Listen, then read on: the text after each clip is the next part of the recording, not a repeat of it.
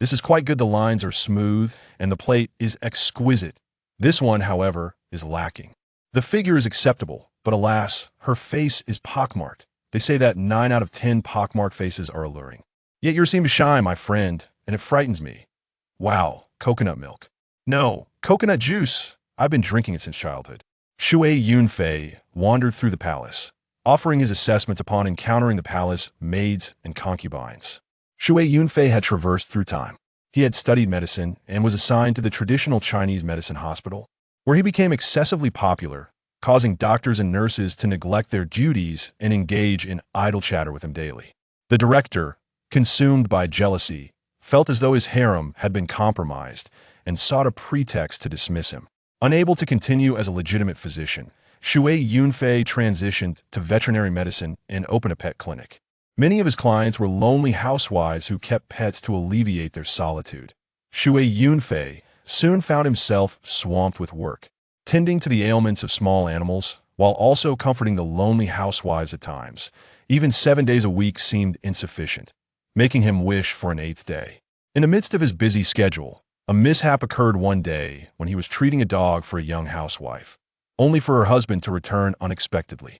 Shui Yunfei was left with no choice but to hide on the balcony, as fate would have it. That day was overcast with thunderstorms. When a bolt of lightning struck, he met with a tragic turn of events.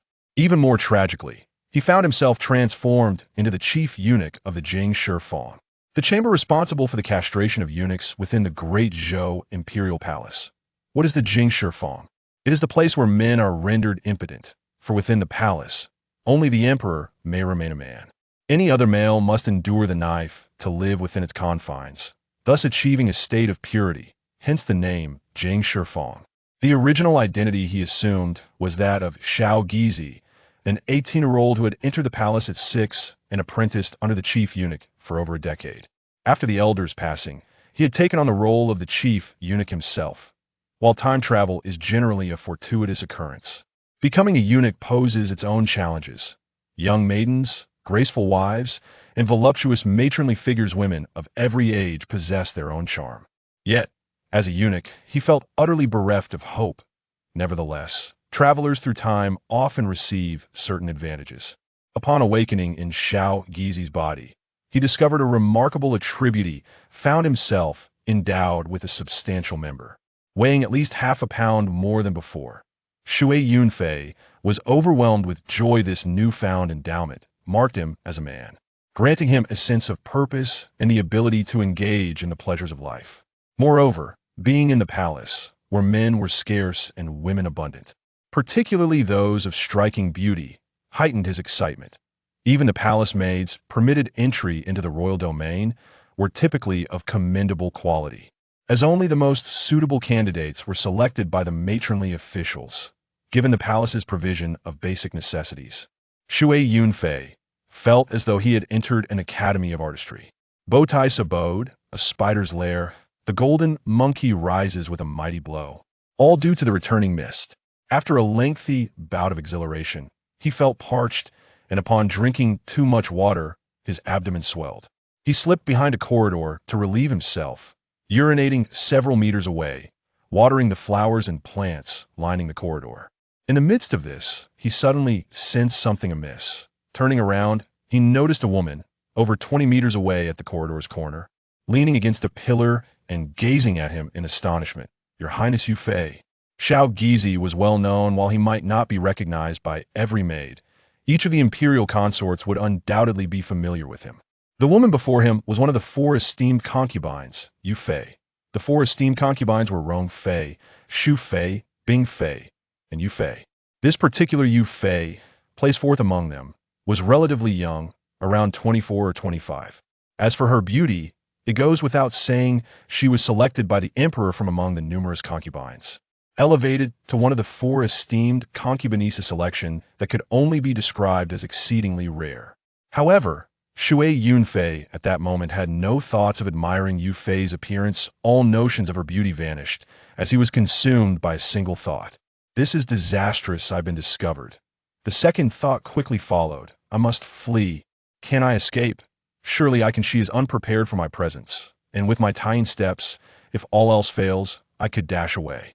This world, much like Shui Yunfei's previous one, possessed martial arts. The difference lay in the fact that martial arts in Shui Yunfei's world were mere empty boasts. Yet in this realm, genuine martial arts existed, along with inner strength and even innate masters. Beyond innate prowess, it was rumored that one could even cultivate immortality. The master of Shao Gizi's master was a formidable figure among eunuchs, having secretly passed down the Taiyin scripture, a discipline specifically designed for eunuchs that emphasized a more subtle form of martial arts. Eunuchs, once men who underwent castration, transitioned from yang to yin, resulting in a unique form of cultivation that surpassed that of ordinary women.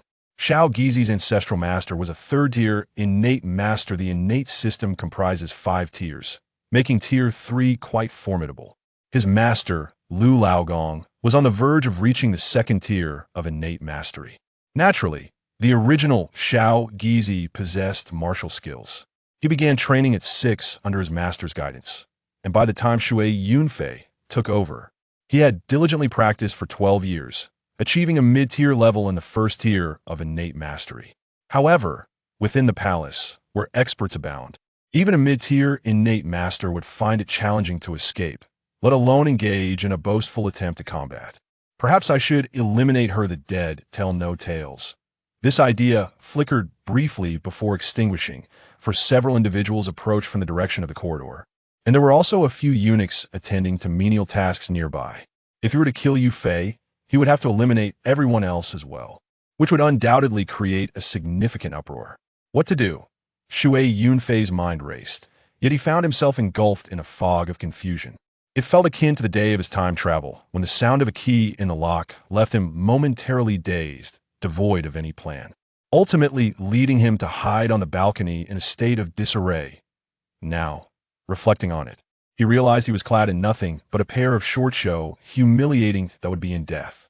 The present situation mirrored that chaos, perhaps even more dire, as he had not merely blocked the door, but had now been caught red-handed.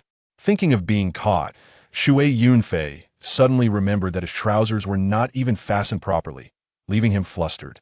As he hurriedly attempted to secure his trousers, he saw Yunfei approaching along the corridor. What does she intend to do? Shui Yunfei's heart raced. Please don't come closer. I have brothers. They are quite formidable. Unfortunately, he dared not call out, and Yunfei, clearly unafraid, continued her approach. As she drew near, their eyes met. Shui Yunfei braced himself for a scream. Yet Yunfei softly said, "Do not worry, I shall keep your secret." "You will keep my secret?" A noble concubine, such as herself, would safeguard the secret of a mere pretender?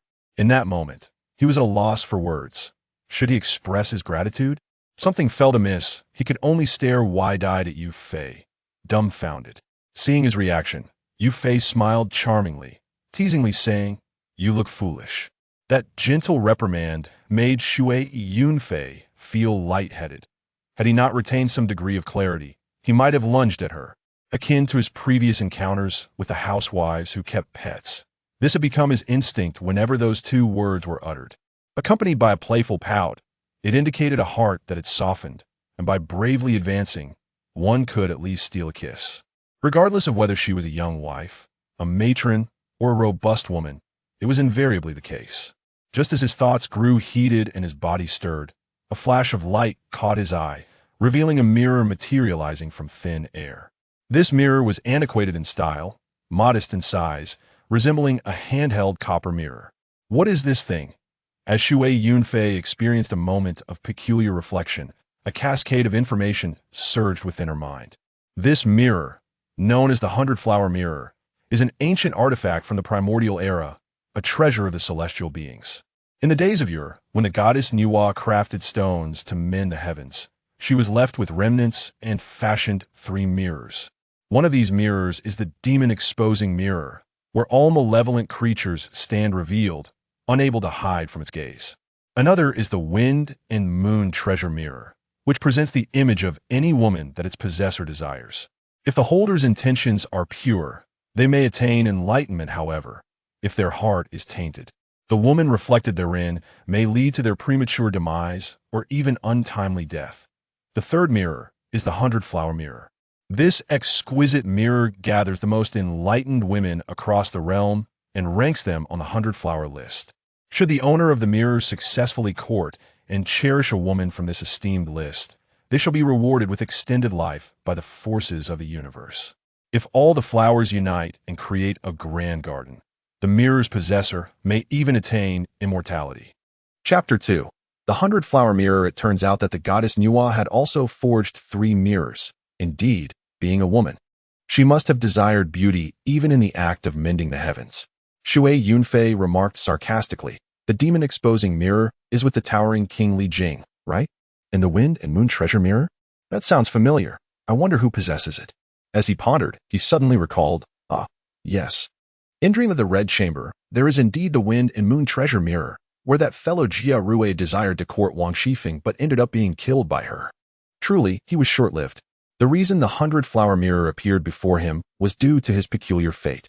Having survived a lightning strike and possessing the ability to traverse lifetimes, he seemed to be favored by fortune and was chosen as the guardian of flowers. Indeed, I survived being struck by lightning. I must be the child of destiny. Chosen as the guardian of flowers, I cannot be more perfect. I will protect the flowers with utmost dedication. Shui Yunfei exclaimed joyously. I agree, dear mirror. Is the jade concubine a rare flower? Should I protect her? I am more than capable. The mirror revealed inscriptions. Jade concubine, rose, precious gem. Protecting her can extend one's life by 10 years. As the protection of flowers requires strength, one may also exchange equivalent cultivation for the same duration. 10 years of life or cultivation. Shui Yunfei nodded repeatedly. I agree. Life is undoubtedly a treasure. Yet cultivation holds its value as well. Just moments ago, he had been considering the palace's formidable experts. He feared he might not even be able to escape. If what the 100-flower mirror claimed was true, that plucking a flower would grant him 10 years of cultivation, then that would be extraordinary. The palace is filled with masters, but also an abundance of exquisite flowers. Plucking one would yield 10 years of cultivation. What if he were to pluck 10? That would be a century. 20? 30? He would become invincible. While he was lost in his joyful thoughts, a sharp reprimand broke through. Little Gui, are you seeking death? How dare you disrespect the jade concubine? It turned out that a palace maid had caught up to him. The one who scolded him was Xiao Yu, the jade concubine's personal maid, who was somewhat familiar with the original owner, at least enough to recognize him. She was from the cleansing room and had a sweet mouth, not at all unpleasant. Shui Yunfei snapped back to reality, hurriedly lowering his head and lightly slapping his own face twice. It is I who should be punished for my rudeness. I was momentarily entranced and failed to recognize the jade concubine, mistaking her for a celestial being.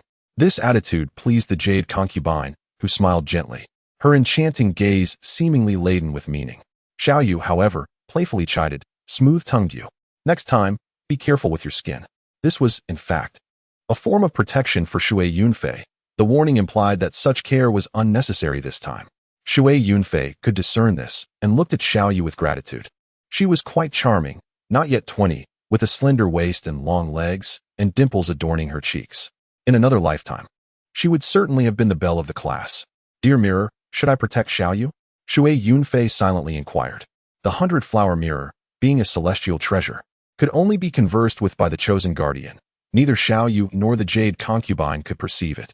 All women are flowers, replied the mirror. But she cannot ascend the 100-flower ranking and does not require additional protection. Her fate is already determined.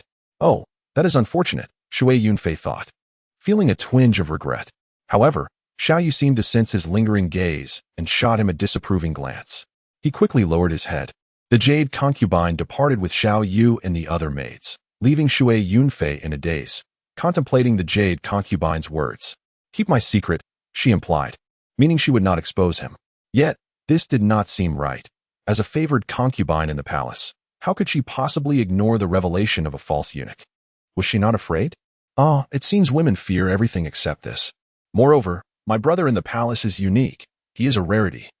Perhaps she perceives me as a precious bird, worthy of her protection. This thought amused him. In the midst of his silly smile, a realization struck him, and he called out, Mirror, dear mirror. A flash of light manifested before him, and the 100-flower mirror appeared, a celestial treasure, naturally responsive to his call. Mirror? Shui Yunfei inquired. Earlier, We agreed that I would protect the jade concubine, which could grant me 10 years of life or cultivation. Where is it? You have not yet plucked a flower, the mirror replied. Oh, I see. Shui Yunfei understood. So I must first pluck the flower before I can protect it? Of course. Only the flowers you pluck can you protect. Why would you be tasked to guard someone else's flower? Shui Yunfei chuckled. In my previous life, I specialized in being a lightning rod. The jade concubine is the emperor's woman. If he successfully plucks this flower, all will be well. If not, he fears the outcome may be worse than in his last life. After a day filled with anticipation, no one came to disturb him. Truly, the jade concubine is reliable. Shui Yunfei sighed in relief and began to daydream.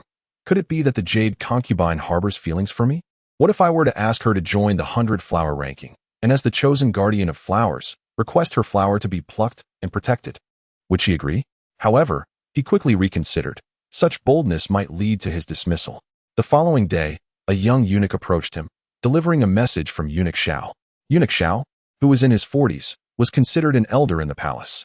He had entered alongside the original owner's mentor, Eunuch Lu, and had always regarded the original owner as a nephew. Seeing Eunuch Xiao, Shui Yunfei greeted him. Uncle Xiao, you seem even more spirited lately, glowing with health. The original owner was already sweet-tongued, and with Shui Yunfei's previous life experience in charming women, his flattery was doubly effective. Eunuch Xiao's face lit up with delight. Little Gouei, you must be idle, do not waste time. I have found you a rewarding task at the Summer Palace. Be clever, keep your tongue sweet. The noble ladies are generous, and rewards will surely follow. Thank you, Uncle Xiao. Shui Yunfei beamed. I always knew you had my best interests at heart. You are a good lad. Eunuch Xiao sighed. That old Lu is fortunate. In his old age, he has you to care for him. Shui Yunfei quickly pledged his loyalty. Uncle Xiao, I will surely ensure you are honored in your old age. Such words struck a chord with Eunuch Xiao, causing him to beam with joy. Do well. Do not offend others, and come to me with any issues. Yes, yes. Shui Yunfei nodded vigorously in agreement. The Summer Palace is a place of respite during the hot months. It features a lake surrounded by ancient trees, some over a century old, creating a cool, refreshing environment. Ideal for the noble ladies to gather and enjoy. Naturally, with such gatherings, attendants are required, while each noble lady has her own maids. Tasks deemed menial are left to the eunuchs. Thus, some eunuchs are summoned to serve during the summer. Since Shui Yunfei was available, Eunuch Xiao had called upon him to assist, a favor stemming from the connections the original owner had built since entering the palace at the tender age of 6. Chapter 3. Ice Skin and Jade Bones. Unexpectedly, on his first day of duty, Shui Yunfei found himself in trouble. In the northwest corner, there was a grove with several swings set up in a clearing. His responsibility was to maintain these swings, ensuring they were clean and that the ropes and boards were in good condition, for should a noble lady wish to use them, no mistakes could occur. Of course, if no one came, he could simply sit there all day without worry. Yet, as fate would have it, on his very first day, a noble lady arrived, accompanied by several palace mates. The enchanting lady appeared to be around 26 or 27 years of age, with a voluptuous figure, her bosom resembling towering mountains. Despite her ample bust and curves, her tall stature and slender waist accentuated her shape, rendering her not only alluring but also elegantly sculpted. As she approached, her creamy complexion gave the impression of a gentle wave gliding towards him. This summer had arrived early with intense heat, prompting the concubines to wear light attire. A sheer garment barely concealed her form, revealing a delicate pink bustier that covered only half, reminiscent of the opulence depicted in the film Curse of the Golden Flower. Shui Yunfei was momentarily entranced. This must be the ice concubine, Rome Shibinjiu, ranked 3rd, living up to her reputation. If coconut juice were to enlist her for advertising, even the 5 major rogues of the United Nations would likely unite to impose a ban. As anticipated, a flash of light appeared, revealing the floral mirror, which displayed the inscription, Ice Concubine, Snow Lotus, Supreme Quality, pluck the flower and guard her, extending life by 15 years or equivalent cultivation. Shui Yunfei was elated. The Ice Concubine is indeed a Snow Lotus, with a protection fee surpassing that of the Jade Concubine, and supreme quality exceeding rare treasures. Is it not? The floral mirror confirmed. Yes, those who enter the registry are at least rare treasures, followed by supreme quality, with the highest being absolute treasures. Shui Yunfei nodded silently, fixated on the Ice Concubine. Truly a supreme beauty, exquisite beyond compare. As he gazed, A sharp voice pierced the air. What audacity! Daring to stare at Her Highness the Ice Concubine. Someone, seize him and execute him. The command came from an older palace maid beside the Ice Concubine. A woman in her 30s with a stern visage, glaring fiercely at Shui Yunfei. Startled, he realized he had erred. His usual caution faltered in the presence of beauty. And now he faced dire consequences. As several eunuchs rushed towards him, Shui Yunfei internally lamented. What to do? Unfortunately, Eunuch Xiao was not around. The summer palace was vast, its lakes rivaling the West Lake in size, and an emperor, after all, would not be petty about territory. With Eunuch Xiao preoccupied elsewhere, no one was there to plead on his behalf. Just as he pondered fleeing, a melodious voice inquired. Oh, Ice Concubine's sister, what is the matter? Why such fury? This familiar voice belonged to the Jade Concubine, who, though not as curvaceous as the Ice Concubine, possessed a beauty that grew more captivating with every glance. As the saying goes, with icy skin and jade bones, she is naturally cool and sweat-free. The stern palace maid reported, Your Highness, this little eunuch is impudent, daring to gaze upon the Ice Concubine. I must teach him a lesson. The Jade Concubine chuckled softly. I must speak fairly, it is not his fault. If blame is to be assigned, it lies with your Ice Concubine sister for being so stunningly beautiful. Not just him, even I find it hard to look away. As she spoke, she leaned in closer, gazing intently, exclaiming in admiration. Heavens, how can one be so breathtakingly enchanting? While the Ice Concubine was more abundant in flesh, she spoke little and appeared somewhat shy, responding, No, Your Highness, you are the truly beautiful one. I may be attractive, but no one seems to gaze upon me. The Jade Concubine smiled and turned to Shui Yunfei. What is your name again, little Gui? Tell me, who is more beautiful, the Ice Concubine or I? This was a question fraught with peril, akin to choosing between saving a wife or a mother from drowning. No matter the answer, it would lead to trouble. Yet, Shui Yunfei, being a traveler from another realm, had navigated many such delicate situations before. He glanced left and right, then stated reflectively, I cannot choose between you two. For you are akin to plum and snow.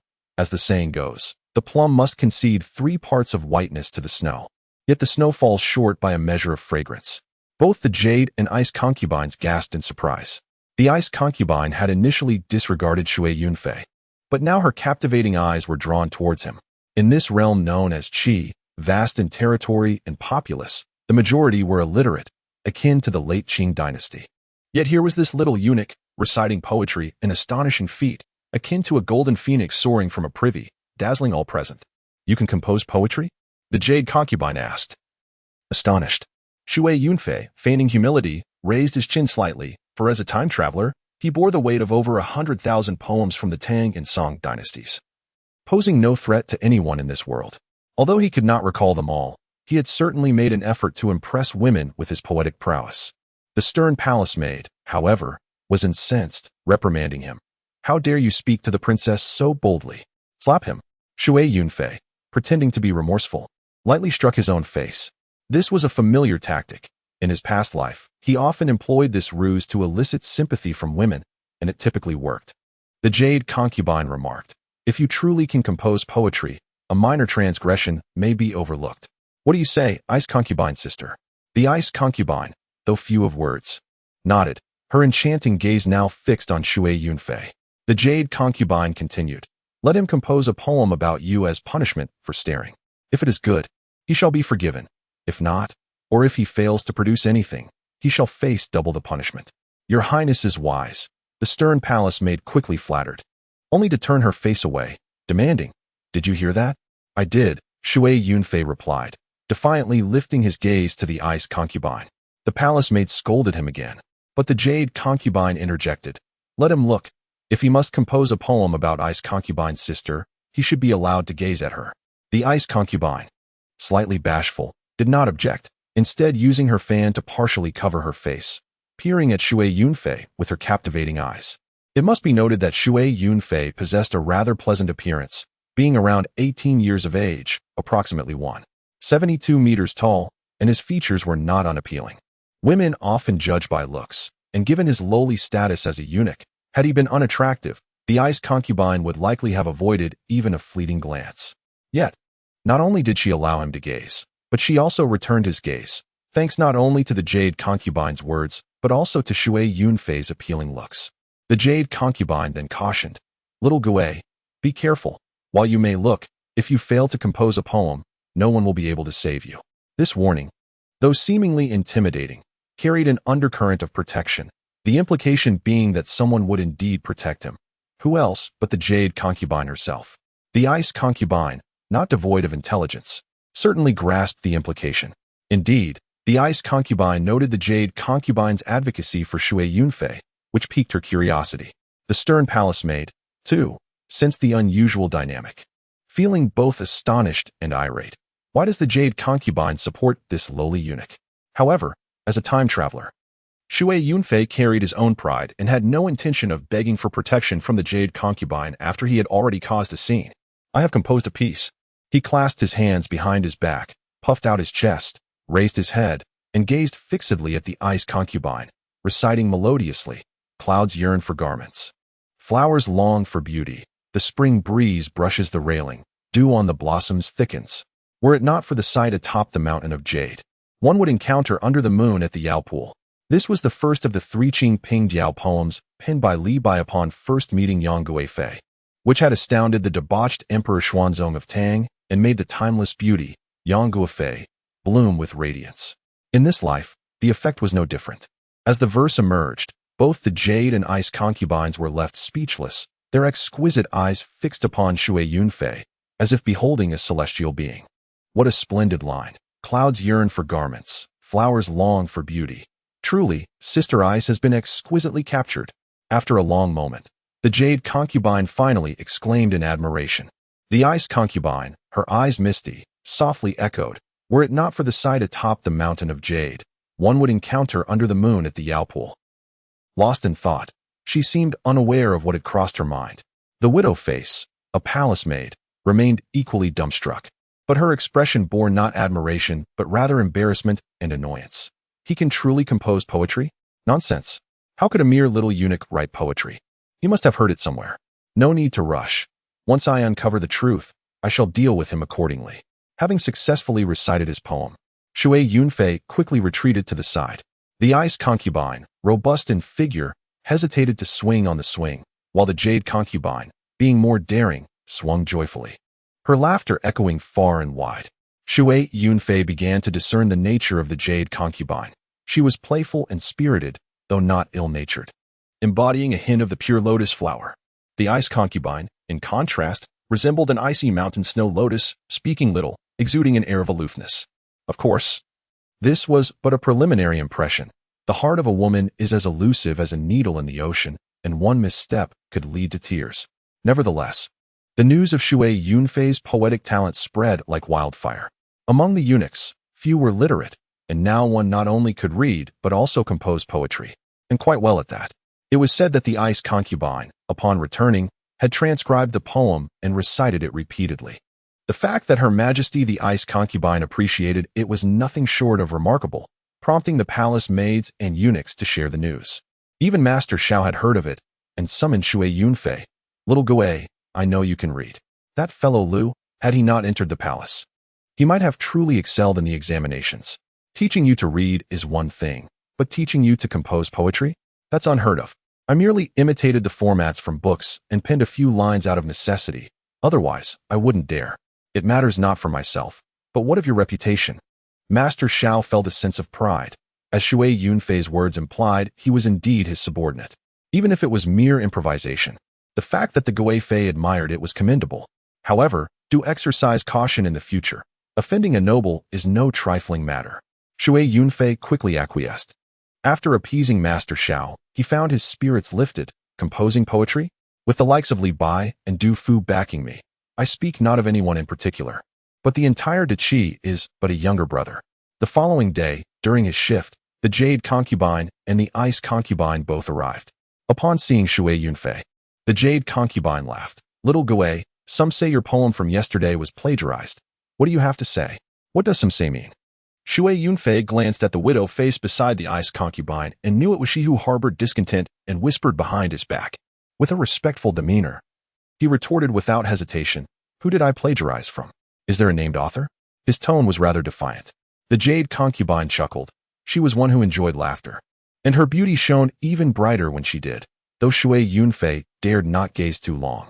She turned to the ice concubine. Sister Ice. He claims the poem is his own. With no witnesses to contradict him, I think it's not much of a matter. What do you suggest? Let him compose another. The widow face interjected, and it must be on a specified topic. Let's say, the swing.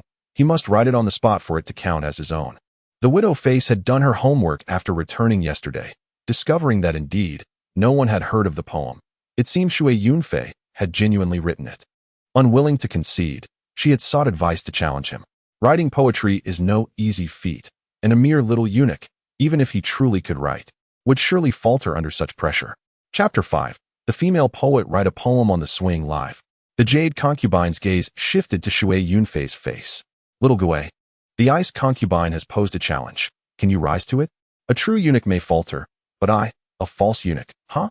With the extensive materials I studied in that life, coupled with my innate prowess in this one, if you and the ice concubine join forces, I assure you, I shan't leave without eliciting tears. Of course, such arrogance was kept to his thoughts. Outwardly, he feigned difficulty. Since the ice concubine has posed the challenge, I, little Gui, must accept. His boldness drew admiration from the jade concubine, whose eyes sparkled with excitement. As for poems about swings, Shui Yunfei indeed remembered a fair number. After all, the poets of the Tang and Song dynasties are a vast treasure trove. He had even memorized a few to charm women. With a casual thought, several came to mind. Particularly famous were the verses, albeit they were lyrics. Ouyang Xiu's line, tearful eyes inquire of flowers, but the flowers remain silent. Scattered petals flutter over the swing. And Su Dongpa's, in the wall, the swing. Outside the wall, a passerby. Within, the beauty smiles. Yet, the topic was poetry, so he couldn't draw from lyrics. He recalled a few poems and began to pace, appearing deep in thought. Were an ordinary little eunuch to act so before the ice and jade concubines, he would surely be rebuked by the widow face and met with dire consequences. However, with yesterday's poem as his shield, a poet's aura enveloped him. Since he was a poet, flaunting a bit was only natural, and the more he did so, the more the ice and jade concubines regarded him differently. A mere little eunuch, regardless of his appearance, would typically not garner their attention. Yet, a poet was an entirely different matter.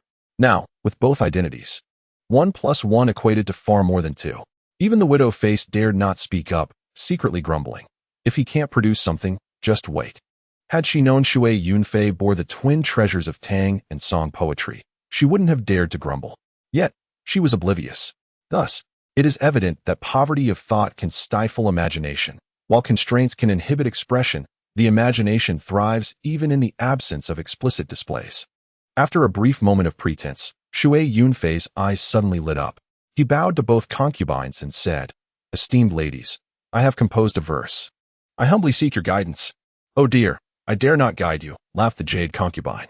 "However, our ice concubine is indeed a poetess. Let her offer her insights." "I never claimed to be a poetess," the ice concubine blushed.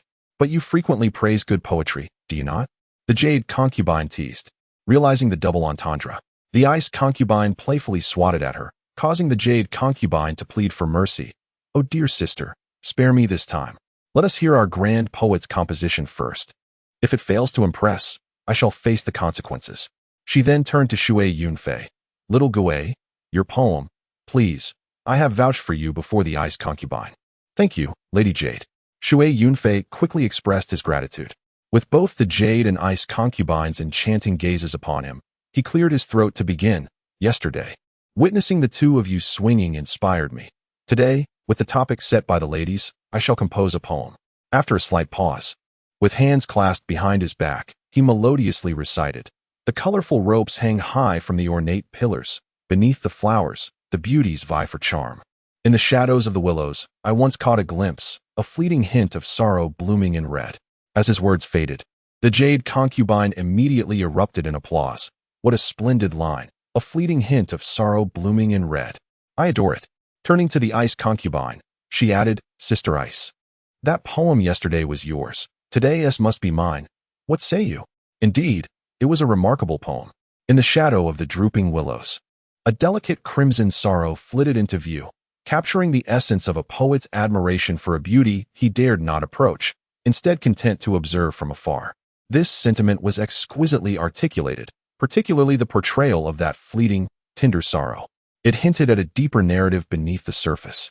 Princess Yu nodded in agreement, affirming the poet's talent, declaring that anyone who dared to contest his poetic abilities would have to contend with her. Indeed, Xiao Gizi possessed a flair for poetry, a fact acknowledged by both princesses, leaving the widow speechless and shamed. As Shui Yunfei expressed his gratitude for their recognition, he humbly admitted his verses were merely playful musings, not deserving of the title of a poet. Yet, when Ice Princess affirmed his poetic talent, it was as if a seal of legitimacy had been placed upon him. Princess Yu laughed, praising both the princess and the poet in a manner that was unmistakably double entendre. Ice Princess, incensed, playfully threatened to retaliate for the teasing. In a flurry of laughter and chase, they resembled two butterflies dancing in the spring air, while Shui Yunfei watched with rapt attention. The widow, watching with fiery eyes, seethed in silence, for Shui Yunfei had demonstrated his poetic prowess over the past 2 days. A poet's whims, after all, could be understood, especially since the two princesses showed no sign of anger. Her jealousy simmered, but she remained determined to uncover the source of his talent, vowing to inquire further. The day passed without incident, but on the following day, as duty called again, the two princesses approached Shui Yunfei once more. Princess Yu inquired if he had composed any poetry. Shui Yunfei, bowing respectfully, admitted his lack of verses that day. He understood the nuances of dealing with women. One must flatter, yet learn to refuse, lest one be overly burdened. Ice Princess, usually reticent, spoke up, remarking that inspiration was a fickle mistress, often tormenting poets with a single word or phrase for days or even years. Princess Yu smiled at this revelation, while Ice Princess playfully accused her of teasing, threatening to tickle her in return. Princess Yu begged for mercy, promising never to provoke her again. After some light-hearted banter, the two princesses turned their attention to Shui Yunfei, inquiring about his origins and his age upon entering the palace, as well as his education. He recounted the tale of his predecessor, Lu Laogong, who, after failing the imperial examination, had no means to return home and, having lost his parents, chose to enter the palace as a eunuch. Despite this, he nurtured an unyielding spirit, later mentoring Shui Yunfei in literature. This backstory, known to many in the palace, lent credibility to Shui Yunfei's newfound identity as a poet. Princess Yu lamented the loss of potential, suggesting that with his talent, he might have achieved great success had circumstances been different. Shui Yunfei, blushing at her praise, caught Princess Yu's knowing glance, which hinted at her awareness of his true identity. He bowed once more, silently pleading for her discretion, to which she responded with a giggle, her cheeks suddenly flushed with a thought that made her bashful. As they engaged in their light-hearted dialogue, a sudden commotion interrupted them. The arrival of the little golden dragon sent a wave of panic through the air. The giant serpent, a magnificent creature resembling the golden python from Shui Yunfei's past life, was now a colossal entity, nearly 20 meters in length and as thick as a barrel. The sight of such a creature sent the onlookers into a frenzy, and the widow, ever loyal, shouted for protection. In the midst of the chaos, Shui Yunfei seized the moment to assert his bravery, promising to safeguard the princesses from harm. However, the widow urged him to stand in front of the little golden dragon, revealing her self-serving intentions. Alarmed, Xiaoyu protested, fearing for Shui Yunfei's safety, but the widow's determination was clear. If the dragon sought to feast, let it devour him first. Shui Yunfei, feeling a mix of anger and indignation at the widow's motives, focused intently on the approaching serpent. He recalled that the little golden dragon was a symbol of good fortune in the palace, a creature favored by the emperor, who had mistakenly believed it to be benevolent. This dragon, originally a mere 2 meters long, had been nurtured into a giant under the emperor's whim, but now it had grown restless, causing havoc in the palace. Understanding the creature's behavior from his past experiences, Shui Yunfei swiftly grabbed a bamboo leaf and blew into it, producing a melodic sound that captivated the little golden dragon, causing it to halt just a few meters away. It tilted its head and gazed at Shui Yunfei, curling its body into a massive golden disc, its head perched atop. After listening for a while, it rested its head down upon its body, its eyes unexpectedly closing. Was it listening to the music?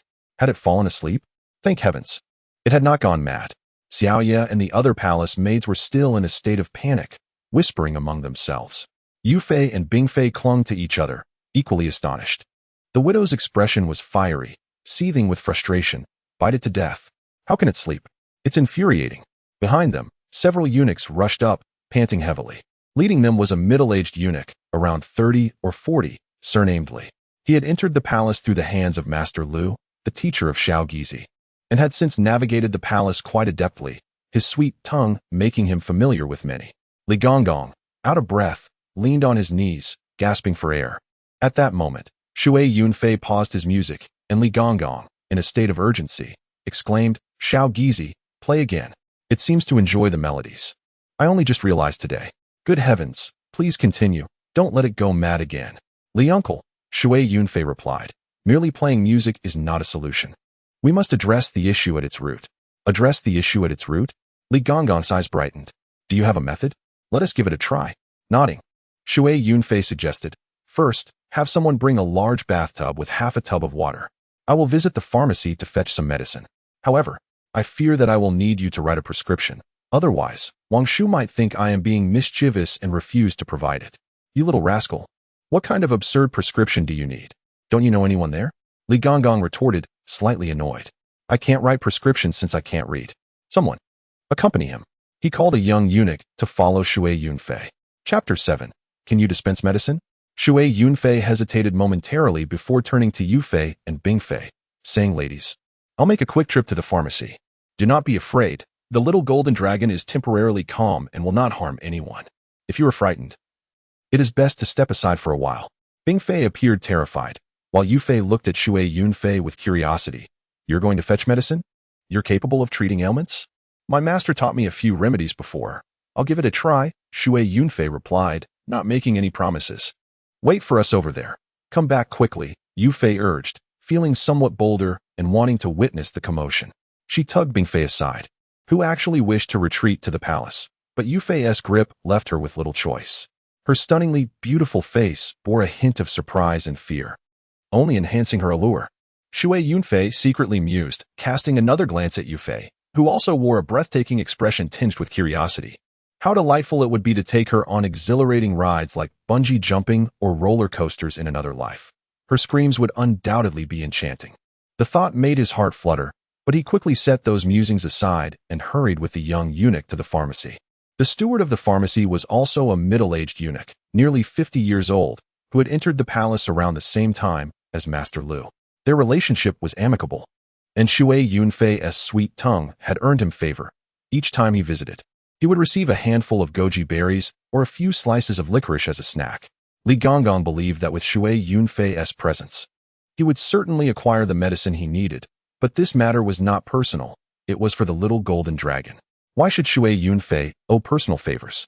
Li Gonggong was aware of this, which was why he had sent a young eunuch to accompany Shui Yunfei. He could not read, thus unable to write a prescription, but with someone present, they could recognize the account. The palace maintained strict protocols, with 12 supervisory eunuchs overseeing various departments, each with designated responsibilities. Especially concerning monetary or material transactions, everything required documentation.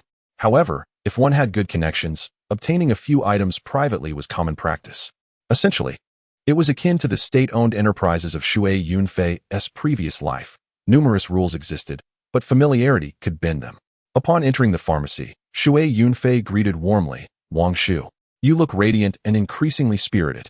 Compliments for women, even if they were 80 years old, could bring smiles, while for men, acknowledging their vigor always delighted them. Wang Gonggong beamed at the praise, responding, "You little monkey, why aren't you diligently working in the summer palace to receive your rewards? Instead, you come here." "I came to see you, Wang Shu," Shui Yunfei chuckled. Wang Gonggong enjoyed such words. Eunuchs lacked family and were often lonely, so knowing someone cared brought him joy. "You're all talk," Wang Gonggong laughed. "Now, tell me what brings you here. You wouldn't come here for no reason unless you had fallen or hurt yourself." "No, nothing like that." Shui Yunfei shook his head. "It's about the little golden dragon. It has been acting wildly. I suspect it may have parasites in its scales. So I was considering preparing a medicine to help it bathe." "It's gone mad again?" Wang Gonggong frowned. "Who prescribed this?" "Let me see. It's a formula my master mentioned to me before. I memorized it to give it a try." Formulas shouldn't be taken lightly. Wang Gonggong's expression darkened. "If it were a human, it might be a loss we could bear, but the little golden dragon is the emperor's prized possession. If something were to go wrong, how many lives would you have to repay? The formula isn't mine. It was my Master S, and he said it is excellent for exterminating parasites. Shui Yunfei defended himself, invoking his Master S authority. Moreover, I'm only letting the little golden dragon take a bath, not force-feeding it medicine. Surely, it wouldn't die from that, would it? If anything goes awry, the blame would fall on you. Wang Gonggong hesitated. That won't happen. Shui Yunfei firmly shook his head. Li uncle treats me well. Even if something occurs, he wouldn't blame me. He is in a difficult position right now. And since he has always treated me kindly, I cannot let him suffer, can I? You're not just talk. You truly have a heart. Which is why the uncles and elders appreciate you, Wang Gonggong mused. Very well, what medicine do you need? I'll help you weigh it out. I'm not entirely certain about my Master S formula, but with Wang Shu overseeing it, there should be no issues. Your master was truly unfortunate. Had he lived through that ordeal, he might have achieved greatness, Wang Gonggong sighed. Shui Yunfei echoed the sentiment, and though the young eunuch who accompanied him was anxious, he dared not speak. In the pharmacy, he lacked the standing that Shui Yunfei enjoyed. A single misstep could see him dismissed by Wang Gonggong. Shui Yunfei listed the medicines needed. Essentially, they included bitter herbs and various roots. Wang Gonggong reviewed them and deemed them acceptable. Your Master S formula is quite sound. This is the hallmark of a scholar. If one cannot be a worthy minister, let them be a capable physician, but it's a pity. My master intended to become a top scholar and hold high office, Shui Yunfei boasted. If I die in the future, I will return to serve my master. And if he becomes a minister, I shall be his assistant, which is still a significant position. You little rascal, Wang Gonggong laughed heartily. Your concern for your master is admirable. He handed Shui Yunfei a pouch of tremella and some goji berries, instructing, make tea with these. Don't steep too much at once. Thank you so much, Wang Shu. You treat me the best. Shui Yunfei expressed his gratitude, beaming as he tucked the pouch away. The accompanying young eunuch was envious, but he dared not hope for a share, nor did he voice such thoughts. After acquiring the medicine, they headed to the dining hall, a place not for imperial banquets, but rather the dining area for eunuchs, akin to a large cafeteria in a state-owned enterprise. Shui Yunfei brewed the medicine, gathering it in a bucket to carry back. Certainly, it was not he who made the selection, but rather the young eunuch who accompanied him. The young eunuch possessed a modicum of discernment, and Shui Yunfei did not treat him with any undue formality. Eunuchs are stratified into various ranks. Some occupy the lowest echelons, while others, even after enduring such a fate, are regarded as brothers in public. Meanwhile, the widow was growing increasingly anxious, whispering ill of Shui Yunfei before the ice consort and jade consort. That little Gui must be seeking an excuse to slip away. Xiao Yu interjected. Little Gui is not that kind of person. The widow retorted, how would you know? Unfazed, Xiao Yu replied, I happen to know. Little Gui can compose poetry, and among all the eunuchs in the palace, who could possibly rival him in that regard? This remark bore considerable weight, as both the ice consort and jade consort nodded in agreement. With the approval of her superiors, the widow dared not protest further, though her lips remained pursed in disdain. She glanced at the small golden dragon, pondering its worthlessness. If only that dead eunuch would blow his whistle and silence it, causing a stir that would allow her to unleash her frustrations upon him. Regrettably, the small golden dragon lay still, its enormous head resting on its body, eyes shut, appearing as if it were in slumber. Despite her inner resentment, the widow dared not provoke the creature. Unbeknownst to her, Shui Yunfei was oblivious to these machinations. Selecting the medicinal concoction, Li Gonggong hurried forward. Is this the medicine? Indeed, it has been brewed, Shui Yunfei replied. Pour it into a large basin for a bath, and it will surely soothe him. Uncle Wang from the pharmacy also reviewed the prescription and deemed it satisfactory. Reassured by these words, Li Gonggong promptly commanded, someone, assist in pouring the medicine into the basin. Standing there like a wooden post, do you require an invitation? A bunch of useless louts. If only little Gui had half a wit, I could save myself a great deal of trouble. Shui Yunfei chuckled, content to observe, while the widow frowned. And the ice consort and jade consort were filled with curiosity. The jade consort remarked, he can even concoct medicine? Is it truly effective? I do not know, replied the ice consort, shaking her head. The widow interjected, he is merely mixing it haphazardly. Who knows what he has prepared? Yet Xiao Yu insisted, little Gui can compose poetry, so surely he can also concoct medicine. The prescription must be sound. The widow, agitated, exclaimed, Mixing medicine and composing poetry are entirely different matters. They are indeed distinct, yet a capable person can excel in both. Xiao Yu raised her brow defiantly. Those who lack ability in one will naturally lack it in the other. The widow found herself speechless. She could neither compose poetry nor concoct medicine. The slap in the face was stinging, and she bore the humiliation in silence, secretly wishing for the small golden dragon to perish from the medicine. However, contrary to her desires, as the medicine cooled, Shui Yunfei blew his whistle, and the small golden dragon opened its eyes, obediently following Shui Yunfei into the large basin. Fortunately, the basin was spacious enough to accommodate its considerable size.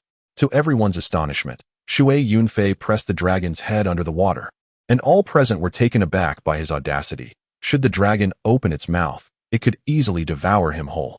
The jade consort widened her eyes in disbelief, while the ice consort clutched her ample bosom, unaware of her own allure. What surprised everyone was that the small golden dragon complied, allowing Shui Yunfei to submerge its head in the water, thoroughly soaking it from head to tail.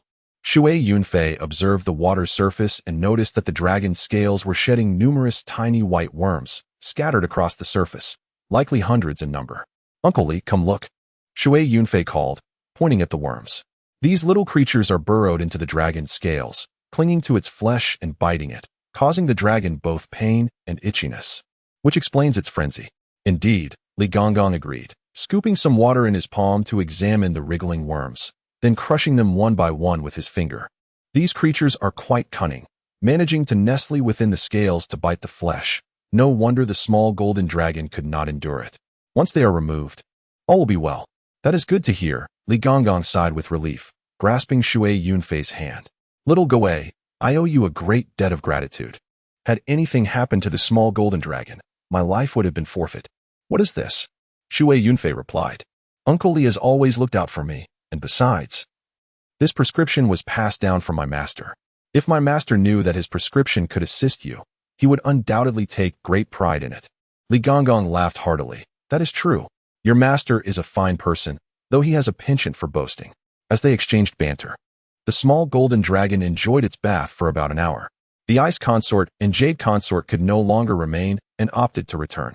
With newfound tranquility, the small golden dragon climbed out of the basin and basked in the sun, spreading its scales wide. Shui Yunfei approached, lifting the scales to inspect, then turned to Li Gonggong. It should be just about right, but it would be best to have it soaked periodically. I will write down the prescription for you. That would be ideal, Li Gonggong said, hastily procuring paper and a writing instrument for Shui Yunfei to note the prescription, which he then carefully stored away. He subsequently led the small golden dragon back. The small golden dragon was a prized possession of the emperor, kept in a designated area known as the Golden Dragon Palace, where eunuchs and palace maids received none of the privileges afforded to the dragon. In Shui Yunfei's world, many people, in terms of provisions and living conditions, were of lesser status than a wealthy man's dog. Nothing new under the sun. After its bath, the small golden dragon indeed settled down, eating well and sleeping soundly. No longer in a frenzy, Li Gonggong was overjoyed and immediately reported the news, as the small golden dragon held a unique status, directly relaying it to the chief eunuch. Ma Xiaoyang. At nearly 70 years of age, Ma Xiaoyang was a formidable master of the third level of innate energy, his vitality brimming. And he appeared no older than 40. Having entered the realm of innate energy, not only does it bestow longevity, but also a youthful appearance. Living healthily into one's 90s after attaining innate energy is entirely feasible, and with each incremental advancement in cultivation, lifespan theoretically extends further. Masters above the third level of innate energy can easily live to be 100 or 200 years old, maintaining their appearance until their final days. Which is why many women in this world pursue martial arts, not solely for prowess, but also for the sake of youthfulness. Little Gui, the apprentice of that Lu Gong from the cleaning department, the sweet-talking one? Yes, Li Gonggong replied with a smile, as he was a trusted confidant of Ma Xiaoyang. That's the one. Ma Xiaoyang laughed heartily. I remember him well. That little sweet talker, every time he sees me, his words are as sweet as honey. He was fearless in his youth, but it seems he has grown more cautious in recent years. The imposing presence of the supervisor must have intimidated him. When he was younger, he could not fully appreciate the gravity of the situation, but now that he is older, he has come to understand it. Li Gonggong both explained and flattered. It is good that he has learned to be cautious, to avoid causing trouble. Ma Xiaoyang chuckled. Yet this lad can concoct medicine. That's impressive. He claims to have memorized several prescriptions from his master. Li Gonggong continued. Lu Gong is somewhat of a pedant, but he remains respectful toward me. At that moment, another eunuch chimed in. I have heard that little Gui can also compose poetry. Surprised, Ma Xiaoyang responded. Little Gui can compose poetry? Now that is astonishing. He was literate, but composing poetry was an entirely different skill. Indeed, the eunuch nodded. He has written several pieces, and both the Ice Consort and Jade Consort have praised his work. The Jade Consort even declared that little Gui is a poet. Anyone who dares to claim otherwise will face her wrath. Has he caught the Jade Consort's eye? Ma Xiaoyang was taken aback. This little rascal has managed to create quite a stir without anyone noticing. Li Gonggong remarked. It must be his master who taught him.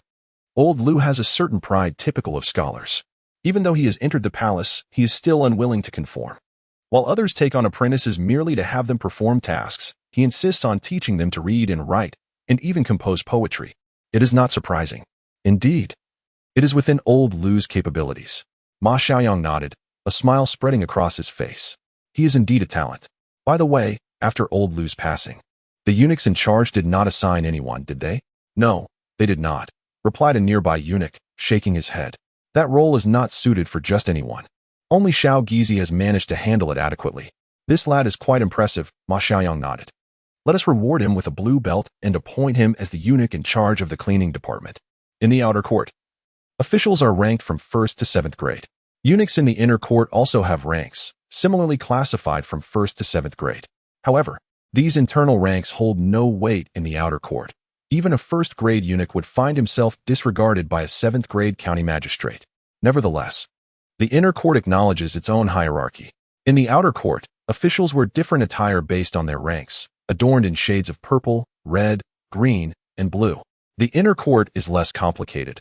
Aside from a few high-ranking eunuchs, most wear similar clothing, distinguished primarily by their belts. Eunuch belts come in 7 colors: purple, yellow, red, black, white, green, and blue. Purple signifies the highest rank. Only Ma Xiaoyang possesses a purple belt in the inner court. Following purple is yellow. The inner court comprises nearly 20,000 eunuchs organized into 12 departments, such as the imperial horse and weapon departments. Each department has a chief eunuch, recognized by a yellow belt. Although these chief eunuchs do not hold as much authority as Ma Xiaoyang, they still enjoy significant status. Their appointments can only be decreed by the emperor, and Ma Xiaoyang cannot dismiss them.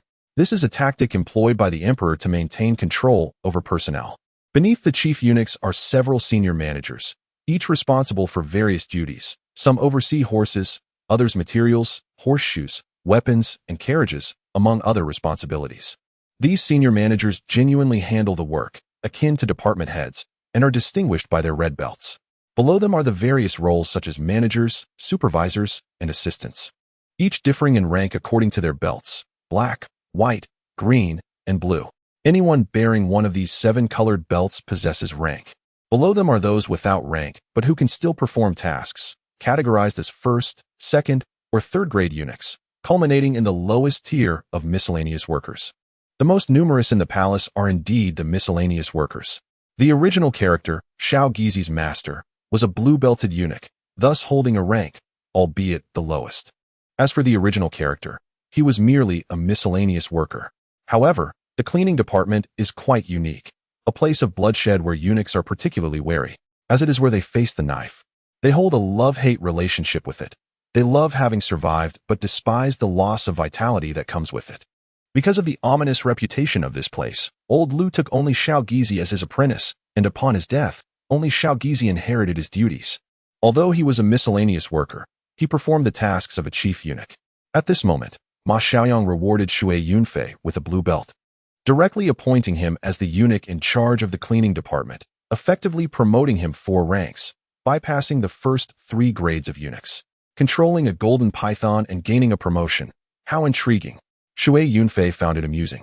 Yet, his foremost desire was to protect the beautiful Yu Fei and the enchanting Bing Fei, with their 10 years of lifespan or equivalent prowess, and to guard Bing Fei, who had an even longer lifespan of 15 years, such a tantalizing prospect. Furthermore, even without rewards, he would wish to protect such exquisite beauties. However, safeguarding these 2 imperial consorts would not be an easy feat, he would need to devise a plan. The next day during his shift, Xiao Yu approached him to congratulate him. Gizi, congratulations. You are now a distinguished eunuch with rank. Shui Yunfei looked around, puzzled. Who is Gizi? There is only Xiao Gizi here. Xiao Yu chuckled. The Empress predicted accurately. A poet of your caliber would never settle for a minor position. Shui Yunfei nodded enthusiastically. The Empress truly understands me. He mused inwardly, the Empress must know of a significant individual too. Ha ha. When the time comes to reveal it, it will surely astonish you all. Xiao Yu continued. The Empress and Lady Bingfei are by the water pavilion. It is cooler there due to the water, and they wish for you to join them. Oh. Shui Yunfei immediately followed her. Since he was stationed near the swing, he could leave if summoned. But it depended on who was calling. If it were esteemed figures like Yu Fei or Bing Fei, it would be disrespectful not to attend, a grave offense. Yet, if it were a minor eunuch or palace maid, and he were to be caught leaving, it would be deemed collusion, equally punishable. Such is the nature of this world. Everything hinges on the individuals involved. Upon reaching the water pavilion, he found both Yu Fei and Bing Fei surrounded by a group of palace maids, serving chilled sour plum soup. The palace indeed had ice stored, and those who came from elsewhere could not flaunt their ice-making pretenses here. Yu Fei, with her charming and lively demeanor, greeted Shui Yunfei with a smile. Our great poet has arrived, still the national treasure. Your Highness jest, Shui Yunfei replied, bowing respectfully. Bing Fei, with her captivating gaze, regarded him curiously but said nothing. She was a woman of few words. Yu Fei then nudged her. Just now, some were saying that Xiao Gizi has been promoted and ought to compose a poem to celebrate. Bing Fei laughed, but remained silent. Yu Fei, seeing her reluctance, turned to Shui Yunfei. Xiao Gizi, Lady Bing Fei has stated that with your promotion, you should pen a poem to commemorate the occasion. If it is well crafted, there shall be a reward. A palace maid interjected. Let it be a themed poem about the lotus.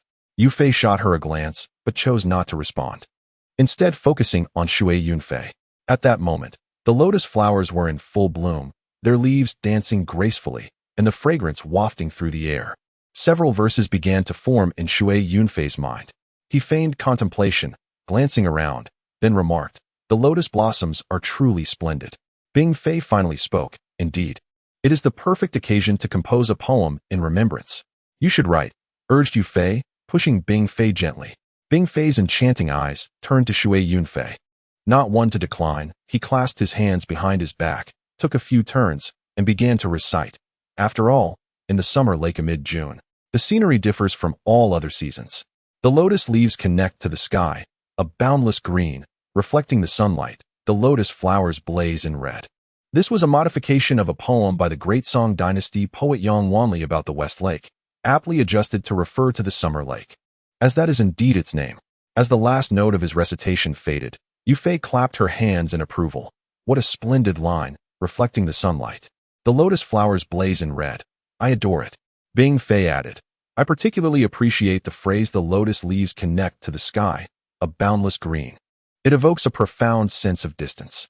Both lines are exquisite, Yu Fei praised, reciting the entire poem again. Suddenly, she pointed at the palace maid. From now on, whenever Xiao Gizi composes poetry, you shall remain silent. I have stated before, should anyone claim that Xiao Gizi cannot write poetry, they must first consult me. Bing Fei's gaze swiftly shifted towards the maid. The maid was taken aback, her face alternating between red and pale. She was merely a palace maid. While Yu Fei held the esteemed title of one of the 4 great consorts, their statuses vastly disparate. Yu Fei had previously acknowledged Xiao Gizi's poetic talent, yet the maid persisted in creating difficulties for him. Today, due to this poem, Yu Fei was genuinely angered, and the maid was left frightened. Although she was aligned with Bing Fei, the camaraderie between Bing Fei and Yu Fei was strong. If Yu Fei were to express her displeasure, it would likely lead to dire consequences, and Bing Fei, with her temperament, would most likely not oppose it. Would Bing Fei risk her good standing with Yu Fei for a mere palace maid? While Bing Fei was indeed voluptuous, she was also astute. Moreover, she genuinely appreciated Shui Yunfei's talent. Yu Fei's defense of Shui Yunfei would only earn Bing Fei's endorsement. The maid was genuinely frightened this time and dared not utter another word. Shui Yunfei, however, was unbothered by the incident. Yet, with the maid's silence, he felt pleased. Bing Fei commanded a palace maid to bring a plate of bayberries for Shui Yunfei, who graciously accepted, enjoying the conversation with Yu Fei and Bing Fei. In his lifetime, with a mere broken mouth, he had charmed countless women. Those women, engrossed in their daily scrolling through their phones, were well-versed and worldly. While the likes of Yunfei and Bingfei were simply sheltered girls confined within the depths of the palace, lacking the discernment of the women of later generations. With just a trivial story and a few words of wisdom, Shui Yunfei could easily elicit either laughter or sighs from the enchanting Yunfei and Bingfei. Chapter 10. The boneless beauty yet within the palace. Taking a life was as effortless as slaying a chicken. In that lifetime, had any woman been so easily deceived, he would not have shown her any mercy. He would seize her small hand, wrap his arms around her slender waist, and then whisper sweet nothings into her ear, essentially ensuring his success. As for extraordinary beauties like Yunfei and Bingfei, he had yet to experience them in that lifetime. They were not merely commoners, but rather exquisite gems selected from an empire of millions, a completely different echelon altogether. For now, he had no choice but to endure. For his ambitions were monumental. Yunfei was his primary target, followed by Bingfei, then Shu Fei, Rong Fei, and the Empress. From the top down, he would pursue the most beautiful and refined women, of which there were over 300, each selected from a pool of millions. Additionally, there were 8,000 palace maids, all of whom were also of superior quality, carefully chosen, and it was uncertain how many delectable blossoms awaited. Shui Yunfei was certain that at least a dozen of the most exquisite flowers could be found within the palace, as he repeatedly reminded himself, do not rush. Do not act recklessly. Haste makes waste, and patience is key. Just as he was managing his temper while engaging the two stunning beauties in light-hearted banter, a young palace maid suddenly dashed over, collapsing at Bingfei's feet, pleading, Bingfei Nyang Nyang, please save my sister. Shui Yunfei recognized the young maid, named Qiu Xiang, whose sister, Chun Xiang, served Shu Fei. Shu Fei Nyang Nyang has developed pimples, and my sister was helping her scratch, accidentally breaking the skin. Shu Fei Nyang Nyang is furious and has ordered her to be punished. Qiu Xiang exclaimed, bowing her head repeatedly. Bingfei Nyang Nyang, please save my sister. I beg you. Get up, Bingfei said softly, her heart tender. Turning to Yunfei, she remarked, Sister Yunfei, why is Shu Fei so irate? Shall we go and see? Indeed. Let us, Yunfei replied, rising and taking a few steps before adding, since she has developed pimples. We just happen to have an expert here. She gestured to Shui Yunfei, little Guizi, you should come along as well. Of course. Shui Yunfei nodded in agreement. He had seen Shu Fei before, but he was keen to behold her in person. Shu Fei was renowned for her graceful dancing, dubbed the boneless beauty, and he was eager to witness her in all her glory. As they arrived at Shu Fei's palace, they found the palace maids hushed and trembling, clearly intimidated by Shu Fei's temper.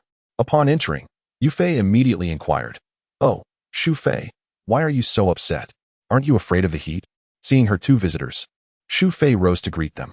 It's not so much anger as it is annoyance. I have several pimples that refuse to heal, and it is quite bothersome. Let me see, Yunfei said, examining her. Oh dear, you do have quite a few. Shu Fei lamented. Indeed, it's been several days without improvement. If they break, I fear for my appearance. That should not be a concern, Yunfei reassured her with a smile. What did the imperial physician say? What else could he say?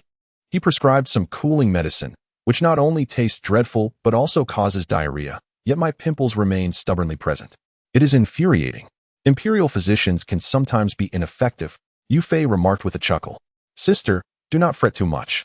I happen to know someone who might be able to help. Would you like to let him have a look?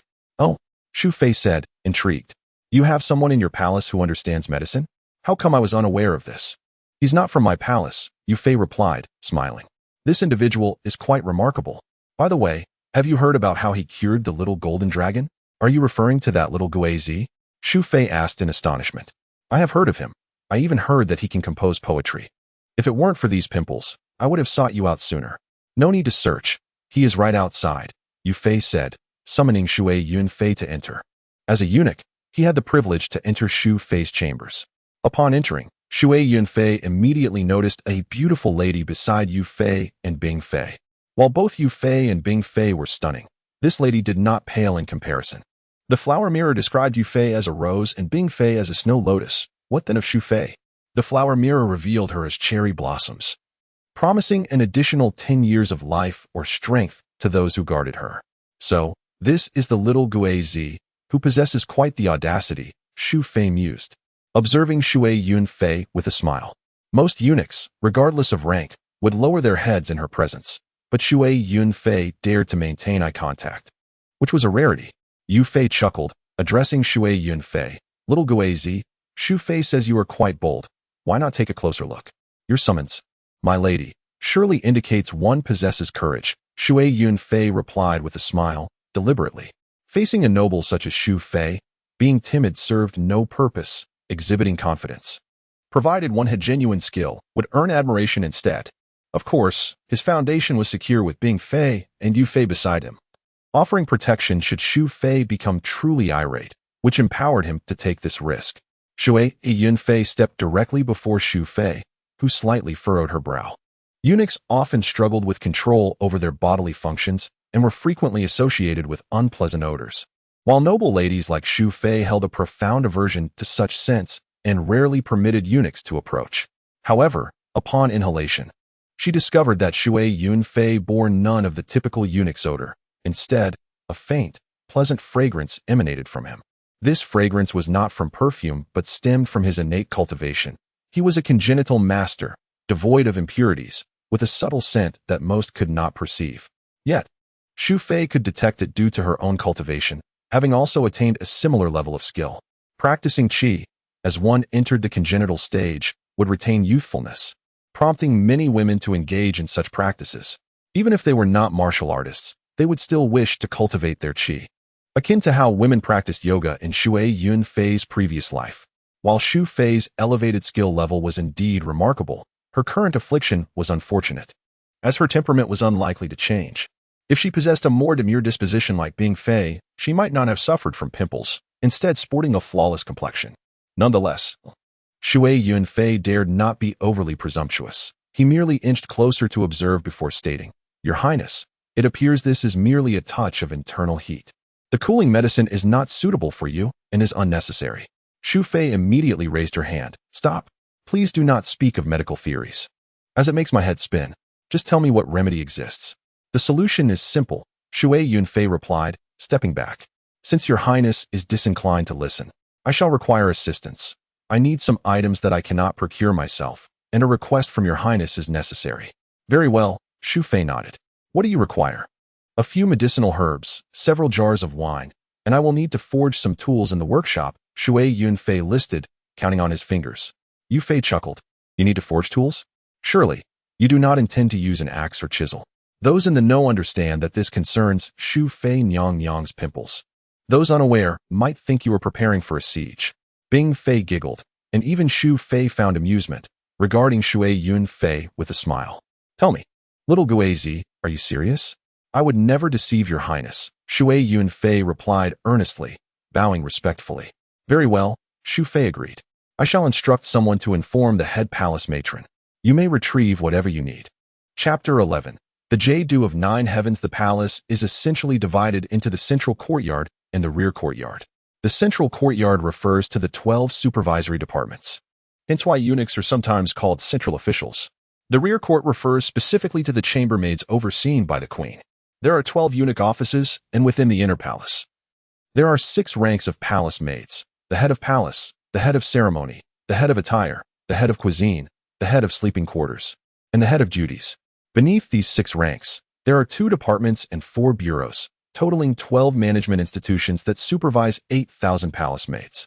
Their organizational structure is fundamentally similar to that of the 12 eunuch offices, each with its own supervisor known as an internal official, with the queen as the ultimate authority. In matters of significance, such as the opening of the treasury, it is essential to report to the queen. However, for routine requests regarding supplies, one may directly communicate with the respective female officials of the departments. If the necessary items are unavailable in those departments, one must liaise with the eunuch offices to obtain them, necessitating the intervention of the female official to facilitate the process. For instance, if Shui Yunfei desires a particular wine that is not available in the rear court, he must acquire it from the central court, specifically from the eunuch offices, requiring the female official to issue a request to the central officials. Of course, the individual's status matters. A favored concubine like Shu Fei can easily obtain what she desires with a mere word from the female official, while others may find their requests denied. For those like Xiao Gizi, well acquainted with the palace, navigating these requests is relatively effortless. Conversely, individuals like the widow face, lacking charm, find it nearly impossible to achieve anything without the endorsement of a favored concubine like Bing Fei. After 2 hours, I will return with the medicine. Shui Yunfei bowed and followed the female official assigned by Shu Fei as he departed. Ah, he possesses quite the character, remarked Shu Fei, observing his retreating figure. He is unlike the typical young eunuchs. His demeanor resembles that of the prominent eunuchs adorned with yellow and red sashes. His poetry exudes a remarkable vigor, Bing Fei noted. Oh? Shu Fei inquired, intrigued. What poetry? Several pieces, replied Yunfei, who promptly recited the 3 poems composed by Shui Yunfei. Bing Fei added, I am particularly fond of the line the lotus leaves stretch endlessly towards the sky.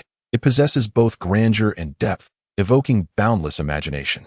Indeed, that line is exceptional. Shu Fei agreed, nodding. It is hard to fathom that it was penned by a eunuch, especially one so young. However, Yunfei suddenly recalled a particular incident and silently thought, but he is not insignificant. Yet, such thoughts would remain unspoken. Upon exiting Shu Fei's palace, Shui Yunfei instructed the female official to procure wine and medicinal ingredients. He himself proceeded to the workshop, as it was imperative for him to handle this personally. Mere words with the female official would not suffice. The chief of the workshop, surnamed Yang, was of the same cohort as Master Lu. Upon entering, Shui Yunfei exclaimed, Uncle Yang, you old white poplar, still as sturdy as ever. Uncle Yang chuckled heartily. Little geezy, what brings you to Uncle Yang's domain? You are no longer a child needing a little cart or pony. Those childhood days are behind us. Back then, you and Master would sip wine while I ran about with a little cart. Alas, Master is no more. He feigned wiping away tears, prompting Uncle Yang to feel a pang of nostalgia before playfully threatening, You rascal, if you have nothing to say, then be gone. Shui Yunfei laughed. I do have something. Uncle Yang, I need your help to create something. He described his request for a large barrel with an opening in the center. Essentially a distillation vessel akin to those used in rural winemaking in later times. What are you up to? Uncle Yang queried, perplexed about the purpose of such an item. Nonetheless, he willingly assisted, personally engaging in the crafting process. As a skilled artisan, he typically oversaw the work of younger eunuchs and seldom participated hands-on. However, Shui Yunfei's presence and charming demeanor invigorated him. Ordinarily, he would not spare a glance at others. With the materials readily available, constructing the barrel was a simple task, and it was completed in no time. Shui Yunfei lifted it, addressing Uncle Yang. Uncle Yang, I must take my leave for now. I shall express my gratitude later. And you will surely be pleased. Just don't bother me with your nonsense, Uncle Yang retorted, though in truth, he relished Shui Yunfei's visits, whether for trivial matters or serious inquiries. For eunuchs, lacking family ties, especially as they aged, the fear of loneliness loomed large. The company of a younger individual brought great joy. Shui Yunfei carried the apparatus back to his clean room, more accurately referred to as the eunuch quarters, though all avoided that terminology, opting instead for a euphemistic title. There, several eunuchs had prepared the wine, medicinal ingredients, and 2 pots of different sizes. All right, you may all return now. Shui Yunfei gestured for them to leave. Before departing, he distributed a few coins to each, and the young eunuchs left with cheerful hearts. This was one of Shui Yunfei's admirable traits. While his original self was merely sweet-tongued and not overly generous, Shui Yunfei, having traversed time, understood the importance of treating others well to ensure they were willing to assist him, even if it meant offering them a little extra. He poured 10 jars of wine into the larger pot, placed the distillation vessel atop it, and set a smaller pot filled with water on top of the vessel. The wine mash was positioned above, creating a rudimentary distillation apparatus commonly used in rural settings. Shui Yunfei ignited the fire to heat the wine while simultaneously soaking the medicinal ingredients in it. The first batch of wine emerged. Despite starting with a modest alcohol content of 14 to 15 degrees, a second distillation yielded a stronger brew of 30 to 40 degrees. This was still insufficient. So he proceeded to distill a third batch, which achieved an alcohol content of approximately 70 to 80 degrees, adequate for his purposes. He poured out half of this batch and mixed it with the previously infused wine containing the medicinal ingredients for further distillation. The fourth batch produced a thick, aromatic liquid. Indeed, this was the essence. Once the essence was ready, he added delicate ingredients such as menthol and borneol, which must be incorporated last to preserve their efficacy. The entire process spanned 2 hours, or roughly 4 hours, to perfect. While distilling wine does not inherently take this long, the intricate task of crafting the essence and blending it into floral water requires meticulous attention and a gentle touch. How did Shui Yunfei acquire the knowledge to create floral water? He owed it to a certain cat-loving woman. This woman had come to Shui Yunfei seeking treatment for her cat, and upon curing the feline, she unwittingly ensnared Shui Yunfei's interest. This cat enthusiast was also a writer of internet fiction, specializing in female-centric stories where the protagonist traverses time, only to be sold by her stepmother to a foolish young man. Despite his simplicity, the young man treated her with kindness. The protagonist took charge of her own destiny, cultivating various small inventions, such as winemaking, soap, floral water, and refining sugar. Eventually, she expanded her endeavors into steelmaking, gunpowder, artillery, and airships, ultimately rising to power and ruling the land. Shui Yunfei was both impressed and amused by this imaginative narrative, engaging in enthusiastic discussions with the cat lady while pointing out the impracticalities of such feats in antiquity. The cat lady, undeterred, insisted that it was indeed possible, asserting that women often merely had to speak their desires into existence, leaving the actual execution to others. Swayed by her charm, Shui Yunfei resolved to undertake the endeavor, utilizing the ample space in his pet clinic, where he had an abundance of materials. He conducted numerous experiments, ranging from soap and wine to floral water, refined salt, and homemade penicillin. Initially, it was merely a pastime to entertain the cat lady and explore various scenarios, but he never anticipated it would come to fruition in his current life. Having concocted 3 bottles of floral water by afternoon, he had them neatly packaged in small porcelain vials. After having lunch, he ventured over with the 3 vials. Yunfei and Bingfei were present. They had previously departed but returned, timing their arrival perfectly. Upon seeing Shui Yunfei, Yunfei laughed. "Had you delayed any longer, our dear Shui Fei would have stormed over here." Apologizing profusely, Shui Yunfei feigned contrition but remained unconcerned. Women, regardless of their station, are often forgiving as long as one possesses true capability and can bring them joy. Their anger is often but a playful jest. Conversely, should one prove inept and fail to meet their expectations, that playful annoyance could swiftly transform into genuine ire. He produced a bottle of floral water, removed the cork, and instantly the room was filled with an enchanting fragrance. "Oh, how delightful!" exclaimed Yunfei. "What is this? This world has no perfume." The so-called Longdan fragrance is exorbitantly priced and quite rare even in the imperial palace. The noble consorts, including Yunfei and Shui Fei, receive but a meager amount from the emperor throughout the year. Jiutian Yulu, he declared. This name was not coined by Shui Yunfei, but rather by the protagonist of a novel featuring a cat lady. Nevertheless, Shui Yunfei found it appealing and decided to adopt it. "What an elegant name," remarked Yunfei. "But how can it smell so exquisite?" she inquired. "It simply does," Shui Yunfei replied with a smile. "Not only is it fragrant, but it also possesses medicinal properties." As he spoke, he covered the bottle's opening with a silk handkerchief, poured out some of the floral water, dampened the handkerchief, and approached Shui Fei. "Your Highness, it may sting a bit at first, but bear with it. Soon you will feel quite comfortable. Come now." Shui Fei, surprisingly bold for a noble woman, recognized that such matters could typically be handled by a palace maid, and regular eunuchs would never approach the consorts. However, Shui Yunfei claimed to be administering treatment, and as a physician, he needed to perform the task himself. Shui Fei hesitated but eventually acquiesced, noting that he lacked the unpleasant odor typical of most eunuchs, making him less off-putting. Both Yunfei and Bingfei regarded Shui Yunfei with admiration, allowing him to come closer.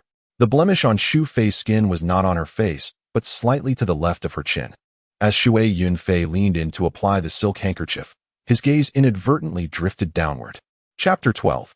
The willow waist. The customs of the Qi kingdom resembled those of the Tang dynasty, with women adorning themselves in a refreshingly cool manner during the summer, often wearing a thin outer garment over a belly band. Shui Fei was currently dressed in such a fashion, donning a sheer robe with a jade clasp at the chest, resembling an open jacket, and underneath, a vibrant red belly band. Shui Yunfei found this sight irresistibly enticing. With the silk handkerchief in hand, his gaze wandered downwards, captivated by the exquisite view that was difficult to articulate. In another life, had he encountered women who cared for cats and dogs, he would have undoubtedly succumbed to temptation. Yet in this life, within the confines of the imperial palace, the consequences of such indiscretions could be dire. Thus, he merely observed, wary of lingering too long. As he applied the handkerchief, Shui Yunfei let out a sharp cry. That hurts. She recoiled, exclaiming, What is this? Are you attempting to harm me? Shui Yunfei quickly stepped back. I would never, Your Highness. Please bear with it for a moment. Soon it will feel much better. Shui Yunfei inhaled sharply, casting a skeptical glance at him. The alcohol evaporated quickly, alleviating the pain and replacing it with a refreshing sensation as the menthol began to take effect. Ah, this feels wonderful, Shui Yunfei exclaimed. It's so cool and soothing. Is that true? Yunfei inquired curiously. Bing Fei's keen eyes were fixed on her. If you don't believe me, you can try it yourselves. Shui Yunfei turned to Shui Yunfei. This remedy can be applied even without a specific ailment, correct? Indeed. Shui Yunfei nodded. This Jiutian Yulu can be used for various skin ailments, particularly effective against blemishes. Just avoid contact with the eyes. And if it does happen, a simple rinse will suffice. It can also be applied to insect bites to reduce swelling and itching, even when not afflicted. A small application brings a pleasant coolness and lingering fragrance. Really? Yunfei's eyes sparkled with interest. I must try it. Shui Yunfei retrieved 2 more bottles from his belongings. I made extra for Your Highness and Bing Fei. His words were artfully spoken, bringing joy to Yunfei as she reached out eagerly. Give it to me. Typically, such items would be passed through a maid, yet Shui Yunfei approached directly. And Yunfei accepted the offering. As she did so, she leaned slightly forward, prompting Shui Yunfei to steal a glance at her chest. Yunfei noticed and shot him a glance, but made no attempt to chastise him. Shui Yunfei then approached Bing Fei, who hesitated to reach out. He extended the bottle, and to his surprise, she accepted it. He playfully only extended his hand partially, prompting Bing Fei to lean in closer, her ample figure creating an alluring sight that left Shui Yunfei breathless. Yunfei, using the silk handkerchief, poured a bit of the floral water onto her arm and exclaimed, Indeed, it is refreshing and fragrant.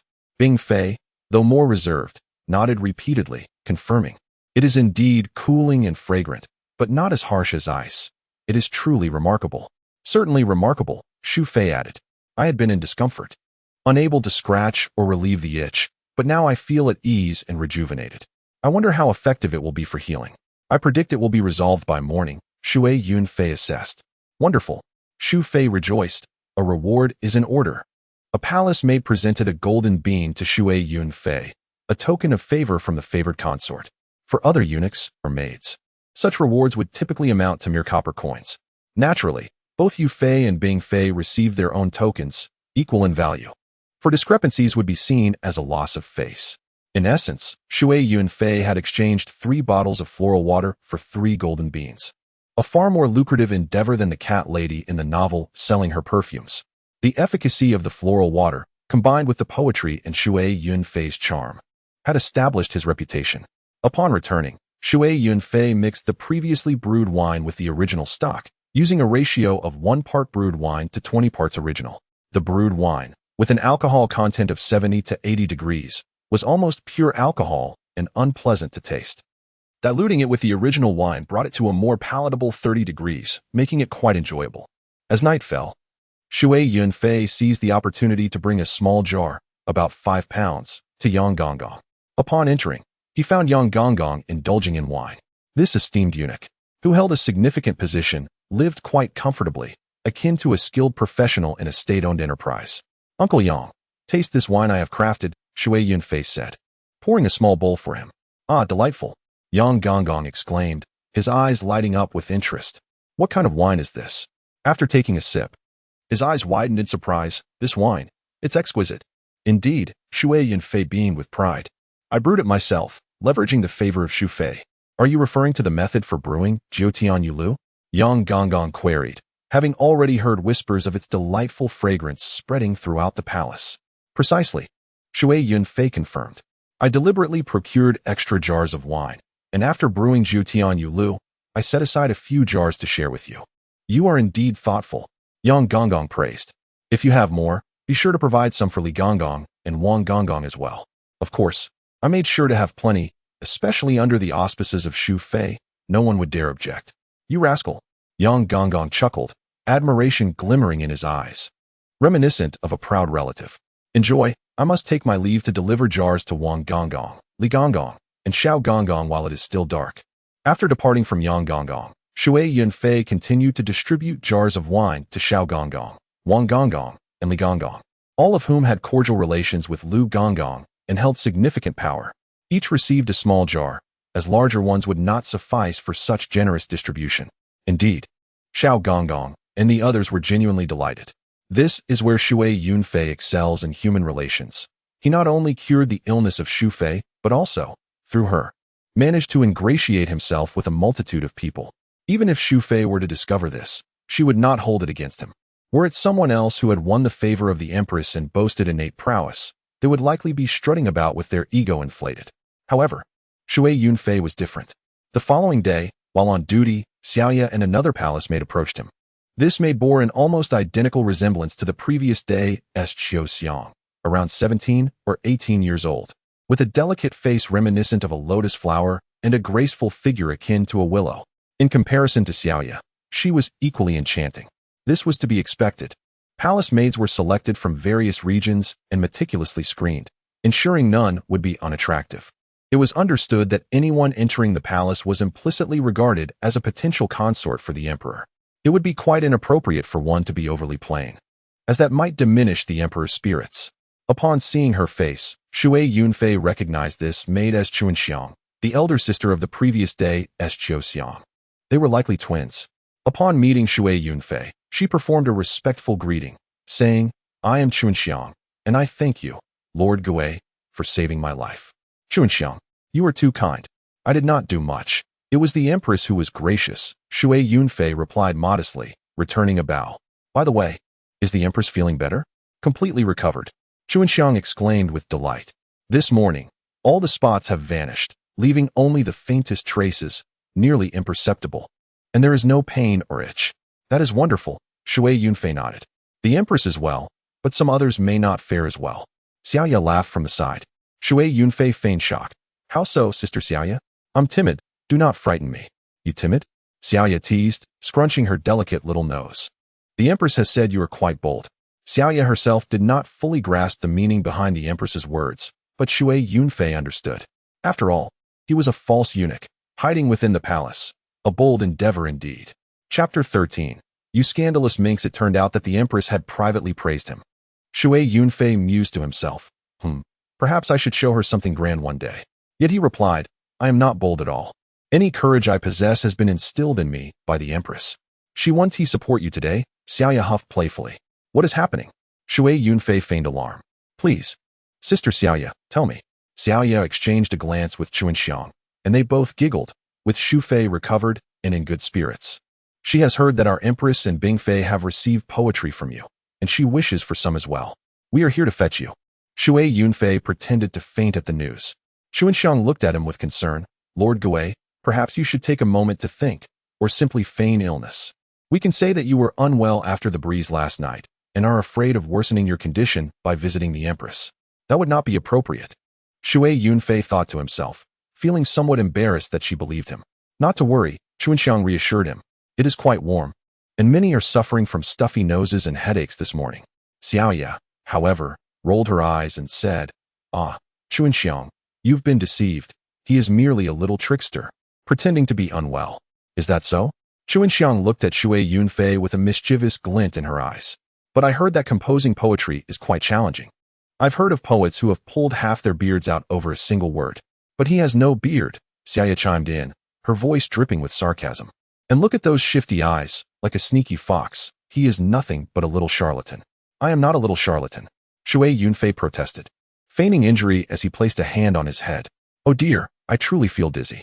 Sister Xiaoya, may I lean on your shoulder for a moment?" As he spoke, he took a couple of steps closer and pretended to collapse into Xiaoya's embrace. Startled, she instinctively tried to back away, only for Shui Yunfei to reach around her waist, leaving her with no escape. "Ah!" Xiaoya exclaimed, flushed with embarrassment as she pushed him away, her cheeks turning crimson. "How rude." Shui Yunfei chuckled. "Sister Xiaoya, you must be a celestial being descended to earth. The fragrance from you has cured my ailment in an instant. Only a fool would believe that," Xiaoya retorted, wrinkling her nose at him before turning to Chuanxiang. "Come, Chuanxiang, let us go." Shui Xiang still seemed a bit worried, and Shui Yunfei couldn't help but chuckle inwardly at her earnestness. As they approached the lakeside, a vibrant array of red and green attire dazzled the eyes. Indeed, there were Shu Fei, Bing Fei, and Yu Fei gathered together. Shui Yunfei approached and bowed. Greetings to the three esteemed ladies. Little Gui pays his respects. This formality had been learned from dramas, where eunuchs displayed such reverence but lacked the sweet tongue. Today, however, his manners were particularly considerate. Yu Fei smiled. It seems our Shu Fei sister carries much weight. You little minx, here to mock me again. Shu Fei huffed playfully, waving her hand dismissively. Shui Yunfei inquired, is the Empress feeling well today? This was another phrase from the dramas, and it pleased Shu Fei, who replied, much better now, just a bit lingering. I should be fully recovered by tomorrow. Shui Yunfei remarked, let me take a look. To his surprise, Shu Fei allowed him to examine her, beckoning, come closer. He approached, his gaze wandering with a slyness akin to a little mouse, peering into the seams of her clothing. The imagery of Huang Xinyang's fragrant stream, laden with blossoms, was indeed vivid. Poets were aptly named for their sensuality. By tomorrow, you will be entirely well, Shui Yunfei assured her. Not only will there be no marks left, but your complexion will be even more delicate. This pleased Shu Fei, who nodded in satisfaction, yet she added, by the way, I have heard that you composed poetry for Bing Fei and Yu Fei. Do not forget about me. I want some as well. I fear you may not want it. Shui Yunfei teased. I most certainly do. Shu Fei insisted, pouting. Indeed, there will be poetry, Shui Yunfei acted, but I simply lack inspiration at the moment. For women, one must not simply yield to their demands. One must keep them yearning. Then you must think quickly, Shu Fei urged, her expression one of playful impatience. Bing Fei, who had been quiet until now, chimed in, Sister Shu Fei, one cannot rush inspiration. It arrives when it wishes, and when absent, it cannot be summoned. What must one do to find it? Shu Fei inquired. Typically, a tranquil environment is required for profound thoughts to arise. As they spoke of poetry, Bing Fei became more animated. With so many of us present, it simply will not do. That is easy, Shu Fei declared. Let us go to the lake. The pavilion in the center is unoccupied, and it is a peaceful spot for you to create. Is it common to send someone alone to the lake? Shui Yunfei's face contorted into a grimace, half in jest and half in sincerity. Gazing at the serene waters was far less enjoyable than admiring the beauty surrounding him. However, the words had been spoken, and he could not take them back. Yet, he quickly transformed his frown into a smile. Why? Because Shu Fei's use of we truly implied companionship. Shu Fei summoned a small boat, instructing the maid to disembark, and then she hopped aboard, beckoning Shui Yunfei, come aboard. Me, us? Shui Yunfei gasped in surprise. Of course, Shu Fei replied, her expression one of absolute certainty. Once you have composed it, I must be the first to hear it. Come quickly. Shui Yunfei, nearly flustered, scrambled onto the boat as Yu Fei and Bing Fei looked on, chuckling in amusement. No one opposed this arrangement. They all understood Shu Fei's impatient nature. Besides, Shui Yunfei was merely a eunuch. What ulterior motives could he possibly harbor? It was perfectly acceptable for Shu Fei to take a eunuch out onto the lake to compose poetry without any issues. Yu Fei was indeed aware that the eunuch Shui Yunfei had serious issues, but she would never utter such thoughts. It would be foolish of her to do so. The Shu Fei was adept at rowing, displaying a graceful posture. The summer lake was vast, larger than the West Lake that Shui Yunfei had known in his previous life, dotted with small islands that would obscure the water pavilion after a while of rowing. As a martial artist, Shu Fei possessed considerable strength and, while leisurely rowing, she inquired, Xiao Gizi, have you found it? Of course, there was something to be found, but Shui Yunfei would certainly not reveal it at that moment. He could only shake his head. Not yet, Your Highness. Are you tired? Shall I take over for a while? Can you row? Shu Fei asked. Naturally. He could not match her elegance, but he was capable nonetheless. Shui Yunfei nodded. Shu Fei, indeed feeling somewhat fatigued, consented. Very well, you may row for a bit. She put down the oar and moved towards Shui Yunfei. Just then, as she stepped forward, a large fish suddenly leapt from the lake, landing directly onto their boat. Startled, Shu Fei let out a scream, losing her balance and falling into the water. Though skilled in martial arts, she was not a swimmer and panicked upon hitting the lake, flailing her limbs in distress. Recognizing the urgency of the situation, Shui Yunfei leaped in to rescue her. Generally, eunuchs were not known for their swimming abilities. and it would be unseemly for him to be exposed in such a manner. However, Shui Yunfei was indeed an adept swimmer, frequently swimming with women who kept cats and dogs during the summer, excelling in various techniques. He plunged into the water and grasped Shui Yunfei. But a common issue arose when someone fell into the water. They would panic. As soon as Shui Yunfei grabbed him, she clung to him tightly, her limbs entwining around him. "Let go, Your Highness. Don't panic," Shui Yunfei urged. Yet, in her fright, Shui Yunfei was in no state to listen. Realizing the situation was dire, Shui Yunfei withdrew one hand, raised it, and delivered a sharp slap to Shui Yunfei's face. When rescuing someone from drowning, the greatest fear is them clinging to you in panic. Some say one can knock the person unconscious, but that's a feat most people cannot accomplish without training. Moreover, applying force underwater is difficult. However, slapping them is a practical experience. It requires minimal strength, strikes the face, and can bring the person back to their senses. After receiving the slap, Shui Yunfei indeed regained her composure. Seeing her awake, Shui Yunfei quickly reassured her, "Your Highness, do not be afraid. I will bring you back up." Although Shui Yunfei was now alert, she still clung to Shui Yunfei without letting go. "Your Highness, please relax a bit. If you hold me so tightly, I cannot swim. If you let go, I can help you to safety." "I cannot," Shui Yunfei cried, her voice quivering. "If I let go, I will fall." "You won't fall," Shui Yunfei soothed her. "I am holding you by the waist. See, I am supporting your upper body, and your head is above water, so you won't drown." After this reassurance, Shui Yunfei managed to relax her grip. With his hands free, another issue arose. Chapter 14. Keeping a secret with the noble consort. What was the issue? It turned out that Shui Yunfei was wearing only an open cardigan, secured by a single jade button, beneath which was merely a strapless undergarment. Amidst the earlier struggle, the jade button had come loose, and the straps of her undergarment had also loosened. Shui Yunfei, being a natural expert, was extraordinarily vigorous and did not notice this at first. Realizing the predicament, he prioritized getting her back onto the boat. However, as he held her tightly, Shui Yunfei could feel the proximity.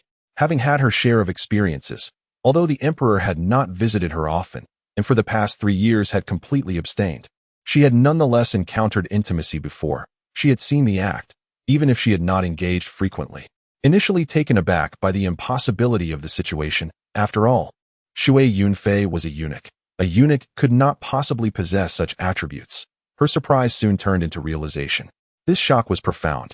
Her beautiful eyes widened as she stared at Shui Yunfei, leaving her utterly dazed. As Shui Yunfei pushed her onto the boat and climbed aboard himself, Shui Yunfei sat half reclined, her clothing disheveled, staring blankly at him. Shui Yunfei gazed back at her, but was not inclined to admire the stunning scenery surrounding them. His mind was in turmoil, thinking, "What do I do now?" Looking around, he found the area open, with the lotus flower pavilion not far ahead and no one else in sight. If he were to throw Shui Yunfei into the water and claim it was an accident, it could be plausible.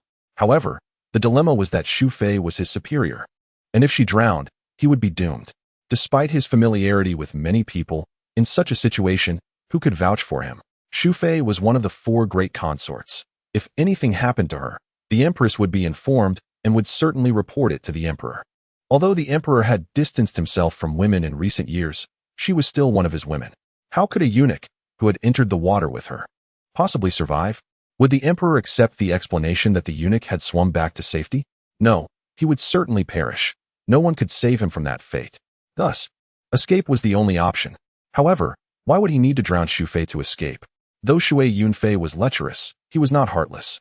Moreover, because of his attraction to such a breathtaking beauty like Shui Yunfei, he felt a natural inclination to protect her.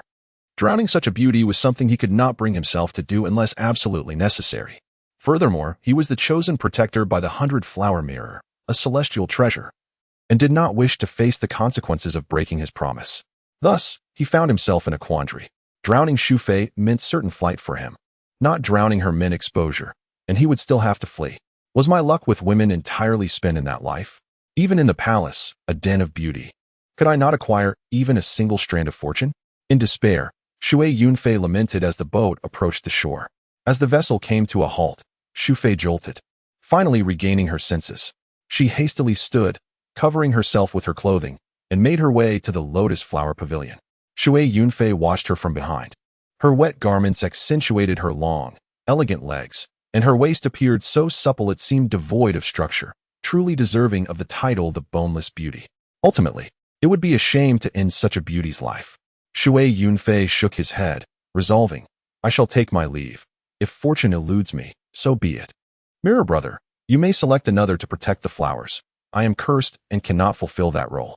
He leapt ashore, choosing not to enter the building, instead standing by the water's edge, channeling his energy combined with the sun's warmth to dry his clothes. Before his garments were completely dry, he heard Shu Fei calling from within, Xiao Gizi. What could she want now? Annoyed at the thought of escaping this den of beauty, Shui Yunfei felt a surge of irritation and initially intended to ignore her. However, as she called out several more times, he reluctantly entered the room. Shu Fei was inside. The door closed. Shui Yunfei did not enter but called out, What is it? Shu Fei fell silent again. What an inconvenience, Shui Yunfei thought, feeling increasingly vexed. If there's nothing, I will wait outside. Just as he turned to leave, Shu Fei spoke. Xiao Gizi, you now have two choices. Huh? Shui Yunfei was taken aback and turned back. What two choices? First, you kill me and claim I drowned. He chuckled, realizing she was not foolish and understood that the best way to keep a secret was to eliminate the witness. If you were an ugly hag, I might have gone through with it, he scoffed. But alas, your highness, you are far too beautiful. If I were to kill you, I would not only face divine retribution, but I would also never forgive myself. Upon hearing his words, Shu Fei actually let out a laugh from within. And the second? Shui Yunfei prompted. After a pause, Shu Fei continued. We share a secret, and neither of us will betray the other. Share a secret? What does that mean? Shui Yunfei was momentarily stunned. Was she suggesting he keep her secret like Yunfei did? This notion surfaced, and he immediately dismissed it. No, this isn't sharing a secret. At most, she knows my secret and can blackmail me when needed. What does it mean to share a secret? His secret was that he was a eunuch imposter. So what was Consort Shu's secret? Surely not that she was a woman imposter. That's absurd. After some deliberation, Shui Yunfei understood. He didn't know what secret Consort Shu had, but he could create one, a secret they could share. What secret? Simple. He would bed Consort Shu. He was a eunuch imposter, a capital offense. But Consort Shu sleeping with a eunuch imposter was equally punishable by death. To avoid death, both would have to keep the secret. Shui Yunfei's eyes gleamed, and he even became breathless. Your ladyship, do you? Consort Shu interjected. Do you have the nerve? Absolutely. In his previous life, Shui Yunfei was notorious for his audacity, unafraid to pursue mayor's wives, bureau chief's mistresses, and tycoon's concubines. Without hesitation, he pushed open the door. It was afternoon when he returned. The sky was overcast, and the wind swept across the lake, causing the lotus leaves to ripple towards the horizon. Consort Shu sat at the bow, mischievously dangling her beautiful feet in the water, clearly in high spirits. Occasionally, she would glance at Shui Yunfei, who would smile back. Consort Shu would then playfully scold. Ignore you. You rascal. You have no consideration. Shui Yunfei chuckled. Don't blame me. Should I blame myself? Consort Shu retorted playfully. Of course, Shui Yunfei nodded matter-of-factly. Heaven made you so beautiful. Any man would go mad for a beauty like you. Flattered, Consort Shu playfully wrinkled her nose at Shui Yunfei, then ignored him. After a while, she exclaimed, Oh, I was so flustered that I forgot the main thing. What main thing? The poem, Consort Shu asked. I've given myself to you. And if there's no poem, I won't allow it. There will be one, Shui Yunfei affirmed. Do you have inspiration now? Consort Shu asked, concerned. Yes. Shui Yunfei nodded repeatedly.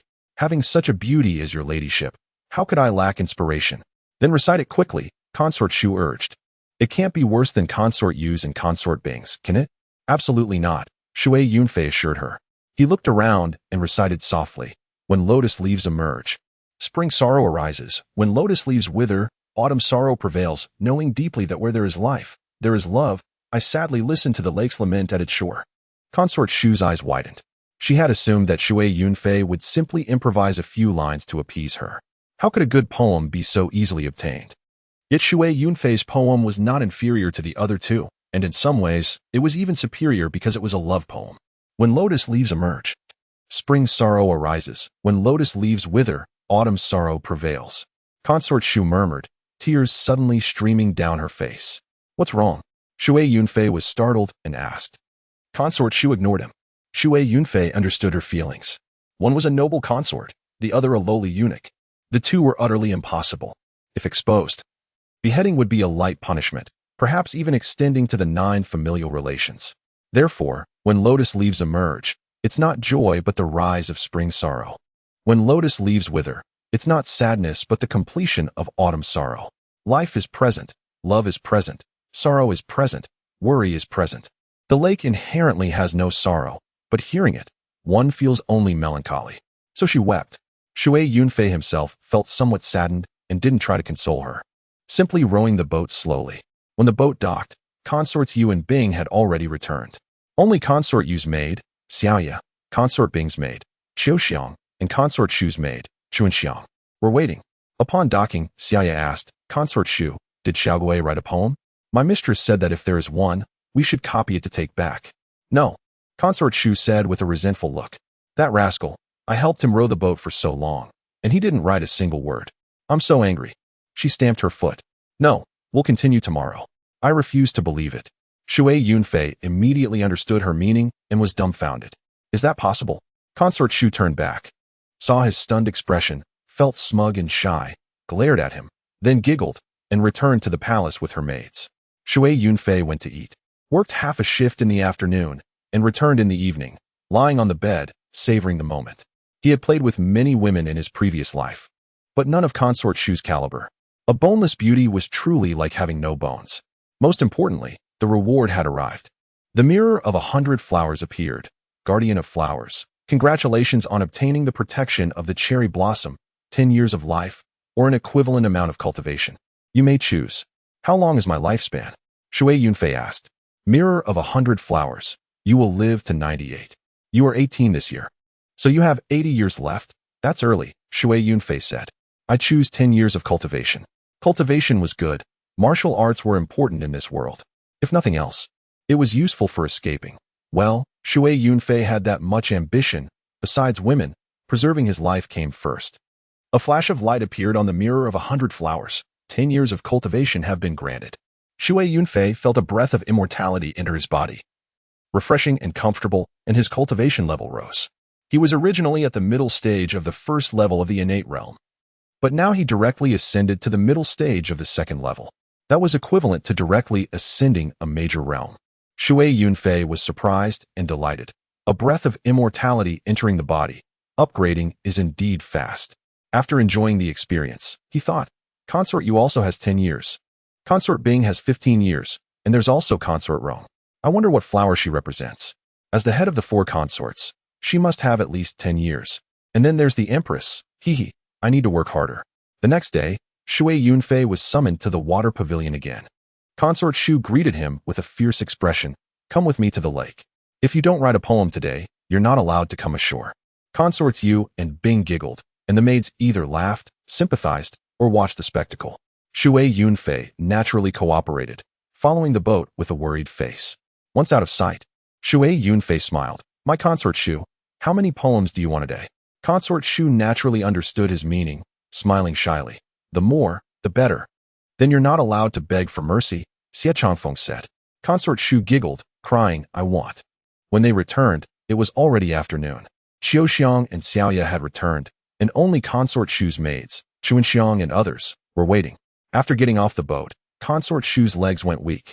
But thankfully Chuanxiang and others supported her in time. Consort Shu blushed and scolded. You rascal, I helped you row the boat, and you didn't write a single poem. I'm so angry. Chuanxiang and others glared at Shui Yunfei angrily. Women are indeed actresses, Shui Yunfei thought amusingly, while looking terrified. Death penalty, death penalty. I'll spare you today, but if you still can't write one tomorrow, you'll be in trouble. Is there tomorrow too? Shui Yunfei pretended to be overwhelmed, earning a big eye roll from Consort Shu. She was supported by Chuanxiang and others and returned to the palace, her slender waist swaying, worthy of being a boneless beauty, truly as if she had no bones. The next day, she indeed summoned Shui Yunfei to the lake again. Shui Yunfei sighed. When women go crazy, men really have no say. Fortunately, he wasn't afraid in his previous life, and in this life, he was a master of the second level of the innate realm. Even if Consort Shu went 10 times crazier, he would feel no pressure. Consorts Yu and Bing were somewhat worried. On the 4th day, seeing Shui Yunfei being dragged to the lake by Consort Shu again, Consort Bing said, Consort Shu, this won't work. Writing poetry requires inspiration. Without inspiration, forcing him to death won't work, and the more you force him, the less he'll be able to write. That's just Consort Shu's personality. Yunfei sighed, her eyes darting with a knowing glimmer. She was privy to Shui Yunfei's secret, which transformed her gaze entirely. After observing for several days, she noted that Yunfei feigned annoyance over the lack of poetry, yet the springtime radiance in her eyes suggested otherwise, her delicate, lotus-like visage almost glowing. As someone who had experienced such matters, Yunfei could discern the signs. Though her encounters were few, she recognized the telltale signs of indulgence. Were they truly engaging in such activities by the lake? Yunfei seemed to invite him daily, not for poetry, but for something entirely different. The thought filled her with both shame and fear. If this were to be revealed, not only would they be doomed, but their families would suffer as well. Surely, Yunfei lacked the audacity for such a risk. With this notion taking root, Yunfei remained vigilant, waiting for an opportunity, which arose when Shui Yunfei and Yunfei returned from the lake. Yunfei continued her charade, lamenting that the poet Xiaogui had not produced a single verse. Yet Yunfei, discreetly observing Yunfei's expression, noted the affection in her gaze towards Shui Yunfei, filled with boundless longing. As they disembarked, Yunfei appeared unsteady. Despite being the most skilled martial artist among the 4 esteemed concubines, she required support from several attendants, a glaring inconsistency. Yunfei was taken aback. Her eyes met Shui Yunfei's, and he unexpectedly winked at her. Panic surged within her, prompting her to avert her gaze. At that moment, Yunfei called out, "Let us return. I am utterly exhausted. Xiaogui, you shall pay for this." As Yunfei was aided by her attendants, Yunfei hurried to follow, her mind racing, causing her to stumble. Bingfei, by her side, quickly steadied her, warning her to watch her step. Yunfei turned back, playfully chiding, "I've been seated on the boat too long. My legs have turned to jelly." "Yunfei, why do your legs seem weak as well?" Yunfei felt her cheeks flush, internally scoffing at Yunfei's audacity. But such a remark was too embarrassing to voice. Stealing a glance at Shui Yunfei, she discovered he was still observing her. Their eyes locking once more, his expression teasing. "Yunfei, dear, be cautious of your footing," he remarked. Though innocuous to the untrained ear, Yunfei sensed an underlying mischief. Her heart racing as she quickly turned away, yet felt his gaze lingering, igniting a mix of shyness and fluster that left her momentarily lost in her path. Needing to grasp the support of Xiaoya, Shui Yunfei found amusement in her flustered state. He harbored no concern over Yunfei's potential betrayal. Having escaped her denunciation the first time, he felt little apprehension moving forward. In a typical palace drama, jealousy and accusations among concubines might be common. But the emperor had distanced himself from affairs of the heart for over 3 years, offering gifts but never engaging personally. The concubines had nothing to quarrel over, and instead, they developed a bond of mutual understanding. Moreover, Shui Yunfei discovered Yunfei's character to be quite amiable, innocent, extroverted, and possessing a streak of chivalry. Reporting such matters was far from her nature. Observing Yunfei's demeanor, Shui Yunfei pondered not her potential betrayal, but whether she had developed feelings for him. As he beheld her graceful movements, he felt a stir of yearning. After several days of indulgent encounters, even Yunfei expressed weariness, voicing concern that their frequent rendezvous might raise suspicions. "What shall we do?" Shui Yunfei proposed. "Perhaps we could alter our approach." Yunfei, taken aback, retorted, "How scandalous." After a moment's thought, she replied, "Today, you shall compose a poem for me. We shall take a break." Shui Yunfei feigned distress. "A day without seeing you feels like an eternity. 3 days, and I might just plunge into the lake." Women consumed by passion often lacked reason, relishing such declarations. Yunfei replied, "Just give me the poem. I will contemplate a new location." Acquiring a poem was no challenge. Shui Yunfei obliged. With matters weighing on his mind, he returned early, finding Yunfei and Bingfei still engaged in leisure at the water pavilion, knowing the emperor was absent and their time was unoccupied. As Yunfei disembarked, supported by Chuanxiang, she gleefully exclaimed, "Xiaogui has finally yielded a fine verse after all my coaxing." Bingfei, a true lover of poetry, eagerly urged, "Sister, do share." Yet Yunfei remained silent, her gaze flitting between Yunfei and Shui Yunfei, who was also watching her with a distinctly provocative glint. Chapter 16, The Emperor Summons You. Shui Yunfei was deliberately teasing her, having deduced that she was aware of his secret. Since she remained silent, What thoughts occupied her mind as a young woman in her prime within the secluded palace? Shui Yunfei continued to provoke her, knowing full well that Yufei was aware of his intentions. Embarrassment and irritation flooded her, compelling her to avert her gaze, her delicate features flushed as the evening sky.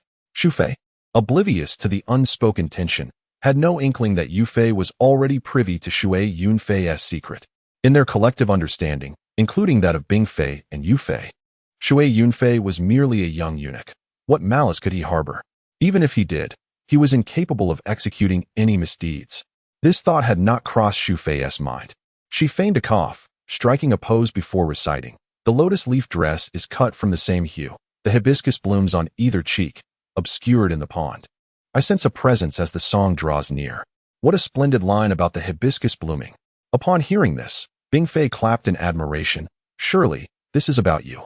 Dear Shufei. She turned to Yufei. What say you, Yufei? Indeed, it is exquisite, Yufei agreed. But I find the most remarkable line to be the one about obscurity in the pond. It paints such a vivid picture. As she spoke, she glanced at Shui Yunfei, who wore a mischievous smile, prompting her to quickly avert her gaze, her heart in turmoil as she grappled with her feelings. With the poem complete, Shufei, feeling fatigued, decided to rest for 2 days. Even as a skilled practitioner, she felt utterly drained. On the 3rd day, rejuvenated, she proclaimed to her sisters, I was correct. Xiao Guo must be compelled. Only then will he reveal himself. She promptly summoned Shui Yunfei, insisting, join me in the lake today. No poetry, no shore leave.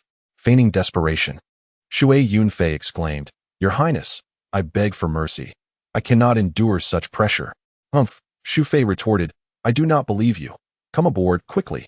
As she urged him onto the boat, they swiftly rowed into the lake, eliciting laughter from Bingfei. Sister Shufei, you are quite relentless. Yufei, now nearly certain of Shufei's intentions, observed her gaze, akin to a famished creature after a long deprivation, revealing an insatiable desire. Everyone assumed Shui Yunfei was a mere eunuch, and thus, suspicions were absent. Yet his satisfaction was evident. As he disembarked, he cast a glance back at her, seemingly seeking her endorsement, but Yufei understood it as a challenge. Look, Shufei has taken the plunge. Do you dare to follow? Do you desire it? This contemplation left Yufei in a state of vexation and embarrassment, her heart racing as if a small creature were bouncing restlessly within her. The thought of Shui Yunfei and Shufei, nestled amidst the lotus flowers, perhaps unable to wait until they reached shore, ignited an even deeper unease within her. 2 days passed, and the Shufei instructed Shui Yunfei to prepare a poem, intending to prolong their playful escapade for a few more days before presenting it to divert attention. Unexpectedly, as they boarded the boat, a young eunuch rushed over, calling out loudly, Little Gizi, the emperor summons you. The summons from the emperor startled Shui Yunfei, and Shufei's face turned pale as well. Like typical lovers caught in illicit affairs, their first thought was that their secret had been discovered. To Shui Yunfei's surprise, although Shufei was frightened, she displayed remarkable courage, whispering to him, If you encounter trouble, I shall leap into the lake, living or dying, I will accompany you. Shui Yunfei was momentarily moved, about to respond, when the young eunuch grew impatient. Little Gizi, do you wish to die? Hurry. If the emperor grows impatient, you will be doomed. This statement hinted at underlying complexities, and Shui Yunfei quickly discerned something amiss. It made sense. If their affair had been discovered, the messenger would not be a mere young eunuch, but rather a martial eunuch. Since it was just one young eunuch calling for him, it was evident that there must be other matters at hand. It could not possibly be that the emperor, enraged by being cuckolded, sought his life.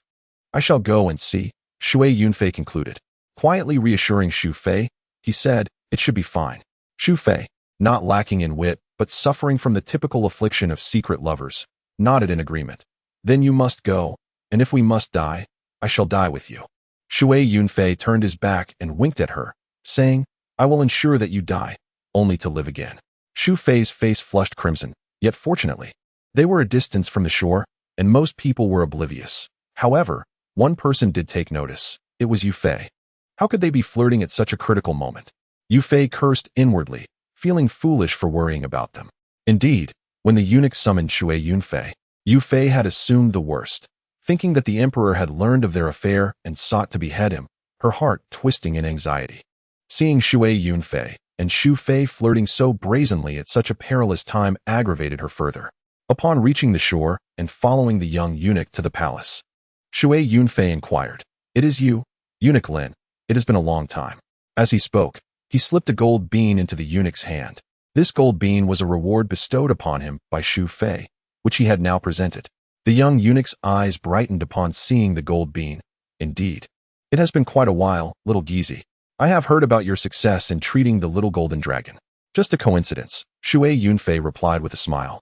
Then asked, "Eunuch Lin, what is the purpose of the emperor's summons?" With the gold bean serving as a bridge, the young eunuch willingly shared. "It pertains to the treatment of the little golden dragon. The other day, a foreign envoy presented a rare creature, a yundalu, said to be a divine species. The emperor was overjoyed, but unexpectedly, the yundalu fell ill. Despite the veterinarian's efforts, several were executed for their failures.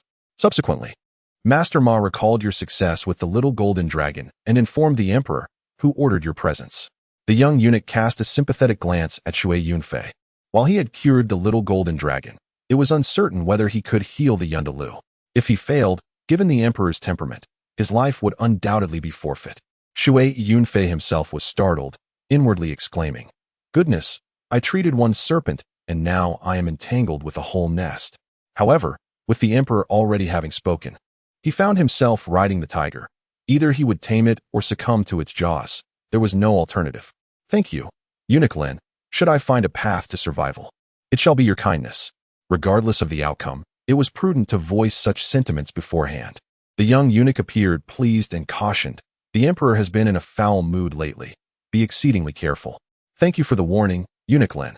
The imperial palace was vast, spanning several kilometers from the summer palace to the Chongqing Hall, where the emperor often resided. Fortunately, the eunuchs who summoned him were martial eunuchs, and Shui Yunfei himself was adept in martial arts. He moved quickly, yet it still took nearly half an hour to arrive. The martial eunuchs in the palace were carefully selected and trained in combat after their castration, ensuring loyalty and competence. Among the 20,000 eunuchs in the palace, 5,000 were martial eunuchs, all trained by the Imperial Martial Academy. These trusted individuals catered to the emperor's needs, making it nearly impossible for outsiders to approach him. Upon entering the Chongqing Hall, Shui Yunfei found the emperor, who was nearly 60, of average height, and somewhat portly. There were no ministers present. Only the chief eunuch Ma Xiaoyang and several men dressed as Taoists were in attendance. These individuals were practitioners of the mystical arts. As the emperor had become increasingly obsessed with the pursuit of longevity in recent years, surrounding himself with such figures. The foremost among them was a man named Zhu, known as Master Zhu, who had even been appointed as the national teacher. Shui Yunfei did not pay much attention to Master Zhu or Master Ma. Upon entering the hall, he cast a brief glance before promptly lowering his head and standing respectfully. At that moment, he dared not maintain eye contact as he would in the presence of Shu Fei. Ma Xiaoyang announced, "Your Majesty, this is little Gizi. He is the one who cured the little golden dragon." The emperor grunted in acknowledgement. "Let him examine the yundalu. If he succeeds, he shall be richly rewarded. As for what would happen if he failed, that was a foregone conclusion. His life would be forfeited, but this was unnecessary to state."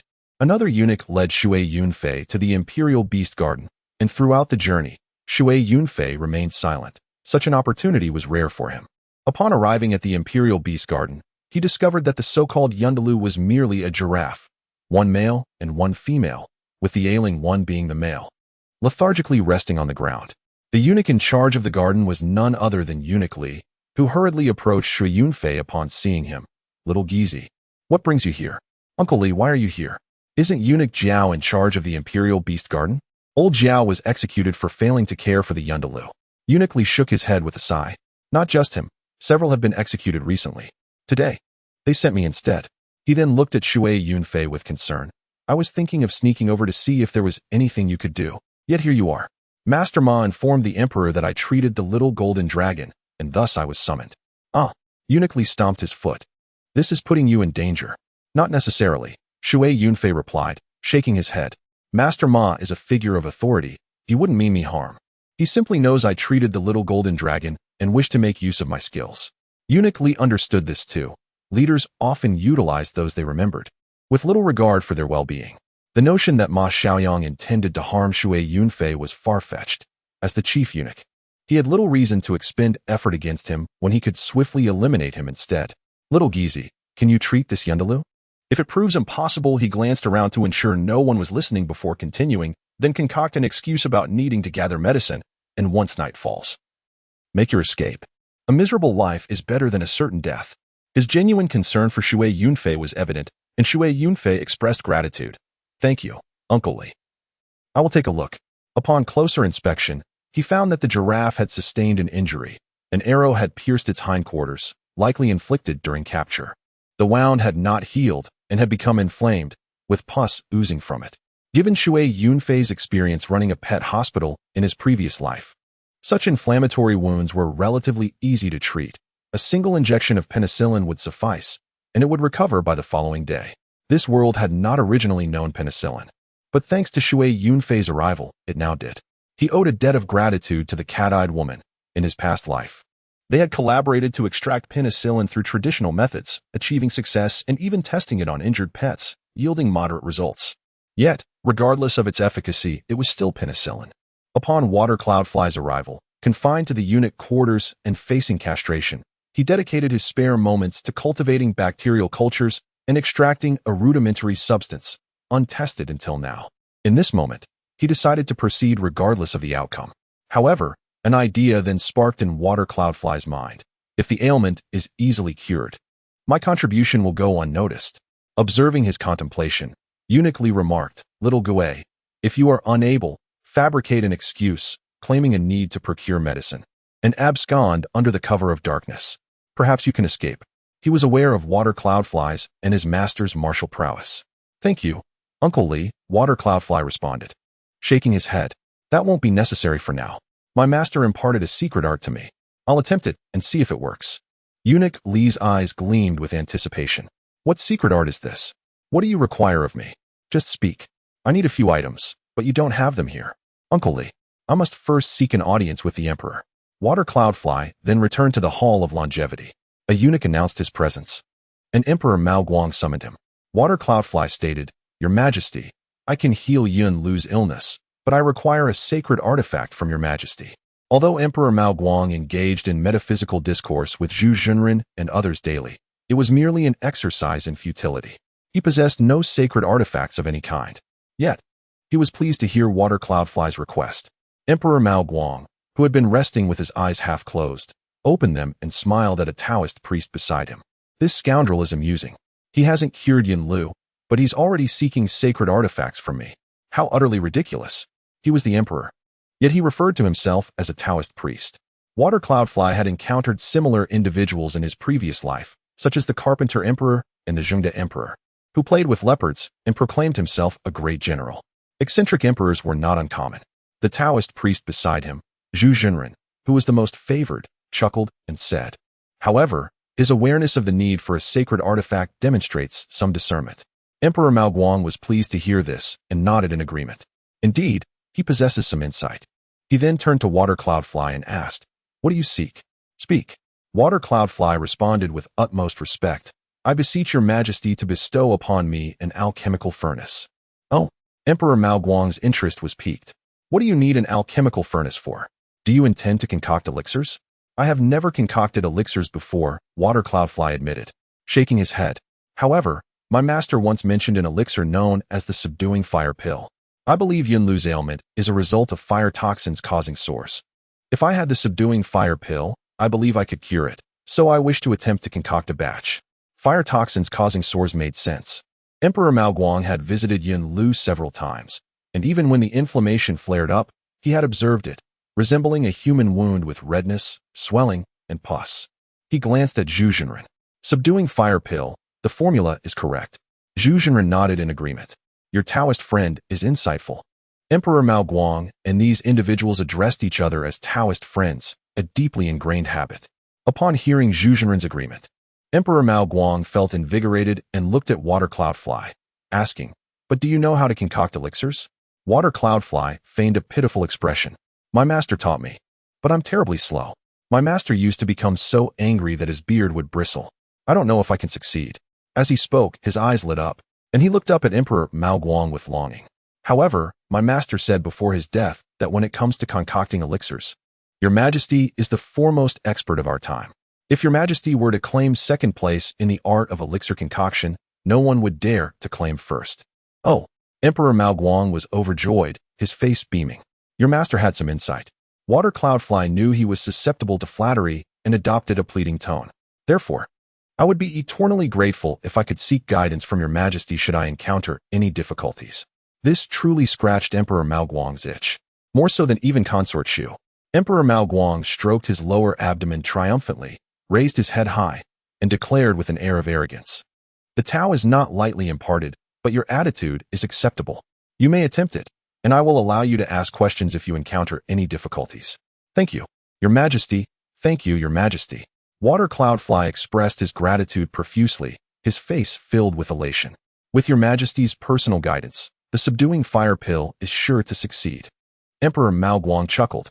Zhu Jinren, who was stroking his beard beside him, watched Water Cloudfly with a cold eye, secretly thinking, this little eunuch, though young, knows how to flatter. He saw through Water Cloudfly's charade at a glance.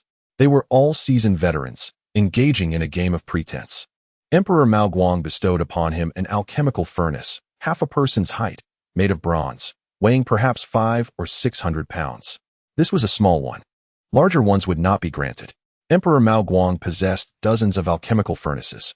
He and his cohorts genuinely concocted elixirs. But the effects of the elixirs were another matter entirely. Immortality was certainly unattainable, but the likelihood of becoming a ghost was high. A group of eunuchs carried the alchemical furnace to Water Cloudfly's courtyard. Water Cloudfly also requested a large quantity of other items, including medicinal herbs, wine, and miscellaneous items. Among them were several items commonly used by alchemists, such as sulfur, saltpeter, and mercury. What did Water Cloudfly need these for? He wanted to make some hand grenades. After purifying the saltpeter and adding lust or sawdust, he would have the explosive substance that Nobel had created, TNT. But explosives are not gunpowder. Gunpowder, made from sulfur, saltpeter, and charcoal, ignites upon contact with a flame. Explosives, on the other hand, generally do not ignite easily, which is where mercury comes in. After mixing mercury, it can be used to create a detonator, which can then be used to detonate the explosives inside the hand grenade. If gunpowder is used, a detonator is not necessary. But hand grenades made with gunpowder are too weak. As for why Water Cloudfly knew how to make them, it was due to Cat-Eyed Nyang. The transmigrated protagonist needed them. Cat-Eyed Nyang was responsible for the principles, and Water Cloudfly was responsible for creating the actual objects. He had actually made them before, using a very small amount of ingredients, and detonated one successfully. Water Cloudfly made hand grenades because he lacked a sense of security. He was a fake eunuch and had also stolen Consort Shu, who was the emperor's woman. If this were to be revealed, Emperor Mao Guang would tear him to pieces. In his previous life, Water Cloudfly walked a tightrope between mature women, often encountering dramatic situations or catching people in the act of adultery. He had become accustomed to preparing in advance. It was the same after transmigrating. Just like penicillin, he had it because he had prepared in advance, so he had it when he needed it. Hand grenades were the same. If he were exposed, he would have to flee. He was now at the second level of the innate realm, but the palace was full of experts. Ma Xiaoyang was at the middle stage of the third level of the innate realm. In addition, there were two old eunuchs who were at the fourth level of the innate realm. These were Emperor Mao Guang's two personal eunuchs, who remained by his side at all times, whether he was sleeping, sitting, or lying down. Then there were at least 20 or 30 people at the second level of the innate realm, and hundreds more at the first level of the innate realm. Don't underestimate those at the second or first level of the innate realm. In combat, internal energy is not the only determining factor. Techniques are also very important. Exquisite techniques can sometimes have a greater effect. Furthermore, on-the-spot adaptability, mental state, the determination to risk one's life, and the ability to seize fleeting opportunities and exert full force are all crucial. Will someone at the third level of the innate realm always defeat someone at the second level of the innate realm? Absolutely not. Many at the third level of the innate realm are not necessarily able to defeat those at the second level of the innate realm, or even those at the first level of the innate realm. Some old Taoist priests who only practice qi cultivation and self-refinement, even if they have reached the third level or higher, but have never practiced martial arts, when they encounter martial artists, even if they are not innate realm experts. But just a Hotian realm martial artist can still chop them down with a single blade. In short, internal energy is certainly stronger at higher levels, but it is not a guarantee of invincibility. Of course, Water Cloudfly was not that weak. The original owner's master had passed down the Tying scripture, which was an extremely profound mental cultivation method, including the Tying hand, Tying saber, and Tying step. The original owner had also diligently practiced them without interruption, so his martial skills were quite considerable. However, the original owner lacked practical experience. Although Water Cloudfly's internal energy had improved after transmigrating, he had not made up for this deficiency in practical experience. If he were to encounter those with rich practical experience, even if they were only at the first level of the innate realm, they would recognize that his internal energy was high and avoid direct confrontation, engaging him in a protracted battle. As long as they could entangle him, he would not necessarily be able to break free easily. And as long as they could entangle him for a while, experts from the palace would arrive in droves. This was what Water Cloudfly feared, which was why he wanted to make hand grenades. Bearing over a dozen grenades was his contingency plan, a last resort to unleash explosive havoc. These weren't ordinary grenades. Each was packed with a full kilogram of TNT, a testament to his enhanced strength as a congenital master. Where once hurling a grenade 70 meters marked a soldier as elite, Shui Yunfei could now launch his 1 kilogram payload beyond 200 meters. He was confident that no one, regardless of their level, could withstand the force of such an explosion. For now, he was content to gather the necessary materials, storing them away in preparation. He fired up the alchemy furnace while simultaneously brewing wine, a source of essential alcohol. Fortunately, his secluded courtyard, expansive and self-contained, could accommodate his growing stockpile. He feigned deference, dispatching a young eunuch to implore Emperor Mao Guang to divine the most auspicious hour for his endeavors. A typical emperor might have dismissed such a request, but the alchemy-obsessed Mao Guang indulged him, meticulously calculating and delivering the appointed time via the eager messenger. Shui Yunfei didn't delay. Excessive theatrics could prove fatal. The following day, he announced the creation of the Fuhu pill, presenting it to Emperor Mao Guang on a platter. The emperor received him with alacrity, a stark contrast to his usual treatment of civil and military officials. Surrounded by his coterie of Taoists, led by the esteemed Zhu Junren, the emperor listened as Shui Yunfei humbly presented his offering. Your Majesty, I have concocted the Fuhu pill. I beseech your Majesty's guidance. The so-called Fuhu pill was essentially penicillin mixed with honey and lotus root flower, shaped into a crude approximation of the traditional Luwei Dihuangwan pills. However, his attempts at forming them were unsuccessful, resulting in a collection of misshapen, unpolished lozenges, a far cry from the desired aesthetic. Emperor Mao Guang recoiled at the sight, exclaiming, "What is this unsightly abomination?" Shui Yunfei, feigning shame, stammered, "My skills are inadequate, and this being my first attempt, I have disgraced my master. I implore your Majesty's forgiveness." His performance elicited laughter from the emperor and his entourage of Taoists, a sound of acceptance that signaled Shui Yunfei's entry into their ranks. Though his skills were lacking, he was now considered a kindred spirit. "Very well," Emperor Mao Guang said, "your craft is lacking. Practice more, and you will improve in time."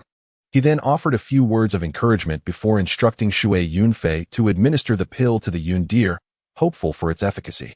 Observing from the sidelines, Ma Xiaoyang nodded in approval, noting, "This lad is shrewd and has caught the emperor's eye. At the very least, his life is secure."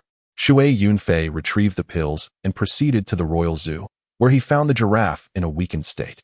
With the assistance of several martial eunuchs, he restrained the animal and performed a crude surgery, draining the wound, excising the necrotic tissue, and cleansing the area with alcohol. This was a procedure he knew well. The giraffe cried out in pain as the alcohol was applied, struggling against its bonds. But the eunuchs were skilled, and the giraffe lacked the strength to resist. After cleansing the wound, he sprinkled it with penicillin powder and force-fed the giraffe dozens of the so-called Fuhu pills. Given the giraffe's size and the limited potency of his homemade penicillin, a large dose was necessary. Having done all he could, Shui Yunfei left the rest to fate. Fortune, however, favored the diligent, and his efforts began to bear fruit. By afternoon, the giraffe had miraculously risen to its feet and begun to feed. Li Gonggong immediately reported the news to Ma Xiaoyang, who arrived to witness the sight and exclaimed, "The little fellow's pills are truly effective." He waited overnight, returning the following morning to find the giraffe visibly improved. It was then that Ma Xiaoyang informed Emperor Mao Guang, "The Yun deer is healed." The emperor was astonished and ordered, "Go and see." Accompanied by Zhu Junren and his Taoist retinue, he ventured to the royal zoo, where they found the giraffe in good health. Unfazed by the crowd, it stood there, docile and seemingly nodding its head. Emperor Mao Guang was both amazed and delighted, remarking, "The lad's skills are lacking, and his pills are inferior to withered beans, yet their efficacy is remarkable." One of the Taoists chimed in, "His alchemy may be lacking, but his master's Fuhu pill formula is quite effective." Indeed, Emperor Mao Guang agreed. His master, Lu Laogong, was a man of talent. It is a pity he is deceased, or I would have liked to meet him. He had been unaware of Lu Laogong until Shui Yunfei's performance the previous day prompted him to inquire with Ma Xiaoyang. Summoning Shui Yunfei, the emperor declared, "The Yun deer is healed. Your Fuhu pill is quite impressive." Shui Yunfei feigned surprise and gratitude, exclaiming, "Heaven be praised. It is a fortunate outcome, thanks to my master's excellent formula and your majesty's auspicious timing. As for my own skills, they are truly lacking." His feigned humility amused Emperor Mao Guang, who chuckled and pointed at him. "You are aware of your shortcomings. Your master's excellent formula was rendered unsightly by your hand." He then adopted a stern expression and admonished, "Practice more in the future, and do not disgrace your master." This was not the command of an emperor to a eunuch, but rather the instruction of a senior member of a sect to a junior disciple. Shui Yunfei immediately bowed and responded, "Yes." Emperor Mao Guang was pleased and said, "While your alchemy is lacking, your contribution is still significant. You are still wearing a blue belt. Ma Zongguan, award him a black belt." Below purple, yellow, and red were black, white, blue, and blue. Shui Yunfei went directly from a blue belt to a black belt, which was a promotion of 3 levels in a row. This speed of promotion cannot be found in the palace. Ma Xiaoyang praised afterwards and said, "You kid, you are hiding a lot of good things." "I dare not." Shui Yunfei said, looking obedient. "I am the governor. You grew up watching me. What can I hide from your eyes?" These words touched Ma Xiaoyang's heart. Shui Yunfei really grew up watching them. He entered the palace when he was a little over 5 years old and less than 6 years old, a little brat, calling uncles and uncles indiscriminately when he saw people, and he grew up little by little.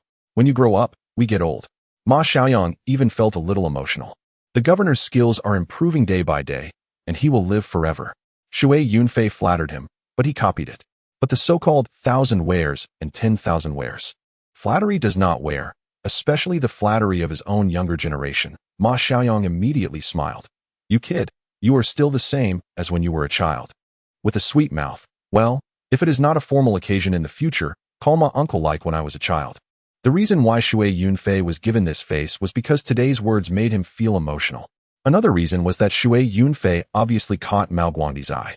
Mao Guangdi likes alchemy, and Shui Yunfei knows how to make alchemy. Although his alchemy skills are terrible, the master's alchemy formula is real. Mao Guangdi will definitely regard him as a fellow Taoist. Mao Guangdi and Zhu Junren call each other Taoist friends. Although it is impossible to give Shui Yunfei such a big face, since they are Taoist friends, they will look at him differently more or less. And naturally they will have face. This is why Ma Xiaoyang gave him face. This world is very realistic. Shui Yunfei's world is the same. Shui Yunfei took the black belt and found it funny, and posed 2 poses. Hey hey ha ha, use nunchucks quickly. I had fun for a while. Came back, mixed the 3 brewed wine with the original wine, and then sent it to people all over the palace. He now delivers it during the day, and no one dares to squeak. In a word, this is the leftover material from my alchemy. What's wrong? You claim that it was not the residue from alchemy, but rather wine. Very well, let us see you brew it. Can you produce even 30 degrees of alcohol, let alone 70? You cannot. Hence my assertion stands. It is indeed alchemical residue. Furthermore, I must inform you that this residue contains toxic elements, suitable only for those unafraid of death. Would you dare to consume it? If you are bold enough, come forth, let us brew again and again. The poison will not kill you, nor will the intoxication. I would even share my surname with you, brother. In truth, all this is mere banter. Within the palace, no one dares to speak out against him. With the connections of Shui Yunfei, there is no one who would dare report him, nor would there be any place to do so. The original body's connections are substantial, largely thanks to his master, the venerable Lu. Lu, a chief eunuch of the castration chamber, holds a unique position. Apart from the eunuchs, he has no conflicting interests with others. In this world, wherever there are no vested interests, good people abound. Lu does not compete for profit with anyone, and thus, everyone finds him agreeable. Moreover, Lu possesses the roots that have been severed from them. In this era, it is believed that one's body and hair are gifts from one's parents and must not be harmed. Although one is made a eunuch before death, any capable individual will seek to redeem their roots, placing them with the mortician at the lower body to achieve completeness and peace. Eunuchs have such customs, and the roots severed by Lu are preserved for them, to be redeemed when they grow old and near death. This essentially means their roots are held in Lu's hands.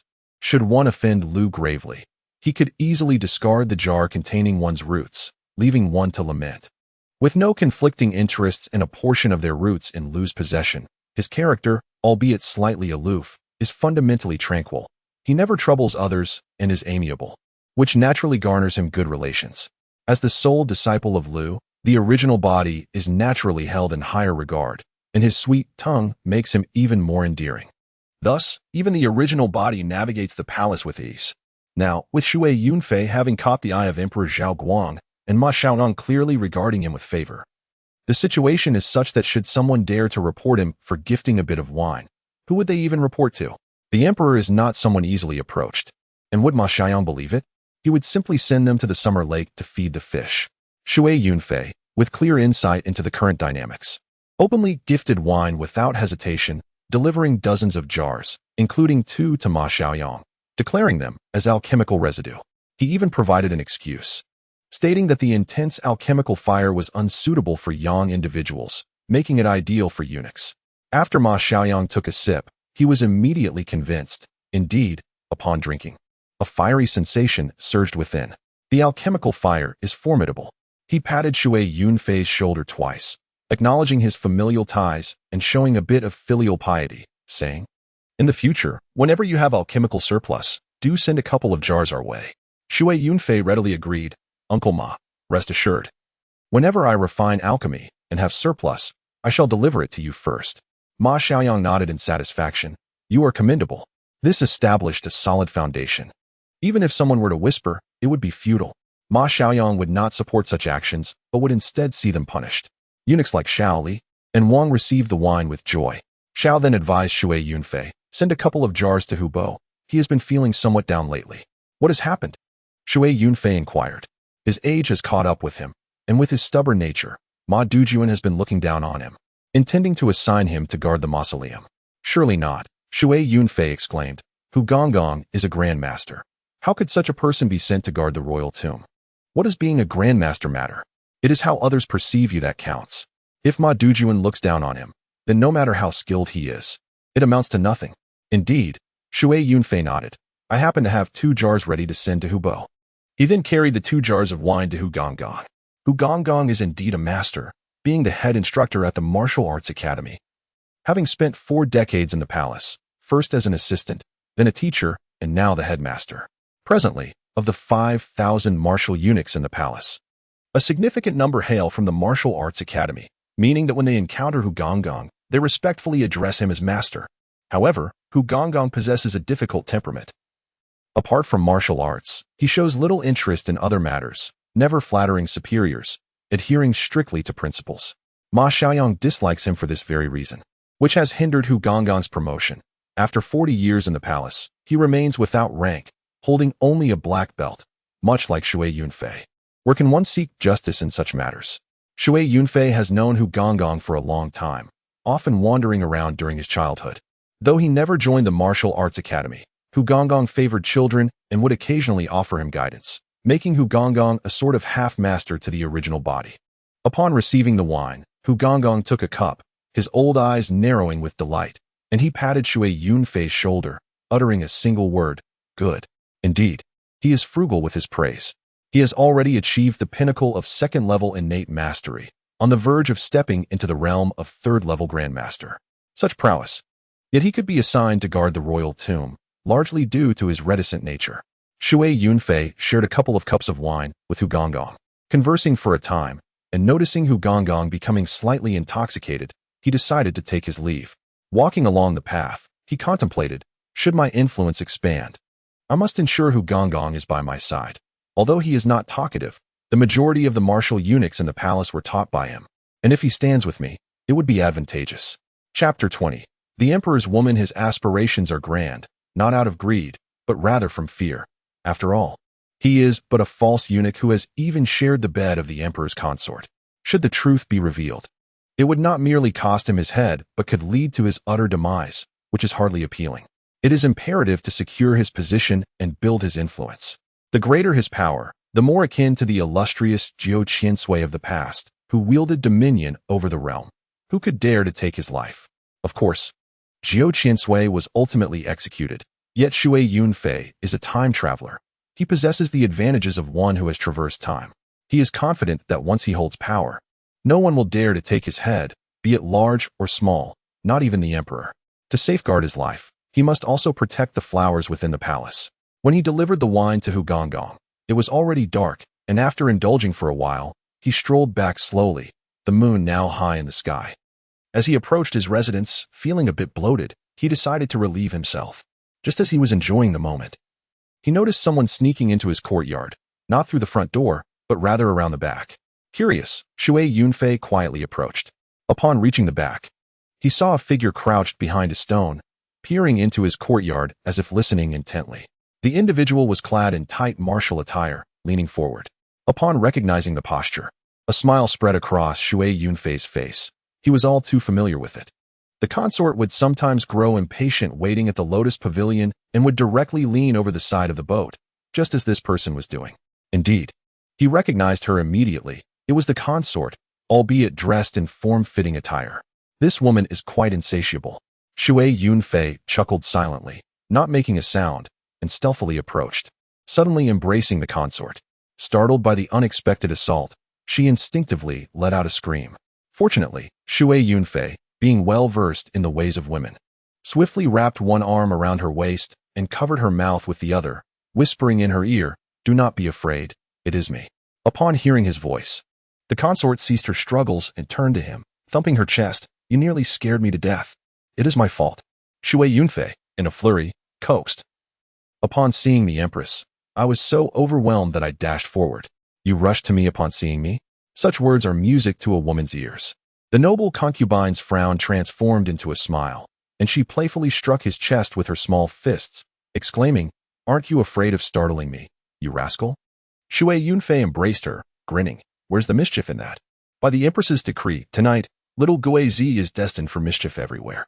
The noble concubine, both shy and delighted, protested, "No, I wish to return. You scoundrel, let go." It was only at dawn that the noble concubine returned. After seeing her safely enter her chamber, Shui Yunfei made his way back. "This woman is somewhat mad. Only I could handle her. If it were anyone else, they would truly find her exhausting. This is no boast. In this life, I am indeed a practitioner of the second level of innate mastery. Skill in martial arts, if solely relied upon for combat, does not guarantee victory. Fighting requires techniques, experience, intellect, insight, luck, and even the sharpness of weapons. All elements must harmonize. One misstep, and a third-level grandmaster could fall to a first-level novice, for instance. If the latter wields a dragon-slaying sword or a heavenly sword capable of cleaving both man and blade in two, no amount of skill can save you. However, in certain matters, skill is indeed skill. Profound inner strength and high mastery translate to formidable combat prowess, without exception. Just like Shui Yunfei who, after a night of revelry, felt not the slightest fatigue, but rather invigorated, yearning to howl to the heavens. "Last night, I slept with the emperor's woman." Upon returning to his courtyard, he found little inclination to sleep again, opting instead to meditate for a while. At daybreak, he prepared himself a meal and ready to continue his duties. Just then, a young eunuch summoned him, stating that the emperor wished him to serve in the Hall of Longevity, presenting an opportunity to assist the various Taoist priests and, in passing, observe the art of alchemy and cultivation. This indeed showed that Emperor Zhaoguang regarded Shui Yunfei with favor, akin to a professor at Qingbei allowing a security guard to audit a class. However, Shui Yunfei was not particularly pleased. Being surrounded by Yufei and Bingfei was far more delightful, especially with the noble concubine available for his indulgence. What was there to see in the Hall of Longevity? Merely a gathering of pretentious individuals. Yet, he naturally acquiesced without hesitation. Upon arriving at the Hall of Longevity, Emperor Zhaoguang had yet to arrive. Gradually, several Taoist priests appeared, followed by the arrival of Master Zhu, and finally, Emperor Zhaoguang himself. noticing Shui Yunfei serving tea. The emperor nodded approvingly. Ah, a perceptive one. I grant you the chance to observe. How much you learn depends on your own fortune. Shui Yunfei expressed profound gratitude. Thank you, master. Your kindness is something I shall never forget. He had even addressed him as master, causing Ma Xiaoang, who had accompanied him, to widen his eyes in astonishment. To their surprise, Emperor Xiaoguang not only did not react with anger, but instead laughed heartily, saying to Master Zhu, "This one is like a monkey. Give him a stick, and he'll soar to the heavens." Master Zhu stroked his beard in agreement. A desire for the Tao is commendable. The emperor nodded, tapping Shui Yunfei on the head with his jade scepter. I cannot accept you as my disciple just yet. We shall record your name and observe your performance. Thank you, Master, Shui Yunfei said, kneeling and bowing deeply, eliciting laughter from Emperor Xiaoguang. Ma Xiaoyang was left stupefied. The emperor actually agreed. This lad is a clever one. After spending a day mingling with Emperor Xiaoguang and the Taoist priests, Shui Yunfei returned home, a bit dizzy from the experience, yet maintaining a facade of admiration. Emperor Xiaoguang occasionally glanced his way, clearly pleased. After a day of mingling, he still had time to refine some nitrate. There was no rush, as the grenades were a precautionary measure, and the current situation seemed stable. That evening, the noble concubine unexpectedly visited again.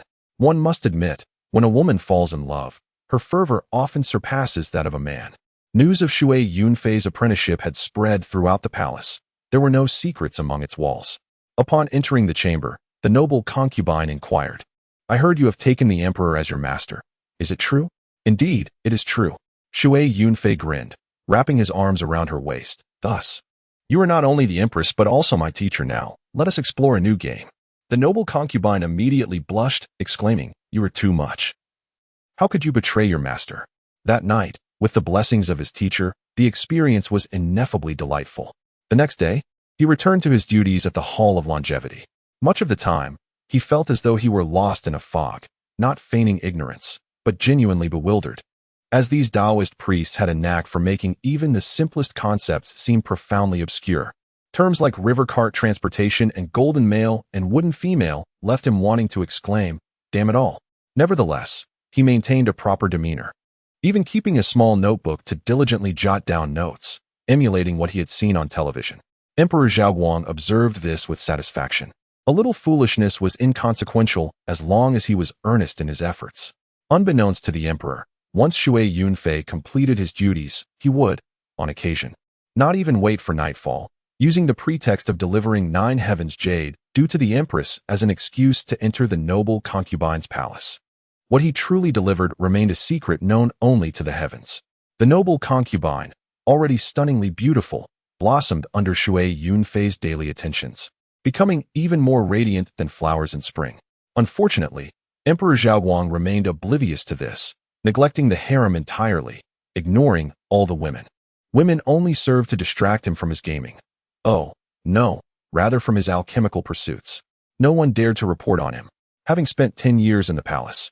The noble concubine was surrounded by her loyal confidants. Any whispers she heard, she dismissed as mere rumors. Such occurrences were common in the palace, where eunuchs and maids often engaged in pair dining, akin to married couples living together. Not only maids, but also some neglected concubines participated in this, typically with influential eunuchs as their partners. Although Shui Yunfei held a lowly position, overseeing but a single eunuch chamber, he was a recognized disciple of Emperor Xiaoguang, granting him an elevated status. Among the tens of thousands in the palace, he stood alone. Should the noble concubine's heart waver, and she chose to share meals with Shui Yunfei, it would not be entirely out of the question. Thus, the atmosphere remained calm, with no disturbances.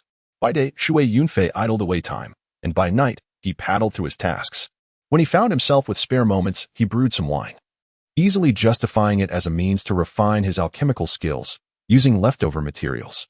With this banner raised, when he requested wine, no one dared to object. Even if reported to Emperor Xiaoguang, the emperor would side with Shui Yunfei, praising him, very diligent, well done. Though you may be a bit slow, I support your endeavors. What do you have to say? In the meantime, he successfully crafted grenades. With idle time on his hands, he began contemplating schemes regarding Yu Fei and Bing Fei, only to be struck by a thunderbolt of news. Bing Fei had suddenly been demoted to a commoner and cast into the cold palace. The reason was that her uncle had become embroiled in a conspiracy to rebel. It was somewhat unjust.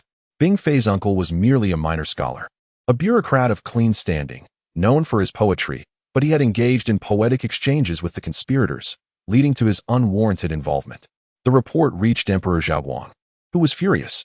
Although he disregarded court politics, he would not tolerate threats to his throne, even if it meant punishing Bing Fei, despite her uncle's involvement in the plot. The nature of rebellion often leads to indiscriminate punishment. While Bing Fei was not executed, she was stripped of her title and relegated to the cold palace, while her family faced exile. Chapter 21. My lady is a phoenix from the heavens. Upon receiving this news, Shui Yunfei was taken aback. After finishing his shift that day, he carried 2 jars of wine to the cold palace. The overseer of the cold palace, Mr. Yu, was in his 50s and had entered the palace with the likes of Lord Liu, maintaining a good relationship with Shui Yunfei's original self. Upon seeing Mr. Yu, Shui Yunfei greeted him with a beaming smile. Uncle Yu, you look revitalized. Are you preparing to regain your youth? Mr. Yu laughed heartily, pointing at him. You little rascal. Such sweet words. His gaze then fell upon the jars of wine. More elixirs, I see. Shui Yunfei nodded. I recently gleaned some insights from the emperor's teachings. So I tried my hand at alchemy, but alas, the elixirs did not succeed. However, I did manage to produce some leftover essence, so I brought you 2 jars. All right. The esteemed eunuch Yu was overjoyed, poured half a bowl, and with one gulp, his face instantly contorted into the likeness of an august bitter gourd. After a considerable pause, he gradually relaxed, exhaling a long breath. Exquisite. This is truly fine wine. Nay, Water Cloudfly hastily interjected. This is not wine, but elixir residue. Elixir residue. Indeed. Elixir residue. Eunuch Yu affirmed with a nod. Then pointing at Water Cloudfly, he erupted in hearty laughter. You lad, you're quite something. As long as it suffices. Water Cloudfly responded. After indulging Eunuch Yu with wine for a good while, Water Cloudfly steered the conversation towards Ice Consort. Uncle Yu, where might Ice Consort be residing at present? Spare me the Ice Consort appellation. Eunuch Yu retorted with a dismissive curl of his lips, implicated in treason. She has no prospect of resurgence. She is now merely a palace maid, feigning death. In due course, this humble servant shall gradually wear her down. At this juncture, enlightenment dawned upon him. You lad, you're harboring designs on Ice Consort. That is permissible. You aspire to a consortship, eh? I must say, Ice Consort possesses a voluptuous figure. To have her beneath one, even if one cannot engage in true intimacy, would be pleasurable nonetheless. Especially considering her former status as a noble consort. Heh. Water Cloudfly echoed with a couple of obsequious chuckles. Eunuch Yu took a sip of wine. 2 or 3 have already made inquiries, but you lad are different. We have observed your growth, and you are dutiful. If you desire her, this humble servant shall facilitate it for you. Then I extend my profuse gratitude. Uncle Yu, Water Cloudfly responded with repeated expressions of gratitude. In a few days, I intend to concoct an elixir. Upon obtaining the residue, I shall promptly deliver it to Uncle Yu. That is desirable. I am particularly fond of this. Eunuch Yu exclaimed with delight. Observing his semi-inebriated state, Water Cloudfly proposed. Uncle Yu, perhaps you would prefer to continue imbibing while I visit Ice Consort. Go ahead. Proceed to courtyard number 17. Eunuch Yu instructed. Feel free to frolic as you please. This is the cold palace, devoid of supervision. Should she prove recalcitrant, simply utter a word, and witness how this humble servant shall torment her. Very well, you continue imbibing. I shall go and take a look, Water Cloudfly responded. Emerging, Water Cloudfly, being well acquainted with the environs, required no escort and proceeded to search on his own. The cold palace, designated for the confinement of discarded consorts, was desolate but possessed a certain scale. Upon reaching courtyard number 17, the sounds of quarreling reached his ears from afar. Water Cloudfly approached and discovered Autumn Fragrance embroiled in a dispute with several palace maids. Autumn Fragrance, with arms akimbo and a countenance of fury, exclaimed, Base creatures, shameless ones, do you presume our mistress to be akin to yourselves? I tell you, our mistress is a celestial phoenix, and would never engage in such sordid affairs. Bah. The palace maids retorted, Oh, a celestial phoenix, is it? Have you not heard that a fallen phoenix is inferior to a chicken? Pluck its feathers. And it is not but a chicken's rear end. Having entered the cold palace, you still aspire to maintain airs. Humph. The time shall come when you implore us. Water Cloudfly listened for a while, his interest waning. It was evident that these palace maids, witnessing Ice Consort's misfortune, had come to add insult to injury. Bullying the once high-ranking noble consort, even if it yielded no tangible benefit, to derive a sense of psychological gratification. Such was the dark facet of human nature, unavoidable. Water Cloudfly approached, his face darkening. He remained silent, merely observing with a stern countenance. However, being widely recognized, although he did not know all the palace maids, they recognized him. Moreover, his recent ascendance, having miraculously become an honorary disciple of Emperor Mao Guang, had become a topic of gossip among the palace maids. Thus, upon his appearance, the palace maids recognized him and hastened to greet him. "Oh, it is little Gui who has arrived." "What little Gui?" "This is Eunuch Gui. Eunuch Gui is formidable now, having become an honorary disciple of His Majesty." Water Cloudfly, typically affable, always wore a smile, but at this moment, his face was dark and he remained silent. The palace maids, sensing the unfavorable shift in the atmosphere, offered a few conciliatory smiles and withdrew. Water Cloudfly then unveiled his smile once more, addressing Autumn Fragrance, "Sister Autumn Fragrance." Unexpectedly, Autumn Fragrance spat at him, "Little Gui, I did not expect you to be such a person. Our mistress was blind to have misjudged you. Begone." Water Cloudfly immediately wore an expression of injustice. "Sister Autumn Fragrance, you wrong me. I am entrusted by Jade Consort and Virtuous Consort to inquire after Ice Consort's well-being. Is that the truth?" Autumn Fragrance inquired with skepticism. "Absolutely true." Water Cloudfly swore to the heavens, "I would dare deceive others, but never Sister Autumn Fragrance." Autumn pondered for a moment, then said, "Little Gui, I shall make it clear to you. If you are like those swinish women, seeking to take advantage of our mistress's misfortune and propose a consortship, then abandon that notion forthwith. Our mistress has declared that even in death, she would never consort with a eunuch."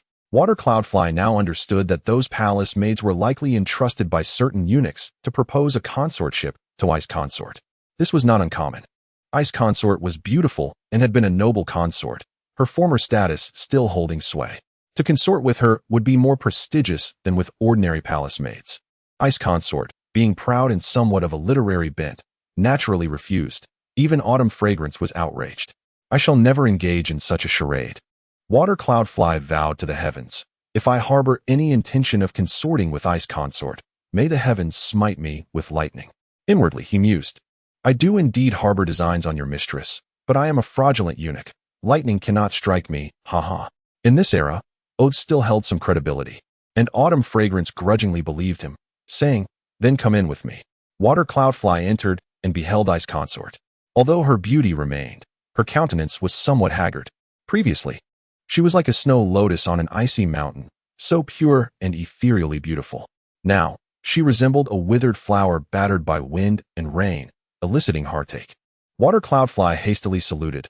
"Ice Consort, Jade Consort, and Virtuous Consort are deeply concerned about you and have sent me to visit you." "Thank you." Sister Virtuous Consort and Sister Jade, Ice Consort expressed her gratitude, "And thank you, Eunuch Gui. I am no longer a consort, but merely a palace maid awaiting the end of my days." "Eunuch Gui, please do not be too polite." "Ice Consort, what are you saying?" "In my eyes, you shall always be the pure, virtuous, noble, and humble Ice Consort," Water Cloudfly said with sincerity. Ice Consort's face revealed a trace of gratitude, but her expression remained somber. Water Cloudfly was at a loss for how to console her, saying, "Ice Consort, rest assured, I am acquainted with the presiding eunuch and have already spoken with him. He will take care of Ice Consort and will not make things difficult for you." "That is wonderful," Autumn Fragrance exclaimed with clasped hands. "Those vile women have truly infuriated me, saying that if we do not comply, they will make things unpleasant for us. They dare." Water Cloudfly said with a mixture of genuine and feigned anger, "I shall speak to Eunuch again later and have him reprimand those women, ensuring that Ice Consort does not suffer any grievances." After conversing for a while, Water Cloudfly rose to take his leave. Autumn Fragrance watched his departing figure, saying, "Little Gui is a good person." Ice Consort nodded. "Judging by his poetry, he is a man of noble aspirations." Autumn Fragrance said, "I fear he may change over time." Ice Consort remained silent. Water Cloudfly went to Eunuch, who was still drinking. Upon seeing him, he asked, "How did it go?" Water Cloudfly nodded. She agreed. Eunuch laughed heartily. "She is sensible. No matter how noble a consort may be, once cast into the cold palace, she is no different from an ordinary palace maid. To live a better life, one must be perceptive. Water Cloudfly then said, Eunuch, now that Ice Consort has already. Rest assured, Eunuch interrupted, nodding. Since she is your person, this humble servant shall naturally take care of her, ensuring that no one bullies her. Thank you, Eunuch. I knew you were the best to me. Water Cloudfly offered a few inexpensive compliments, which Eunuch accepted with a smile as he took a sip of wine. Water Cloudfly continued to converse for a while before returning. He did not return to the eunuch quarters, but went to Virtuous Consort's palace. He had frequented the place so often that he was familiar with the route and entered on his own, reclining languidly on her embroidered chaise. Consort Shu observed his entrance and noted his somewhat discomposed mien. What troubles you so? Has someone offended you? She inquired. No one has offended me, responded Shui Yunfei. Shaking his head, with a nonchalant air, he settled onto the chaise, gently lifting Consort Shu's exquisite legs and resting them upon his own, commencing a slow, tender caress. I come from the cold palace. You visited Consort Bing? She queried, her tone laced with surprise. Indeed, Shui Yunfei affirmed with a nod. And how does she fare? Consort Shu pressed, her concern evident. How could she fare? Shui Yunfei lamented, shaking his head. Her countenance is wan, like a flower battered by the storm. Consort Shu sighed deeply. Who could have foreseen such a misfortune befalling her? Shui Yunfei echoed her lament, his helplessness palpable.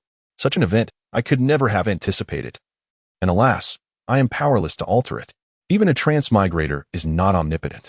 Tomorrow, the Jade Consort and I shall pay her a visit, Consort Shu declared, her thoughts drifting elsewhere. Speaking of which, the Imperial Palace is rife with depravity. There are eunuchs and maids who engage in illicit affairs, and some eunuchs, in particular, prey upon the discarded consorts, seeking to cohabit with them, to subjugate the once noble ladies beneath them, gratifying their base and ignoble desires. Now that Consort Bing has fallen from grace, I fear some eunuchs may attempt to exploit her. Such attempts have already been made, Shui Yunfei disclosed, recounting the incident he had previously encountered. Shameless, utterly audacious, Consort Shu exclaimed, her indignation flaring. I shall not permit it. I shall go at once, accompanied by the Jade Consort, and we shall see who dares to prey upon Consort Bing. As she moved to disengage her legs, Shui Yunfei gently restrained her. She playfully chided, release me. You may indulge later, but do not act as if you are deprived. That is not my intention, Shui Yunfei countered with a smile.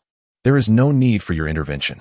I am acquainted with Eunuch Yu, who oversees the Cold Palace, and I have entrusted him with the care of Consort Bing. Oh, so you have already arranged matters, Consort Shu remarked, relenting.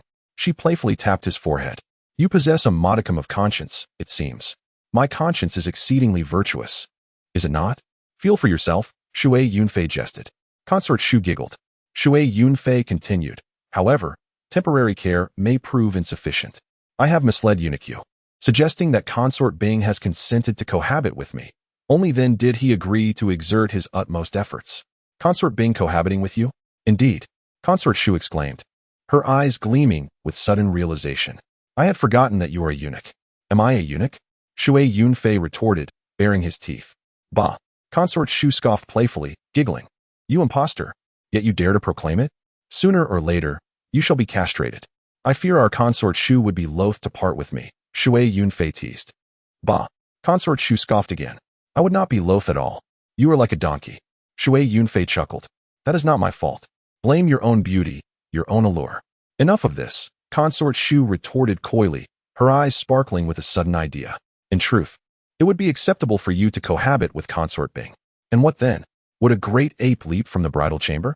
Giggle, Consort Shu exclaimed, amused by his jest. Consort Bing's temperament would likely cause her to faint in terror. However, in all seriousness, it is a viable option. Would you not be jealous? Shui Yunfei inquired with a smile. I would be overjoyed, Consort Shu declared, her tone tinged with melancholy. If I do not find a sister soon, I shall perish at your hands. Her countenance, a blend of resentment, bashfulness, and anticipation, ignited a fervent desire within Shui Yunfei, and he pounced upon her without hesitation. The following day, after concluding his duties, Shui Yunfei once again visited the Cold Palace, ensuring that he did not arrive empty-handed. He carried with him a jar of wine.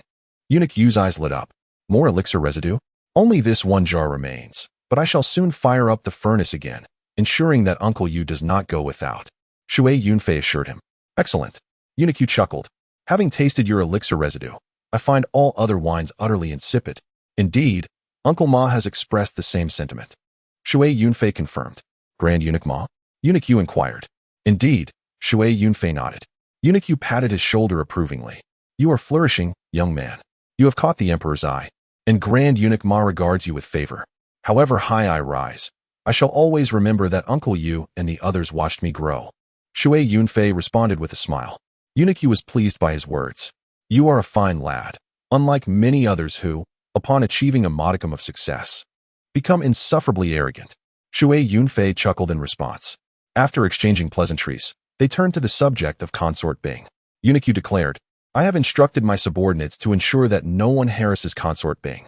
Her rations and supplies shall be provided in full, all due to your esteemed influence. I knew that Uncle Yu would treat me with the utmost kindness, Shui Yunfei responded, showering him with gratuitous praise, which elicited a hearty laugh from Eunuch Yu. He then departed to visit Consort Bing. In truth, he had couched his flattery with a veiled threat, subtly invoking the name of Ma Xiaoyang. If Eunuch Yu heeded his request and cared for Consort Bing, he would be grateful. However, if Eunuch Yu proved duplicitous, he would make it clear that he held sway with Ma Xiaoyang. While he could not accomplish much, replacing the steward of the cold palace would not be an insurmountable task. Eunuch Yu had discerned his meaning, acknowledging him as a rising star, signaling his intention to avoid conflict. Such is the way of the world. Courtesy must be displayed outwardly, but one must also prepare for treachery. Even without a blade, one must grasp a club. Upon arriving at the 17th courtyard, Qiu Xiang greeted him with a radiant smile. Eunuch Gui, your arrival is most welcome. Thanks to your intervention, the supplies we have received have been sufficient. The other women, upon learning of our acquaintance with Eunuch Gui, expressed regret for their past actions. Who is this Eunuch Gui? Shui Yunfei jested. I know only of a little Gui. Qiu Xiang giggled. How fares the lady? Shui Yunfei inquired. She is within, Qiu Xiang replied. Shui Yunfei entered to find Consort Bing seated by the window, lost in thought. Lady Bing, Shui Yunfei greeted her. You have arrived, Consort Bing responded, turning to face him. Thank you. There is no need for such formality, Shui Yunfei replied with a smile, producing a vial of 9 heavens jade dew. This is the last vial. Please use it sparingly. I shall replenish it when I fire up the furnace again. I have been reduced to a commoner. I have no need of such things. Consort Bing protested, shaking her head. Bestow it upon another consort. Nonsense, Qiu Xiang interjected, accepting the vial. Shui Yunfei concurred. If Lady Bing has no need of it, no one else does. By the way, have the Jade Consort and Consort Shu visited? Indeed, Qiu Xiang replied. The two ladies arrived early this morning and engaged in a lengthy conversation. They also brought many gifts. She paused, adding with a touch of resentment. The other women gazed upon them with envy.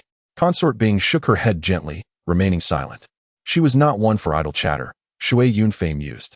He wondered if her loquacity would increase once he had won her over. He had observed that some proud women, initially reserved, would become incessantly talkative once they had been conquered, their incessant chatter driving one to distraction. Although taciturn, Consort Bing possessed a captivating beauty, particularly her voluptuous figure, as radiant and pure as jade. Even without exchanging a single word, Shui Yunfei could spend an entire day simply gazing upon her. However, he did not linger, as such a prolonged visit would be imprudent. He could not afford to exploit the situation and engage in inappropriate behavior with Consort Bing, lest Qiu Xiang become indignant. To truly win her over, to protect her and enhance his cultivation, he must bide his time and seek a more opportune moment. To act now would be to take advantage of her misfortune. Upon his return, he instinctively sought out Consort Shu's palace, the most convenient destination for a eunuch. No one would suspect him. Consort Shu, as befitting her reputation as a boneless beauty, was either reclining or lying prone. However, upon seeing Shui Yunfei, she sprang to her feet, her countenance displaying a mixture of anger and indignation. The Jade Consort and I have paid a visit to Consort Bing and inquired about the situation. It is as you said, many eunuchs harbor designs upon her. The Jade Consort and I were incensed. Shui Yunfei shook his head. There is nothing that can be done. The noble consort huffed in anger. They think Ice Consort is a celestial swan who has fallen to earth, and like a toad dreaming of eating swan meat. How absurd.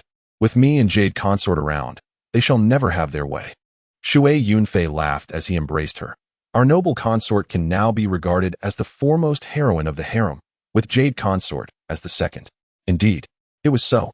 The noble consort felt a sense of pride, but then recalled a matter and said, Shao Gizi, do you have a way to rescue Ice Consort? Let alone restoring her title. Even if we could just bring her back as a beauty or a talented person, it would be better than languishing in the cold palace. I will give it a try, Shui Yunfei replied, furrowing his brows slightly.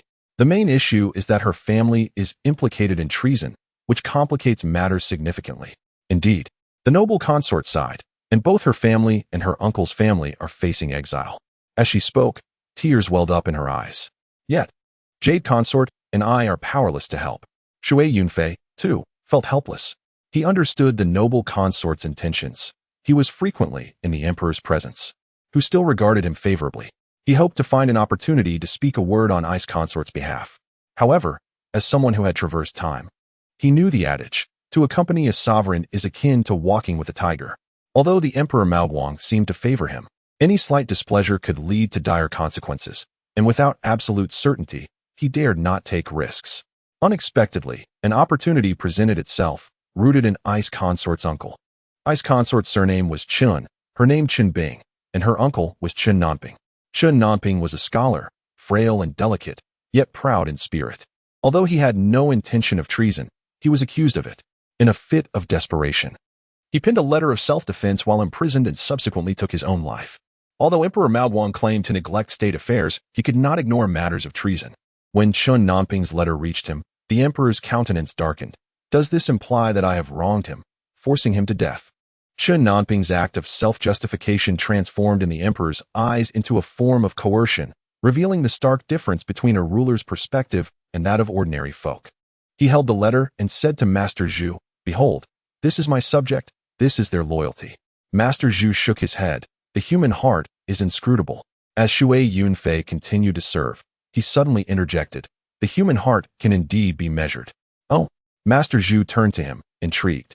How so? Emperor Maoguang cast a sidelong glance at him. Shui Yunfei replied, My master once spoke of a method by which the human heart can be gauged through alchemical practices. Upon hearing the mention of alchemy, Emperor Maoguang's interest piqued. What method do you speak of? Feigning deep thought, Shui Yunfei scratched his head. My master said that for an ordinary person, their flesh and blood would burn away, but if a person possesses a certain spirit, then after death, this spirit could be refined into elixirs. If true loyalty resides within them, a crystal heart will emerge. A crystal heart? Emperor Maoguang was greatly intrigued. Indeed, Shui Yunfei nodded. If Chen Nanping was truly loyal to your majesty and harbored grievances, even in death, those grievances would not dissipate. By employing alchemical techniques, his heart could transform into a crystal heart. As the saying goes, a heart like crystal, clear as day. A heart like crystal, clear as day? Master Zhu looked puzzled. Is such a technique real? My master asserts its existence, and thus it must be true, Shui Yunfei replied, defending his mentor with fervor. Emperor Maoguang observed this, feeling pleased. For Shui Yunfei referred to him as his master as well. Whether it is true or not will soon be revealed. He pointed at Shui Yunfei. Since you have spoken up, this task falls to you. Go and refine Chen Nanping's corpse to see if he possesses a crystal heart. Yes, Shui Yunfei bowed in compliance. However, I must prepare some materials. Take what you need. Emperor Maoguang waved his hand dismissively. His primary interests lay in longevity, immortality, and alchemy. A few materials were of no concern to him. The emperor had an abundance of alchemical materials, and after searching the storeroom, Shui Yunfei found what he required. What exactly is a crystal heart? It was unrelated to the cat-eyed lady. Rather, it was something a former classmate of Shui Yunfei, who worked at a crematorium, had shared with him. Most people avoided such a profession, reluctant to associate with someone in that line of work, but Shui Yunfei was different. He frequently dealt with deceased animals, unable to dispose of them carelessly or bury them improperly, so he often sent them for cremation. Through these interactions, they discussed a new service at the crematorium, relics. The relics of the Buddha were shrouded in mystery, yet to those versed in chemistry, they were nothing extraordinary. It was simply calcification akin to burning glass. It was straightforward. Near the body, one could add quartz, soda ash, and quicklime, and once the body was cremated, one would end up with a pile of glass beads. Not just ordinary glass beads, but they could be colored, red for red, green for green, a veritable array of colors. All easily achievable for a chemist. Somehow, the idea emerged to use this method to create relics, gradually spreading in the cremation community. When families brought bodies for cremation, they would be approached with the notion that the deceased had led a magnificent life and deserved an equally glorious end. Such individuals might even produce relics akin to the Buddhas, a wondrous prospect that would elevate the family's status.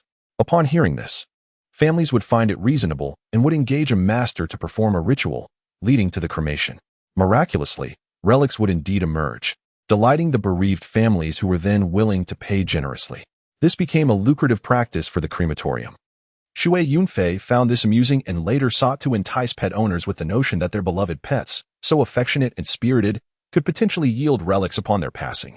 If they wore the relics, it would feel as if their pets were always by their side, offering protection. Naturally, pet owners found this appealing and would sometimes ask Shui Yunfei to perform the cremation, after which he would present them with a few glass beads, claiming they were indeed relics from their pets. The pet owners, delighted, would generously reward him, allowing Shui Yunfei to profit from the arrangement. Now, with Chen Nanping's act of self-justification resulting in Emperor Maowang's fury, Shui Yunfei suddenly recalled this method, crafting a narrative of a heart like crystal, clear as day. Emperor Maowang, having never studied chemistry, was oblivious to the intricacies involved. Shui Yunfei gathered the necessary materials and made his way to the cold palace to meet Ai's consort. He informed her of her uncle's suicide in an attempt to prove his innocence, which only caused her to burst into tears, crying out, "Uncle." After allowing her to mourn for a moment, he said, "Your Highness, I have a method that can help vindicate your uncle." Ai's consort looked up immediately, her eyes glistening with hope. "What method do you propose?" For a moment, Shui Yunfei hesitated. In ancient times, burial was revered, and cremation was considered an affront. Even in his own era, many preferred to be buried rather than cremated. Fearing that Ai's consort might be angered by the suggestion of burning her uncle's body, he hesitated. To his surprise, Ai's consort grew anxious and suddenly knelt before him, saying, "If you can clear my uncle's name, I will share my meals with you and serve you for life, unwavering in my loyalty." Shui Yunfei could hardly fathom the unexpected outcome of his hesitance. He was startled yet delighted and quickly helped Ai's consort to her feet. "Your Highness, that was not my intention." Bing Fei gazed at him with a serious expression and declared, "I speak sincerely. As long as you, Lord Gui, can vindicate my uncle, I shall devote the remainder of my days entirely to you. Should I utter a single falsehood, may the heavens forsake me." Water Yunfei, momentarily bewildered by the gravity of the situation, recognized the opportunity before him and replied earnestly, "Rest assured, Your Highness, I will exert every effort to seek justice for your uncle, even at the cost of my life." "Thank you, Lord Gui," she responded, addressing him with a term of endearment that filled him with joy. Stifling the impulse to embrace Bing Fei, he resolutely affirmed his commitment and promptly exited the cold palace. Brimming with excitement to prepare for the task ahead, he had resolved to claim this exquisite snow lotus for himself. He gathered various materials, some essential, others for concealment. Among them were sulfur powder, saltpeter, and charcoal powder, components of gunpowder. Should Emperor Zhaowang harbor suspicions, or if anyone attempted to pilfer his methods, they would face dire consequences. Water Yunfei, ever cautious in this perilous palace where loss of life was a constant threat, prepared meticulously. That afternoon, he ventured to the Ministry of Justice's cremation grounds, where he removed Chen Nanping's remains under the pretense of alchemical confidentiality, ensuring that others were cleared away. He discreetly placed a collection of quartz and other materials beneath Chen Nanping's clothing, carelessly scattering saltpeter and sulfur powder around, as if by accident. The cremation ground was equipped with a specialized furnace. Open flames alone could not achieve the necessary temperatures for glass or glaze. Water Yunfei prudently gathered extra fuel, even adding dozens of barrels of tung oil, which, though not as potent as petroleum, could still yield a formidable blaze. As the temperature reached the required level, he remained uncertain about the glass-making process. Fortunately, once the body was thoroughly incinerated and the furnace cooled, he sifted through the ashes to discover a peculiar object, dark, lustrous, and hard. Upon rinsing it with water, he revealed a semi-transparent gem, a heart of glaze. Elated, Water Yunfei exclaimed in delight, for this indicated that the enchanting Bing Fei was now within his grasp. He joyfully presented the glazed heart to Emperor Zhaowang, who, being an aficionado of alchemy, was unperturbed by its morbid origins. Instead, he leaned in with interest and remarked to Master Zhu, "Indeed, it is heart-shaped and remarkably translucent." Master Zhu and the other alchemists regarded the compound with astonishment, their knowledge still in its infancy, and they were more intrigued than skeptical. A heart-like glaze, a reflection of one's purity. This is indeed remarkable, the emperor proclaimed, adding, from now on, should anyone claim innocence, let them be tested by fire to reveal their true heart. With flattery flowing from Water Yunfei, he added, thus, no treacherous ministers shall remain in the court, and your majesty's reign shall endure for eternity. The emperor, unfamiliar with the tales of the smiling proud wanderer or the deer and the cauldron, was utterly delighted by the praise.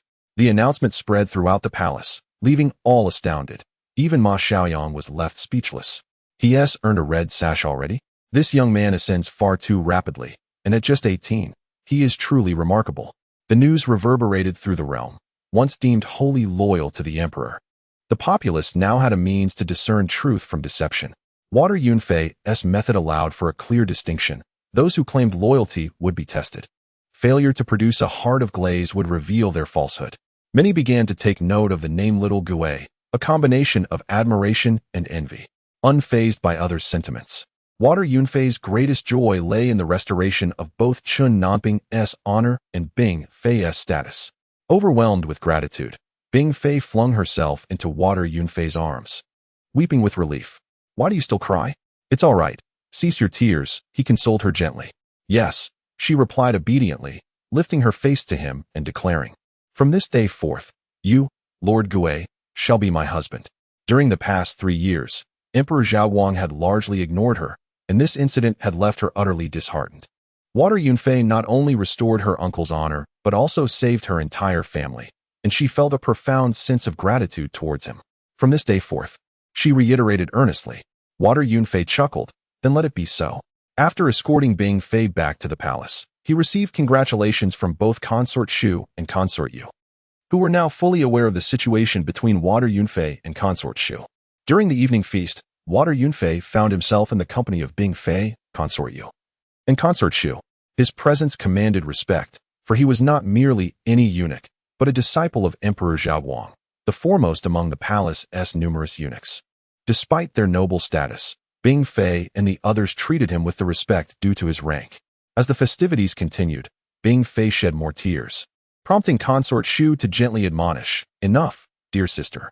Your uncle's honor has been restored. Do not weep further, lest you cause concern for others.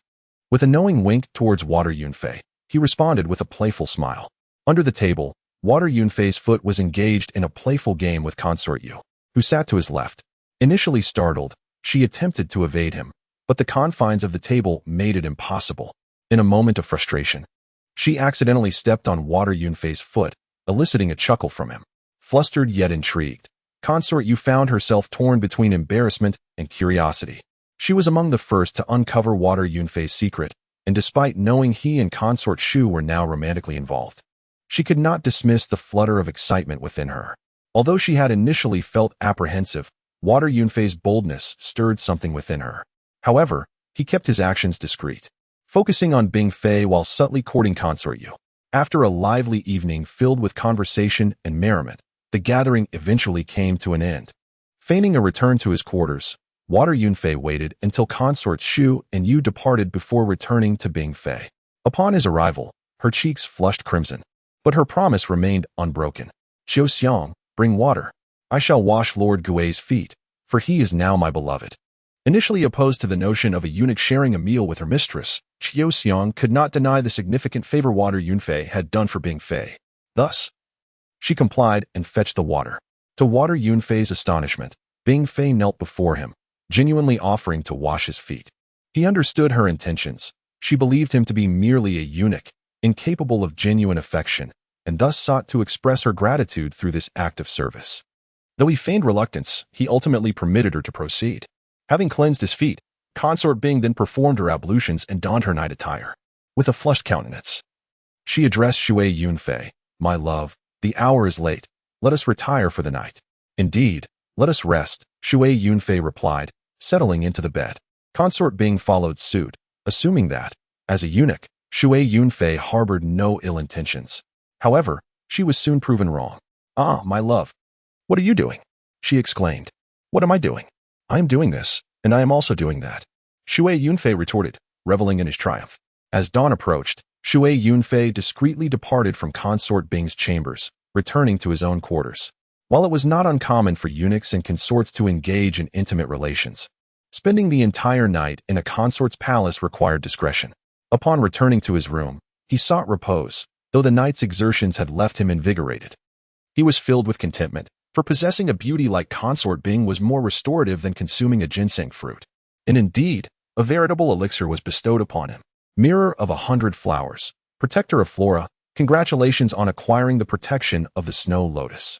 You may choose either 15 years of longevity or an equivalent amount of cultivation. I choose cultivation, Shui Yunfei declared without hesitation. Mirror of 100 flowers, 15 years of cultivation have been granted. As the mirror shimmered, Shui Yunfei felt an ethereal energy infuse his being, enveloping him in warmth. His bones subtly creaked as his cultivation advanced, ascending directly to the middle stage of the third level of the innate realm, a remarkable leap. The middle stage of the third level, Shui Yunfei marveled. It was no wonder he was elated, for Ma Xiaoyang was also at the middle stage of the third level of the innate realm. This meant that his cultivation was now on par with Ma Xiaoyang, who was nearly 60 years old, while he was only 18. In the palace, the only ones who surpass me in cultivation are those two old tortoises, the Shimming elders. He mused. The two elderly eunuchs who attended Emperor Mao Guang were brothers, both named Liang. The brothers were mute and never spoke to anyone, remaining constantly at Emperor Mao Guang's side. The original Xiao Guizi could converse with almost all the eunuchs in the palace, except for these two brothers, with whom he had never exchanged a single word. Shui Yunfei, after transmigrating, had also avoided them. He found them to be sinister and possessed an extraordinarily high level of skill, akin to the Xianming elders in novels. Hence the nickname he had privately given them. Not long after dawn, Shui Yunfei had finished his cultivation and consumed some sustenance when eunuch Li arrived, announcing, "Someone outside the palace is seeking you and has requested that I contact you." Outside the palace? Shui Yunfei inquired, curious. Yes, it is someone from the Duke of Ying's residence. The family involved in the rebellion? Shui Yunfei exclaimed in surprise. Consort Bing's uncle had been implicated in the Duke of Ying's alleged rebellion. Why would the Duke of Ying's family seek me out? They did not specify, eunuch Li replied, shaking his head. However, it likely concerns the Duke of Ying's matter. They may be seeking your assistance. Unable to find you, they approached me. Please grant me the courtesy of meeting with them. I must grant Uncle Li's request, Shui Yunfei affirmed immediately. His prompt agreement pleased eunuch Li. For Shui Yunfei was now a red belt eunuch, while he was merely a blue belt, several ranks lower. If Shui Yunfei were to put on airs, he would have to salute him. However, Shui Yunfei would never flaunt his position. He immediately arranged a meeting for the afternoon. Outsiders were not permitted to enter the palace, but Shui Yunfei could leave. Generally, eunuchs and palace maids were not allowed to enter or leave the palace at will. But this was not difficult for powerful eunuchs or female officials. In short, everything depended on one's status. Shui Yunfei was now a red belt eunuch, and leaving the palace was a simple matter for him. In the afternoon, after his shift, Shui Yunfei changed his attire. Unless under imperial decree, eunuchs were not allowed to wear eunuch attire when leaving the palace, otherwise they would be reported and the palace would not be lenient. Shui Yunfei remembered that in his previous life, Empress Dowager Cixi's confidant eunuch and Di Hai, also known as Little Detzi, was killed by Governor Ding Baojian for leaving the palace without permission, and even Empress Dowager Cixi could do nothing about it. However, as long as he changed his clothes and did not attract too much attention, it would be fine. The Duke of Ying's people had arranged to meet at a restaurant and had already reserved a private room. Shui Yunfei told the waiter that he had an appointment, and the waiter led him inside. Upon entering, he saw a middle-aged man, around 40 or 50 years old, with a decent demeanor. Seeing Shui Yunfei enter, the middle-aged man immediately stood up and said, "Are you eunuch Gui? I am Yang Yi, the steward of the Duke of Ying's residence." "I am," Shui Yunfei nodded, but still showed his palace waist card. "Eunuch Gui, please take a seat." Eunuch Li had already told Yang Yi about Shui Yunfei's appearance and age, and now that he had seen the waist card, he knew he was the right person. Yang Yi immediately invited Shui Yunfei to sit down warmly. After sitting down, Shui Yunfei said, "I wonder what instructions Steward Yang has for me." Eunuchs in the palace with some status often referred to themselves as this one. Shui Yunfei was using this self-reference for the first time, and he felt quite good about it. "There is indeed a matter that I would like to ask Eunuch Gui for help with." Yang Yi did not mention the matter first, but warmly offered wine. Shui Yunfei was not polite and drank every cup of wine offered. This undiluted wine, which was only about 14 or 15 degrees, was like drinking beer in his previous life. Yang Yi was a master of the wine table. A master of the wine table was not someone who could drink a lot, but someone who could create an atmosphere. After a few cups of wine, the relationship became closer. Only then did Yang Yi open his mouth. This matter was actually caused by Shui Yunfei himself. Chen Nanping's remains were burned into a glazed heart, and the court had cleared his name. However, he was implicated because of poetry gatherings. Even if he was cleared, it could not prove that the Duke of Ying and others were also innocent. They were still locked up. However, Shui Yunfei's burning of the glazed heart gave the Duke of Ying an idea in prison. If Shui Yunfei could burn him as well and produce a glazed heart, wouldn't that prove that he was also wronged? He himself was dead, but his family would be preserved. His son could inherit the title, and his descendants would still be the elite. The Duke of Ying had great power and extensive connections. Even though he was locked up in prison, he immediately sent a message to his family, asking them to find a way to contact Shui Yunfei.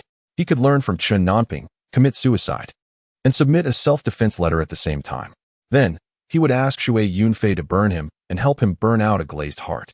Although his family was confined to the mansion, the Duke's mansion had considerable power and connections.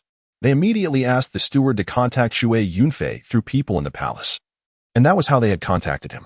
Chapter 25. 100,000 Tales of Silver. Shui Yunfei understood the ins and outs of the matter and knew what to do. However, he pretended to hesitate and said, "This one is just a small eunuch. Even if the Duke of Ying dies, I can't decide whether to burn him or not. Eunuch Gui, you don't have to worry about that." Yang Yi immediately stated, "Naturally, someone will submit a memorial requesting it, and the Holy One will definitely agree." He, you are confident enough. However, since he dares to say so, he must have such confidence. Shui Yunfei sneered in his heart and pondered, if the Holy One orders it, then this one will naturally obey the imperial decree. However, let me say this first, people's hearts are unpredictable. Most people will turn to ashes when burned, and there will be nothing left. Some people may burn out something, but it is impossible to determine what will be burned out. Maybe it will burn out a lump of charcoal, which will not only be useless to the Duke's reputation, but will also be detrimental. I understand. The Duke also said that this matter must be entrusted to Eunuch Gui. As he spoke, he took out a stack of silver notes from his sleeve and pushed them across the table. Here are 100,000 taels of silver. Once the matter is completed and the Duke is proven innocent, there will be this amount as well. 100,000 taels. Shui Yunfei secretly gasped. In this world, one tael of silver, not counting disaster years, can buy 2 dan of rice, which is 200 caddies of rice. Let's convert it to Shui Yunfei's world. In that world, 1 caddy of rice is considered cheap, 2 yuan. 200 caddies of rice is 400 yuan. 10,000 taels of silver is equivalent to 4 million yuan. But now it is 100,000 taels. What does that mean? 40 million. Shui Yunfei had opened a pet hospital for 10 years in his previous life, and he did not spend money on picking up young women. And even those women gave him money. After 10 years, he only bought a house, less than 3 million, and had less than 2 million in savings. In 10 years, he earned less than 5 million in total, but he could be said to be a successful person. But now, Yang Yi offered 40 million. And afterwards, there would be another 40 million. This number really shocked Shui Yunfei. He had been in the palace for some time, had met the emperor, and even encountered the emperor's women. Though he maintained a composed facade, internally he was overwhelmed with shock, which he concealed perfectly. He did not accept the silver notes. Instead, he calmly raised a cup of wine and took a sip. His drinking was, in fact, an attempt to quell his astonishment. Though Yang Yi was unaware and thought that Shui Yunfei merely found this insufficient. Indeed, in Shui Yunfei's world, 100,000 taels equated to 40 million. However, in this realm, as a duke, such an amount seemed trivial compared to millions. To save the duke's residence was a monumental favor. My young duke has declared that beyond the silver, there is an additional 10,000 acres of estate and a beautiful residence within the city, merely seeking the assistance of Lord Gui. Presently, if these were prime fields, they would cost at least 20 to 30 taels per acre, and for medium quality fields, a minimum of 10 taels. Therefore, 10,000 acres would imply at least 100,000 taels. Properties in the capital were also not inexpensive. In Shui Yunfei's previous life, a courtyard in the capital was astronomically priced. Shui Yunfei was once again astonished, yet secretly delighted. He had not anticipated that a mere sip of wine could yield such bountiful rewards. There was no time to waste. He set down his cup and remarked, "The Duke is indeed thoughtful." He took the silver notes and tucked them into his sleeve, saying, "Please convey to the young Duke that the Duke of England is loyal to the nation, his heart as transparent as crystal, and the heavens can attest to it." Yang Yi was overjoyed, exclaiming, "I leave everything in Lord Gui's capable hands." After consuming a few more cups of wine, Shui Yunfei took his leave. Upon exiting the tavern and boarding the carriage, he clenched his fist tightly and exclaimed, "I have struck gold." He took out the silver notes to count 100,000. In 10,000 tael denominations, undoubtedly accurate. "Brother, look at you now." After counting twice, he carefully stored the notes away. The carriage swayed as it returned to the palace, stopping at a distance before the entrance. Before disembarking, Shui Yunfei reminded himself to remain composed, not to let pride overwhelm him. After all, he was a time traveler, and he must not bring shame upon his kind. Having reassured himself repeatedly, he disembarked, maintaining a calm demeanor. He first visited Eunuch Li. "Did you meet anyone?" Eunuch Li inquired. Shui Yunfei nodded. "Indeed." "What was the matter?" Li asked. "As you guessed, it pertains to the Duke of England," Shui Yunfei replied. "Their family wishes to confirm the Duke's innocence. They hope to burn something after his death to see if a crystal heart can be produced." He deliberately smirked. "Whether a crystal heart can be produced depends on his true loyalty to my master. If he is truly loyal, the heart will naturally manifest. If not, it will not materialize. What use is it to ask me?" Eunuch Li, unfamiliar with the nuances of chemistry, merely chuckled. "Regardless, one must first pay respect to the master before encountering the divine or the demonic. Since you will perform the burning, you should certainly greet your master first." "Indeed," Shui Yunfei agreed, nodding. He then feigned a cheerful demeanor. "They have also promised some benefits. Rest assured, I will not forget you, Uncle Li." Eunuch Li's smile widened, and he laughed heartily. "Your sentiment is most appreciated." After exchanging a few more pleasantries, Shui Yunfei departed and headed towards the palace of the consort. Without preamble, he entered the room and gently pressed the consort onto the bed. She gasped, almost breathless, before scolding, "What madness has overtaken you?" Shui Yunfei chuckled, offering no explanation, and proceeded to the ice consort's chamber. Upon seeing him, the ice consort attempted to rise, but Shui Yunfei hurried to embrace her, saying, "Do not get up. Just stay as you are." She responded softly, feeling his consideration, her eyes shimmering with affection. Initially filled with gratitude, she now found her heart entirely entranced by Zhu Changfeng. Realizing he was no mere eunuch, seeing her in such a state nearly ignited Shui Yunfei's impulses, yet he managed to restrain himself, having filled his appetite with the consort earlier. Instead, he simply held the ice consort and engaged her in conversation, occasionally eliciting her delightful laughter. He lingered there until midnight before returning to his quarters. Having been overly excited the previous night, he attributed it to the emperor's inadequacies. In any case, the ice consort would require at least 3 to 5 days of rest. Being a woman he had captured, Shui Yunfei was considerate. Before sleeping, he took out the stack of silver notes and counted them again, thoroughly pleased. Unbeknownst to him, while he counted, the Duke of England in the prison was finishing his self-defense letter before raising his head to the heavens and drinking poison. The Duke was a prominent figure, and his self-defense letter was delivered to the emperor the following day. At that moment, the emperor was not enraged but instead smirked. "So I have wronged him again. Have I?" He turned to Shui Yunfei, saying, "Go ahead and burn it. Let us see if his heart is genuine or false." "Rest assured, master, I shall reveal the truth of his heart and will not let any false loyalty deceive you," Shui Yunfei proclaimed, thumping his chest. The emperor laughed heartily, turning to Zhu Jinren and others, exclaiming, "My named disciple has proven to be somewhat useful." Zhu Jinren and his companions offered flattering remarks, further elevating the emperor's spirits. Shui Yunfei prepared the materials and proceeded to the Ministry of Justice. Upon arriving at the testing ground, he found Yang Yi waiting for him, clever as ever. Yang Yi merely observed without approaching. Shui Yunfei nodded slightly, then set to work. After preparing everything, he ignited the fire. 2 hours passed, and once the flames died down, he dug through the ashes, uncovering a chunk of crystal, slightly larger than Chen Nanping's. As a duke, a larger heart was certainly preferable. After washing it, it appeared semi-transparent and heart-shaped. Shui Yunfei's experience had grown, but upon seeing it, Yang Yi erupted in joy, shouting, "A crystal heart! The heart of our duke is as clear as crystal, and the heavens can witness it. Shui Yunfei ignored him and, together with the other eunuchs, brought the crystal heart back. The emperor, upon seeing it, sighed. I told you. The Duke of England has long been favored by the throne and would not harbor treacherous ambitions. Well, the emperor had spoken alone. Such was the nature of emperors. Later that day, Eunuch Li sought out Shui Yunfei again, stating, "The Duke of England's residence has requested to meet you at our usual place tomorrow, at the same time as before." "Very well," Shui Yunfei replied. "Thank you, Uncle Li. If there are any benefits, I shall not forget you." Eunuch Li beamed with delight. The following day, after completing his duties, Shui Yunfei changed his attire and leisurely exited the palace. Arriving at the tavern, he found the same private room where Yang Yi awaited him.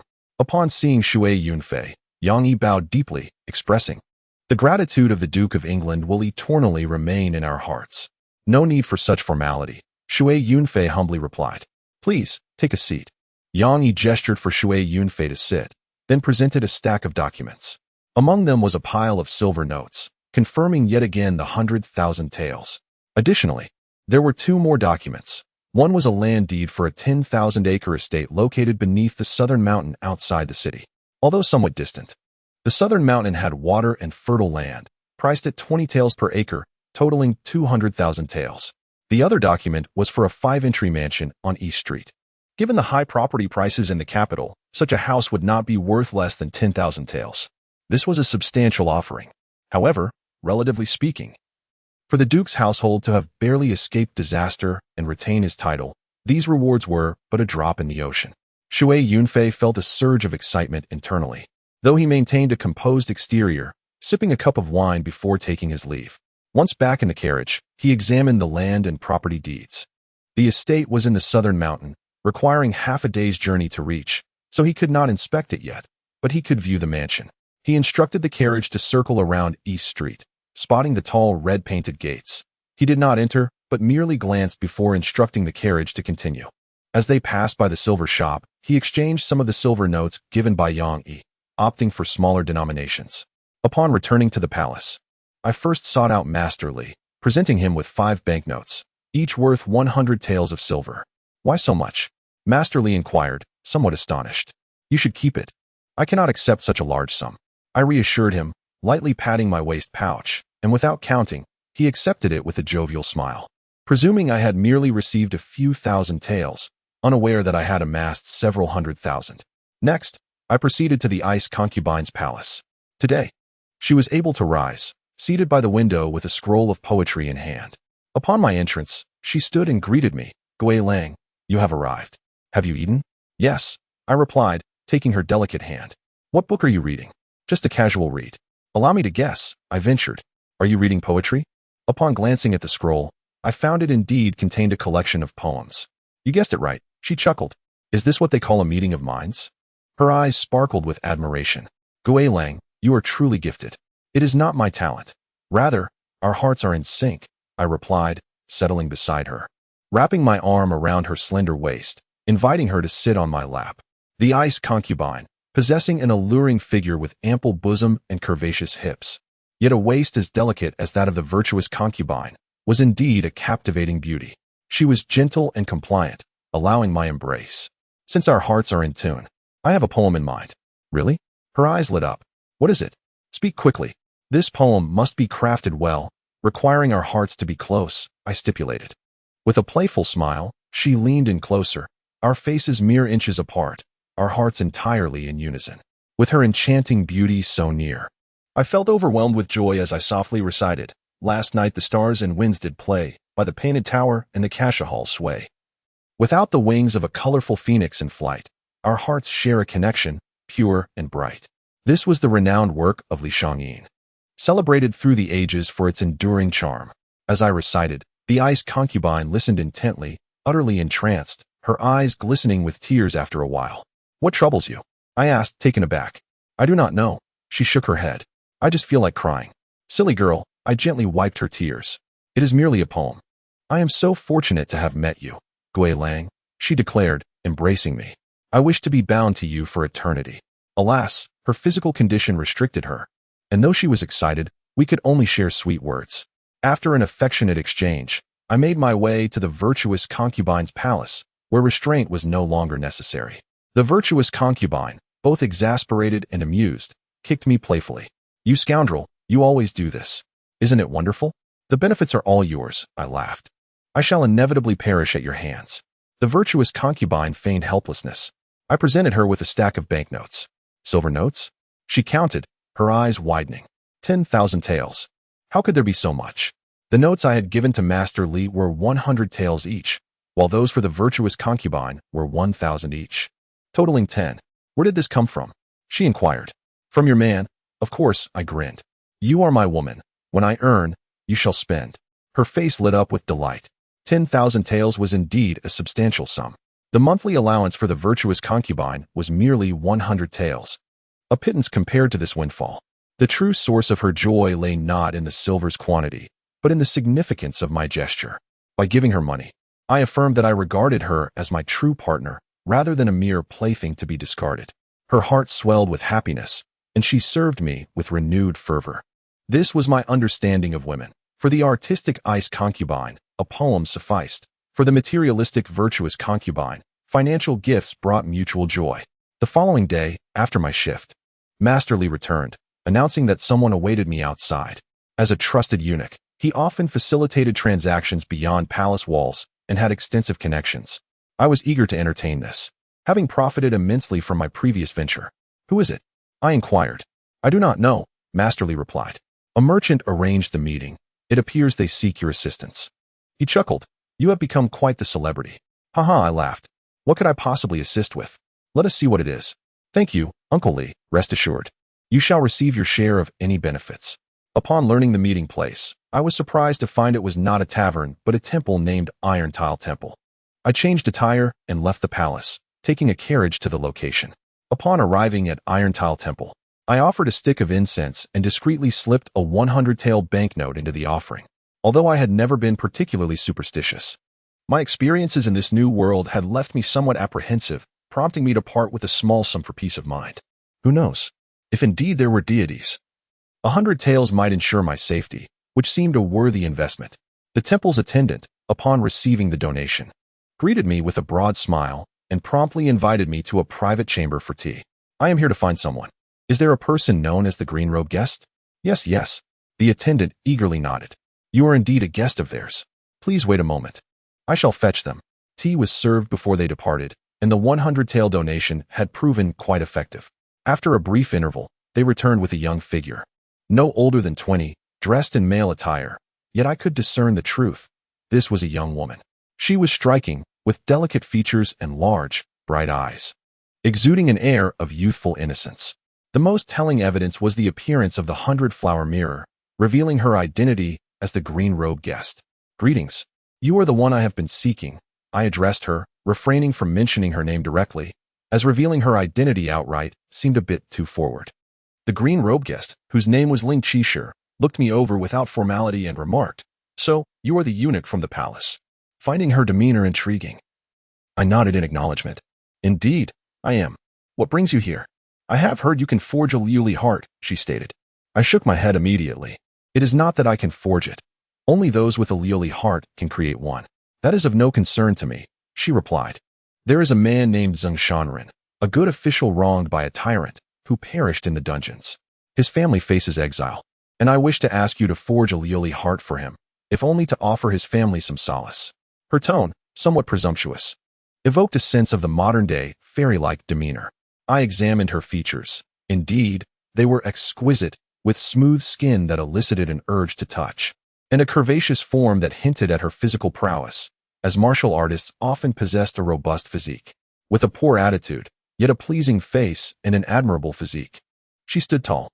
As for those legs, Shui Yunfei continued to assess her, but Ling Qingshi grew irate and exclaimed, "What are you staring at?" Surprisingly, she became aggressive. "Is this how one seeks assistance?" Shui Yunfei found it amusing. He withdrew his gaze, lifted his teacup, and leisurely sipped, stating, regarding this matter, "Our family has no say. We are merely a minor eunuch in the palace. Whether to proceed or not depends on the emperor's decree. You need not concern yourself with that." Ling Qingshi interrupted him sharply. "I have already entrusted his colleagues. They will present a memorial." "Oh," Shui Yunfei nodded. With the emperor's will, I have no objections. However, whether we can produce the Liuli heart is uncertain. It must produce the Liuli heart, Ling Qingshi insisted. Her eyes wide as she glared at him threateningly. Master Zeng is a good official. Many citizens are grateful to him. Yet he faces a tragic fate with his family exiled. You must assist him. Shui Yunfei chuckled at her words, pondering the truth of her claims. Even if he were indeed a virtuous official, what concern was it of his? The crux of the matter lay in Ling Qingshi's attitude, so imperious, reminiscent of those enchanting fairies in later times, as if the world must revolve around them. Some may indulge them, but Shui Yunfei never coddled such whims. Let us see, he murmured, choosing not to argue further. The matter is concluded, you may take your leave. Ling Qingshi stood and departed without further ado. Shui Yunfei remained frozen for a moment. A poor attitude was one thing, but if she were willing to part with some silver, he might have considered it. Yet, not only was her demeanor unpleasant, but she also offered no financial incentive. How amusing, he thought to himself. So, I owe you something, do I? Very well. You are quite something. Unperturbed, he leisurely returned to the palace. Upon arrival, he first visited the ice concubine. Her attitude was exceedingly warm. As Shui Yunfei entered, the ice concubine welcomed him, and he embraced her, settling her on his lap while gently cradling her chin, examining her closely. The ice concubine blushed with delight, her eyes sparkling like a pool of spring water. Gui Lang, why do you look at me so? She shyly asked. I am merely curious as to how the heavens could bestow such beauty upon you, he replied. The ice concubine laughed sweetly. That is not true. I cannot gaze enough. I truly wish to consume you whole, he teased. She, willing to indulge his jest, but he restrained himself, deciding to wait a few days before furthering their playful banter. After spending some time with the ice concubine, he felt invigorated and then proceeded to the residence of the Shuqing concubine. There, he was less courteous, pulling her into his embrace and delivering 2 playful slaps. What are you doing? She exclaimed. Does that not hurt? I detest those enchanting fairies, he replied dismissively. The Shuqing concubine laughed. What is it? Did your ice concubine snub you? Not at all. He shook his head. Then what happened? She inquired curiously. A lunatic sought my assistance while maintaining an air of superiority, as if I owed her something. Shui Yunfei expressed his frustration. The Shuqing concubine chuckled. Perhaps she truly believes you are just a minor eunuch, looking down upon you. Oh, he realized. She mistook me for a mere eunuch. It makes sense now. She holds disdain for eunuchs, hence her rudeness.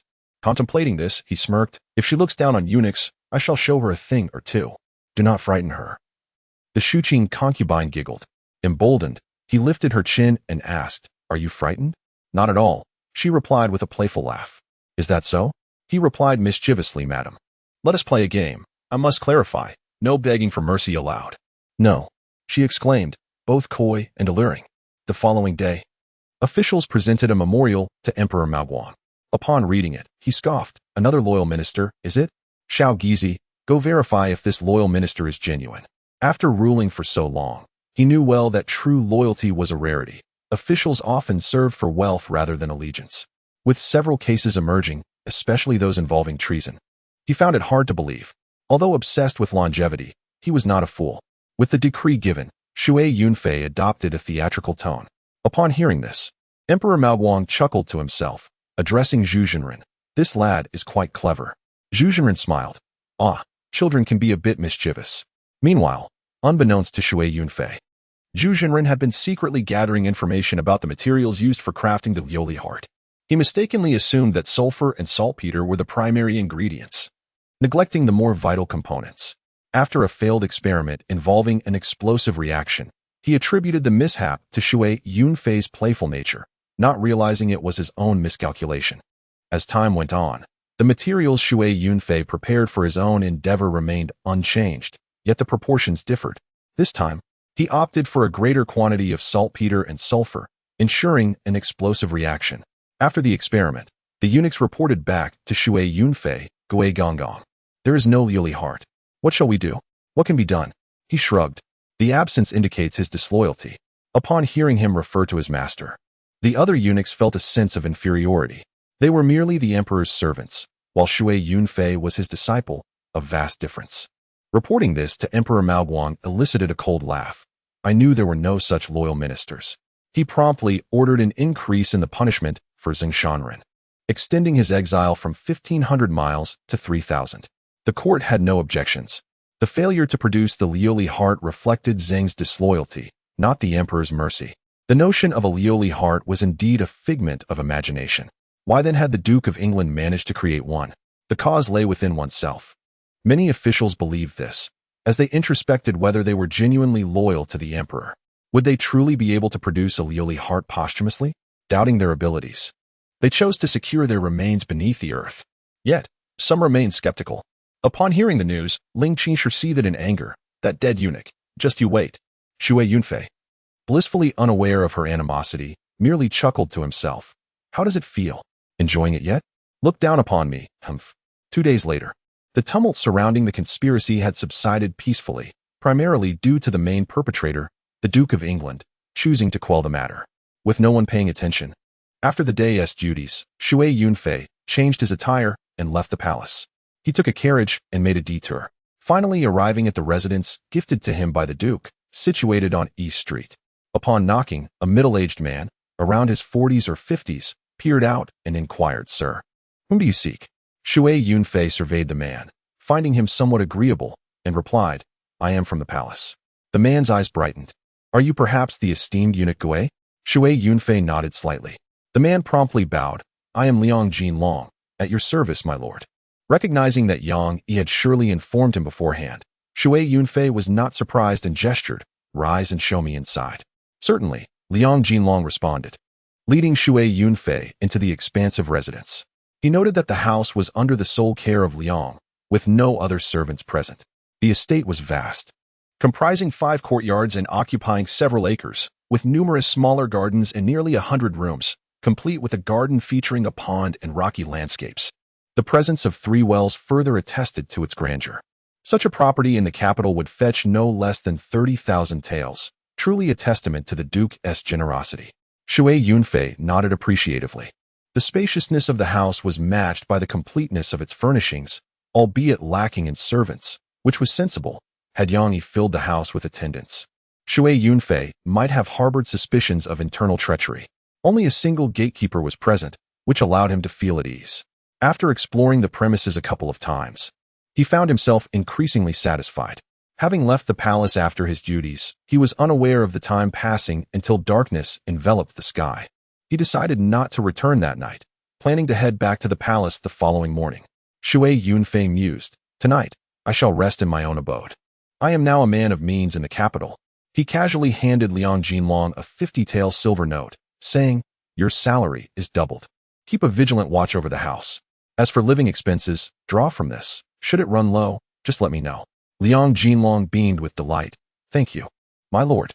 Shui Yunfei nodded, instructing him to order a few dishes and a jar of wine from a nearby tavern, urging Liang Jinlong to join him for a drink. "I dare not," Liang Jinlong replied hesitantly. "I command you to sit," Shui Yunfei insisted, scrutinizing him. "You possess martial skills, do you not?" "A little," Liang Jinlong admitted. "But I have yet to break through to the innate phase." This was not unexpected. Entering the innate realm was no small feat among 1,000 martial practitioners. Only 1 or 2 would typically achieve it. However, in the vast kingdom of Qi, where the population was immense, the statistics mirrored a more exaggerated version of Shui Yunfei's previous life during the late Qing dynasty, which boasted hundreds of millions, even with a mere 300 million people. If 1 in 10 practiced martial arts, that would yield 30 million. If 1 in 1,000 reached the innate level, that would amount to 30,000, an impressive number indeed. Shui Yunfei welcomed Liang Jinlong's presence, finding him to be quite suitable for his needs. He had a knack for charming women and adeptly steering conversations. Initially a bit reserved, Liang Jinlong loosened up after several cups of wine, engaging in lively chatter, much like many in the capital. Shui Yunfei guided him through the conversation, ultimately gleaning the information he sought. The estate was not originally owned by the Duke, but had belonged to a disgraced official, having changed hands several times before reaching the Duke. It was not intended for residence, but was held for potential sale or gift at an opportune moment. Liang Jinlong had been the original owner's aide, and when his master was exiled, he remained in the capital due to his familiarity with the area.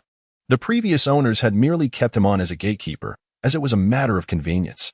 Feeling reassured by Liang Jinlong's background, Shui Yunfei thought of acquiring a few charming maidens in the future, envisioning a variety of characters from classic tales. Just as he was lost in these fantasies, he suddenly heard a rustling sound. Ah, a night visitor? Shui Yunfei became alert, discarding his daydreams as he quietly unsheathed his dagger. The tine blade, a short yet lethal weapon, was always with him outside the palace, though he had to conceal it within the palace walls. He moved to the window and saw a figure vault over the wall into the courtyard, landing silently. Upon standing upright, he recognized her as Ling Qingshi, garbed in form-fitting attire that accentuated her lithe figure. Shui Yunfei noted her athletic build and thought, should she be struck, the sensation would surely be delightful. As Ling Qingshi approached the window, seemingly intent on entering, Shui Yunfei suddenly called out, "Stop!" Ling Qingshi reacted swiftly, evading him. Ah, impressive agility, he mused inwardly. The tying techniques, including the tying hand and tying blade, were renowned martial arts, though not the most formidable. The true pinnacle lay in the tying step, a technique that, when mastered, rendered the practitioner almost ethereal. It appeared Ling Qingshi was adept in her own right, skillfully maneuvering as she evaded his call. Seeing that she had been tricked, Ling Qingshi turned to Shui Yunfei, her silver teeth clenched, and declared, "Uncouth thief, prepare to meet your end." Drawing her 3-foot-long sword, she unleashed a flurry of gleaming strikes, resembling a cascade of stars descending from the heavens. Shui Yunfei swiftly dodged, raising his hand. "Hold on." Chapter 29, Uncouth Thief, where do you think you're going? Ling Qingshi halted, asserting, "Speak your intentions. What brings you here?" Shui Yunfei asked, perplexed. "It seems we have no grievances. If you wish to fight, let's clarify matters first." Ling Qingshi retorted, "I instructed you to ignite the glazed heart for Lord Zhang. Why have you not done so?" The reversal was for this very reason. And Shui Yunfei was incensed. "I said, woman, you're being unreasonable. If he can't forge a heart of crystal, what does that have to do with me? You come at me with threats. There's no logic to it." "There's every reason," Ling Qingshi retorted. "You clearly possess the ability to forge a heart of crystal, yet you refuse to do so. Lord Zhang dedicated himself to the people, and yet his family suffered exile 3,000 miles away. A scoundrel like you deserves to die." With that, a flash of her blade struck again. "Are you insane?" Shui Yunfei was both furious and exasperated. Whether he was devoted to the people or to wealth, what does it matter to me? I'll be blunt. Even if I could forge it, why should I? What benefit is there for me? Why should I humor him? "So you admit you can forge it, but refuse to." Ling Qingshi seized upon his words. "Shameless villain. Tonight, I will surely take your life." Her movements were graceful, and her swordsmanship was extraordinary. The light of her blade unfurled like a mountain of swords, enveloping Shui Yunfei. "Don't think I fear you," Shui Yunfei retorted, genuinely enraged. "You're just like that self-righteous fairy from my past life, doing as you please without reason." He drew his blade, but after a few exchanges, he realized it wouldn't be easy. Ling Qingshi's skill was decent, around the intermediate level, but her swordsmanship was formidable. Although Shui Yunfei's power far surpassed hers, his lack of practical experience made it difficult to subdue her. More importantly, Shui Yunfei was reluctant to kill her. While the fairy was annoying, killing her outright seemed excessive. Shui Yunfei was a transmigrator from a peaceful era, unable to casually take a life. Besides, the 100 Flowers mirror had appraised her, and she was on the 100 Flowers list. Of course, being on the list didn't mean he had to protect her, but if she was a rare beauty, killing her would be a waste. He resorted to evasive tactics, darting around the courtyard. This proved effective, as his elusive footwork was unparalleled for dodging. Despite Ling Qingshi's fierce attacks, she couldn't land a blow. Shui Yunfei flitted about like a fish in a pond, evading her like a fisherman's net. "I won't fight you. What can you do?" Shui Yunfei gloated, pleased with his strategy. He also used the opportunity to hone his combat skills. After a long while, Ling Qingshi was still helpless against Shui Yunfei. Her sword strikes gradually weakened, highlighting the advantage of superior power. Shui Yunfei remained energetic, showing no signs of fatigue, while Ling Qingshi's lower power began to wane.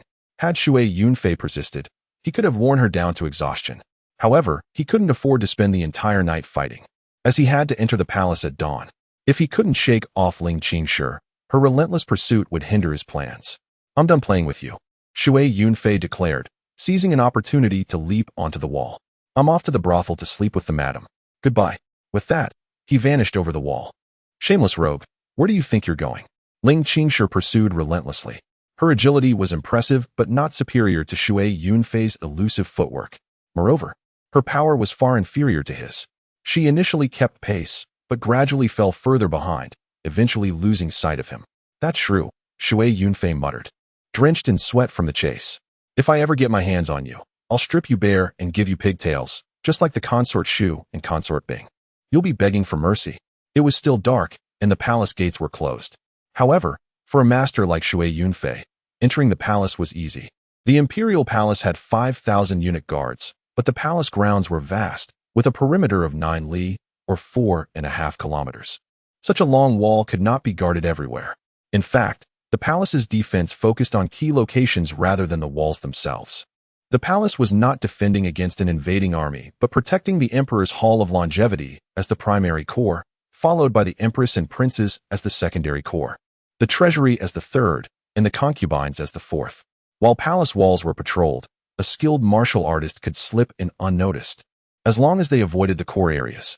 Shui Yunfei's skill and knowledge of the palace, including guard locations and patrol schedules, made his entry effortless. He returned to the eunuch quarters, took a bath, and washed away the sweat from the fight. "If I ever get my hands on you," he muttered, "you'll see my heavy artillery. You'll be begging for mercy." After indulging in his fantasies, he dried himself off and went to sleep. He felt safe in the palace, assuming the fairy wouldn't dare cause trouble there. The next day, Shui Yunfei excused himself from palace duties, telling Eunuch Li, "They're angry that I didn't forge the heart of crystal. There's no benefit, and they don't even offer a kind word." Eunuch Li was also annoyed. If they can't forge the heart of crystal, it's their own fault for being disloyal. Why blame us? It's absurd. After sharing their grievances, Shui Yunfei left. He hadn't wanted to get involved in the martial world. As a transmigrator and a fake eunuch, he preferred the comfort of the palace, where he could slowly court consort Shu, consort Bing, Jade Consort, and Empress Rong, among hundreds of other concubines and 8,000 maids. Why risk life and limb in fights? But now, he had encountered the fairy and clashed with Ling Qingshi, so he needed to make preparations. He couldn't stay inside forever. That was his mansion, a 5-courtyard estate in the capital. He couldn't afford to lose it. The Martial Arts Academy not only taught martial arts, but also served as a large martial arts sect, with knowledge of people and events in the martial world. In addition to martial arts and weapons, the academy also had various hidden weapons and drugs. Shui Yunfei, familiar with everyone, asked a few uncles for information and learned about the Flying Star Sword sect. The Flying Star Sword sect had few members, usually only accepting female disciples. However, their swordsmanship and agility were unique, and they were influential in the martial world despite not being a major sect. The current leader, Suzi, known as the Purple-Clad Fairy, was at the intermediate level of the second stage of the innate realm, but her swordsmanship was extremely powerful. She was said to have defeated a grandmaster at the third stage of the innate realm, earning her a formidable reputation. She's just a spoiled fairy because she has a powerful master, Shui Yunfei thought. Fairies are made, not born. Without indulgence, there would be no fairies. After learning about the sect, he wasn't afraid, but he still wanted to prepare. He went to the pharmacy and obtained some drugs. This pharmacy was exclusive to the Martial Arts Academy, focusing more on harming people than healing them. Shui Yunfei obtained a large amount of sleeping draft. It was embarrassing for a master at the intermediate level of the third stage of the innate realm to prepare sleeping draft for a fight. But Shui Yunfei didn't care about appearances. His principle was, as long as I'm not embarrassed, others will be. After 2 days of peace, Shui Yunfei began to relax. The imperial palace was full of experts, and even if Ling Qingshi was a fairy, she wouldn't dare to cause trouble there. One night, Shui Yunfei returned from Consort Shu's palace late, feeling refreshed and invigorated. He hummed a cheerful tune. "I touched the waist of the master's wife, and she told me to behave." As he stepped into the courtyard, his heart suddenly tightened. Something was wrong. As he turned to retreat, a flash of sword light pierced towards him. Behind the blade was Ling Qingshi, dressed in tight-fitting blue, the fairy herself. She had actually dared to infiltrate the imperial palace. Her astonishment and fury were matched by admiration. To infiltrate the imperial palace and attempt assassination over such a trivial matter spoke volumes of the afflicted maiden's audacity. A trait Water Cloud utterly lacked. As Azure Poetry lunged with her sword, Water Cloud feigned retreat, then abruptly lunged forward, entering the room. Azure Poetry pursued relentlessly. Water Cloud fled from the outer room to the inner sanctum, his reluctance to engage in combat a source of shame. given his status as a third-level grandmaster. Yet, he disregarded appearances, deeming them inconsequential in confrontations with women. Upon entering the inner room, Watercloud, seeing Azure Poetry's advance, dashed towards the rear window, leaping onto the sill as if to escape. Azure Poetry, desperate, gave chase. However, Watercloud's maneuver was a ruse. As she approached, he spun around, hurling a projectile at her. Azure Poetry swiftly dodged, but the object disintegrated mid-air, releasing a cloud of powder. Intent on preventing Watercloud's escape, she pressed forward, inadvertently stepping into the cloud. The powder coated her head, face, and body, infiltrating her nostrils. Watercloud, no longer fleeing, perched on the windowsill, chuckling at Azure Poetry.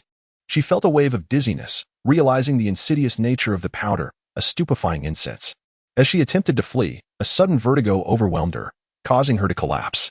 Watercloud, gloating, retrieved her sword, then gingerly carried her to the chopping board, where he first applied pressure to her pressure points, rendering her temporarily paralyzed.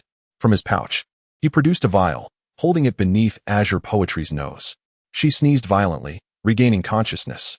Azure Poetry's eyes snapped open, and she attempted to rise, but her body faltered. The pressure point manipulation had left her limbs weak and numb, hindering her movements. "What do you intend to do?" Azure Poetry exclaimed, fear evident in her voice. "Release me." "Release you?" Watercloud scoffed. "Even now, you maintain your haughty demeanor. Are you oblivious to your predicament?" Azure Poetry, undeterred, retorted, "You may as well kill me." "Kill you?" Watercloud sneered. "That is inevitable, but not before." "What are you planning?" Azure Poetry demanded. "You would be wise to end my life, for I shall tear you limb from limb." "Patience," Watercloud chuckled. "Let us first indulge in carnal pleasures before the execution, or perhaps indulge again before the final act. Customer satisfaction is paramount." Upon hearing these words, Azure Poetry responded with derisive laughter. "You, a eunuch? Do you possess the capacity?" Watercloud was taken aback. He had forgotten his pretense, given his recent dalliances with Consort Shui. Azure Poetry's laughter intensified upon witnessing his bewilderment. Watercloud, though taken aback, acknowledged the typical naivety of such maidens, their detachment from reality. A surge of anger coursed through him, tempting him to unleash his golden cudgel in a display reminiscent of the Monkey King's battle against the white-boned demon. However, he restrained himself. Despite his proclivities, he adhered to a strict principle, never coercion. No matter the allure, he would never resort to rape or drugging. Moreover, violating Azure Poetry would expose his true identity, jeopardizing his position. While Consort Yu and Consort Shu would remain silent, Azure Poetry would undoubtedly raise the alarm, revealing the existence of a fake eunuch within the palace.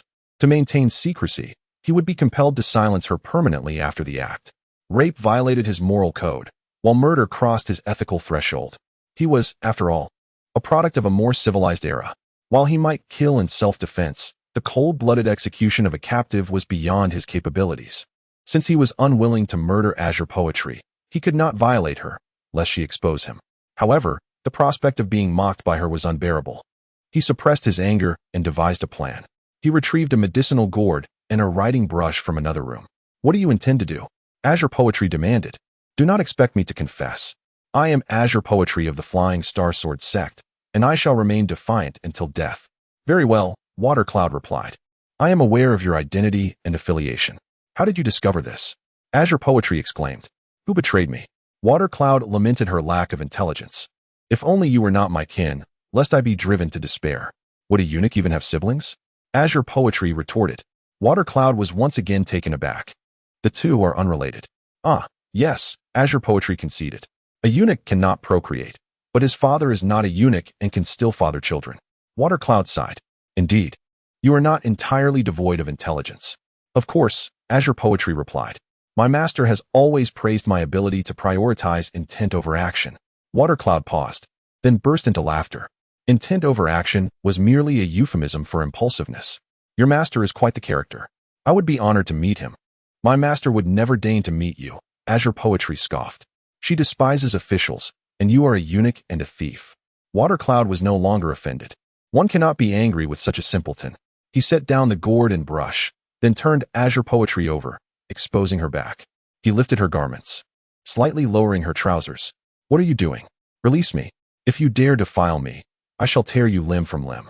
After her initial outburst, she added, "What use is it for a dead eunuch to remove my trousers?" Water Cloud ignored her, uncorking the gourd and dipping the brush into the liquid. He then began to write on Azure Poetry's slender waist. "What are you writing? How dare you write on my waist? You are despicable." Azure Poetry exclaimed, then screamed, "It burns. Do not use a blade." "There is no blade," Water Cloud replied, admiring his handiwork. His calligraphy, honed in the slender gold style, was intended to impress women. He was avenging Azure Poetry's mockery. The ink was derived from a secret imperial formula, indelible save for a specific antidote. It would remain as permanent as a birthmark. The reason Ling Qingshi cried out in pain later was that the medicinal power had penetrated her muscles. He could do nothing with Ling Qingshi. He couldn't kill her, nor could he violate her, so he had to find another way to retaliate. He put down his brush, stoppered the gourd, picked up the bronze mirror, and said with a grin, "Do you want to know what I wrote?" "What did you write?"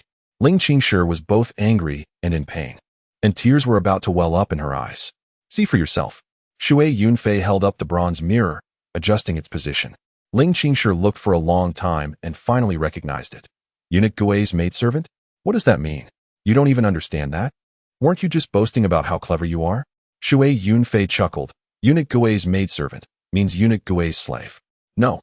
Ling Qingshi understood and cried out, "Erase it quickly." "I'm afraid I cannot." Shui Yunfei chuckled. "This is written with the imperial secret medicine. It can't be erased or washed away.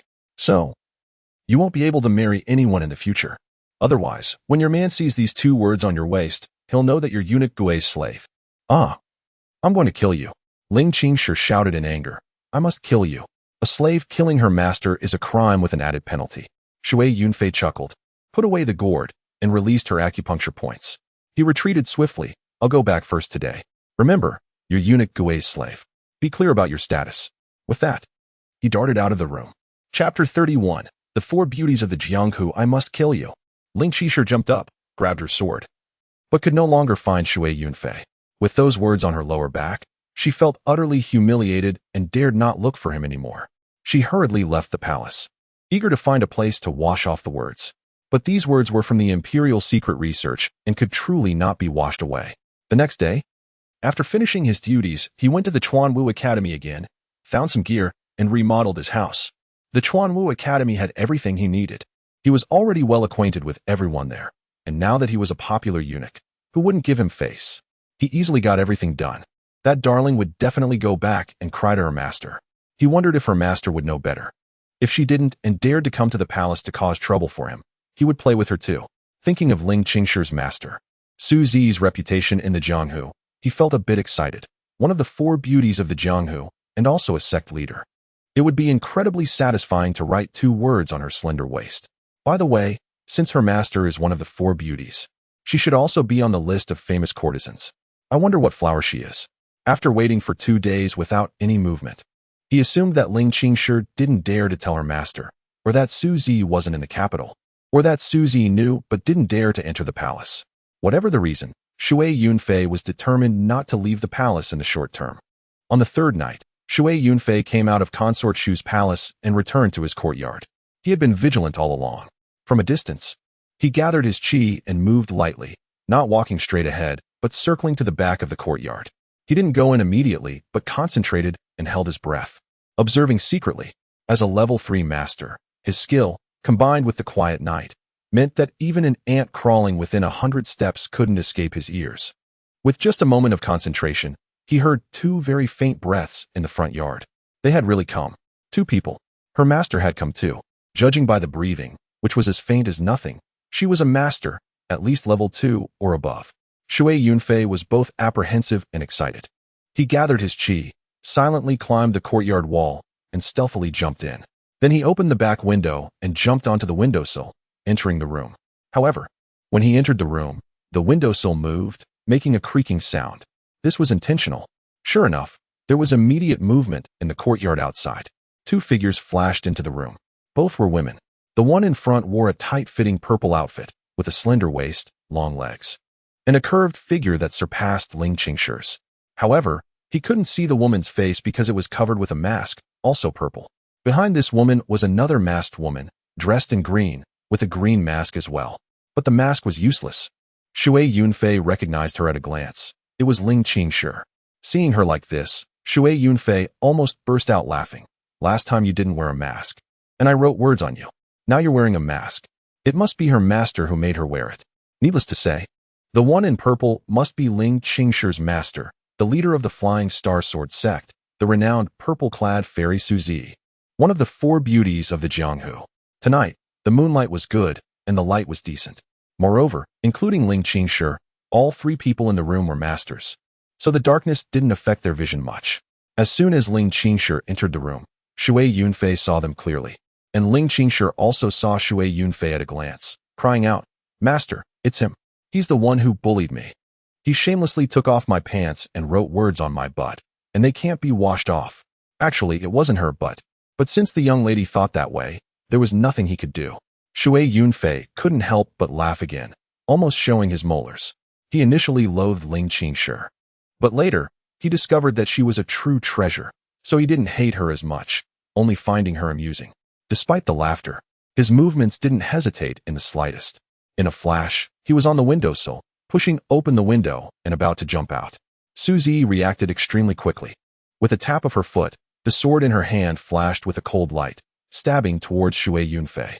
The speed and skill of her swordplay were far beyond Ling Qingshi's. But Shui Yunfei's escape was actually a bait.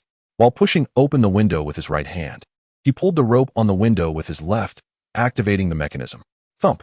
Suzi was halfway there when she heard a sound from the roof. Immediately, countless powders rained down, covering the sky and the earth. It was the same intoxicating powder, but this time, there was more than 10 times the amount compared to the night he dealt with Ling Qingshi.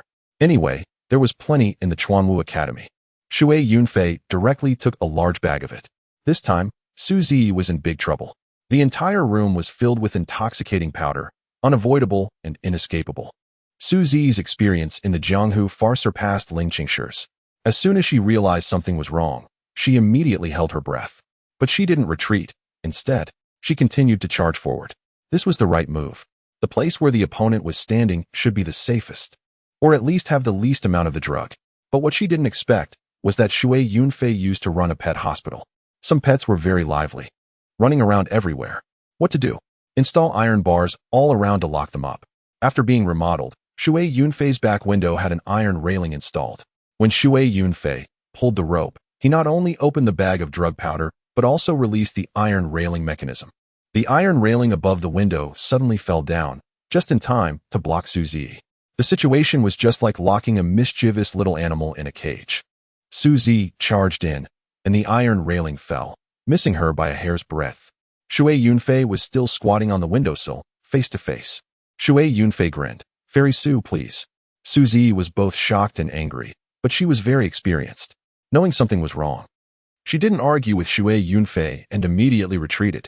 But as soon as she retreated, she knew something was wrong. She heard a thud, the sound of a heavy object hitting the ground. She quickly turned her eyes to look, and sure enough, there was also an iron railing installed on top of the door. It had fallen down, sealing off the exit. She was both shocked and angry.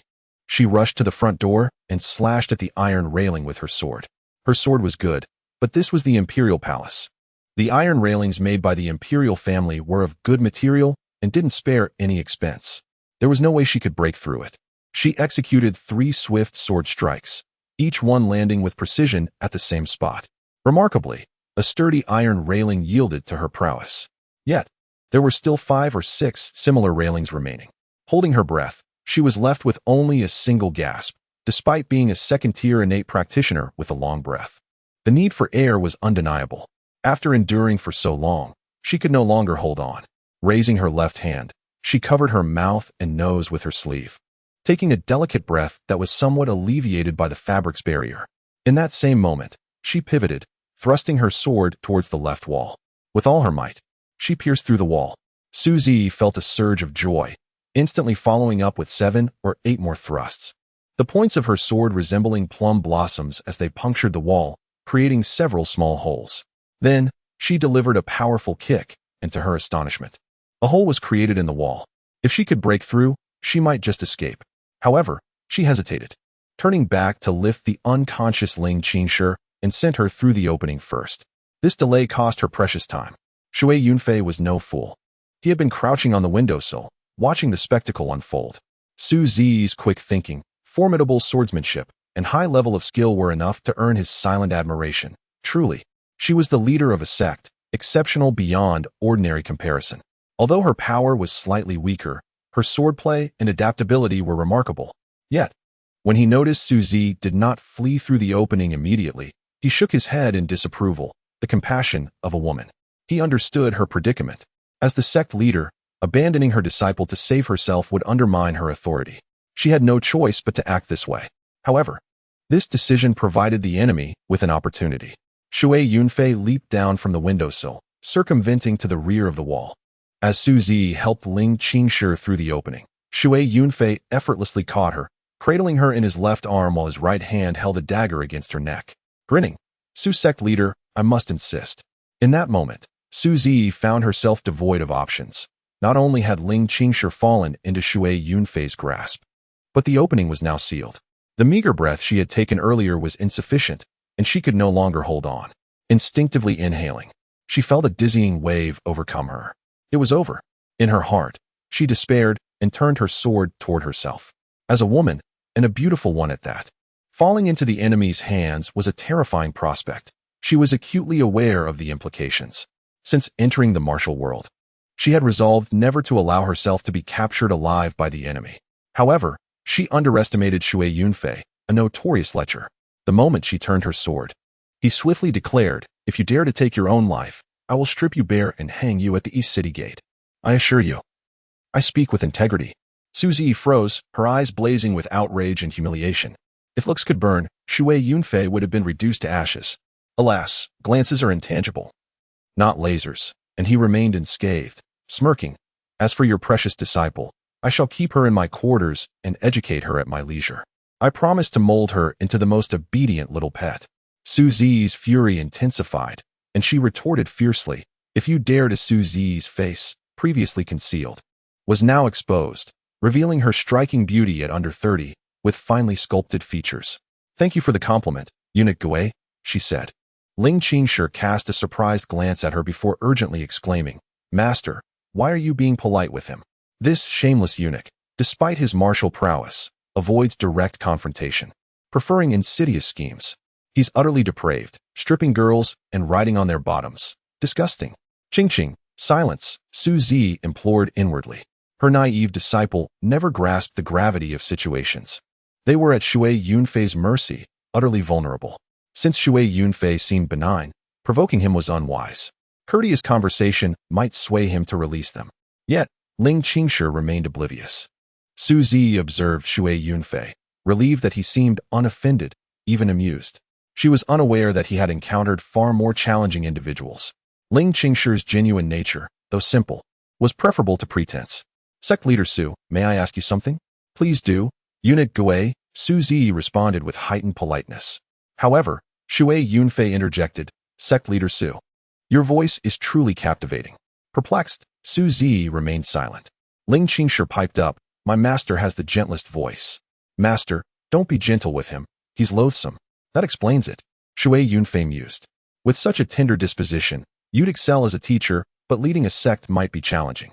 Su Zi remained silent, a hint of helplessness in her eyes. Her authority as sect leader was indeed lacking, especially with Ling Qingshi, who treated her more like a mother, constantly causing trouble. "What is it you wish to ask, eunuch Gui?" Su Zi inquired, composing herself.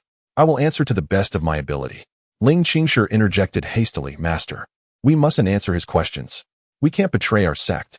Amused, particularly by Su Zi's exasperation, Shui Yunfei said, "Sect leader Su, I only have one question. Please proceed." "Eunuch Gui." Shui Yunfei regarded her intently, his expression becoming serious. "As a woman of such beauty, venturing into the martial world, have you ever considered the possibility of falling into enemy hands and facing potential violation?" "Shameless." Ling Qingshi spat before Su Zi could respond. "Defiling women is abhorred by righteous martial artists. Should you commit such an atrocity, you'll face condemnation from the martial world." She paused, then shook her head. "But alas, you're a eunuch, incapable of such acts." Her tone carried a hint of disappointment. Had Shui Yunfei not known her better, he might have suspected her of deliberately provoking him to harm Su Zi. Ignoring her, Shui Yunfei focused on Su Zi. Her eyes flickered momentarily before she met his gaze with a solemn expression. Having entered the martial world, I am prepared for such possibilities. And if it were to happen? Shui Yunfei pressed. I would either die or personally slay the villain. Vowing eternal animosity, Su Zi replied, her voice melodious even in its vehemence. Like a sharp sword or a clear mountain spring. And then, wouldn't you be ruined? Shui Yunfei asked, gesturing with his hand. Everyone must die, Su Zi stated. To die for righteousness is a worthy end. Precisely, Ling Qingshi exclaimed, lifting her chin. Our founder said, even if 1,000 stand against me, I shall go forth for what is right. Indeed, Shui Yunfei applauded softly. Su Zi regarded him, asking, does eunuch Gui disagree? Not at all, Shui Yunfei chuckled. However, I am merely a mortal. I commend others for dying, but I myself wish to live. His words, brutally realistic, left Su Zi momentarily stunned. Ling Qingshi spat. I knew it. You're nothing but a despicable scoundrel.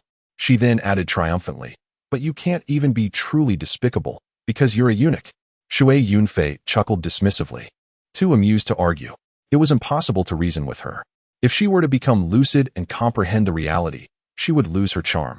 He preferred her as she was, endearingly naive. Shui Yunfei retrieved a gourd and a writing brush from the adjacent room. Upon seeing them, Ling Qingshi shrieked. What are you going to do? You've already written on my bottom. Do you intend to write more? She then realized. Are you going to write on my master's bottom? Horrified. Su Zi cried out, don't. Shui Yunfei smiled faintly, gazing at Su Zi. Sect leader Su, as I said, I admire your ideals. However, I am but a mortal, and mortals harbor dark thoughts. He paused, noticing Su Zi's flickering gaze. He chuckled. Mortals often have a dark impulse, the desire to shatter, humiliate, and defile that which is beautiful, exquisite, and noble. Oh, you're so shameless. Ling Qingshi shrieked. I'll spit on you. Shui Yunfei dodged, retorting, spit again. And I'll draw a tortoise on your face that you won't be able to wash off. Ling Qingshi froze, pouting but refraining from spitting. Amused, Shui Yunfei had an idea. All right, little Shir, I'll give you a choice. I'm not little Shir. Ling Qingshi retorted. Master calls me Qingqing, and our founder calls me little Qingqing. But I prefer little Shir, Shui Yunfei chuckled. Little Shir, here's the deal.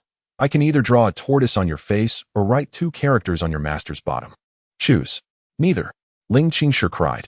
No, you must choose one, Shui Yunfei insisted. I said neither. Ling Qingshi wailed, bursting into tears. Master, he's forcing me to choose. I don't want to. Qingqing, don't cry, Su Zi consoled, regarding Shui Yunfei. Eunuch Gui, I can tell that you don't harbor any real malice towards us. Why must you humiliate us so? I've already explained, Shui Yunfei replied. I am a mortal. And mortals have such dark sides. In philosophical terms, everyone has a serpent lurking within. I don't. Ling Qingshi cried. Shui Yunfei glanced at her and nodded. You, I believe. His gaze shifted to Su Zi, who met his eyes. After a moment, she looked away. It was a silent inquiry. Did Su Zi, the esteemed sect leader and one of the martial world's beauties, harbor any darkness within? Had she ever felt envy, vanity, greed, or murderous intent? Su Zi's averted gaze was an admission that she had. It was perfectly normal. Aside from infants or innocents like Ling Qingshi, most people had a dark side. Since she had acknowledged it, Shui Yunfei wasted no time. He grabbed her leg, dragged her over, flipped her over, lifted her clothes, and pulled down her pants slightly. No, don't, you fiend. Ling Qingshi shrieked. I'll spit on you. While Ling Qingshi spat repeatedly, Su Zi remained silent. As a sect leader, she was acutely aware of the martial world's darkness and cruelty. Shui Yunfei's actions, not killing, harming, or violating her, but merely writing 2 characters on her lower back, were a form of mercy. Of course, it was still a profound humiliation, but far better than being killed or violated. Shui Yunfei wrote the characters, then released Su Zi's pressure points and quickly retreated. It would take some time for her to fully recover, giving him ample time to escape. Su Zi promptly arose, adjusting her garments. Disregarding the specifics of Shui Yunfei's inscription, she resolved to examine it upon her return. Chapter 34. His desire to enclose her. It was during her hasty regarmenting that Ling Qingshi beheld the inscription. Imperial concubine? She shrieked. Why am I designated a mere imperial maid, whereas master is to be an imperial concubine? Shui Yunfei chuckled from beyond the chamber. It is because your master possesses a gentle disposition. I aspire to enfold her within my chambers, to be my concubine. Bah, you are deluding yourself. Ling Qingshe retorted. You are a eunuch, incapable of acquiring a concubine. That is my prerogative. Shui Yunfei jested. Ah, Zi, henceforth you are this esteemed eunuch's concubine. Adhere to decorum and refrain from reckless wanderings in the martial world. Should you venture forth, ensure you are accompanied by a retinue, and discern the prevailing circumstances. Should you once more fall into enemy hands, subjected to defilement and slaughter, or even the dissipation of your cultivation and sail into a brothel, my losses would be considerable. Suzy, having composed herself, swiftly released Ling Qingshe's pressure points, seized her blade, and lunged toward the exit. Villain, stay your course. However, Shui Yunfei vaulted over the courtyard wall with agility and vanished in a flash. Suzy, reaching the wall, marveled at Shui Yunfei's nimble movements, which whisked him away in mere moments. She mused, his aerial skills are extraordinary, and his martial prowess must be considerable. Yet, he eschews direct confrontation, resorting to stupefying incense and inscribing upon women's bodies. What manner of behavior is this? After a moment's contemplation, she spat in disdain. Eunuchs are indeed beyond the realm of conventional comprehension. Yet, the realization of Shui Yunfei's eunuch status brought her a modicum of solace. Observing Suzy and Ling Qingshe depart the palace, Shui Yunfei chuckled, to inscribe upon them, to mark them as mine, preventing their defilement by others. When the opportune moment arrives, ah, my precious darlings, you shall discover that this eunuch, Gui, is vastly different from the common sort. Having restored the chamber, he procured more stupefying incense the following day. However, Suzy and her disciple did not return to the palace. Good, Shui Yunfei mused, lest I be at a loss as to how to handle them. I could hardly inscribe upon their lower abdomens once more. Though that was a pastime I frequently engaged in during my previous life, it ultimately held little allure.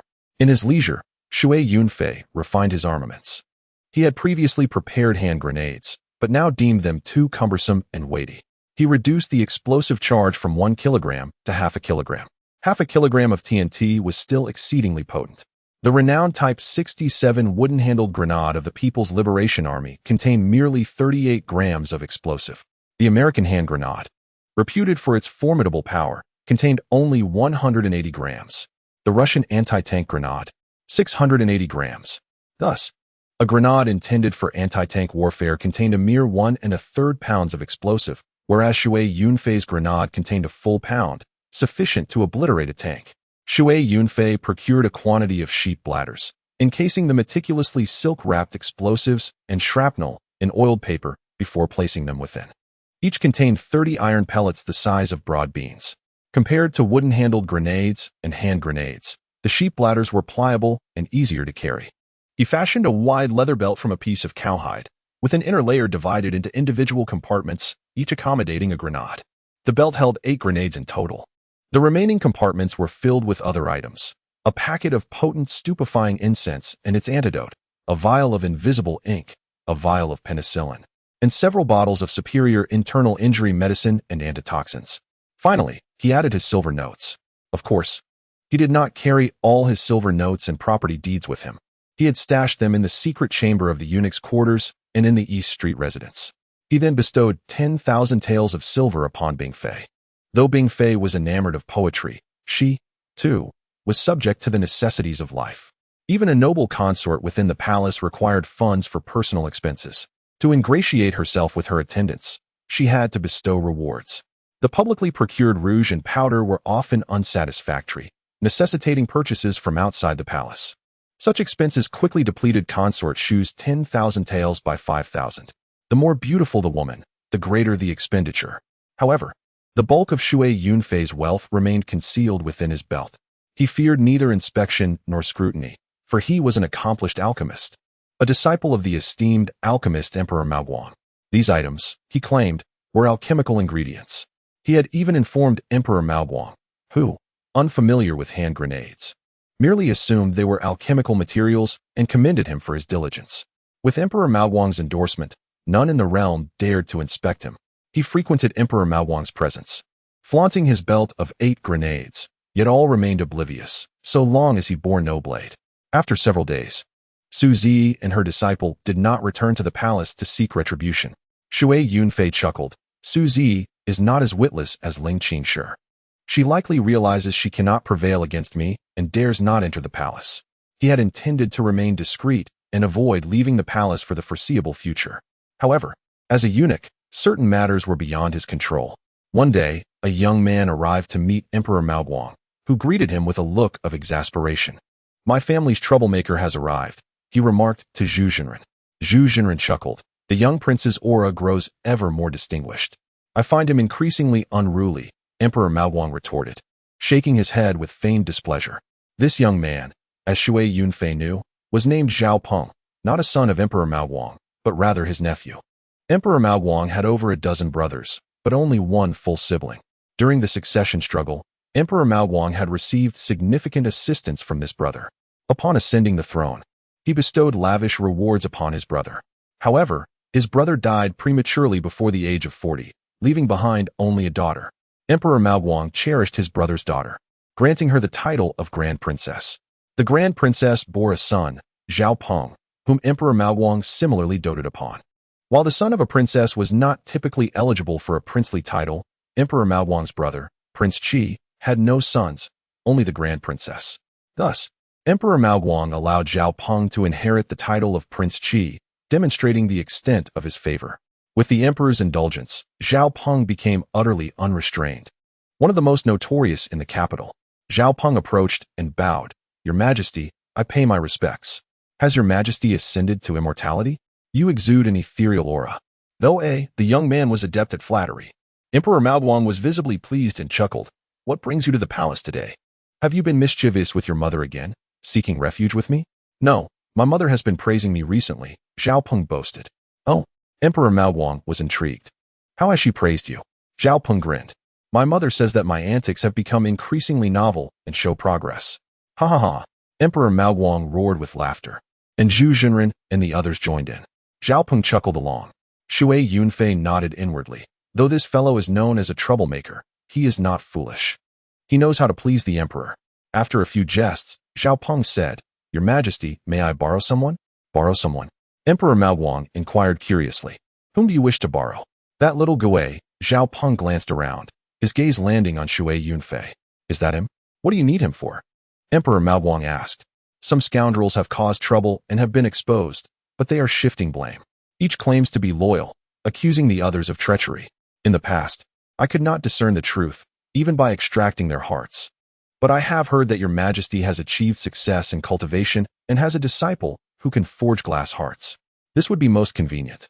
I wish to borrow him to forge their hearts, revealing the truth."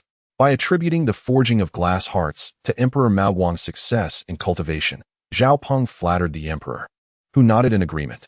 "That is indeed a solution." He turned to Shui Yunfei. "Little Gui, accompany Prince Qi." Chapter 35. "You have fallen into my hands as you command." Shui Yunfei bowed in obedience. Emperor Maoguang turned to Zhao Peng and remarked, "In these years, I have only taken on one disciple. Be meticulous and do not ruin him." Zhao Peng assured him, "Rest assured, your Majesty, I have noted it." In a corner, Master Zhu mused. The emperor is truly invested in him, even going so far as to caution the Prince of Qi. Beside him, Ma Xiaoyang nodded discreetly, realizing that he would need to reconsider his view of this young man. Zhao Peng departed first, while Shui Yunfei had to carry a plethora of materials.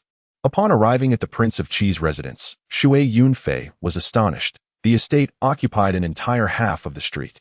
"My own residence, though sizable, pales in comparison to this grand palace," he thought to himself. After announcing their presence, a servant led them inside. Zhao Peng leaned against the waterside pavilion, seeking respite from the heat. "Have you brought all the necessary alchemical materials?" he inquired upon meeting Shui Yunfei. "Indeed, I have," Shui Yunfei affirmed. Zhao Peng pressed further. "The glazed heart you mentioned, does it require unwavering loyalty to manifest?" "Yes," Shui Yunfei confirmed. "As long as one is loyal to their master, the glazed heart will emerge. Without loyalty, it cannot form." "Understood." Zhao Peng nodded before commanding, "Bring those rascals to me." The servants complied, and shortly thereafter, 4 individuals were presented. Zhao Peng's gaze swept over them as he reiterated, "I shall ask again, are you all loyal, with no treachery against this prince?" The 4 fervently expressed their loyalty. "Excellent," Zhao Peng replied, raising his hand. "Kill them all." Fear struck the hearts of the 4, and they fell to their knees, pleading, Young prince, spare us. We are loyal. Do not worry, Zhaoping sneered coldly. I will not wrong you. I have summoned a distinguished disciple of the emperor. Anyone loyal enough will have their glazed heart manifested after death. Those who succeed will receive a grand burial, and their families will be generously rewarded. But those who do not, he waved dismissively, take them away and execute them. The soldiers promptly dragged the four away to their demise. The act was executed with chilling efficiency. Shui Yunfei silently nodded, recognizing the harsh reality of the world. He would need to learn from it. After the four were dispatched, Zhao Peng turned to Shui Yunfei and said, "It is your turn now, Xiao Gizi." "Fear not, young prince," Shui Yunfei replied. "Those who are loyal will surely produce the glazed heart." Zhao Peng nodded. "I look forward to seeing how many glazed hearts we can conjure." Shui Yunfei inwardly vowed, "If even one is produced, I shall take your name." Zhao Peng was a chaotic force, and his followers were likely to commit even greater evils. Thus, Shui Yunfei could not envision a favorable outcome for them. The act of burning bodies could not be conducted within the palace. So they ventured to Zhao Peng's grand estate outside the city. Zhao Peng, growing impatient, ordered the four to be burned simultaneously, though their remains were separated. Shui Yunfei wished to express that it mattered little, for nothing would emerge regardless. However, he kept his thoughts to himself, preparing the bodies for incineration. After 2 hours, the corpses were entirely consumed by flames. As the ashes settled, it was evident that nothing had manifested. Zhao Peng, deeply disappointed, cast a fierce glare at his surrounding attendant, having merely had her pressure points manipulated, rendering her immobile but not unconscious. Ling Qingshi, previously shielded from view in Shui Yunfei's grasp, now beheld him clearly. "You despicable eunuch!" she exclaimed. Shui Yunfei, incensed, barely restrained his baser instincts. Recalling the true nature of the treasure at hand, he planted his hands on his hips, glaring menacingly. "I am now Prince Qi. You are at my mercy. I shall strip you bare, ravish you, and then slay you." Contrary to his expectations, Ling Qingshi merely chuckled. "Trying to frighten me again? You're just a lowly eunuch. Utterly useless." Frustration evident, Shui Yunfei exhaled deeply. "What exactly are you perpetually engaged in? Whether it's an assassination attempt on me or Prince Qi, what has he ever done to you?" "He deserves to die," Ling Qingshi retorted haughtily. "He preys on the innocent and has committed countless atrocities.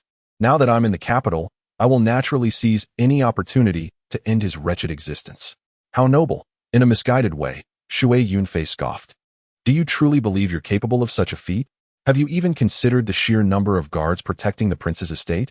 Whether I succeed or not is irrelevant." Ling Qingshi declared flippantly. "At least I tried. And have you considered the potential consequences of falling into Zhao Peng's clutches?" Shui Yunfei pressed. "Then I shall simply take my own life," Ling Qingshi asserted with unwavering resolve. "You're as stubborn as a mule," Shui Yunfei muttered, exasperated. "I dare you to end your life as I disrobe you." As he spoke, he made a menacing advance, attempting to remove her garments. "Ah, what are you doing? I'll scream," Ling Qingshi shrieked. "Scream away," Shui Yunfei sneered. "Summon the entire royal guard. 100 burly men to violate you in turn." Terrified, Ling Qingshi fell silent. Her mouth agape. As Shui Yunfei began to loosen her clothing, she pouted. "Fine, undress me. You're just a eunuch anyway. I have nothing to fear from you." Shui Yunfei was at a loss. He could hardly brandish his manhood and strike her down. Instead, he removed her outer garments, turning her around to reveal the characters Gui Bai etched upon her lower back. Despite Ling Qingshi and Su Zi's attempts to erase them, the indelible mark remained. Shui Yunfei couldn't help but chuckle, finally finding some amusement after enduring so much frustration. Ling Qingshi, aware of the reason for his mirth, flared, "Stop laughing. Erase those characters, and I'll forgive you." "Your forgiveness is of no consequence to me," Shui Yunfei retorted. "Then I shall kill you eventually," Ling Qingshi threatened. In response, Shui Yunfei raised his hand and delivered a sharp smack to each of her buttocks. "Ouch, that hurt," Ling Qingshi cried out, tears welling up. "Master, come and save me. A terrible man is hitting me, that awful eunuch." "She's actually crying." "Such a child," Shui Yunfei mused. He refrained from further strikes, instead loosening her belt and pulling down her trousers. Ling Qingshi ceased her weeping, shrieking, "What are you doing?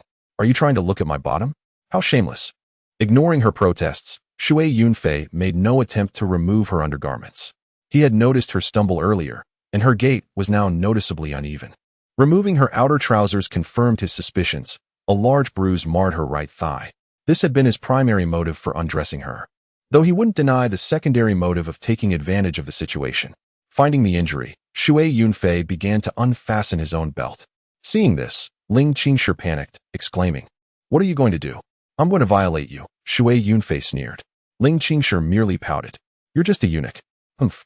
Again scorned, Shui Yunfei was enraged. Enough of this nonsense, he thought.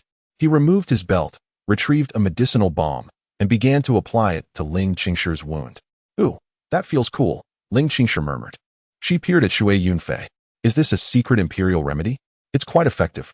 No wonder my master said that although you're somewhat mischievous, you're actually not a bad person and harbor no ill intentions towards us. So the purple-clad fairy has given me a good person card," Shui Yunfei thought with amusement. However, he raised his hand and delivered a sharp smack to Ling Qingshi's bottom. "Ouch!" Ling Qingshi cried. "You fiend, you awful eunuch. I'm going to tell my master that you're not a good person at all, just a terrible villain who hits people's bottoms." "Silence," Shui Yunfei hissed. "Someone's coming. Don't make a sound. If the royal guard finds you, they'll violate you 100 times tonight." Though somewhat naive, Ling Qingshi wasn't foolish. She understood that Shui Yunfei wasn't merely trying to frighten her and quickly clamped her mouth shut. Seeing that she was finally intimidated, Shui Yunfei released her pressure points. "Put your clothes back on and don't move or make a sound. Do everything I say." Ling Qingshi pouted. "I don't want to do everything you say. You're not my master. And you would obey your master?"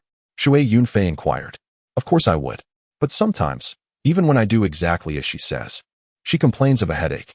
Shui Yunfei couldn't help but chuckle. "Stop laughing," Ling Qingshi whined. "It's true. Even when I do exactly as she says, she complains of a headache." "Humph. She's a hypocrite." Shui Yunfei merely shook his head. "My dear, many things in this world are hypocritical. Some things can be said but not done, and some can be done but not said." However, Suzy never shared such wisdom with Ling Qingshi, and Shui Yunfei had no desire to do so either. "Not a peep," Shui Yunfei instructed before slipping out the window and onto the roof. The royal estate was still in an uproar, like a pot boiling over. Shui Yunfei's courtyard was somewhat isolated. He had requested a quiet location for his alchemy practice. Others were also wary of him, so they had placed him at a distance. The search within the royal estate began from the center and moved outward. It took some time before it reached Shui Yunfei's courtyard. A black-clad man, leading several guards, stopped outside the courtyard. He clasped his fist to his chest, bowing respectfully. "Eunuch Gui, the royal estate has been invaded by an assassin. We apologize for the disturbance." "It's nothing," Shui Yunfei replied calmly. "Have you apprehended the assassin?" "Not yet," the black-clad man replied, shaking his head. "We are still searching." "Then continue your search. Everything is fine here," Shui Yunfei said. "Yes," the black-clad man replied respectfully, clasping his fist to his chest. He assigned 2 warriors to guard the courtyard entrance and led the others away. The commotion continued late into the night before gradually subsiding. Shui Yunfei retrieved 2 gold beans and tossed them to the guards at the gate. "The matter is resolved. Thank you for your service. You may return to your posts." The guards were overjoyed to receive such a generous reward for simply guarding the gate. "Thank you, Eunuch Gui," they said, bowing respectfully as they picked up the gold beans. They departed, murmuring, "No wonder he's the emperor's personal disciple. He's so refined and generous." Shui Yunfei, with his keen hearing, overheard their words and chuckled to himself. "So my reputation as the emperor's disciple has spread. How amusing. It seems to be quite effective." Pleased, he returned to his room and found Ling Qingshi perched on the windowsill. "That silly girl may be a bit dense, but her figure is remarkable. No wonder she's a sword practitioner." "All right, let's go," Shui Yunfei said, feigning a yawn. "Time for bed. Gui Bai, come and serve your master." "Pa," Ling Qingshi retorted. "I will not. You're a servant girl. Are you rebelling against your master?" Shui Yunfei raised his hand. "Do you want me to spank your little bottom?" "No," Ling Qingshi cried, covering her bottom with her hands. "I'm not your servant. You forced me into this. There's a contract with your mark on it. You can't deny it." Shui Yunfei said. "That's not true," Ling Qingshi pouted. "You're a bad person. Erase it now." "Not a chance," Shui Yunfei replied elated. Shui Yunfei proclaimed. "Now that you've entered the domain of Eunuch Gui, abandon all thoughts of departure. In this lifetime, you shall serve as my handmaiden." "Never," Ling Qingshi retorted, stamping her foot, only to cry out in pain as she aggravated her injury. "Ouch, that hurts. You villain." Shui Yunfei chuckled. then descended the stairs in search of another chamber for the night. At the threshold, he turned back and cautioned, refrain from wandering or raising a clamor. The royal guards are undoubtedly on high alert. Should they apprehend you, 500 royal guards, each taking their turn to violate you. With those intimidating words, he hummed a merry tune as he went downstairs. Ling Qingshi dared not flee, for the royal guards, having failed to locate their quarry, were sure to be vigilant. Moreover, she was wounded and lacked the confidence to break free. The following morning, a servant brought sustenance, and Shui Yunfei apportioned half to Ling Qingshi. Curiosity piqued, Ling Qingshi inquired, "Xiao Guizi, what is your role in this Qi royal manor?" "Address me as Eunuch Gui," he corrected. "Eunuch Gui it is," Ling Qingshi pouted. "It's all the same. You're both eunuchs." Shui Yunfei grew indignant. "Lie down on the table." "What for?" Ling Qingshi asked, staring at him in alarm. "I, your master, shall spank your bottom." "Absolutely not." Ling Qingshi hastily shielded her posterior with her hands. "You're a terrible villain, and your blows would inflict excruciating pain. Then you must be obedient and refrain from asking impertinent questions. Is it really that extraordinary?" Ling Qingshi muttered. After the repast, Zhao Peng dispatched a messenger to summon Shui Yunfei. Shui Yunfei instructed Ling Qingshi, "The denizens of the royal manor will not venture into this humble courtyard. But one can never be certain. Conceal yourself and do not reveal your presence, regardless of the commotion you may hear. If they capture you, I shall not intervene." "Rest assured," Ling Qingshi replied. "Even if they discover me, I shall claim to have trespassed of my own volition and will not implicate you." "That's more like it," Shui Yunfei said, before adding in a threatening tone, "I'll strip you bare and send you to a brothel, and see if you confess then." "I shall not," Ling Qingshi declared, raising her chin with an air of heroic defiance. Shui Yunfei found her amusing and ceased his threats. After offering a few more words of caution, he departed the courtyard and made his way to Zhao Peng. Upon their meeting, Zhao Peng inquired, "Were you not frightened last night?" Somewhat apprehensive, Shui Yunfei admitted. "The imperial palace is far more secure." Zhao Peng chuckled. "In truth, there is no cause for concern. A mere brigand poses no significant threat." "Ah yes," he said, his eyes gleaming. "Two individuals perished while apprehending the assassin last night. I require you to cremate them and ascertain whether they yield a lapis lazuli heart." "Very well." Shui Yunfei acquiesced. Left with no alternative, he returned to the courtyard, gathered the alchemical ingredients, and surreptitiously cautioned Ling Qingshi, "Remain hidden and tend to your wounds until my return. Do not wander, lest you be captured and meet a dire fate." Having instilled fear in the young maiden, he departed with the materials and journeyed to the estate outside the city where Zhao Peng's two guards had met their end. This time, two lapis lazuli hearts emerged from the flames.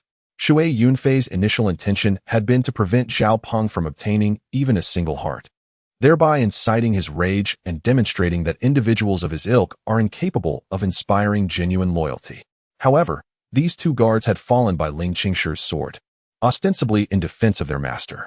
This act was generally perceived as an indication of loyalty, and the failure to produce any tangible result would have aroused suspicion. Therefore, Shui Yunfei was compelled to proceed. He even augmented the process with additional ingredients, resulting in the creation of two substantial masses of lapis lazuli. Zhao Peng was ecstatic upon beholding them. "I, Zhao Peng, am surrounded by loyal subjects." He even dispatched a messenger to inform Emperor Mao Guang, who was equally delighted. "Xiao Guizi's alchemical formula is quite effective." The Grand Astrologer Zhu and the others nodded in unison. Their own alchemical endeavors had yielded little of substance, whereas Shui Yunfei's lapis lazuli heart offered tangible results that could be repeatedly verified. This was the reason for Emperor Mao Guang's growing esteem for Shui Yunfei, which naturally engendered envy and resentment among Grand Astrologer Zhu and his acolytes. In the evening, Zhao Peng hosted a lavish banquet, inviting a multitude of sycophantic friends. He then presented the two lapis lazuli hearts on golden platters, boasting of the loyalty and valor of his subordinates. The sycophants showered him with praise, and many sought to ingratiate themselves with Shui Yunfei. Court eunuchs were plentiful, and alchemists skilled in the art of concocting elixirs were not uncommon. However, a court eunuch who was also an alchemist and a disciple of Emperor Mao Guang was a singular phenomenon, and others were naturally inclined to curry favor with him. Shui Yunfei navigated these social intricacies with practiced ease. However, whenever someone broached the subject of requesting him to create a lapis lazuli heart, He would cite the scarcity of the alchemical ingredients and direct them to seek approval from Emperor Maoguang. He had no desire to spend his transmigrated existence as a cremator. Furthermore, the lapis lazuli heart had to maintain a certain level of exclusivity. If it became a commonplace commodity, it would lose its mystique. He later discussed this matter with Emperor Maoguang, who wholeheartedly concurred and issued a decree: unless explicitly ordered by your master, do not create it for anyone. The lapis lazuli heart instantly acquired an aura of prestige. The banquet did not conclude until midnight, and upon returning, Shui Yunfei found Ling Qingshi clutching her stomach. I'm famished. Did you bring me anything to eat? Nothing fit for human consumption, Shui Yunfei replied with a smile. Only chicken drumsticks suitable for a puppy. Would you care for one? Yes. Ling Qingshi was ravenous and snatched the chicken drumstick from Shui Yunfei's hand without regard for whether it was fit for a canine. As she was eating, a commotion erupted, accompanied by cries of "Catch the assassin!" Another assassin? Shui Yunfei exclaimed in surprise. Zhao Peng must be universally despised, given the number of individuals seeking to kill him. Ling Qingshi posited, it could be my master, who, upon discovering my absence, has assumed that I have been captured by the Prince of Qi and has come to rescue me. Your master? Shui Yunfei was taken aback and poked Ling Qingshi. Your master will be the death of you yet. I am a champion of justice, and my master has instilled this in me, Ling Qingshi retorted with a pout. Shui Yunfei was exasperated but powerless to reprimand her. I'm going to assist my master, Ling Qingshi declared, clutching the chicken drumstick in one hand while reaching for her sword with the other. Enough. Stay here and eat your chicken drumstick, Shui Yunfei said impatiently before darting out the window. He stealthily made his way toward the commotion and soon encountered the source of the disturbance. Su Zi was creating far more chaos than Ling Qingshi had. She darted hither and thither, soaring high and plunging low, her sword a blur of light. Those who crossed her path were either dead or wounded. Shui Yunfei nodded in approval. The Flying Star Sword sect may be small, but it has earned a formidable reputation. Their swordsmanship is truly remarkable. He questioned himself, wondering if he could prevail in a life-or-death struggle against Su Zi. Despite his superior cultivation, Su Zi's swordsmanship was exceptionally refined, and her agility was commendable. The tying blade technique relied on elusive movements to close the distance and deliver a swift strike. Once in close proximity, the tying blade could unleash a myriad of unpredictable attacks, making it exceedingly difficult to defend against. However, if one could not close the distance, the blade technique was unremarkable. With Su Zi's swordsmanship, he would have no opportunity to get close. His only chance of victory would be to engage Su Zi in a protracted battle. Su Zi's cultivation was approximately at the intermediate stage of the second level, and women were inherently weaker. If he could prolong the fight for a day and a half, Su Zi would inevitably succumb to exhaustion, at which point he could secure a victory. Chapter 38. Displaying true skill despite the abundance of guards in the Qi royal manor. They were unable to contain Su Zi. However, the Qi royal manor also possessed skilled individuals, including a diminutive, wizened old man who relentlessly pursued Su Zi. The old man fought unarmed, yet he maintained a constant offensive. Su Zi, under duress, was forced to parry with her sword. Shui Yunfei quickly discerned the old man's strategy. He wore steel bracers on his wrists to deflect the sword blows and then close the distance. Su Zi was unable to strike him and instead had to worry about him closing in, which would expose her to danger. However, Su Zi's agility made it difficult for the old man to approach her. The old man's cultivation was comparable to Su Zi's, both at the intermediate stage of the second level, falling short of the third level. The third level was a significant threshold, and the reason why those at the third level were revered as grandmasters was because of the difficulty in surpassing this threshold.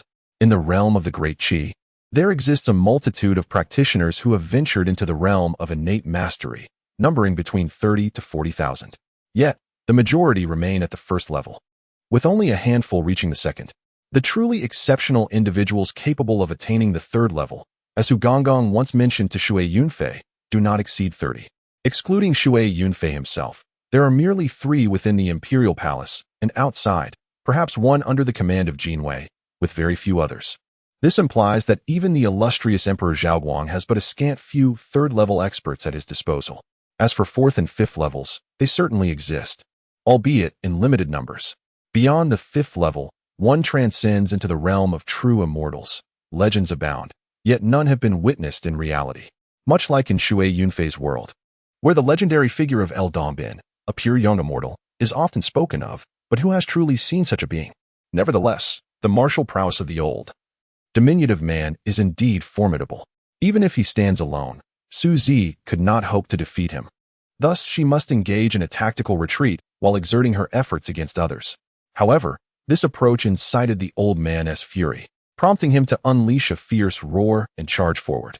Su Zi, wielding her sword, summoned the brilliance of the stars, unleashing a flash of sword light from an utterly improbable angle. Such skill, Shui Yunfei was both astonished and impressed. Had he been in her place, he would have found it exceedingly difficult to parry that strike. The old man, too, was unprepared. His wrist guard failed to fully deflect the blow, and the sword pierced his left shoulder.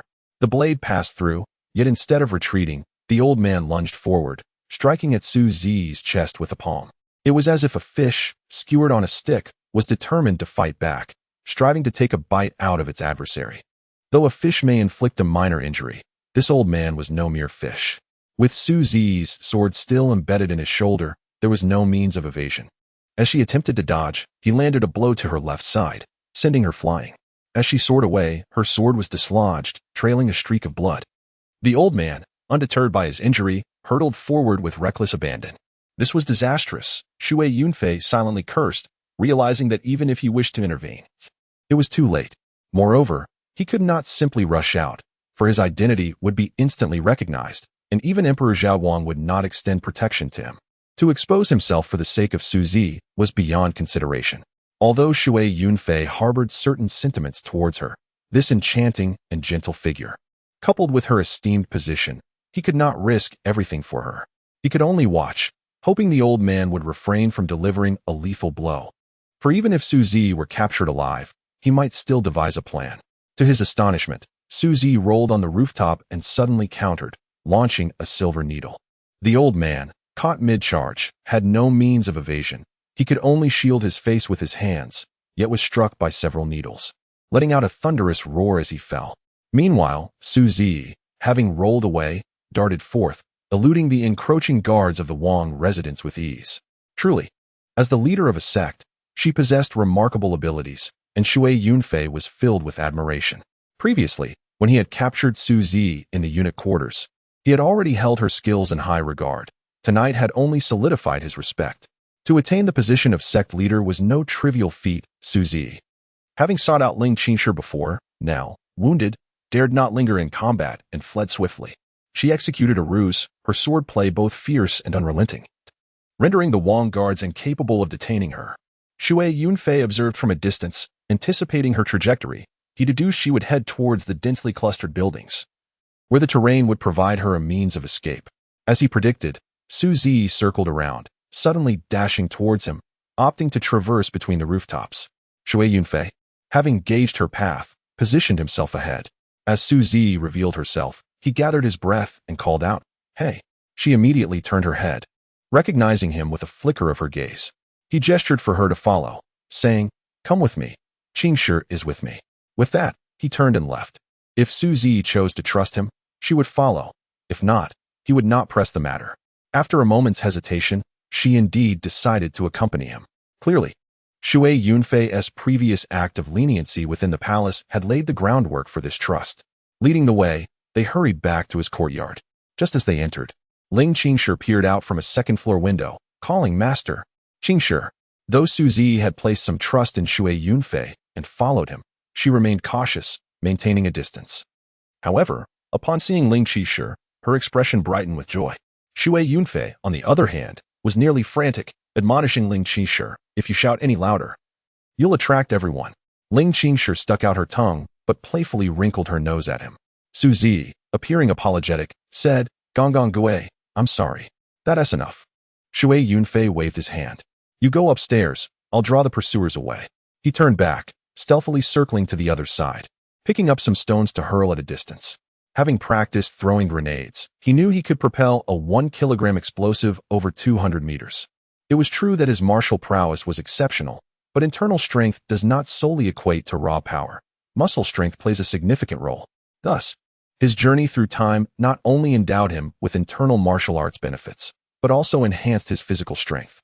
This newfound strength had granted him a solid foundation, increasing his height from the original 172 meters to 176 meters. Additionally, his limbs were now imbued with greater power. He was, in essence, a formidable force even without relying on internal energy. The stones he threw, each weighing about a pound, soared far, with the furthest reaching nearly 300 meters. Such power rivaled that of a small cannon. As he cast the stones, they struck the ground with a loud clatter, prompting the Wong guards to shout in alarm. "Over here! There's more!"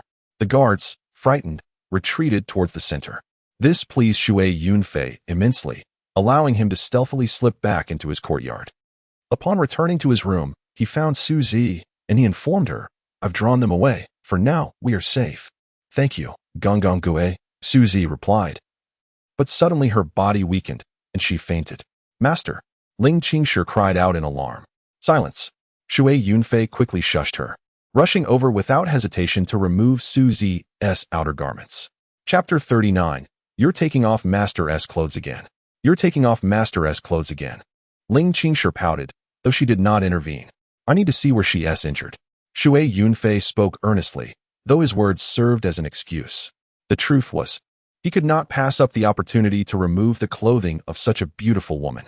In the heat, Su Zi, like Ling Qingshi, wore only a single outer garment, underneath which was a purple bustier. During the scuffle, a strap had broken, affording Shui Yunfei a delightful view. He proceeded to remove her trousers, revealing that her undergarments were also purple. This purple-clad fairy truly lived up to her name. Shui Yunfei silently praised her while feigning an examination of her leg for injuries, running his hands along her long legs. "What are you doing?" Ling Qingshi exclaimed, alarmed. "There's no injury on her leg." Shui Yunfei, unfazed, flipped Su Zi over and declared, "Found it." Beneath her left rib, a black finger mark marred her skin, an imprint of the infamous ghost hand Du Tao. So it was that scoundrel. Ling Qingshi gasped in disbelief. It seemed he was indeed formidable. Shui Yunfei nodded.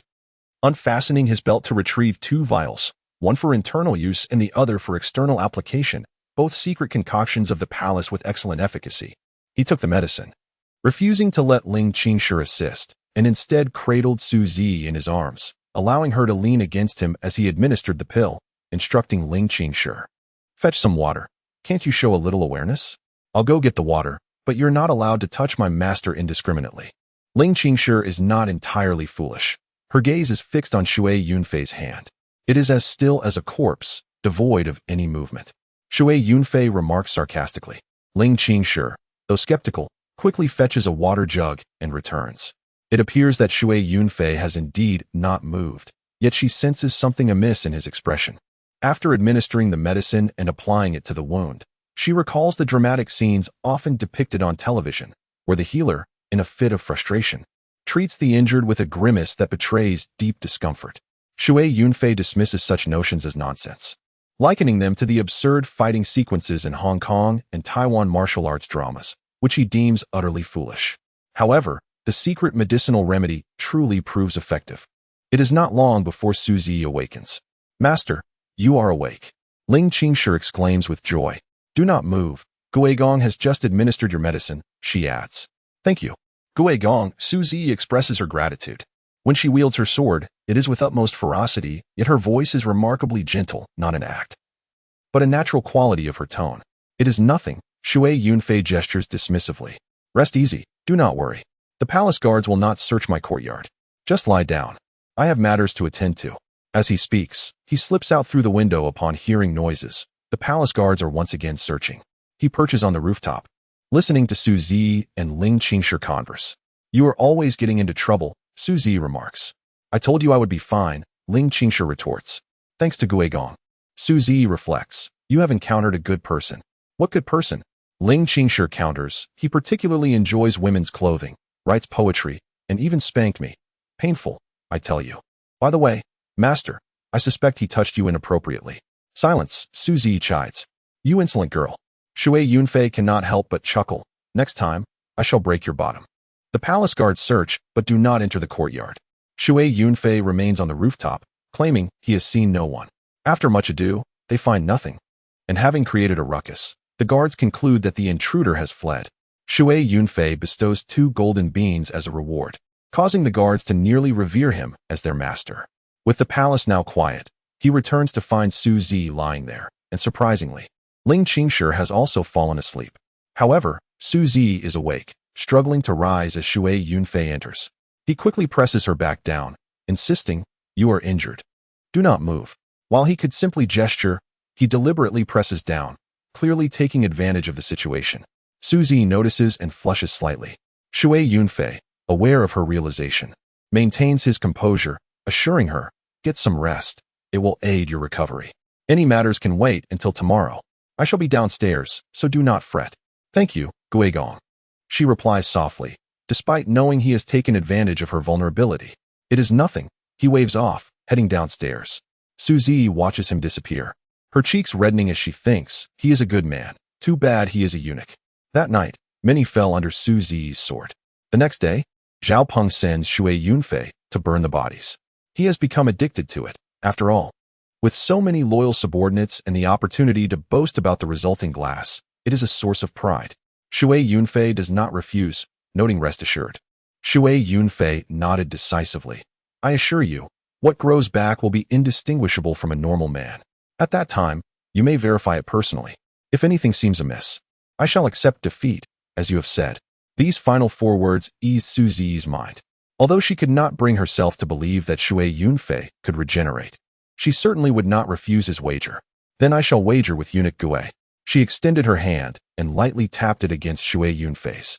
Unbeknownst to her, Shui Yunfei, upon completing the gesture, slyly hooked his middle finger against her palm. Su Zi blushed, hastily withdrawing her hand. When she caught Shui Yunfei smiling at her, she quickly averted her gaze. Little did she know, in a past life, Shui Yunfei had used this very trick to entice countless women. A mere flick would suffice. Should the lady not feel offended, he would escalate his advances, often succeeding 7 or 8 times out of 10. Women were akin to fishing. As long as one dared to bait the hook, fish would inevitably bite. The true fear lay in hesitance, in fearing the weight of the rod, and thus failing to cast it at all. A scoundrel feasts while the timid lament. Such is the way of the world. Since you are all my women now, I must take on my responsibilities. Shui Yunfei feigned seriousness as he stroked his beard. "We are not your women," Ling Qingshi interjected. "Indeed. But I am confident that as long as you dare to wager, I shall triumph," Shui Yunfei replied, brimming with self-assurance. "How shameless." Ling Qingshi stuck out her tongue at him, playfully pinching her own cheek. Such antics held no sway over Shui Yunfei, who laughed heartily as he retrieved a grenade from his wide belt, presenting it to Su Zi. "My dear, I have a splendid gift for you." Su Zi clearly disliked this term of endearment, yet she was not one to engage in banter, only casting Shui Yunfei a mournful glance. He chuckled and said, all right. "Su Xianzi, is this better?" "Much more acceptable," Su Zi replied, accepting the grenade and inspecting it. "What is this?" "This," he explained, "is a thunderclap grenade, possessing a slightly greater destructive power than the typical thunderbolt." "You are boasting," Ling Qingshi dismissed him outright. "I assure you, I am not exaggerating." Shui Yunfei turned to Su Zi. "This thunderclap grenade is genuinely powerful. When you rush out tonight, should you encounter a formidable opponent, use it to charge through. Allow me to instruct you on its usage." He detailed the instructions to Su Zi. "Peel off the wax seal here, and you will find a pull cord. Pull it forcefully, then throw it at the enemy. It will explode after a brief delay, approximately 5 counts. Remember the intervals I mentioned." He counted to 5. And Su Zi nodded, while Ling Qingshi interjected, "If it takes that long, our opponents will have already fled. Thus, clarity is essential." Shui Yunfei continued. "Assess the distance to your adversary. At 50 paces, pull the cord and throw without hesitation. At 30 paces, count 2 seconds. At 20, count 3, and at 10. It is best to also count 3. If you are experienced, counting to 4 is acceptable." "That won't work," Ling Qingshi retorted. "Such a heavy object, and they will evade it easily." "Fear not," Shui Yunfei assured her. "The thunderclap grenade has a blast radius that can reach beyond 30 paces. The American military grenades contain 180 grams of explosives, with a lethal radius of 15 meters. My grenade contains 500 grams, and thus its radius is significantly larger, approximately 45 meters at 30 paces. 30 paces? Su Zi exclaimed in astonishment. Indeed, Shui Yunfei confirmed. Sensing Su Zi's skepticism, he urged, "Trust me, once you throw it, you will understand." Suzy hesitated, then nodded. Though Shui Yunfei's demeanor was somewhat irreverent, he remained largely trustworthy. She considered, if it truly held such lethality beyond 30 paces, then… Exactly, Shui Yunfei affirmed. If you throw it from within 30 paces, you must immediately turn and flee. Or at the very least, take cover. If there are any barriers, such as walls or rocks, you must hide behind them. You speak as if it were true, Ling Qingshi remarked, squeezing the grenade. What is this outer material? It resembles a leather pouch. Indeed, it is a leather pouch, Shui Yunfei replied. It is simply a sheep's bladder. How distasteful, Ling Qingshi exclaimed, promptly discarding it. Suzy, quick on her feet, caught it and shot her a reproachful glance. What disdain for a leather pouch? Shui Yunfei laughed. You shall soon find it endearing. I doubt it, Ling Qingshi retorted, for she was still a young lady. And some of his crude jests eluded her comprehension, leaving her only to huff in response. Shui Yunfei had thoroughly explained the grenade's usage. And Suzy tucked it into her waist pouch, though her belief fluctuated. How could such a powerful hidden weapon exist? Still, his intentions seemed genuine. Albeit his demeanor was rather unorthodox, a mere little eunuch. Reflecting on Shui Yunfei's status, she found herself oddly relieved, yet inexplicably melancholic. Around 11 o'clock at night, the Wang residence fell silent. Suzy and Ling Qingshi stealthily exited the building, taking a roundabout route to evade detection, ensuring that no one within the estate would suspect they were concealed in Shui Yunfei's quarters. Following 2 prior assaults, the guard's strength had been significantly bolstered. Although both Suzy and Ling Qingshi possessed exceptional agility, they were still discovered midway through their escape. Charge! Suzy commanded without hesitation, drawing her sword and leading the way, with Ling Qingshi sprinting closely behind. Shui Yunfei trailed at a distance. The path they had chosen was relatively secluded, distanced from the central area. Although there were distant shouts and guards rushing toward them, Suzy and Ling Qingshi, with their remarkable skills, should theoretically be able to break through before the guards could converge. However, neither Shui Yunfei nor Suzy anticipated the sudden appearance of a squad of soldiers in the open space ahead, just as they neared the wall. Indeed, they were soldiers, not guards from the Wang residence. This was a privilege bestowed upon Zhao Peng, who had the authority to deploy troops to protect the Wang residence with a mere word to Emperor Zhaoguang. This was no ordinary contingent. It was a squad of crossbowmen. Comprising 30 men, they represented the standard formation of the Great Qi's crossbowmen. The 30 crossbowmen stood in a straight line, facing inward toward the estate.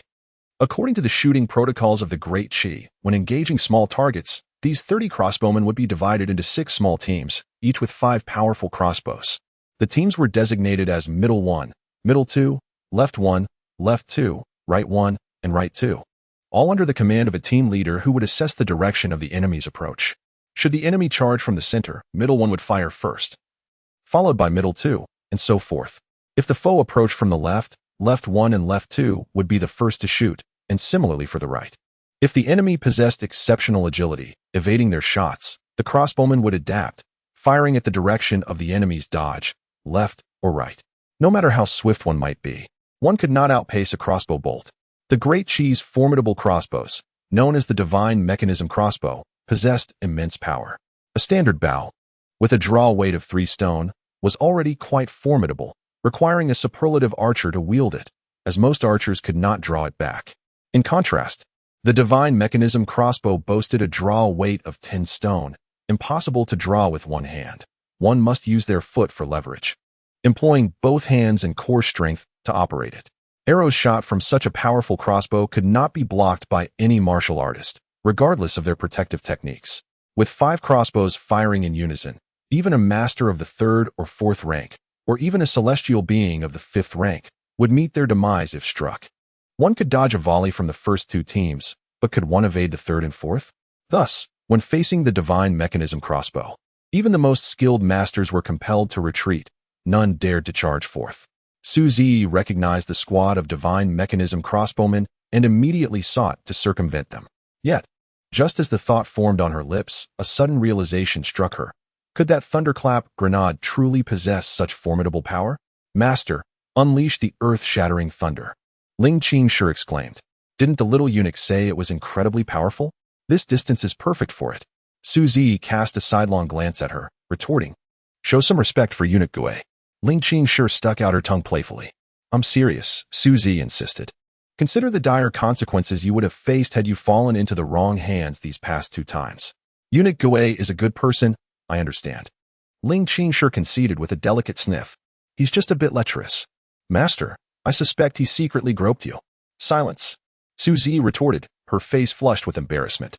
Turning her gaze back, she noticed figures converging from all directions toward their location.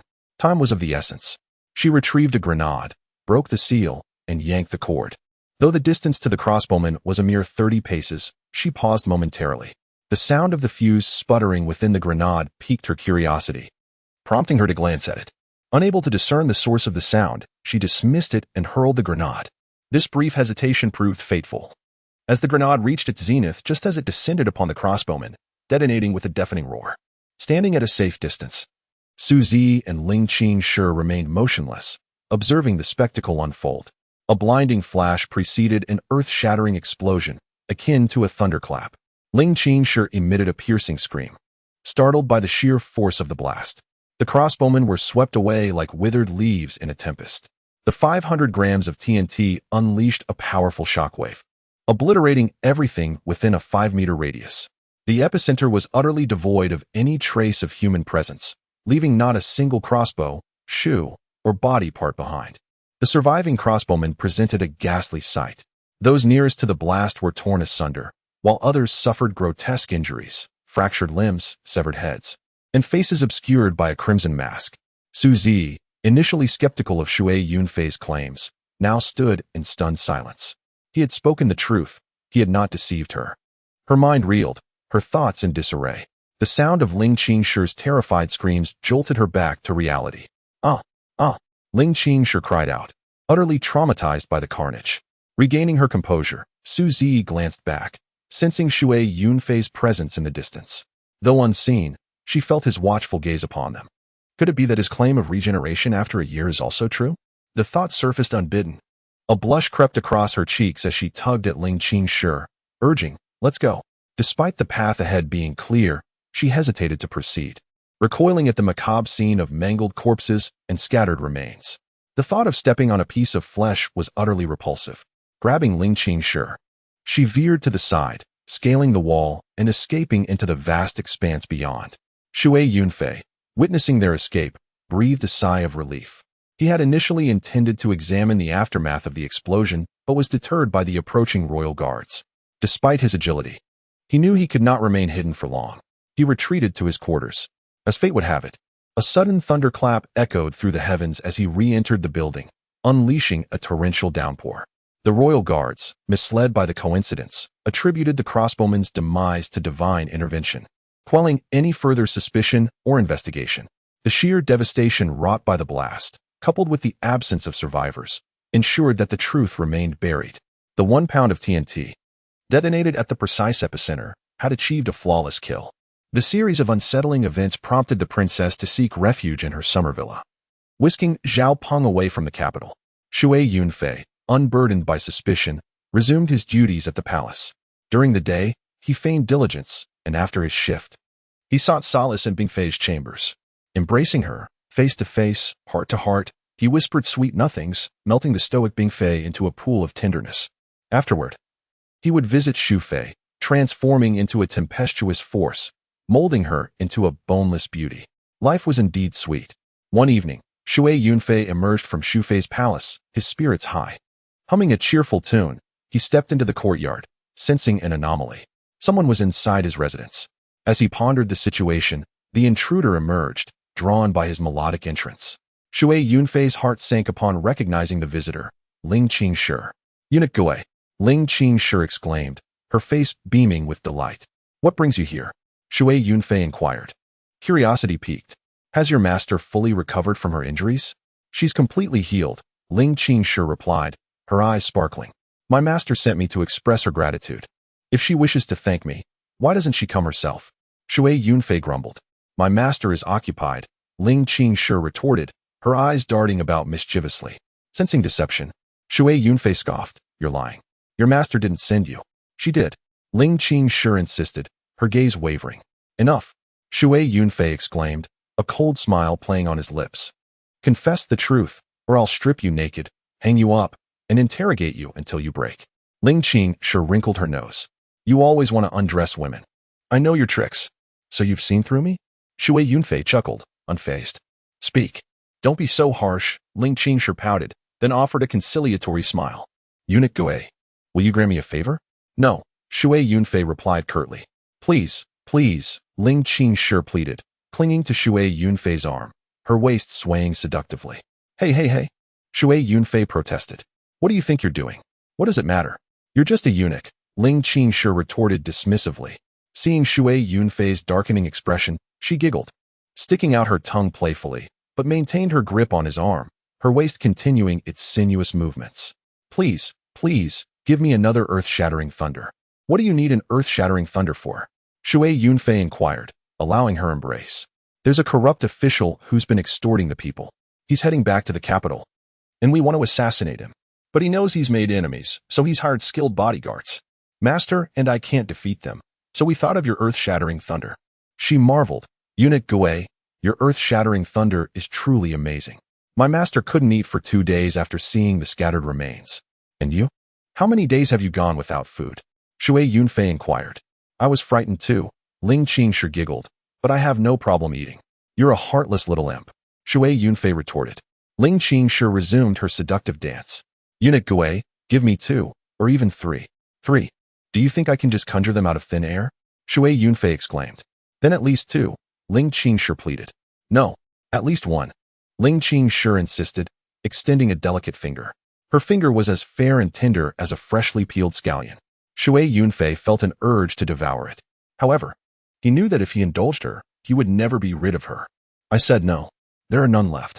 Yes, there are, Ling Qing sure protested, clinging to his arm. Please, Eunuch Gui, please. Shui Yunfei was at his wit's end. Ling Qing sure's seductive charms were reigniting his desires. I can't give you one. If you really want one, have your master come. How annoying. Ling Qing sure stamped her foot. You're just like my master. You don't trust me. Fine, forget it. Water Yunfei disengaged, hastily retreating a couple of steps. A first for him, across 2 lifetimes, to actually be intimidated by a damsel. Utterly absurd. I'll fetch my master, Ling Qing sure declared, pivoting and darting away. Water Yunfei promptly followed, watching her exit the palace before returning. That scatterbrain girl. If she were discovered by the palace guards and fell into Ma Xiaoyang's clutches, it would be disastrous. Fortunately, his eunuch quarters were in a desolate, blood-stained corner. Shunned by the palace staff, patrols usually circumvented this area, so no one noticed. Suzy didn't appear that evening.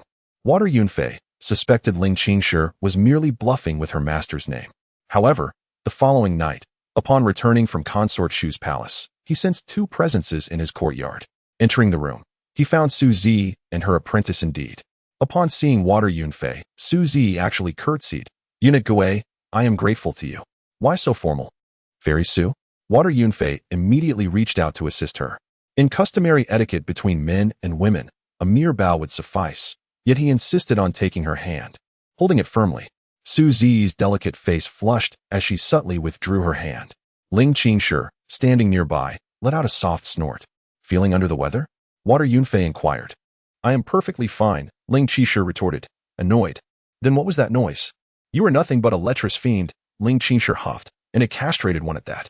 Ching ching. Suzy admonished. But it's the truth. If you continue to misbehave, you will return to the mountain and remain there for 3 years, Suzy said, exasperated. Ling Qingshi pouted, falling silent, though she was clearly not particularly afraid. Water Yunfei found it amusing, musing to himself, Fairy Su is quite formidable when confronting enemies. Decisive and cunning, yet she is too gentle with people in her daily life. But I find it endearing. He chuckled, saying, Fairy Su, you haven't come seeking thunderclap bombs as well, have you? Suzy bowed once more. Eunuch Gui, I must first offer an apology. I confess, I harbored some skepticism last time. I never imagined. You never imagined the thunderclap bomb would be so potent, did you? Extraordinarily so. A look of astonishment graced Suzy's face. Truly like heavenly thunder, even more devastating. It is indeed quite something. Ling Qingshi chimed in, her interest piqued. Those men were blown to bits. It was terrifying. Observing the 2 beauties' expressions of awe, Water Yunfei felt a surge of accomplishment. He grinned. Will you doubt my word in the future? I won't, Suzy affirmed, shaking her head. Therefore, Water Yunfei said, smiling at her. When I declare that I can regenerate within a year, you won't doubt that either? Su Zi's lovely face instantly flushed crimson. The wager was that if Water Yunfei truly regenerated, she would become his concubine, a prospect that filled her with mortification. Humph, Ling Qingshi scoffed from the side. That's impossible. You disbelieve me as well? Water Yunfei's expression darkened. Absolutely impossible, Ling Qingshi insisted. I refuse to believe it. Master, do you believe him? We certainly don't. Su Zi remained silent, her face flushed. In truth, she found the notion of a eunuch regrowing his manhood unbelievable. So you dare to doubt me? Very well, then. Water Yunfei said, annoyed. When the time comes, and I do regenerate, I will dictate everything. You will wear what I command, you will call me what I decree. And you will not be permitted to object. As if I'm afraid of you, Ling Qingshi puffed out her small chest. That will never come to pass. Su Zi remained silent, still skeptical.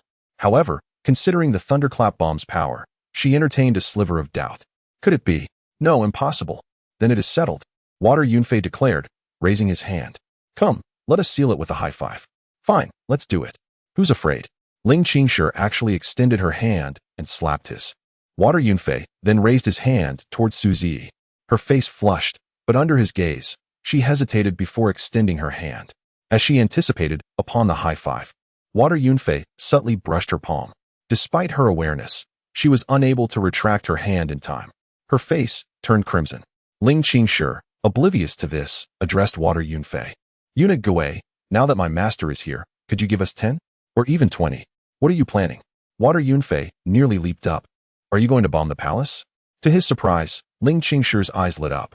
Oh, that's an idea.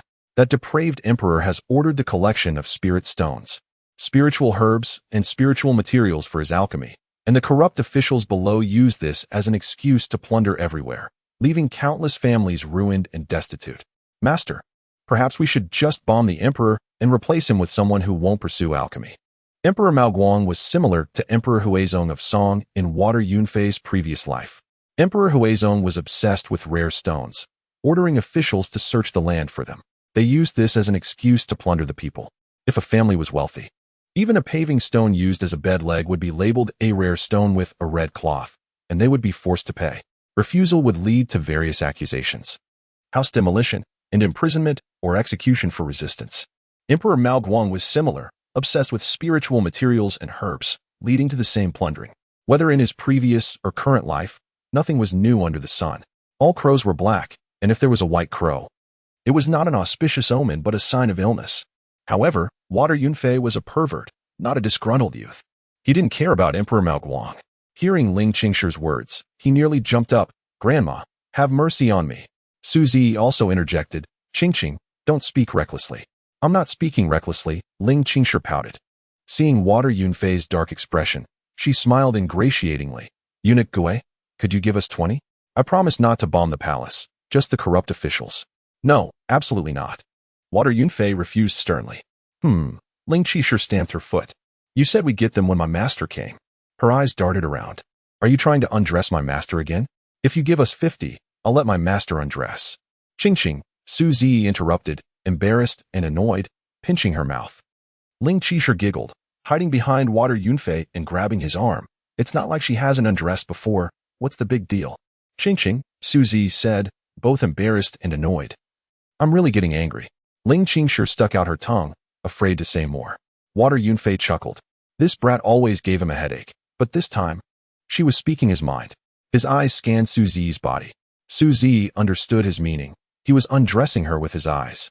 As a beauty traveling the world, she was used to such leering, but usually, she would be angry. However, with Water Yunfei, she only felt shy, not angry. She didn't understand why. She couldn't possibly be falling for Water Yunfei, could she? Impossible. He was just a little eunuch. Eunuch Gui, she took a breath, steadying her mind. This time, I'm assassinating a corrupt official, but he has hired many guards, 2 of whom are highly skilled. Therefore, I hope Eunuch Gui can assist. If you can't kill him, don't kill him, Water Yunfei sighed. Do you really have to kill him? Now that I know, I can't let it go if I don't kill him. Su Zi said gently, but her eyes were firm. Water Yunfei sighed, thought for a moment, and said, I can give you 2 thunderclap bombs. But some things need to be clarified. Su Zi was overjoyed. Eunuch Gui, please speak. First, You must never reveal my secret. Water Yunfei held up a finger. Rest assured. Su Zi nodded immediately.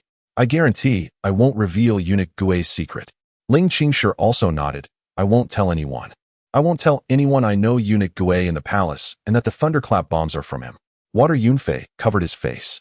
Su Zi scolded. Qingqing. What did I do wrong again? Ling Qingshi, feeling indignant, exclaimed, I've already stated that I absolutely do not know the eunuch Gui. Su Zi was at a loss for words. This simply wouldn't do. Shui Yunfei shook his head. Noticing Su Zi's gaze, he contemplated and proposed, let us concoct a tale. Miss Su, as one of the 4 beauties of the Jianghu, you must have countless admirers, correct? I have pledged my loyalty to the sect and vowed to uphold the honor of the Flying Star Sword sect, and I shall remain unmarried, Su Zi replied, shaking her head. That is acceptable. Shui Yunfei nodded. I commend your ambitions. Su Zi's eyes sparkled with a bashful smile, yet she heard Shui Yunfei add, however, you could marry eunuch Gui. Ling Qingshi burst into laughter. Su Zi's cheeks flushed crimson, leaving her speechless. What a shameless fellow. Ling Qingshi teased, reaching to pinch Shui Yunfei's cheek, but he unexpectedly turned and playfully licked her finger with his tongue. Ah! Ling Qingshi squealed, hastily retreating to Su Zi's side. Master! He licked me. How disgusting. His tongue is so long. Shui Yunfei chuckled, while Su Zi wore a look of helplessness. She suddenly realized she had not just one disciple in Ling Qingshi. This Shui Yunfei appeared to be another, a pair of lively treasures indeed. Miss Su, among your suitors. One is surnamed Chao with the given name Chao Chao. Chao Chao, Ling Qingshi exclaimed. Indeed, it is he, Shui Yunfei affirmed.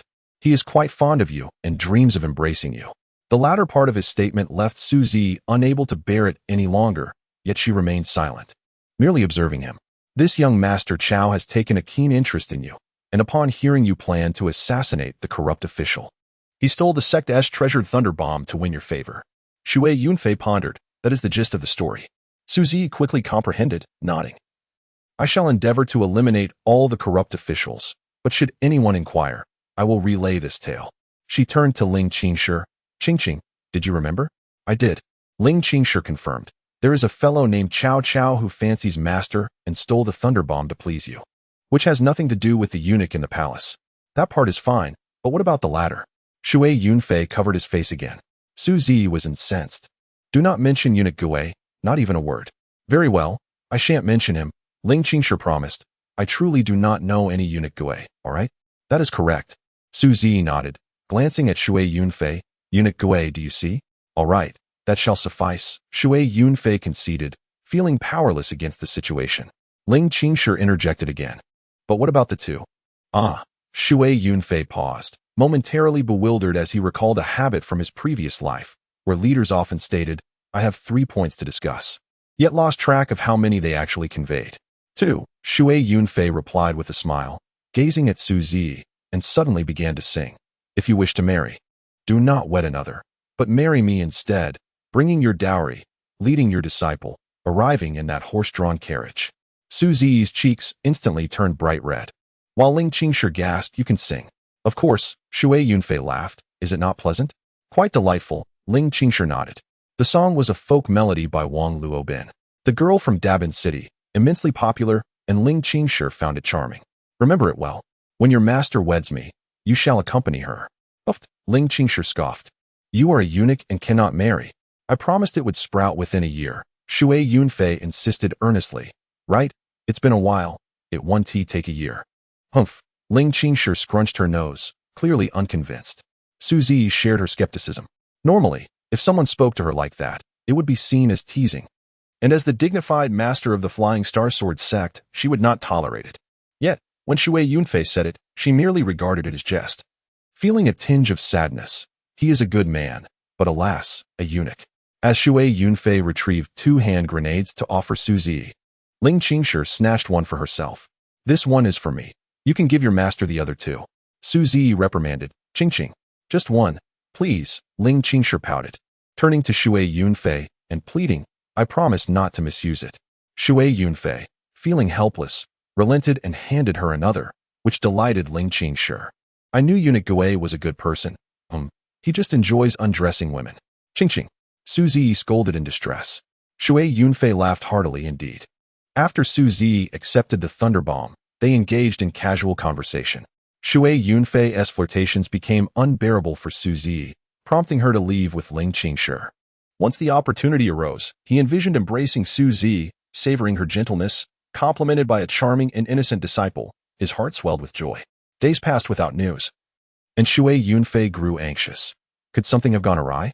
A couple of days later, that evening, Su Zi suddenly entered the palace, accompanied by Ling Qingshi. Did you succeed? Shui Yunfei inquired. We succeeded, Su Zi confirmed, thanks to eunuch Gue. Without your thunder bomb, we surely could not have succeeded. I have achieved great merit this time. Ling Qingshi boasted. Eunuch Gue, you must praise me. Oh? Shui Yunfei queried curiously, what merit have you achieved? I truly accomplished a significant feat, Ling Qingshi asserted. The corrupt official was exceedingly cunning. He openly hired the black and white twins as bodyguards, yet secretly enlisted the old demon, the dry-bone real man, for protection. When Master detonated 2 thunder bombs, it killed the black and white twins. As we rushed to kill the corrupt official, the dry-bone real man suddenly appeared, and Master nearly fell victim to his claw. How treacherous. Shui Yunfei turned to Su Zi. Miss Su, are you unharmed? I am fine. Su Zi shook her head. The dry-bone real man pursued Master, and sensing the situation was dire, I went to eliminate the corrupt official. Ling Qingshi recounted proudly. The corrupt official was terrified, forcing the dry-bone real man to turn back and pursue me. I waited until he was closer before throwing the thunder bomb, counting to 4 before I threw it. You counted to 4 before throwing? Shui Yunfei was taken aback. Of course, Ling Qingshi nodded, since Master had already thrown 2 thunder bombs. The dry-bone real man was aware of their potency. If I threw it too early, he would escape. I needed to ensure he had no time to flee. Su Zi remarked, you were still too reckless. But I did indeed hit the dry-bone real man, Ling Qingshi insisted. I threw it, and he dodged. If I hadn't counted to 4, he would have evaded it completely, she argued. Su Zi remained silent. Shui Yunfei nodded. Indeed. Qingqing has accomplished a great feat this time. So, Ling Qingshi eagerly continued. Will you reward me with 10 thunder bombs? 10. Shui Yunfei nearly leapt in surprise. Do you think this is a mud pit to mold them from? Not a chance. 5 will suffice. Ling Qingshi clung to Shui Yunfei's arm, pouting and twisting her waist playfully. Please? Shui Yunfei finally understood why Su Zi found it challenging to manage her. Her gentle nature was one reason. But Ling Qingshi's penchant for being spoiled was also a significant factor. I cannot give you any. Shui Yunfei resolutely shook his head. This young lady was a troublemaker. Who knew where she would use the grenades? Humph. Ling Qingshi released her grip and pouted. If you ever wish to touch Master, I will keep a close watch on you and deny you any opportunity. Qingqing, Su Zi scolded, flustered. That is precisely the case, Ling Qingshi declared. Last time, when Master fainted, he fed her medicine and asked me to fetch water. He surely had ill intentions. I want to give him such an opportunity again. So this opportunity was given by you? Her eyes gleamed with sudden brilliance. Su Zi's fair face flushed as she helplessly held the treasure, retorting, when we return, you're going to transcribe the sect's precepts 100 times for me. Oh, please, no, Ling Qingshi wailed. Next time, I'll keep an eye on him for you. I promise I won't give him a chance. Shui Yunfei chuckled. If you're watching, your master will be even less forgiving. Why is that? Ling Qingshi asked, intrigued. Does she perhaps fancy giving you? Qingqing, Su Zi gently scolded, blushing. Shui Yunfei laughed heartily, winking at Su Zi, who became even more embarrassed and avoided his gaze. By the way, Ling Qingshi said, Eunuch Gue, we've come this time at the behest of someone who wishes to meet you. Who might that be? Shui Yunfei inquired, waving his finger dismissively.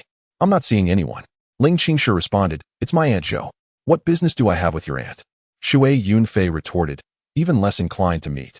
If it were your mother, that would be a different story. What would you want to see my mother for? Ling Qingshi asked curiously. To pay respects to my future mother-in-law, of course. Shui Yunfei said with a grin.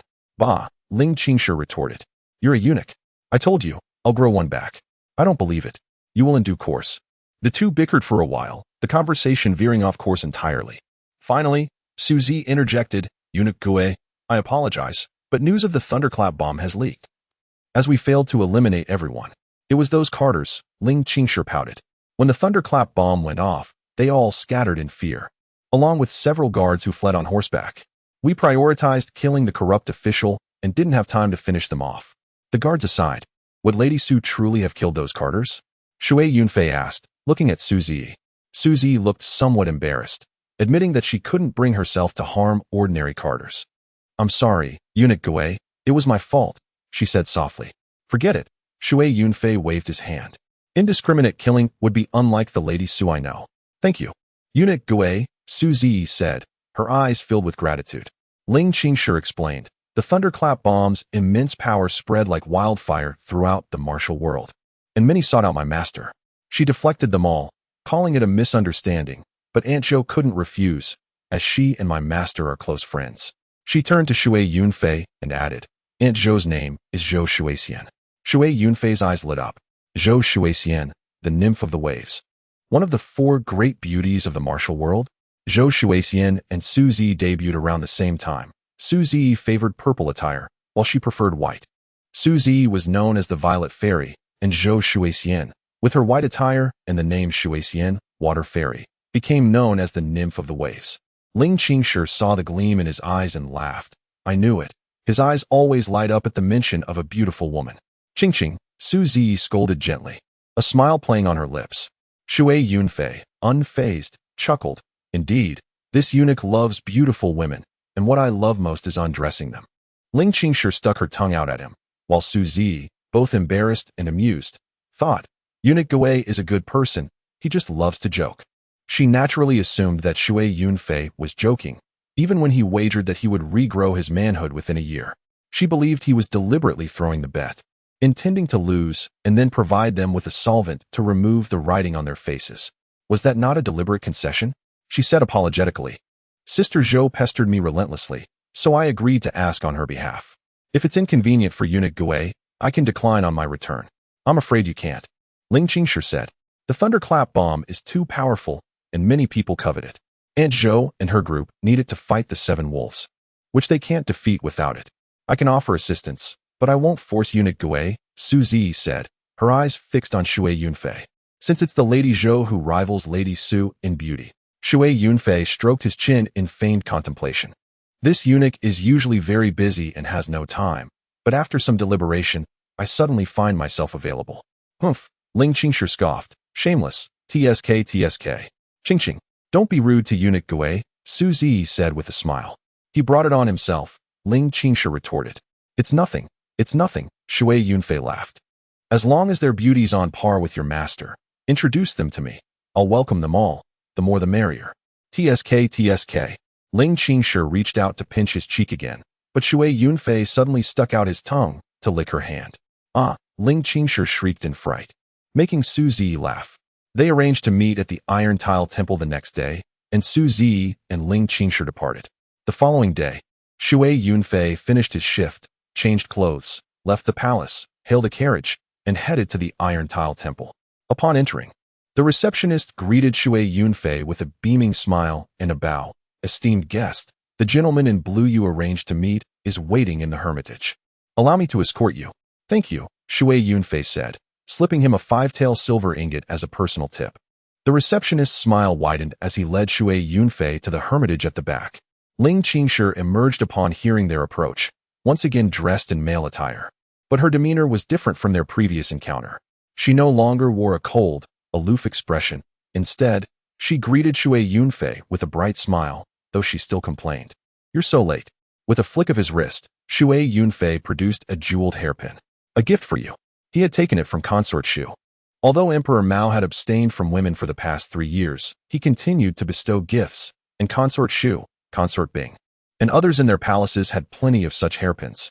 Shui Yunfei had simply taken a few. The palace's jeweled hairpins were made with high-quality materials and exquisite craftsmanship. Ling Qingshi exclaimed upon seeing it. Ah, a jeweled hairpin. I love it. She accepted it gleefully. Indeed, women in every world were the same. As long as you gave them gifts or red envelopes, it was easy to establish a connection. Then it was a matter of skill. Shui Yunfei had used this tactic to win over many women, those who came to have their pets treated. Using the pets as an excuse to add him on social media, chat, send red envelopes, and so on, could then take things further. Ling Qingshi accepted the jeweled hairpin and led Shui Yunfei inside. 2 women were in the room.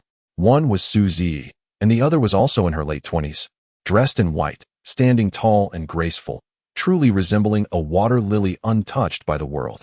What a nymph of the waves, indeed not inferior to Lady Su. Shui Yunfei thought to himself. Young Master Chow has arrived, Su Zi greeted, introducing Shui Yunfei. Young Master Chow, this is my dear sister Zhou Shuixian, known as the nymph of the waves in the martial world. She then introduced Zhou Shuixian. Shuixian, this is Chow Chow, the young Master Chow I mentioned. Young Master Chow. A pleasure to meet you, Zhou Shuixian said with a bow. Lady Shou, the pleasure is all mine, Shui Yunfei replied, returning the bow. He noticed that Zhou Shuixian was slightly taller than Su Zi, with longer legs, comparable to the long legs of Consort Shu, the boneless beauty. However, as it was their first meeting, he didn't want to stare, lest he give a bad impression. After exchanging greetings and taking their seats, Zhou Shuixian asked, May I ask which school young Master Chow hails from? Shui Yunfei didn't want to reveal his master's lineage. The skills of the Taiyin sect were strange and unique. Considered a unique art, but its unorthodox methods were best suited for eunuchs and had always been passed down among them. Outsiders knew little about it, and Shui Yunfei wanted to conceal his identity, so he naturally wouldn't disclose it. My skills are lacking, so I won't embarrass my sect, Shui Yunfei said, waving his hand dismissively. Young Master Chow is too modest, Zhou Shuixian said with a smile. Shui Yunfei noticed that her smile was not as radiant as Su Zi's, but rather subtle. Her legs were longer than Su Zi's, but her breasts were smaller, and her smile was also somewhat faint. Could she be frigid? Surely not. Her husband was Guahu, the master of Tiger Might Villa. Could he not arouse her desires? He was quite the lecher, always pondering over beautiful women. Yet he maintained a facade of solemnity. Zhou Shuixian remarked, Young Master Chow, the reason for this meeting arranged by Master Su is to seek your assistance. We, at the Tiger Might Villa, wish to procure a batch of your thunderclaps. Would that be possible? Not at all, Shui Yunfei replied decisively, shaking his head. Noticing Zhou Shuixian's keen gaze, he continued, I must be frank. The materials for such thunderclaps are quite costly, and the primary ingredient requires specialized refinement, making it exceedingly rare. Zhou Shuixian nodded. The power of the thunderclap rivals that of a celestial thunderbolt, which undoubtedly makes it difficult to forge. However, we at Tiger Might Villa are sincere in our intent to purchase and are willing to offer a substantial price. Seeing Shui Yunfei silent, she added, We can offer 1,000 taels per piece. She extended a slender finger, which was remarkably more elegant than Ling Qingshi's. Shui Yunfei stole a glance and lowered his gaze to sip his tea. Zhou Shuixian was observing his expression and, sensing the mood, added 2 more words, in gold. The exchange rate for gold to silver was 10-1, so 1,000 taels of gold equated to 10,000 taels of silver, a considerable sum. Shui Yunfei's thought was that if Zhou Shuixian added another 1,000 or so, he might sell a few pieces. But he was taken aback when she directly multiplied the offer tenfold. Chapter 46, A Request for Young Master Chow's Assistance. Shui Yunfei set down his teacup, feigning contemplation, and finally said, Miss Zhou, your offer indeed reflects great sincerity. Very well, I shall sell you 2 pieces. 10 pieces, Zhou Shuixian immediately increased her bid. It's not that I don't wish to sell, but I truly have none available. Shui Yunfei shook his head. Young Master Chow, we are genuinely earnest. Zhou Shuixian implored with sincerity, Please do extend your assistance. Then 3 pieces, Shui Yunfei replied. I can sense your sincerity, Miss Zhou. However, it is exceedingly difficult to forge these, he insisted.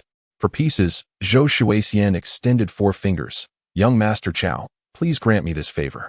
Very well, Shui Yunfei feigned exasperation. Gazing at her, Miss Zhou, you are as enchanting as a celestial being, yet your earnestness is truly overwhelming. Zhou Shuixian smiled radiantly. Your generosity is appreciated. On behalf of Tiger Might Villa, I thank you. Let us meet here again in 3 days at the same time. Shui Yunfei deliberately postponed. If all goes well, I shall bring 4 thunderclaps. Payment will be made upon delivery. Zhou Shuixian appeared agreeable, though her smile retained a trace of reserve. After concluding the transaction and engaging in idle chatter, Shui Yunfei took his leave. Instead of returning directly to the palace, he opted for his residence on East Street. Even if Zhou Shuixian sent someone to follow him, revealing the East Street dwelling was preferable to exposing the palace. Under the cover of night, he stealthily made his way back to the palace. To his surprise, around 10 o'clock, Ling Qingshi appeared. Shui Yunfei felt a pang of frustration. This was the palace, not a marketplace, and she arrived as if on a casual stroll. Ling Qingshi giggled. What of the palace? I am considering a little tour of the emperor's quarters. Wait. Shui Yunfei exclaimed, startled. The palace is filled with formidable figures. My corner is secluded, but the emperor's side is different. If you venture there, you will surely be caught. Humph. Ling Qingshi pouted defiantly. Truly. Shui Yunfei insisted. If you are captured, they will strip you and present you to the emperor, who would violate you and then strip you of your abilities, sending you to a brothel. You are merely trying to scare me, she teased, sticking out her tongue. Seeing Shui Yunfei's serious expression, she laughed again. All right, I know you mean well. My master has also warned me against approaching the emperor's bedchamber.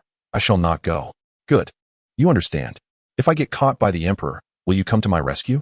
She asked. Absolutely not. Shui Yunfei replied sternly. Please.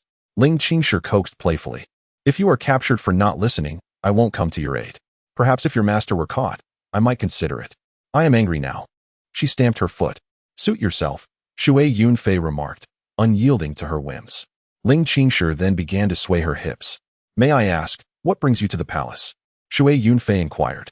With a bright smile, Ling Qingshi replied, Master Gui, could you lend me a few thunderclaps? None available. Shui Yunfei firmly declined. Please, Ling Qingshi pleaded, wrapping her arms around his.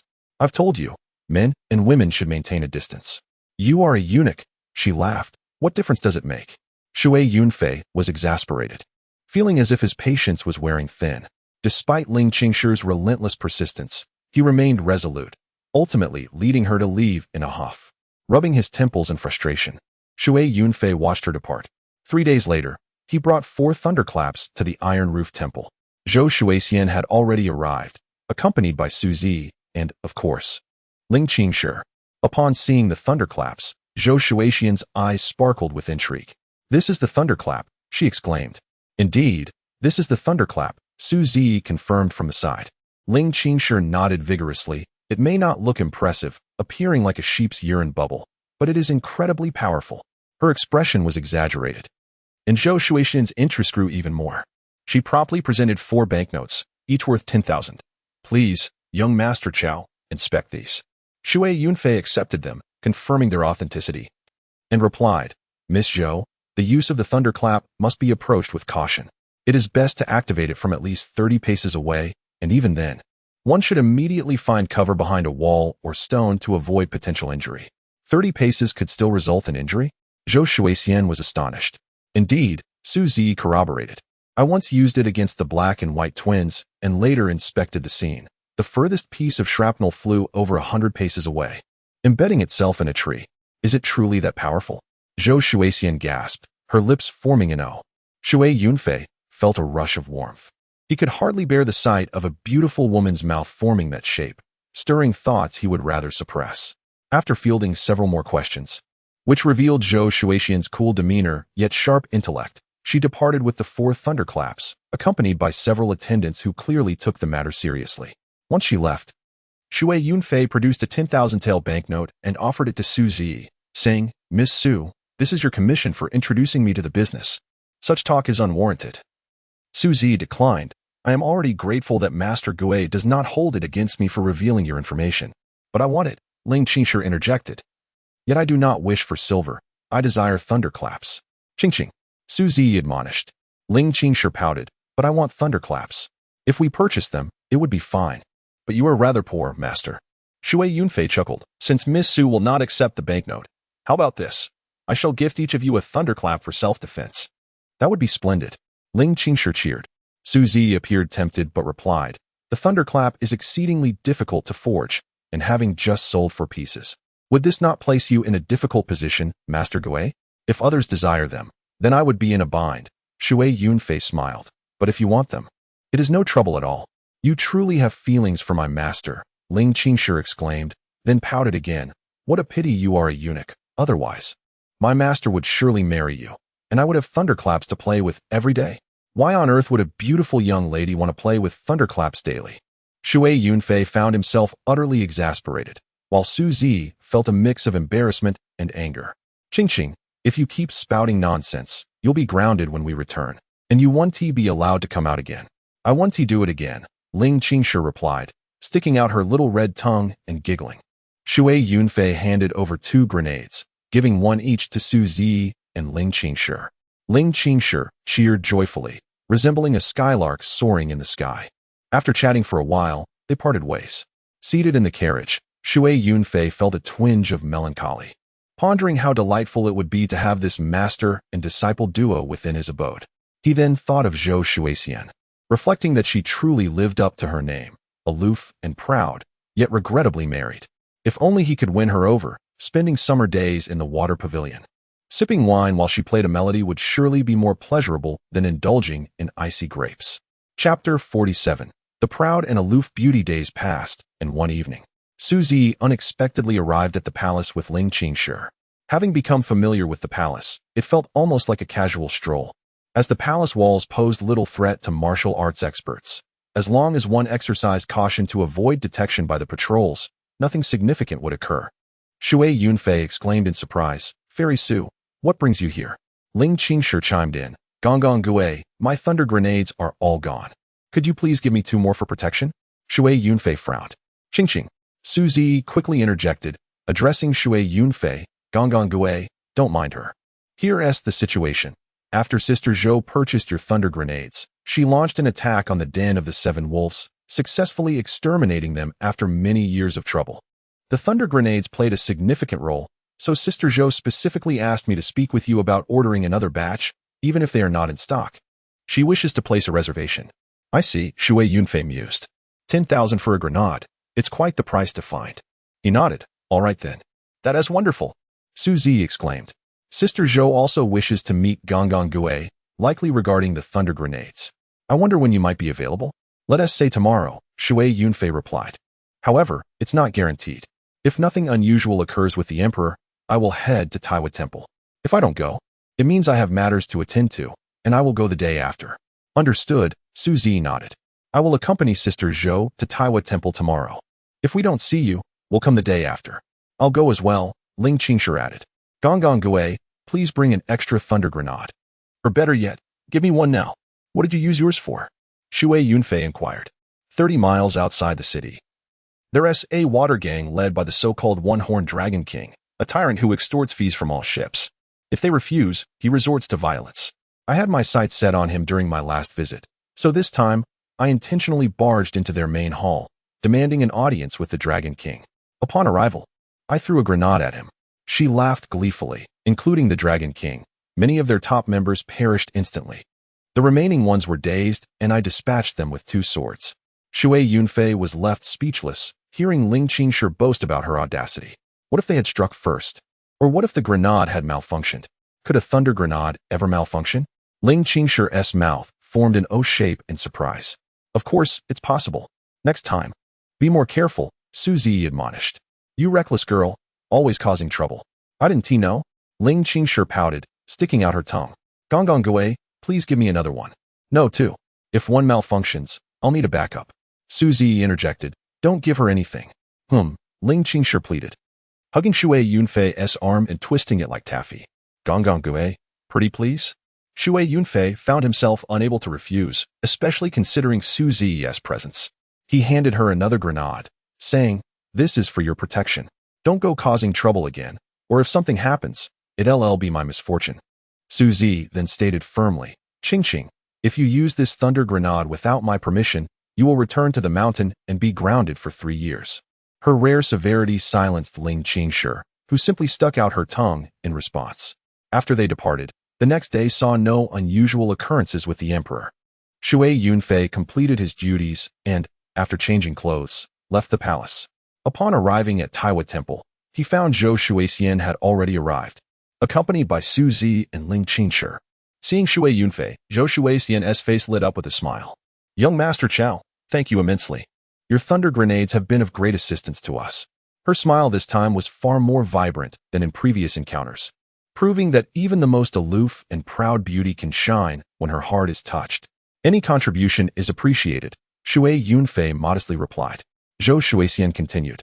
"The purpose of this meeting is twofold: to express my gratitude and to place another order for thunder grenades. Whatever quantity you have available, we are eager to purchase." "That is certainly feasible," Shui Yunfei replied. "However, I must be frank. The crafting of thunder grenades is quite arduous. The materials are rare, and they are prone to explosion. We've experienced numerous accidents in my sect. He recalled the story of Nobel's TNT, where even his brother had perished in an explosion, a statement he made without deceit. I understand, Zhou Shuixian responded earnestly. Given the formidable power of thunder grenades, their production must indeed be very challenging. Glad you comprehend, Shui Yunfei continued. The next batch will consist of 4 grenades, but it will take a month to be ready. Can you expedite the process? Zhou Shuixian gazed intently into his eyes. This high and mighty fairy was astute, and if Shui Yunfei's gaze flickered at all, she would undoubtedly notice. However, Shui Yunfei was a master of his craft. While he might not excel in many areas, he was undeniably an expert when it came to women. He could maintain his composure even when his fibs were exposed. This is unavoidable. Shui Yunfei shook his head. Winter may yield better results, while summer poses challenges. The high temperatures can easily cause the materials to explode. By the way, he seemed to recall something important. Zhou Fairy, I previously mentioned that thunder grenades should not come into contact with water, but they should also not be exposed to high temperatures.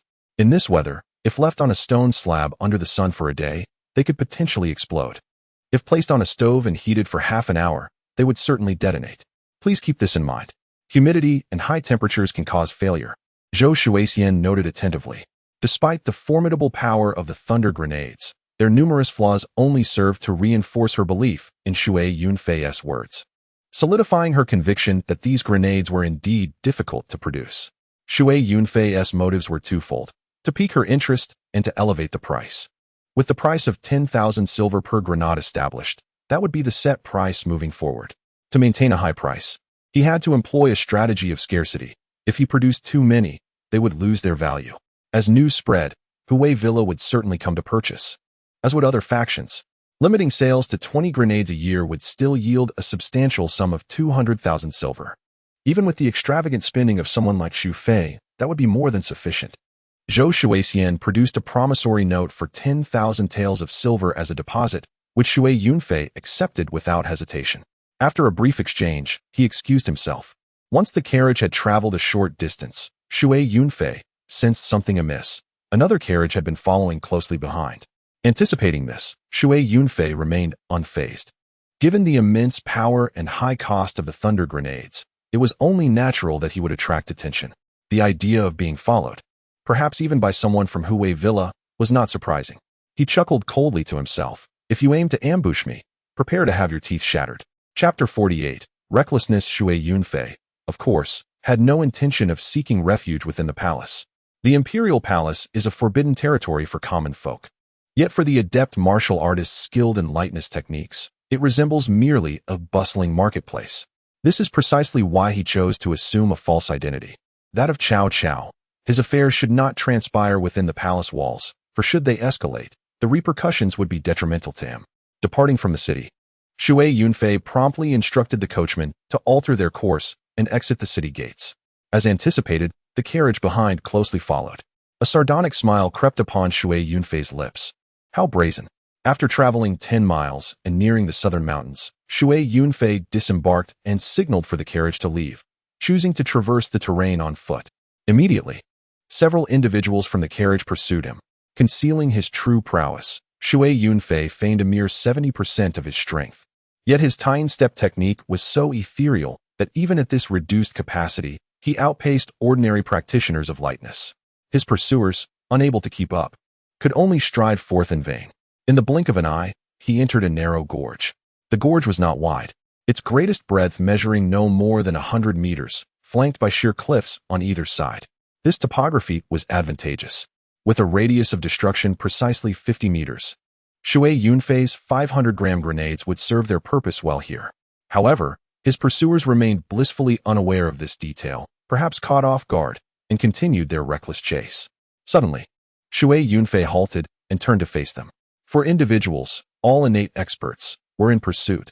The leader, a man in his 40s, tall and robust with a square face and thick brows, wielded a formidable golden blade weighing nearly 10 pounds.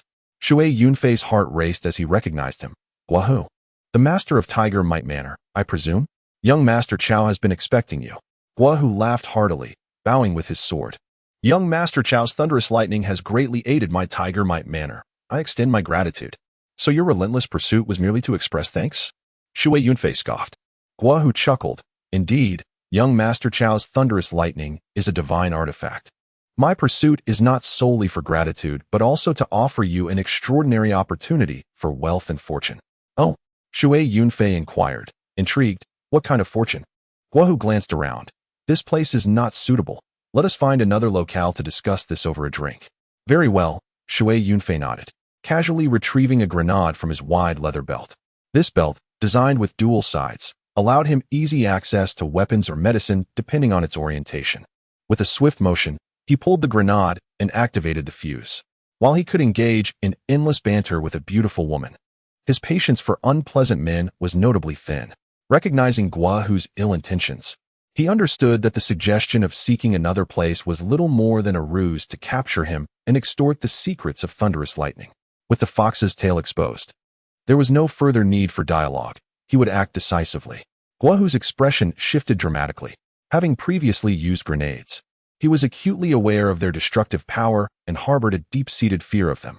His three companions, all skilled fighters from Tiger Might Manor, retreated swiftly at the sound of the grenade.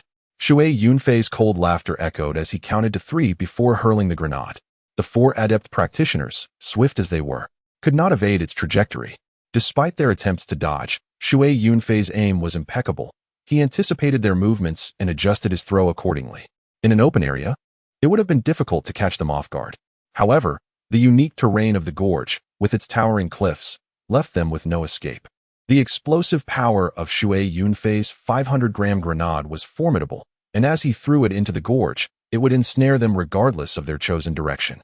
The first grenade exploded mere moments after being thrown, startling the pursuers into frantic motion. Yet, Shui Yunfei's subsequent grenades fell like a net, ensnaring Guo Hu and his companions in their deadly embrace. Boom, boom, boom. The 4 detonations rang out in succession, and Guo Hu and his companions found themselves utterly defenseless against the onslaught of steel shards unleashed by the grenades. Although they were innate experts, no amount of martial prowess could shield them from the lethal projectiles. Guo Hu was fortunate to only sustain injuries to his left arm and right leg. As the dust settled, he scrambled to his feet, glancing back at his fallen comrades, and without a moment's hesitation, fled. Shui Yunfei, amused by the turn of events, pursued him. Among the techniques of the Taiying sect, Shui Yunfei favored the Taiying step, a remarkable skill that surpassed even the lightness techniques of Su Zi and her flying star sword sect. As for Guo Hu, he was no match. Within moments, Shui Yunfei had overtaken him. Surprised, Guo Hu halted and brandished his golden blade, yet the fight had clearly left him. Forcing a smile, he said, "Young Master Chao, there has been a misunderstanding. I truly wish to collaborate with you on a grand endeavor." "Very well," Shui Yunfei replied. "What sort of grand endeavor does Master Guo propose?"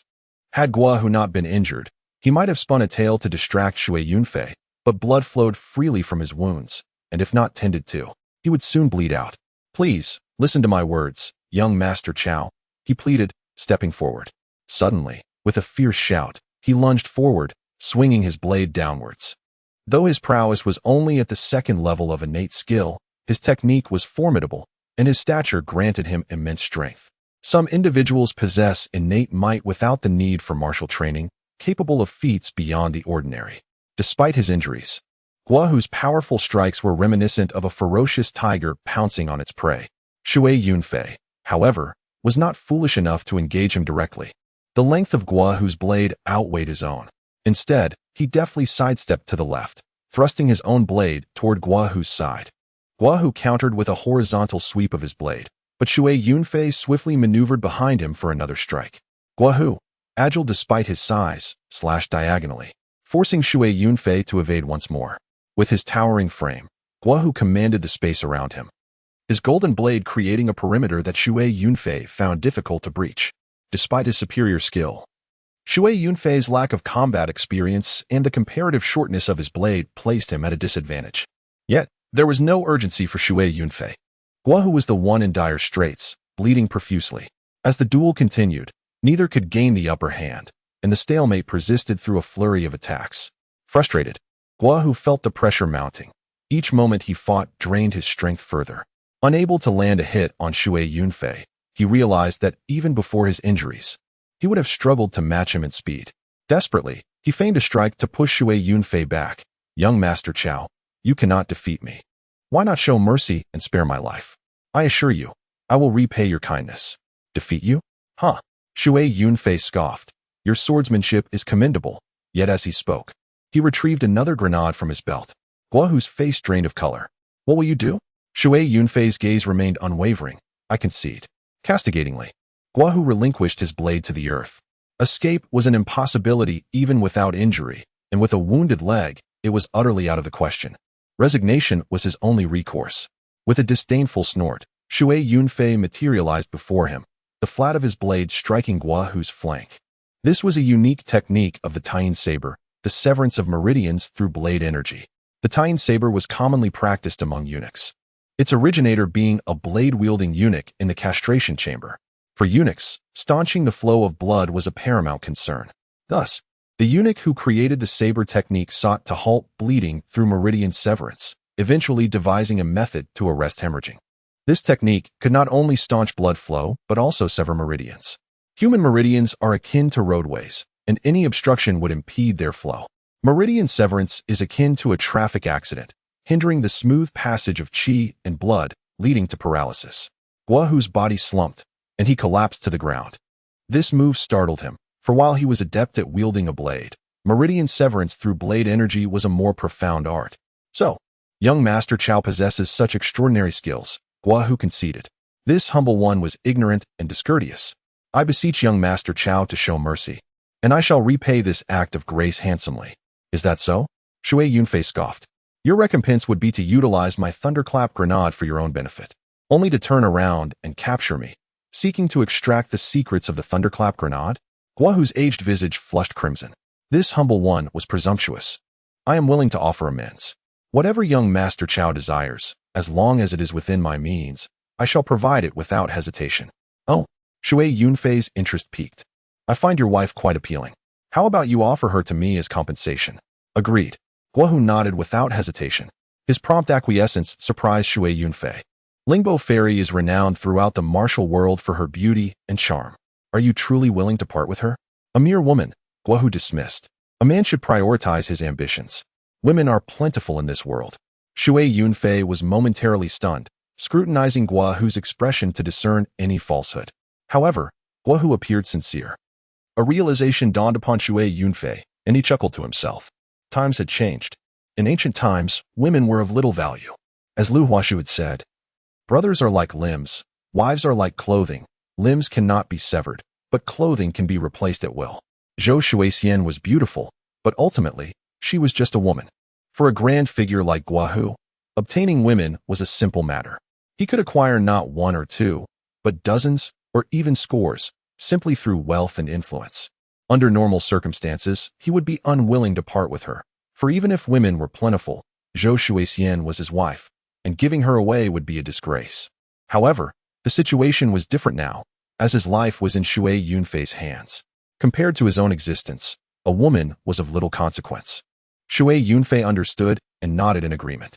No wonder Su Dongpa, a great literary figure, would give away his concubine, even when she was pregnant. It seems that in the eyes of ancient people, women were merely gifts, given away without remorse. He dispensed with further pleasantries, and with 2 flashes of his blade, he sliced open Guohu's trousers, revealing his pubic region. Guohu was aghast. Young Master Chow, do you perhaps harbor affections for men? If so, I can accommodate you. Please do not humiliate me. Rest assured, I have no interest in men. Shui Yunfei waved his hand. Then, Guohu muttered, bewildered. If you have no interest in men, why expose my genitals? What kind of peculiar predilection is this? Didn't you say you wanted me to give you Zhou Shuixian? Shui Yunfei wore a teasing smile. I must guard against you betraying my trust. Betray your trust? Guohu was momentarily perplexed. Indeed, Shui Yunfei replied. You have given me Zhou Shuixian, but if you were to return and suddenly change your mind, taking her to bed, wouldn't I be at a disadvantage? To prevent this, I have no choice but to castrate you. No. Guohu's hair stood on end in terror. Young Master Chow, I guarantee I will not betray your trust. In truth, Zhou Shuixian is cold and aloof, and she would never flirt in bed. I have long lost interest in her. I have over 20 concubines in my chambers, and I would never touch her. So, She is frigid, Shui Yunfei exclaimed, both surprised and delighted. He had initially noticed Zhou Shuixian's aloofness, even when she smiled. Now, Guohu had confirmed it. Frigidity is not a concern. I have my methods, and the more frigid she is, the more exciting it will be once she is awakened. Shui Yunfei's excitement grew, making him even less likely to let Guohu off the hook. Without further ado, he flashed his blade, and Guohu's manhood was severed. Ah! Guohu cried out in agony, humiliation, and rage. His eyes rolled back, and he fainted. Shui Yunfei ignored him, reversing his blade to sever Guohu's meridians. Meridian severance, divided into 3 levels, could either stop bleeding or sever meridians. At 5 levels, it would be disastrous, cutting off the flow of qi and rendering recovery virtually impossible. Those who had attained the rank of Xiantian had successfully cultivated qi and opened the Xian Pass. Shui Yunfei's meridian severance, at 5 levels, severed Guohu's meridians. Akin to a road being cut off. Without restoration, the flow of qi would be disrupted, causing his power to plummet from Xiantian to Hodian. However, there was a silver lining. The meridian severance immediately stopped the bleeding, and Guohu regained consciousness. He glanced at his lower body and gritted his teeth. Chow Chow. You are ruthless. Chapter 50. Chow someone has a nickname, Shui Yunfei chuckled heartily. Manor Lord Guo. Chow someone has a nickname. Chow the wife lover. For he loves the wives of others. And to prevent husbands from betraying my trust, I have no choice but to resort to this. Please forgive me. As he spoke, he cupped his fist in a sincere gesture of apology before striking Guohu's body to reopen the severed meridians. Farewell, Shui Yunfei said as he turned to leave. Chow Chow. Guohu, swear that I will never let this rest. Whatever, Shui Yunfei replied without turning back, waving his hand as he departed. His power far surpassed Guohu's, and this strike had relegated Guohu from Xiantian to Hodian, so he had nothing to fear. As for the Tiger Might Manor's influence in the martial world, Shui Yunfei scoffed. I serve in the imperial palace, not the martial world. I have a legion of martial eunuchs behind me. If you want to cause trouble in the palace, be my guest. If you don't, you're a coward. Why did he castrate Guohu instead of killing him? It was Shui Yunfei's peculiar sense of humor, for he was a scheming individual who enjoyed toying with others. Guohu had purchased his thunderclap grenade, eliminated his enemies, and reaped the benefits, yet he had not expressed gratitude and had even attempted to take advantage of him. Shui Yunfei was not one to turn the other cheek. He would rather flay the skin off his opponent's face. Of course, if it were a woman, he might show some leniency and only remove her garments. He was, after all, a lecher who enjoyed seeing women smile and blush, but he detested their tears. Unless they were crying out for Papa. Shui Yunfei returned as if nothing had happened, though he remained vigilant. Guohu had tracked him down, undoubtedly through Zhou Shuixian's information, which must have been a prearranged scheme. However, Chow Chow was not his real name. He was eunuch Gui from the palace. Zhou Shuixian should not have known this, unless Su Zi and her apprentice had informed her. Otherwise, she should not have been able to find him in the palace. On the 3rd night, as he returned from Consort Shu's palace, he sensed something amiss near his courtyard. Someone was lurking behind the eunuch quarters. Who could it be? Shui Yunfei wondered. He ruled out the emperor's men, for the emperor was a tyrannical dragon who would not resort to such stealth if he wanted to deal with Shui Yunfei. He also ruled out Ma Xiaoyang's men, for Ma Xiaoyang was equally domineering in the palace, capable of slapping any eunuch into submission. It could not be Ling Qingshi or Su Zi, for they were familiar with Shui Yunfei, especially Ling Qingshi, who would readily cling to his arm and act coquettishly. They would not need to hide. As for Shui Yunfei, he was cautious and had no other enemies. Could it be that Su Zi and her apprentice divulged my identity as eunuch Gui to Zhou Shuixian and Guohu, prompting them to dispatch assassins for retribution? The thought of Su Zi's betrayal stirred an inexplicable displeasure within Shui Yunfei. The hearts of women are indeed unfathomable, much like the needle at the bottom of the sea. It's no wonder Sun Wukong's golden cudgel is called the Sea's stabilizing needle, yet it can never vanquish all demons. With a subtle sigh, Shui Yunfei feigned ignorance and entered the house, brewed a pot of tea, and reclined on a bamboo lounge chair in the hall, humming a ditty. First, I touch the master's pointy head. The master calls me little darling. Second, I touch. As he hummed, he pretended to drift off to sleep. Before long, a figure scaled the courtyard wall and stealthily approached. Shui Yunfei subtly opened his eyes, observing the person conceal themselves behind the door. Their graceful movements and the slight sway of their hips even revealed an S-curve. The ferry of the Luo River? Shui Yunfei was both surprised and delighted. He had previously surmised that Gua Hu, having been castrated, would likely keep such a humiliating event a secret, perhaps confiding only in Zhou Shuixian, or possibly not even her. Therefore, even if Gua Hu learned the truth from Su Zi and her apprentice through Zhou Shuixian, he would likely send his own men for revenge, rather than involving Zhou Shuixian. However, he had not anticipated that it would be Zhou Shuixian herself who came. It was also possible that Gua Hu wanted Zhou Shuixian to inquire about his origins from Su Zi and her apprentice, naturally necessitating him to reveal the embarrassing castration, igniting her hatred, and with her harboring resentment towards him upon learning of his presence in the palace, but finding it too shameful to involve others in Gua Hu's castration. She had no choice but to come herself. After this conjecture, Shui Yunfei sneered inwardly. Since you've delivered yourself to my doorstep, don't blame me. He pretended to suddenly awaken, stood up, stretched, and entered the inner room. Once inside, he lay on the bed and soon began to snore. This snore was a skill he had honed in his previous life, specifically for lulling women. He believed it should work on Zhou Shuixian as well. Sure enough, before long, a shadow flickered at the door, and Zhou Shuixian entered the room. Upon entering, she headed straight for Shui Yunfei. Unbeknownst to her, Shui Yunfei held a rope connected to a mechanism. As she reached the midway point, Shui Yunfei abruptly yanked the rope. With a thud, the mechanism on the roof was triggered, instantly filling the room with fragrant powder. Shui Yunfei, a third-level grandmaster, stooping to using knockout powder would surely be ridiculed in the martial arts world. But Shui Yunfei didn't care. He was a transmigrator from a peaceful era where martial arts were forbidden. He had spent most of his time in his previous life engaging in knife fights with women in bed. As for real-life fights, he wouldn't bother, as losing meant the hospital and winning meant jail. With this mindset, he had no intention of engaging in combat. Embarrassment? As he always said, as long as I'm not embarrassed, the embarrassment falls on others. Zhou Shuixian never imagined that Shui Yunfei would set a trap in the room, especially one involving such a low-down trick like knockout powder. Startled and caught off guard, the fragrant powder filled her eyes, and the aroma overwhelmed her senses, causing her head to swim. I've fallen for this petty thief's trickery. He's truly despicable and shameless. Despite her curses, it was too late. Her skill was on par with Su Zi's, and her swordsmanship was equally remarkable.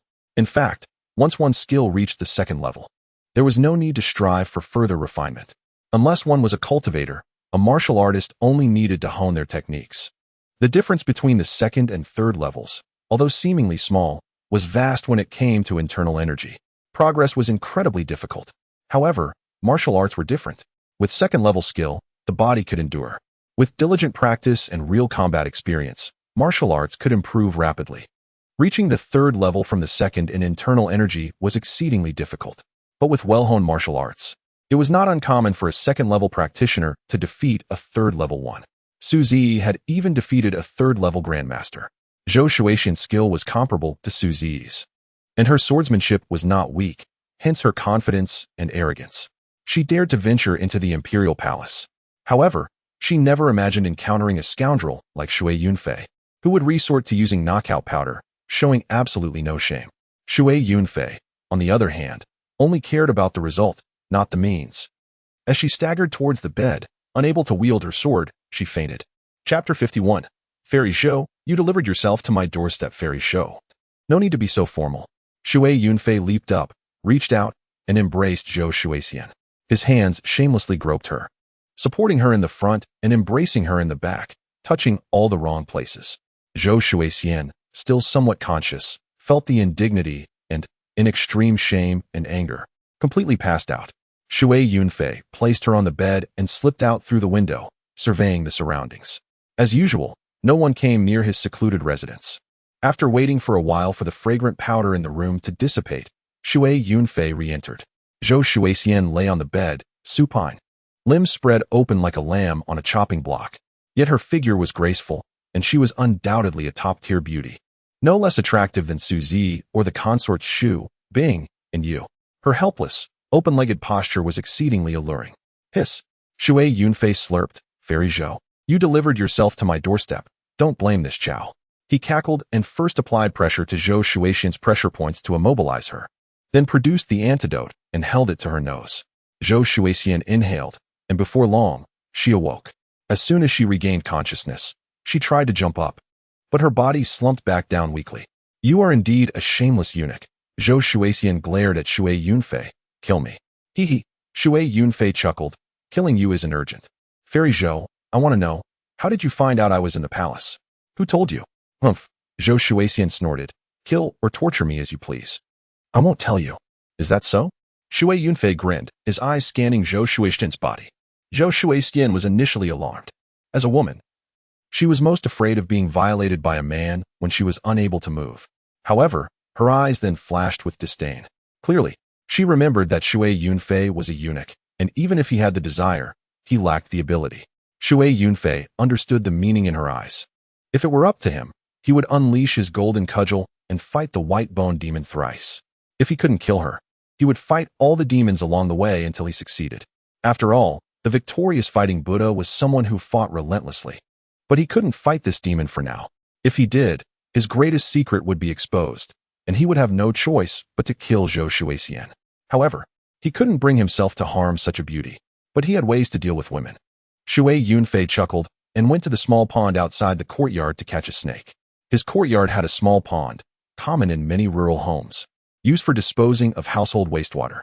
After a couple of years, when the pond was full, it would be cleared out and used as excellent fertilizer. While a eunuch's residence didn't need fertilizer, it often required surgery, and the blood needed to be washed away, making a small pond essential. With a pond came frogs. And with frogs came snakes, so Shui Yunfei easily caught one. As Shui Yunfei carried the snake into the house, coiled around his hand with its pale belly exposed, Zhou Shuixian's hair stood on end. You, what are you going to do? Don't come near me. Hee hee, Shui Yunfei cackled, imitating the interrogators from movies. Will you talk or not? Kill me, Zhou Shuixian retorted. I will never speak. Is that so? Shui Yunfei grinned, even more sinisterly. He lifted Zhou Shuixian's trouser leg with one hand and inserted the snake with the other, releasing it. Startled, the snake immediately burrowed upwards. Ah no, take it out, quickly. Zhou Shuixian felt the snake slithering inside, cold and slimy, and her hair truly stood on end as she screamed in terror. As the serpent burrowed deeper into her thigh, she finally succumbed to despair. I beg you, please take it out.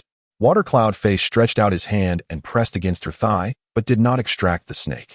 Speak up, he demanded. You must remove it, please. Zhou Shuixian cried out. Hurry, or I will let go, Watercloud Fei threatened, for serpents delight in burrowing. The horrifying thought filled Zhou Shuixian with utter panic. It was Ling Qingshi. I invited her for drinks, got her intoxicated, and when I inquired about you, she divulged that you were not surnamed Chao, but rather a eunuch from the palace named Guigong. Watercloud Fei exhaled deeply. If Su Zi were to betray him, he would feel uneasy, but Ling Qingshi, that treasure, he chuckled softly, for there was nothing to be done about it. What else did she say? Watercloud Fei pressed. She claimed you are fundamentally a good person, albeit somewhat shameless, with a penchant for undressing women and writing upon their bodies indelible marks. Not only did she bear such inscriptions, but her master Su Zi did as well. She insisted you must have secretly taken advantage of Su Zi, though she lacked evidence. Indeed, she revealed all. Watercloud Fei thought, wishing to cover his face. What did Guohu say? Watercloud Fei inquired. He described you as cunning and treacherous, claiming he had been gravely injured by your thunderous strike. He urged me to seek out Su Zi and her apprentice to investigate your background. Su Zi is not easily deceived, so I took the opportunity to drink with Ling Qingshi and learn the truth. As she wept, Zhou Shuixian pleaded, I've revealed everything. Please, take it out. Did Guohu mention that I castrated him? What? Zhou Shuixian's crying ceased abruptly. What did you do to him? I castrated him. Watercloud Fei laughed heartily. You did what? Zhou Shuixian's face was a mask of disbelief. Why would you do that? Because he offered you to me. Watercloud Fei replied. He offered me to you? Zhou Shuixian scoffed in anger. You must be joking. I am not jesting, otherwise. Why would I have done such a thing? Watercloud Fei countered. He was captured by me and claimed he would pay any price for his freedom. I simply asked him to give you to me, and he readily agreed. Impossible, Zhou Shuixian firmly rejected. Why is it impossible? Watercloud Fei asked, astonished. He explicitly stated that brothers are like limbs, while women are mere garments. Limbs cannot be severed, but garments can be changed at will. Although you, the fairy of the waves, are one of the 4 great beauties of the martial world, To him, you are just another woman. For the sake of survival, what is one woman worth? Zhou Shuixian was momentarily rendered speechless. She understood Guahu's character well, and in this era, which favored men over women, if he were indeed captured by Water Cloud Fei, he would likely agree to anything to save his life. Chapter 52. He is utterly uninterested in you. Moreover, Guozhuazhu had remarked that although you, the fairy of the waves, are beautiful, you lack charm and are as inert as a dead fish in bed, neither moving nor making a sound, which irked him. He has over 20 concubines, each one delightfully catering to him, brimming with liveliness, so he has no interest in you whatsoever. Rather than let you gather dust, he would rather pass you along. Enough! Zhou Shuixian screamed, tears streaming down her face. She believed him, for these details were things that only Guahu could possibly know. Thus, you are now, in essence, my woman, Water Cloud Fei chuckled. In your dreams. Zhou Shuixian retorted angrily, her scorn evident. Even if he did offer me to you, what use is a dead eunuch? As she spoke, she suddenly laughed. I could play along if you wish. Any position you desire, I can manage, and I will make sounds to ensure your satisfaction. But can you? She erupted into laughter, growing more uncontrollable and frenzied. This was not merely laughter directed at Water Cloud Fei, but a reaction to her own shock. Guahu had actually offered her to someone else. Water Cloud Fei discerned her mindset and was unfazed, chuckling. Since you have extracted everything from Qingshi, you must know that I wagered with them. I am aware, Zhou Shuixian interjected, that within a year, your member will grow back, and then they will become your women. How utterly amusing. Do you not believe it? I am no fool like Ling Qingshi. Of course, I do not believe it, Zhou Shuixian scoffed. Dare you wager with me, as they did? If it grows back within a year, you will become my man. Just be clear. Should you lose, in bed, you must be somewhat audacious. Do not maintain that frigid demeanor. Humph. Zhou Shuixian coldly replied, I accept your wager. Then it is settled. Now, remove that serpent. The snake writhed incessantly, and Zhou Shuixian was at her wit's end. Heh. Water Cloud Fei laughed. You have caught snakes before, so why the dramatics? Zhou Shuixian's gaze sharpened as she comprehended Water Cloud Fei's intent. Her cheeks flushed slightly. And she spat. I have not. Oh, Water Cloud Fei remarked in feigned surprise. No wonder Guozhuazhu lost interest in you. You truly are devoid of charm. An icy beauty is ultimately lackluster. Zhou Shuixian's eyes flashed with anger, and she averted her gaze from him. Water Cloud Fei chuckled heartily, one hand gripping the snake while the other slipped down to her waist. This was not merely an attempt to take advantage of her. The tightness of his trousers made it impossible for his hand to reach. Of course, he could roll his pants up, but that would be cumbersome. As Water Cloud Fei's hand ventured into her waistband, Zhou Shuixian's face burned crimson, her heart seething with indignation. You shameless rogue, seizing every opportunity to take advantage of me. Yet, what use is a eunuch? The thought of Water Cloud Fei being a eunuch eased her discomfort slightly. Otherwise, allowing a man to reach into her waistband would have been intolerable. Water Cloud Fei extracted the snake and casually tossed it out the window. It was merely a harmless water snake. He then returned from the adjacent room with some medicinal solution, turned Zhou Shuixian over, and inscribed 2 characters upon her waist.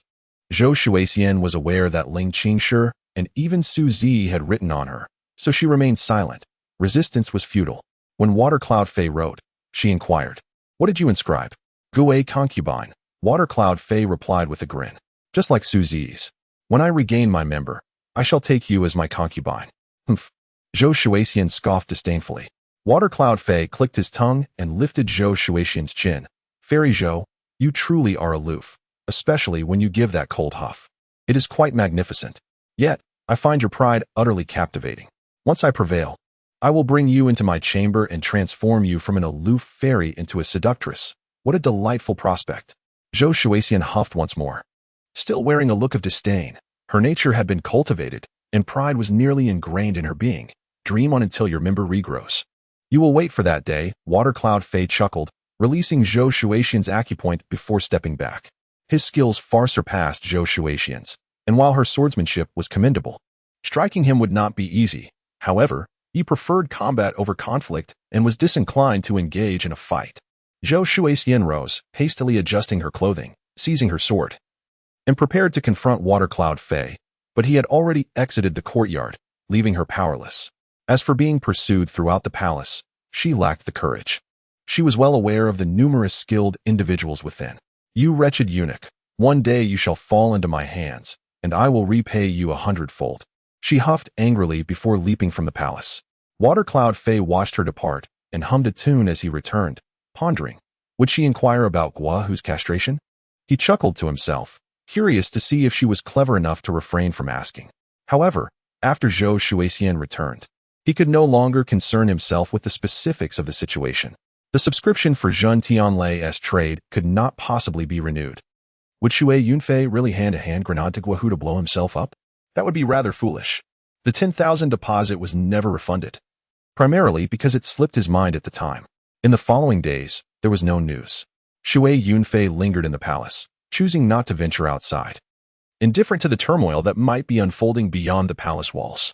One day, while in the residence of the noble consort Shu, he engaged in a new pastime and unknowingly dozed off.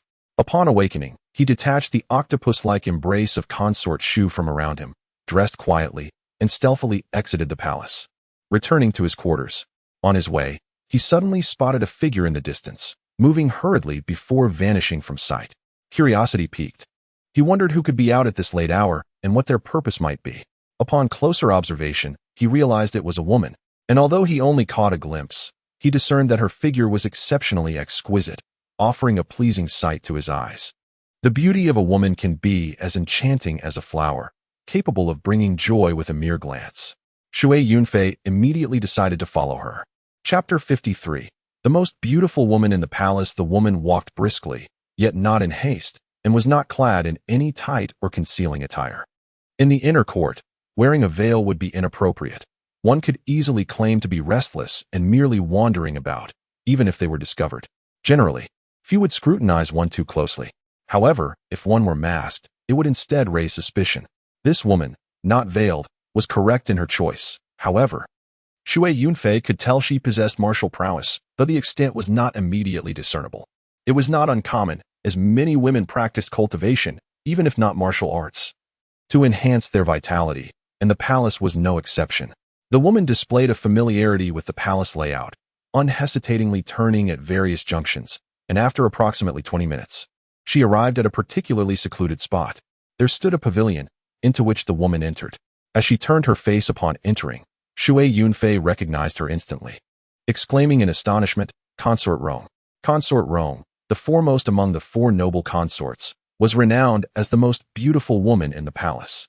Yet, her allure was not solely due to her beauty, but rather a peculiar trait. She exuded a fragrance that intensified with perspiration. This scent varied with the seasons, suggestive of spring flowers in spring, honeysuckle in summer, chrysanthemums in autumn, and plum blossoms in winter, making her a subject of fascination in the palace. However, this unusual characteristic also drew envy, leading to her relative isolation. While consorts Shu, Yu, and Bing often mingled, Consort Rong never associated with them, nor did they seek her out. Consort Rong had a cool and aloof disposition, seemingly indifferent to the world, preferring to remain in her palace, rarely venturing out. The original owner had only encountered her twice, yet the memory was vivid. Her beauty was unforgettable. Why, on this late night, did she venture to such a remote location? Shui Yunfei's curiosity surged. At that moment, the 100 flowers mirror manifested, providing an evaluation. Consort Rong, an orchid, a rarity. By protecting her, one could gain 15 years of life or equivalent cultivation. Truly a rarity. No wonder she carried that enchanting scent. Shui Yunfei inwardly praised her. Consort Rong appeared to be waiting for someone, and shortly after, another woman approached. This woman was also quite attractive, all right. It seemed there were no unattractive women in the palace. However, she was somewhat more striking than the average palace maid. Although she could not compare to the unparalleled beauty of Consort Rong, she was undoubtedly a beauty in her own right. Yet, the 100 flowers mirror remained silent. "Sister Yunfei, you've arrived," Consort Rong greeted, her voice melodious and captivating. Shui Yunfei inwardly marveled at how enchanting her voice was. "Has that dog emperor not visited your palace lately?" inquired the woman named Yunfei. To refer to the emperor in such a manner caught Shui Yunfei's attention.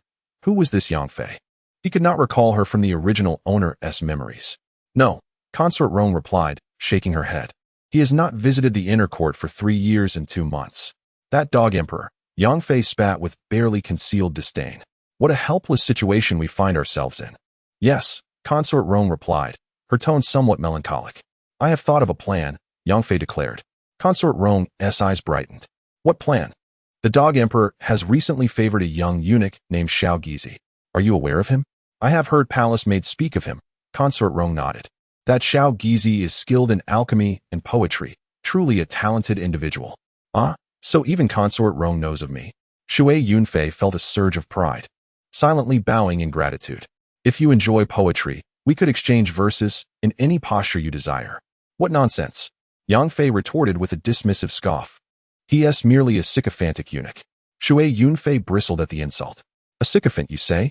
Should he fall into my hands, I would ensure he understands the true art of flattery. Consort Rong insisted. His poetry, I had the palace maid's copy. It is genuinely admirable. Enough, Yunfei interjected, her patience wearing thin. I have a notion to utilize this young eunuch. Utilize me? Shui Yunfei furrowed his brow. What do you intend? Consort Rong also expressed confusion. Utilize him? Yes, Yunfei confirmed. The young eunuch attends to the Dog Emperor daily and possesses alchemical skills. If we can control him, we could command him to act against the Emperor. Huh? Shui Yunfei bared his teeth in a grin. You intend to target me, while also commanding me to act against the Emperor? What audacity! Consort Rong cautioned, that may not be easy. After all, he wouldn't dare act against the Emperor. That depends on the method, Yunfei replied. I have devised a plan. For instance, we could have a consort seek him out, and then orchestrate an incident where that consort is killed. We could then apprehend him on the spot, claiming he was responsible, compelling him to write a confession, thus ensuring he must obey our commands. Damn, Shui Yunfei cursed. This woman is ruthless. You intend to kill a consort? Consort Rong, however, appeared hesitant. That seems inappropriate. Yang Lan, Yunfei rebuked sharply. Do you not remember the massacre of the Yang family? 377 lives lost. Yang Lan could not forget.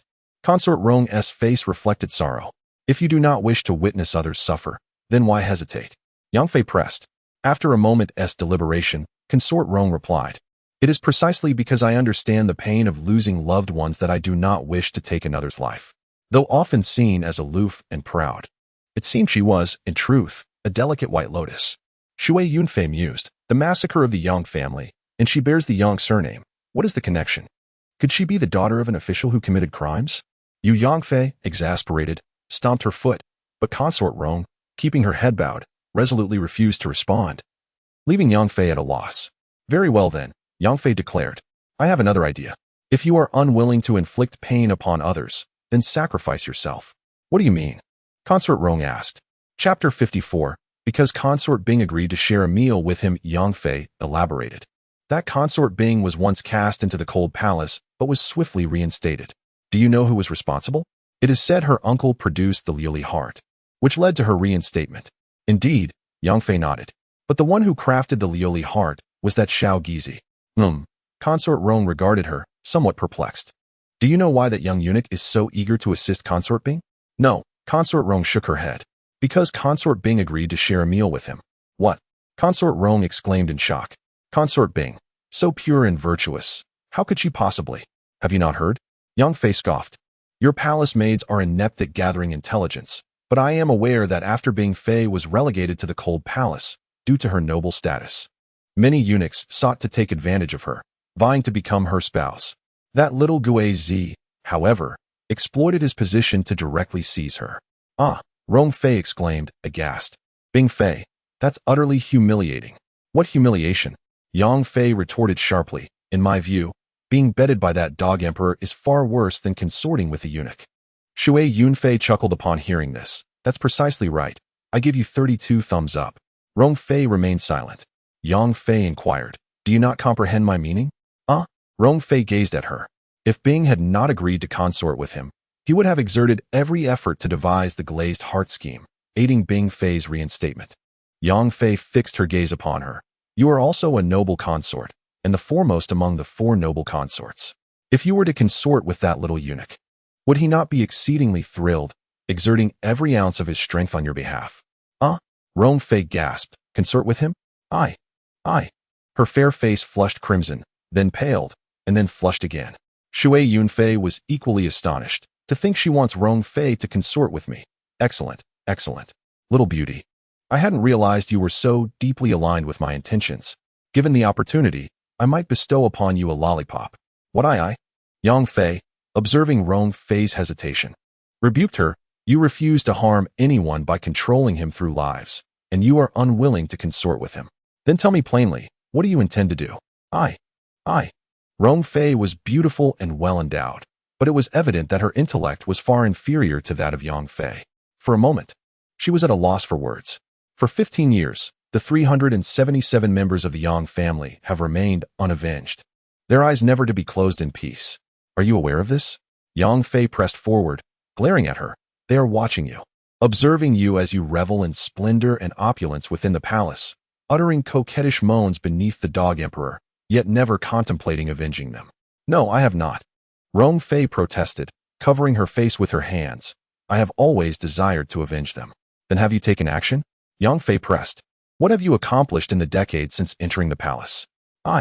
Rong Fei was rendered speechless, covering her face and bursting into tears once more. Crying. Besides crying, what else are you capable of? Yunfei lamented. It seemed that this Rong Fei was indeed the daughter of some disgraced official. Shui Yunfei mused. When officials committed offenses, the men were beheaded, and the women of the household faced several possibilities. Exile, which was the best outcome. Ill-fated ones were relegated to the Jiaofeng division, becoming courtesans, and another option was entry into the Daqi Palace, serving as palace slaves. The Jiaofeng division was managed by ordinary government officials, while the Daqi Palace was under imperial control, typically housing young and beautiful women who entered the palace as maids. If favored by the emperor, they could potentially become consorts. In Shui Yunfei's previous life, Emperor Xian of the Han dynasty was the offspring of a disgraced official's daughter who, after entering the Daqi Palace, encountered the emperor and bore him a child. Additionally, Shangwan Wan'er, a renowned woman of the Tang dynasty, also originated from the Daqi Palace and was bestowed the title of talent, though she was primarily employed by the formidable Empress Wu Zetian. This Rong Fei was likely the daughter of a disgraced official relegated to the Daqi Palace, and after maturing, due to her beauty, was selected to enter the palace and favored by Emperor Mao Guang, becoming a noble consort. Crying. Do you believe you can cry the emperor to death? Or resurrect your parents and family? Yunfei grew impatient, stamped her foot, and turned to leave. Ponder it yourself. After she departed, Rong Fei wept in the pavilion for a while, then slowly turned and walked back, tears streaming down her face. It turns out that even a noble consort is not so noble after all, Shui Yunfei muttered, shaking his head. Chapter 55. Rong Fei the following day. After finishing his duties, a palace maid suddenly sought him out. Shui Yunfei recognized this maid. Among the palace's 8,000 maids, the original owner of this body could not possibly recognize each one, even after residing in the palace for 11 years. However, this particular maid had to be recognized, as she was Rong Fei's personal attendant, named Linger. Failing to recognize ordinary maids was one thing, but the original owner knew all the maids serving the empress, the 4 noble consorts, and some favored concubines. Failure to do so could result in losing one's life at any moment if one offended a person of high rank. In the palace, killing a small eunuch was even simpler than killing a dog. Linger was exceptionally courteous, even offering a bow upon meeting him. Eunuch Gui. Sisterling. Shui Yunfei hastily returned the bow. Is there something I can assist you with? Inwardly, he thought. It seems that the matter has come to fruition. Linger stated. My mistress has an affinity for poetry and has heard that Eunuch Gui's poems are exceptional. She wishes to seek guidance from Eunuch Gui. I dare not offer guidance. Shui Yunfei promptly replied. If her ladyship does not find me base and ignorant, I would be most willing to seek guidance from her ladyship. His attitude was amiable, which pleased Linger, who inquired, Is Eunuch Gui currently available? If so, her ladyship requests your presence. When Rong Fei commands, I must be available, Shui Yunfei responded. Linger was even more delighted. Then please. Shui Yunfei followed behind Linger, inwardly pondering. Has Rong Fei considered it thoroughly, intending to heed Yunfei's advice? Consorting with me to forge a bond of gratitude, and then enlisting my aid in avenging her? Zhou Yu's brilliant plan to secure the realm will likely end with the loss of both the lady and the troops. Upon arriving at Rong Fei's palace, he entered and beheld Rong Fei. The original owner of this body had met Rong Fei before, and Shui Yunfei had also seen her in person the previous night. but seeing her face to face in broad daylight still caused him to be somewhat disoriented. This woman was truly beautiful beyond description, befitting her status as the foremost among the 4 noble consorts and the palace's premier beauty. Shui Yunfei mused, if I were Emperor Mao Guang, I would abandon the pursuit of immortality and simply spend my days sketching upon her. Eunuch Gui, Rong Fei greeted him first, her tone amiable and her voice clear and melodious. Oh, damn. Shui Yunfei hastily apologized. Her ladyship's beauty is so celestial that I was momentarily lost in thought. Please punish me, your ladyship. As long as you compliment a woman's beauty, she will never be angry. Sure enough, Rong Fei smiled and said, Eunuch Gui need not blame yourself. Please be seated, Eunuch Gui. Linger, serve tea to Eunuch Gui. Thank you for her ladyship's tea. Shui Yunfei sat down. And Linger brought the tea, smiling, don't just offer thanks. This servant has heard that Eunuch Gui composed a poem for Bing Fei, saying, clouds yearn for attire, flowers yearn for countenance, truly exquisite verses. My mistress has praised them. I dare not. Shui Yunfei demurred. I have merely presented my humble efforts. It is truly well written. Rong Fei gazed at Shui Yunfei with bright eyes. She had never paid attention to Shui Yunfei before, merely a small eunuch. She wouldn't even glance at him, let alone look him straight in the eye. Upon closer inspection, she found him to be quite impressive. Shui Yunfei was tall and slender, with a pleasant face. He was a natural grand master, his spirit and essence contained within, manifesting externally like jade, faintly radiant. Moreover, he could compose poetry, concoct elixirs, and was Emperor Mao Guang's honorary disciple. All of these were intangible assets, and Rong Fei naturally found him to be quite remarkable. Yang Fei had instructed her to consort with Shui Yunfei, which she found extremely humiliating and repulsive. However, with the tragic deaths of her parents and relatives, this vengeance could not go unavenged. Thus, she reluctantly instructed Linger to summon Shui Yunfei, hoping to find another solution. But upon meeting him, she thought, I don't seem so averse to the idea, especially since Shui Yunfei lacked the peculiar urine-like odor that was unique to eunuchs. She found little to fault him for.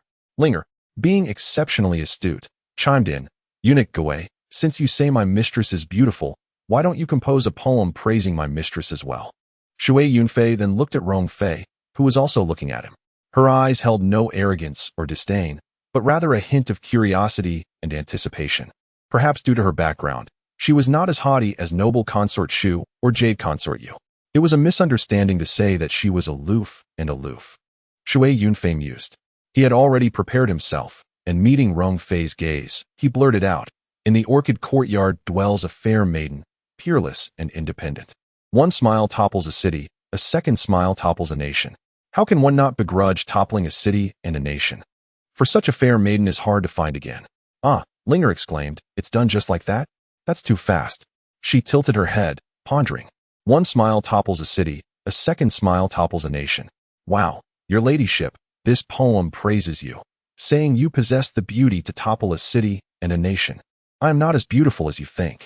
The Empress Rong's eyes sparkled with brilliance as she gazed at Shui Yunfei, almost glowing. Chapter 56, A Beauty in the Orchid Courtyard. Upon hearing the poem, the last remnants of her initial resistance dissipated into the clouds. She mused to herself, in the orchid courtyard dwells a beauty, unparalleled and solitary. He has truly captured my essence in his words. How splendid, how talented. With this poem, Shui Yunfei completely unlocked the heart of Empress Rong, allowing her to set aside her lofty demeanor and engage in fervent discussion with him, even sharing her own poetry for his critique. Though she could compose verses, her talent was modest. Her poetry adhered to strict forms and symmetrical couplets. The constraints of meter and rhyme were mere shackles crafted by the mundane to bind the genius, a way of saying, I may lack inspiration, yet I can impose rules upon you. Art should be a spark of divine inspiration, yet such brilliance must first conform to rigid frameworks, lest one be ridiculed and scorned. As rules proliferate, poetry wanes. Genius carves out new paths, giving rise to lyrical forms, only to be constrained again by the dullards, resulting in the loss of lyricism. In the era of Shui Yunfei, poetry, lyrics, and songs vanished, leaving only the rigid essays of the eight-legged essay. Thus, the fools triumphed while the entire nation suffered. Modern poetry later emerged, shattering those constraints once more, yet it could never attain the heights of Tang and song poetry. By Shui Yunfei's time, poetry and lyrics had faded away, leaving only mere anecdotes. Alas, one cannot label Empress Rong as lacking intelligence, yet her verses were undeniably uninspired. However, Shui Yunfei would never voice such sentiments. He prided himself on charming women. Regardless of her plainness, he could extol her beauty. His flattery made Empress Rong smile radiantly. Her natural beauty enhanced by her joyous demeanor, rendering her indescribably enchanting. As night fell, Empress Rong even ordered Linger to prepare food and wine to entertain Shui Yunfei. After their meal and tea, they continued their discussions until he took his leave. Watching Shui Yunfei's figure disappear, Linger remarked, "He truly possesses remarkable talent." Empress Rong nodded in agreement. Indeed, he is a true genius, exceedingly talented. Yet, recalling her hidden thoughts, her smile faltered. Shui Yunfei remained oblivious to her inner turmoil. While he himself was filled with pinned-up frustration, instead of visiting Ice Empress, he went directly to the residence of Shu Empress. Later, Shu Empress, infuriated, kicked him. "You always do this, always." Shui Yunfei chuckled. Shu Empress retorted, "So, since Empress Rong has taken a fancy to you, you must oblige her?" "Half-heartedly. You've left me in turmoil." "What does she mean by that?" Shui Yunfei, curious, inquired. "Oh, you know? What is there to be unaware of in this palace?" Shu Empress scoffed. Moreover, Empress Rong, who usually carries herself with such aloofness, suddenly summoned Linger to intercept you. That is a rarity, and it spread like wildfire. Shui Yunfei silently nodded. With nearly 30,000 souls packed into the palace, it resembled a vast state enterprise, intertwining relationships so complex that true secrecy was nearly impossible. However, the real secrets remained unknown to them, he mused. He then pondered, what is Empress Rong truly thinking? Does she genuinely wish to become poetic companions with me, and subsequently, use her beauty to control me in her quest for vengeance? He contemplated for a moment, deciding to wait and see. His excitement led him to stay the night at Shu Empress's residence. Yet, sleep eluded him after a brief rest. He quietly donned his clothes and slipped out of the room. Based on last night's experience, Empress Rong typically met with young Empress in the dead of night, thus remaining undetected by others who assumed she stayed indoors. If Empress Rong were indeed to rendezvous with young Empress tonight, it would likely occur after midnight. Chapter 57. A Stroll Under the Moonlight. Waiting discreetly outside Empress Rong's palace, it wasn't long before he saw her emerge. This woman truly is something else, he thought. Gazing from a distance at Empress Rong walking alone under the moonlight, her figure strikingly alluring, despite his lecherous tendencies. Witnessing such a beauty beneath the moonlight somewhat extinguished his desires. Yet, if Shu Empress were to learn of this, she would surely be furious, exclaiming, "You've toyed with her feelings. Of course, your desires are quelled." In the same pavilion, he encountered young Empress. Upon meeting, Empress Rong excitedly proclaimed, "That eunuch Gui is exceptionally talented. Young Empress, did you know he gifted me a poem today?" She clasped her hands to her chest and recited, "In the orchid courtyard dwells a beauty, unparalleled and solitary. With one smile, she captivates the city, with another, the nation. Would one not sacrifice a city and a nation for such a beauty?" After finishing, she seemed to be lost in a reverie, as if fully immersed in the poetic essence. Yet, young Empress regarded her with a cold smile. Empress Rong soon noticed the disapproving glint in her eyes and asked, "Young Empress, what is it? Is the poem not good?" "Oh, how could it be otherwise?" Young Empress feigned enthusiasm, yet her expression remained aloof. "Surely, your ancestors and family are now in the netherworld, listening to you recite poetry and cheering you on." Empress Rong's face flushed instantly, while Shui Yunfei silently scoffed. "This woman truly speaks with a sharp tongue." "I apologize," Empress Rong replied, her voice subdued. Young Empress huffed from his poem.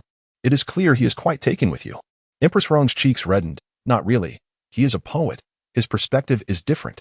"What does being a poet matter? Men are all the same. A male dog will sniff a female dog, and a man, upon seeing a woman, thinks only of unbuttoning her skirt.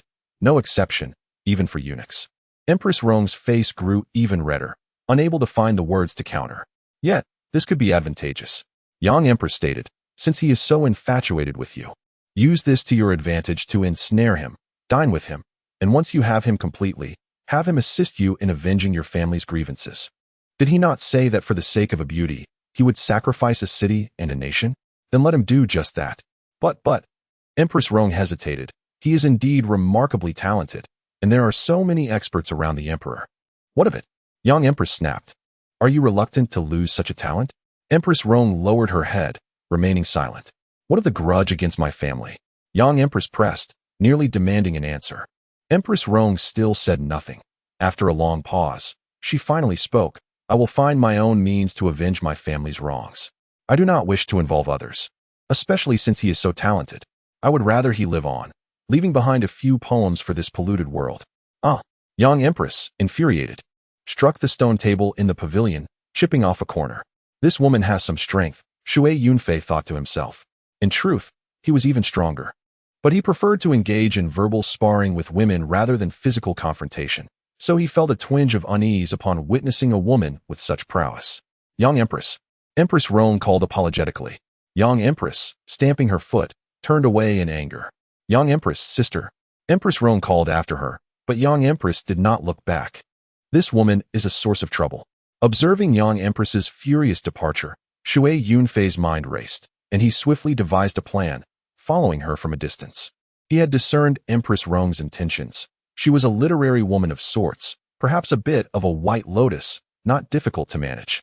With his seasoned methods, he could easily concoct some charming schemes to win her over. Indeed, he was now utterly convinced that Empress Rong would not escape his grasp. She would inevitably be refined under his influence. Empress Rong could not evade him. Thus, there was no need for haste. The key issue was Young Empress. Once he resolved the situation with her, Empress Rong would be his for the taking, to enjoy at his leisure and in whatever manner he desired. Shui Yunfei initially thought Young Empress was hiding within the palace, but to his surprise, she exited the palace entirely. He pondered, astonished. This woman, is she not of the palace? Empress Rong called her Young Empress. She must be a consort. What business does she have outside the palace? Could she perhaps have a lover beyond the palace walls? This notion instantly filled him with great excitement. Master Emperor, the situation is dire indeed. The green hat upon your head is not just a singular one. Without a moment's hesitation, he followed out of the palace, his heart racing with exhilaration at the thought of catching a cheater. How thrilling! Chapter 58. The Emperor's Aunt. After leaving the palace, Yunfei hurried along her way. In ancient times, night brought a curfew, and apart from the occasional patrolling guards and watchmen, no pedestrians could be seen. Yunfei was swift, and Shui Yunfei dared not pursue too closely. However, Shui Yunfei's skills surpassed hers, being a third-level grandmaster. Though he found it lacking in decorum to use seduction against a woman, his prowess was undeniable. His keen senses allowed him to hear her footsteps even from a distance. Yunfei, unaware of being followed, sped along for over 10 miles before entering a large estate. This residence was immense, far larger than Shui Yunfei's own abode. It appeared that her lover held considerable stature, or perhaps, like her, was cloaked in the shadows of greatness. Shui Yunfei silently acknowledged the truth: the greater the figure, the easier it was to conceal oneself. After all, he too was nestled close to the emperor, chuckling at the thought of anyone daring to investigate him. Upon entering, he heard a distant voice call out, "Who goes there?" Shui Yunfei tensed, realizing he had been discovered. Yet, he soon heard Yunfei respond, "It is I." The voice then called, "Princess." The title took Shui Yunfei by surprise. Yunfei proceeded unimpeded into the inner courtyard, where he heard a woman's voice exclaim, "The mistress has returned." Following this, Yunfei requested, "Bring me water, I wish to bathe." A flurry of activity ensued. Shui Yunfei dared not approach too closely. Listening from afar, astonished and bewildered, she was indeed a princess. Which meant that this Yunfei was not merely a consort of the Emperor Zhao Wang, but rather a legitimate princess. Which prince could she belong to? Pulling at a thread led him to uncover a great serpent. Shui Yunfei was both astonished and thrilled. He chose not to follow further, but instead made his way to the front entrance, glancing at the plaque that bore the 3 characters, Qing Wang Fu. Qing Wang. Shui Yunfei rifled through his memories. Was that not the title of his uncle? This Yunfei, it seemed, was the consort of the Qing Wang? Good heavens! She was the emperor's aunt. This revelation left Shui Yunfei exclaiming in disbelief. Returning to his quarters, he poured water to wash and lay down. Yet sleep eluded him for quite some time. Consort Rong, bearing the surname Yang, had seen her entire family slain by Emperor Zhao Wang, yet she became his consort. Meanwhile, this Yunfei, whether a biological sister or cousin of Rong Fei, took on the role of the Qing Wang's consort. What a web of intrigue surrounded the emperor, filled with treachery. I, Xiao Gizi, am but a good soul, merely here to till the fields. I have no designs on your life, Master Emperor. Should you doubt me, we can forge a heart of glass, but I shall be the one to create it, he mused, laughing heartily at his own thoughts. The next day, as he resumed his duties, he was met once more by Linger, who awaited him on the path. Upon seeing him, she greeted him with increased warmth, saying, "Guzi, my lady wishes for your presence." Very well. Shui Yunfei sensed Rong Fei's intentions and was eager to draw closer to her, following her into the palace. Upon seeing him, Rong Fei's exquisite visage lit up with joy, her eyes sparkling with delight as she said, "Guzi, I composed another poem last night and would like your guidance." "Guidance? I could not possibly presume," Shui Yunfei replied, feigning modesty. "As long as the lady does not find my humble self lacking, I would be honored to be a poetic companion and explore this art together." Rong Fei, oblivious to his subtle mockery, was instead overjoyed, declaring, "To have Guzi as a poetic companion is an unparalleled honor for me." Thus, they became poetic friends. Shui Yunfei reciprocated her gesture, engaging in playful banter, all the while enjoying the notion that if Rong Fei understood his true intent, she would likely be furious with him. Yet, even should she fume, Guzi would remain unperturbed, chuckling to himself.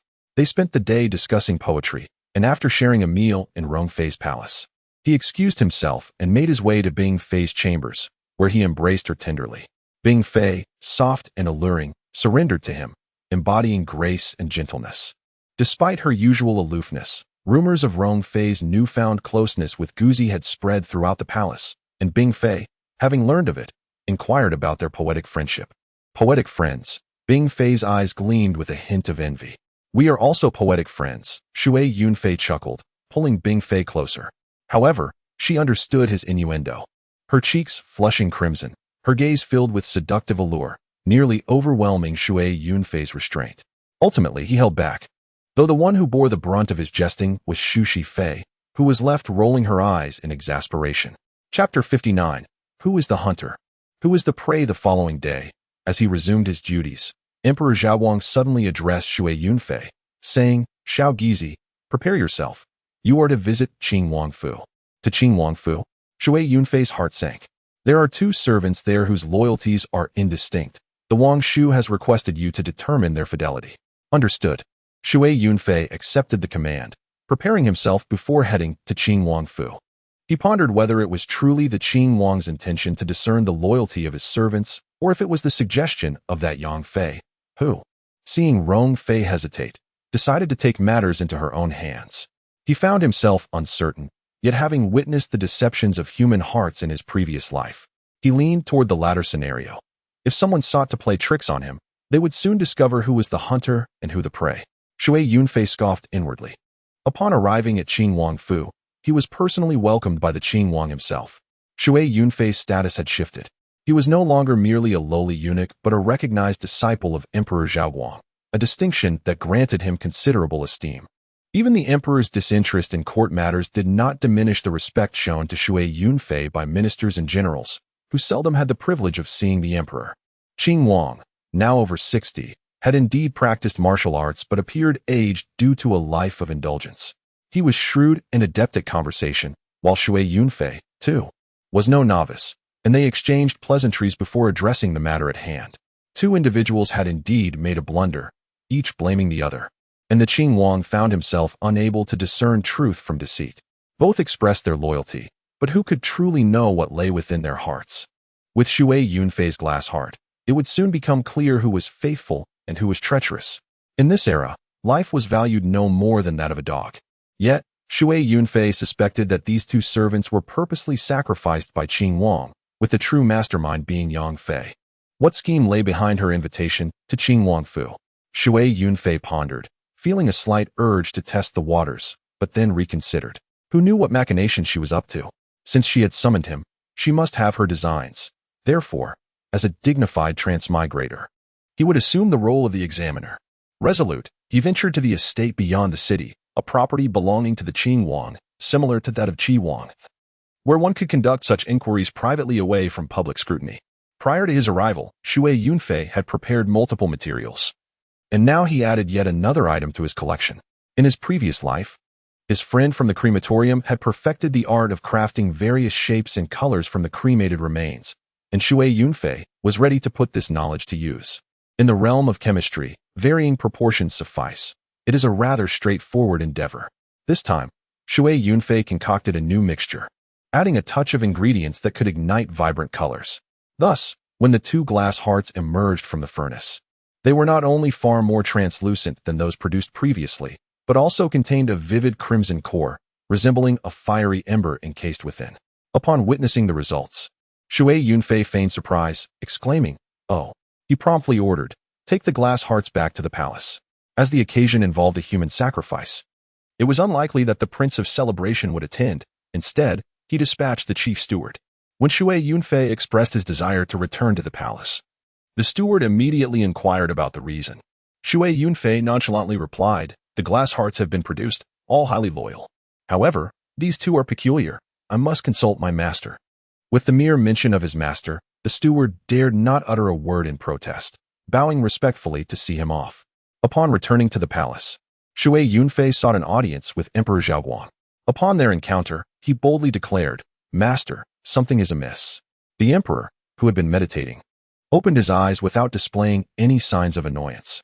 This prompted Ma Xiaoyang, who was in attendance, to secretly marvel at the emperor's unparalleled indulgence towards the young prince. "Master, behold," Shui Yunfei said, knowing the emperor bore no aversion to the glass hearts. He presented a dish for the emperor to inspect. "Ah!" Emperor Zhaoguang exclaimed. "These glass hearts are splendid. The interior is a deep crimson." He turned to Shui Yunfei and inquired, "What does this signify? Are they exceptionally loyal?" "Indeed," Shui Yunfei affirmed. "In terms of glass hearts, such a hue indicates the utmost loyalty." The emperor nodded. "Prince Wang is known for his magnanimity. He surely has many loyal subjects." But the emperor's expression shifted to one of curiosity. "What is it?" he asked, intrigued. "My master once remarked that those who are brilliant on the outside, yet crimson within, possess the hearts of death warriors," Shui Yunfei revealed, laying bare a crucial insight. "Hearts of death warriors?" Emperor Zhaoguang furrowed his brow. "Yes," Shui Yunfei explained. "Ordinary servants may exhibit loyalty to their masters, yet they harbor a universal moral compass: loyalty to your majesty, love for family, compassion for kin, and empathy for the populace. However, death warriors are different. They are those who have resolved to die for their master, aware of their master's grand ambitions and noble ideals, willing to bear burdens and venture forth without hesitation." As he spoke, a look of perplexity crossed his face. What does the Prince of Celebration require death warriors for? Moreover, not just one, but two. Could there be more? He trailed off, leaving the implication hanging in the air. The emperor, a being known for his suspicion, immediately began to expand his thoughts along Shui Yunfei's lines. Death warriors. Indeed, why would Prince Wang nurture death warriors? And not merely one, but two, both of whom are evidently so. What could he be plotting? With this realization, his gaze darkened, and he turned to Ma Xiaoyang, who had been attentively absorbing Shui Yunfei's words, now drenched in cold sweat. He could not discern the truth of Shui Yunfei's claims, but recognized that in just a few utterances, Shui Yunfei had ignited a flame of suspicion within Emperor Zhaoguang.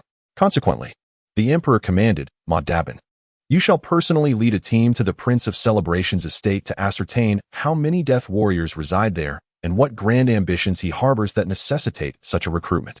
"At your command," Ma Xiaoyang replied respectfully, stepping back before turning to depart. As he did, he cast a swift glance at Shui Yunfei, who was observing him with a slightly tilted head and an innocent expression. Nevertheless, a chill ran down Ma Xiaoyang's spine. He had always regarded Shui Yunfei with esteem, but at that moment, he realized the gravity of his position. The ability to condemn the Prince of Celebration with a mere word also meant he could plunge him into a dire abyss with equal ease. Despite his status as a supervisor, he was, in essence, just a servant of the emperor, his true standing nowhere near that of the Prince of Celebration. For the emperor to eliminate the prince, he would need a justification. Otherwise, many in the court would oppose him. However, to dispose of Ma Xiaoyang, a mere glance would suffice, and no one would dare to defend him. Ma Xiaoyang led his men directly to the Prince of Celebration's residence, sealing it off. Upon investigation, they uncovered an astonishing array of contraband, including a dragon robe hidden in a secret chamber beneath the estate, and several hundred suits of armor discovered in a country estate outside the city. Armor is a critical military asset. One may possess swords, guns, bows, and crossbows. But to harbor armor within one's home is strictly forbidden. This is an unyielding decree. More alarmingly, they had indeed found a dragon robe. In a decisive act, upon the discovery of the secret chamber, the Prince of Celebration consumed poison. His demise rendered further mention of others unnecessary. Yet Shui Yunfei was taken aback to learn that concubine Yang had managed to escape without capture. Ah, this woman is formidable, Shui Yunfei mused, secretly admiring her resilience. Truly, she is like an indestructible insect. Having survived the extermination of her family, she remains unscathed even in the face of her husband's downfall. Yet, should she fall into my hands, despite her being a spirit of white bones, I, too, am Sun Wukong, armed with a golden staff. In the aftermath, Emperor Zhaoguang was consumed by rage, venting his fury upon Zhu Junren and others, asserting, "Behold, these are my subjects," outwardly professing loyalty, yet concealing who knows what within. As I have stated, this position is devoid of meaning. Let those who wish to occupy it do so. Despite his proclamations, his actions conveyed a different narrative. He swiftly ordered the eradication of the Prince of Celebration's faction, sentencing all males to death and consigning the females to a life in seclusion. Let us see if you dare to play games with me. Observing the outcome, Shui Yunfei stifled a cold laugh, musing inwardly to concubine Yang, "My dear, how does this posture suit you? Is it not delightful?" Fortunately, the handling of the Prince of Celebration did not implicate concubine Rong. Since concubine Yang had entered the estate under a different identity, her previous lineage remained concealed, and no one was aware of her kinship with concubine Rong, one of the 4 esteemed consorts. However, concubine Rong was well aware of this connection. Thus, when Shui Yunfei concluded his duties and visited concubine Rong's quarters, Lingo intercepted him, stating that the consort was unwell and unable to receive visitors for the time being. When a woman claims to be unwell and unable to receive visitors, there is invariably a valid reason, and none would dare to question it. Shui Yunfei understood the truth, but refrained from exposing it. Concubine Yang's escape surely weighed on her mind, and the prince's demise, stemming from his revelation of the hearts of death warriors, would likely be blamed on him. Yet even if concubine Rong harbored resentment, it could not be excessive. Theoretically, she was unaware of the intricate ties among the concubines and the Prince of Celebration. He had merely fulfilled his duty in crafting the glass hearts at the prince's behest, and reporting the emergence of the hearts of death warriors to Emperor Zhaoguang was entirely justifiable. As for the emperor's subsequent suspicion, what did it have to do with Shui Yunfei? How could he be responsible for the emperor's whims? Thus, he dismissed the matter and resolved to wait a couple of days until concubine Rong's spirits improved, before sending her a well-crafted poem, thereby reinstating their camaraderie as poet friends. Rest assured, as poet friends, we shall remain steadfast and true. With a peculiar laugh, Shui Yunfei turned and made his way to the quarters of Consort Bing. By now, Consort Bing had transformed into a gentle stream, so pliable that she would melt in his mouth or flow through his palms, complying with his every desire without a hint of defiance. This was truly delightful. A man at such a juncture embodies the essence of a husband. In contrast, Consort Shu was a bit more fiery, yet Shui Yunfei had discerned that her fiery demeanor, though often accompanied by playful reproaches toward him, concealed a beauty that was truly exquisite. However, it was a fact that she could not withstand his prowess. After all, Shui Yunfei was a third-level grandmaster, a level of skill unmatched in a contest of blades. As a result, Consort Shu even proposed that Shui Yunfei take in Xuanxiang as a concubine, to at least provide her some respite. Shui Yunfei, however, although not entirely indifferent to the charming maid, ultimately declined the proposition after careful consideration. He has suffered losses, indeed. His time travel was a result of an inadvertent mistake, leading him to be cornered on the balcony by someone's husband, struck by a bolt from the blue. Having been struck by lightning, one must certainly remember such an event. He trusts the likes of Ice Concubine, Shushi Concubine, and Yufei, for their esteemed status means they have much more to lose should their secrets be exposed. However, the likes of Xuanxiang are different. They are merely palace mates, and the stakes of their loss are minimal. Yet, if a report were to succeed, the rewards could be substantial. Perhaps Xuanxiang would not report it, but with many people around, tongues may wag. And what if other maids learned the truth? If they encountered someone ambitious, harboring the idea of turning a bicycle into a motorcycle, they could directly report them all, and that would be disastrous. Thus, Shui Yunfei exercises extreme caution. He can visit the ice concubine's palace, the Rome concubine's palace, or even stay overnight at the Shui concubine's palace without issue. It is traditional for eunuchs, maids, and concubines to share meals in the palace, which is not unusual. People may merely laugh at the Shui concubine and her companions for lacking decorum, but Shui Yunfei, as a recognized disciple of Emperor Zhaoguang, is still somewhat acceptable. After all, eunuchs are merely a fade. It is just a subject for jest, and no one would consider reporting it. However, if it were to become known that Shui Yunfei was, in fact, a false eunuch, the situation would be entirely different. Such a scandal would disrupt the inner sanctum, and among those who knew, at least half would likely report it.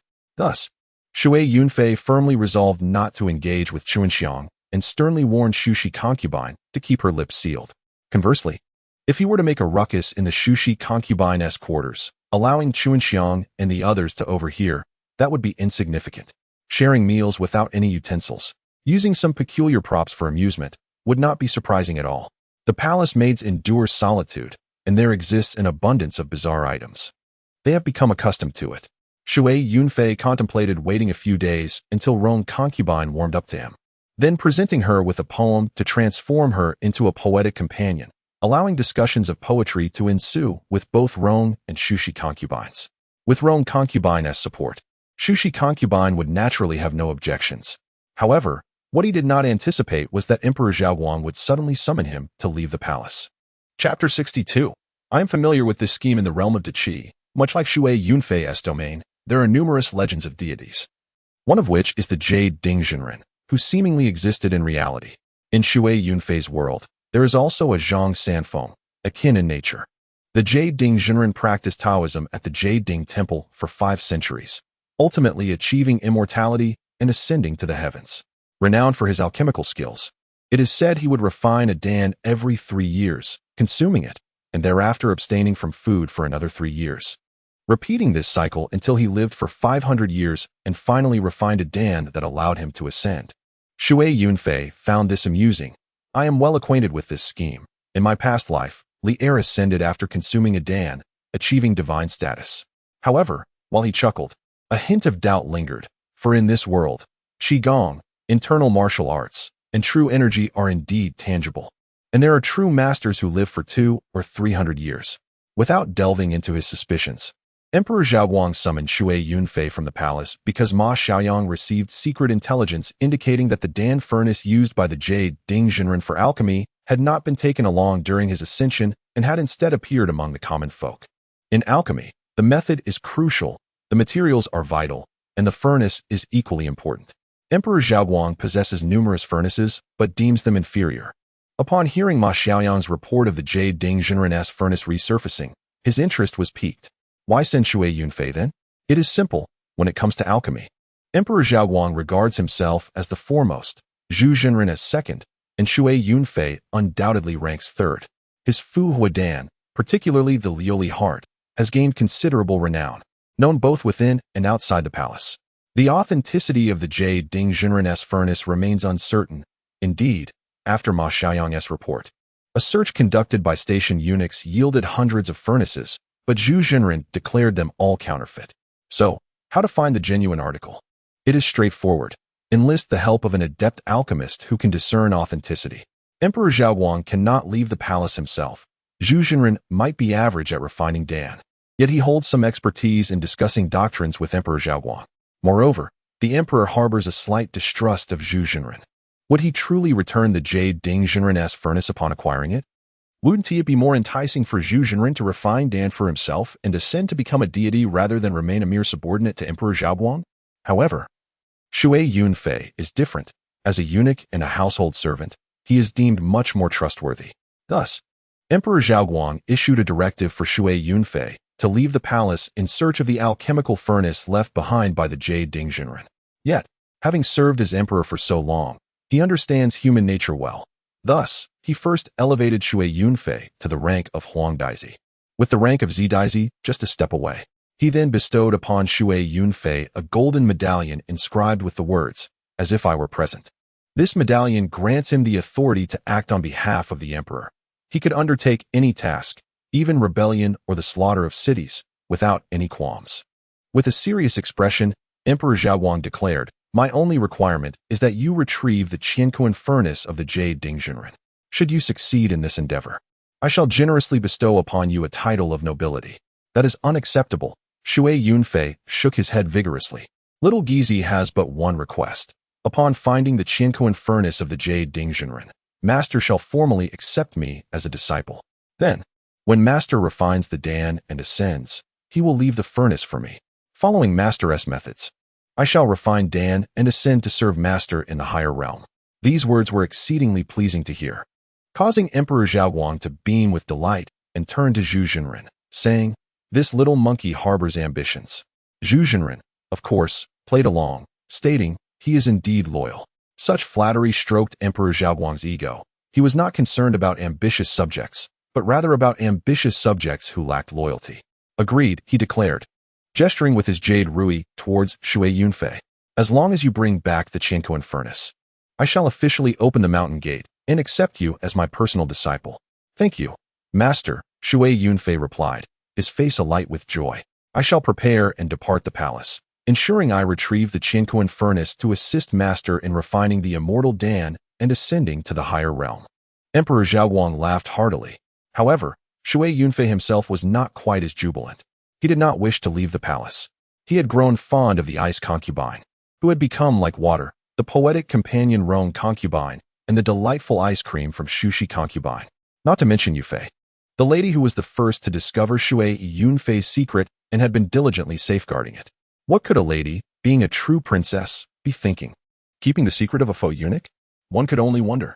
Nevertheless, Shui Yunfei had been preoccupied and had not yet found the right opportunity. But he kept this in mind. He would certainly not let Yufei slip away. With so many captivating beauties in the palace, each one more gentle than the last, indulging in their company, why would he wish to leave? Chapter 63. Beneath the blossoms. Furthermore, he harbored a degree of trepidation. The world outside the palace is fraught with danger, although he is a third-level grandmaster. He has never been fond of fighting and lacks the resolve to engage in mortal combat. Why would he wish to contend with foul men from the Jianghu? Yet, since Emperor Zhaoguang had issued his command, he had no choice but to comply. Fortunately, there were conveniences afforded to him, the golden medallion, which allowed him to act as if the emperor were present, also empowered him to mobilize the eunuchs stationed in various locales. Emperor Zhaoguang may neglect state affairs, but he is not a fool like Chongzhen. He would not leave everything to the officials. He dispatched a multitude of eunuchs, ensuring that each region had its own eunuch stationed. Although eunuchs do not govern, they have the authority to report any unusual occurrences. This arrangement ensures that local officials are cautious in their actions. Moreover, each region's eunuch is not alone. Every station eunuch possesses a degree of influence and can mobilize troops in urgent situations, though this requires a separate protocol and does not extend to local officials. Without delving into the specifics, it suffices to say that Shui Yunfei would not venture forth blindly. Emperor Zhaoguang had issued orders, mandating that all station eunuchs must comply with Shui Yunfei's directives. Additionally, Shui Yunfei himself could summon a group of skilled individuals from the martial arts academy to accompany him. Shui Yunfei, of course, would not be remiss. He promptly sought out eunuch who was more than willing to assist. He was not valued, and was about to guard the royal tomb when suddenly an opportunity arose. He followed Shui Yunfei out. Regardless of whether they could find the Qiankuan furnace, at least he could take a stroll. If they happened to find it, that would be a significant achievement. Shui Yunfei allowed him to select individuals, and he chose over 20, including himself, totaling exactly 30, all of whom were skilled fighters. Among them, 7 possessed abilities above the second level, and even those at the first level were exceptionally capable. This was a truly elite group, although not numerous. It greatly reassured Shui Yunfei. With such a contingent by his side and the ability to mobilize the forces of the station eunuchs, he felt undaunted by any external forces. Shui Yunfei instructed eunuch Hu and the others to bring along various medicinal supplies, as they were provided by the palace at no cost, a customary expense. He first went to reassure the ice concubine, then visited the palace of the honorary concubine, where he presented a poem. Finally, he went to the palace of the virtuous concubine and stayed the night there, departing early the next morning. The virtuous concubine was unable to rise, while the ice concubine came to bid farewell. The honorary concubine did not come herself, but sent a poem with linger, which included 2 words, "Take care." This indicated genuine affection, and Shui Yunfei was overjoyed. He believed that upon his return, the honorary concubine would again become his poetic companion, sharing verses under the flowers and moonlight. Shui Yunfei changed his attire, taking only eunuch with him, while the remaining 29 were divided into 3 groups to maintain a coordinated presence without accompanying him directly. Since eunuchs lacked facial hair and were castrated from a young age, their voices were sharp.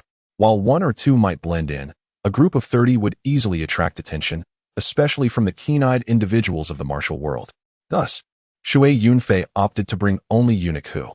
He disguised himself as a wealthy young master, with eunuch as his elderly servant, which minimized suspicion.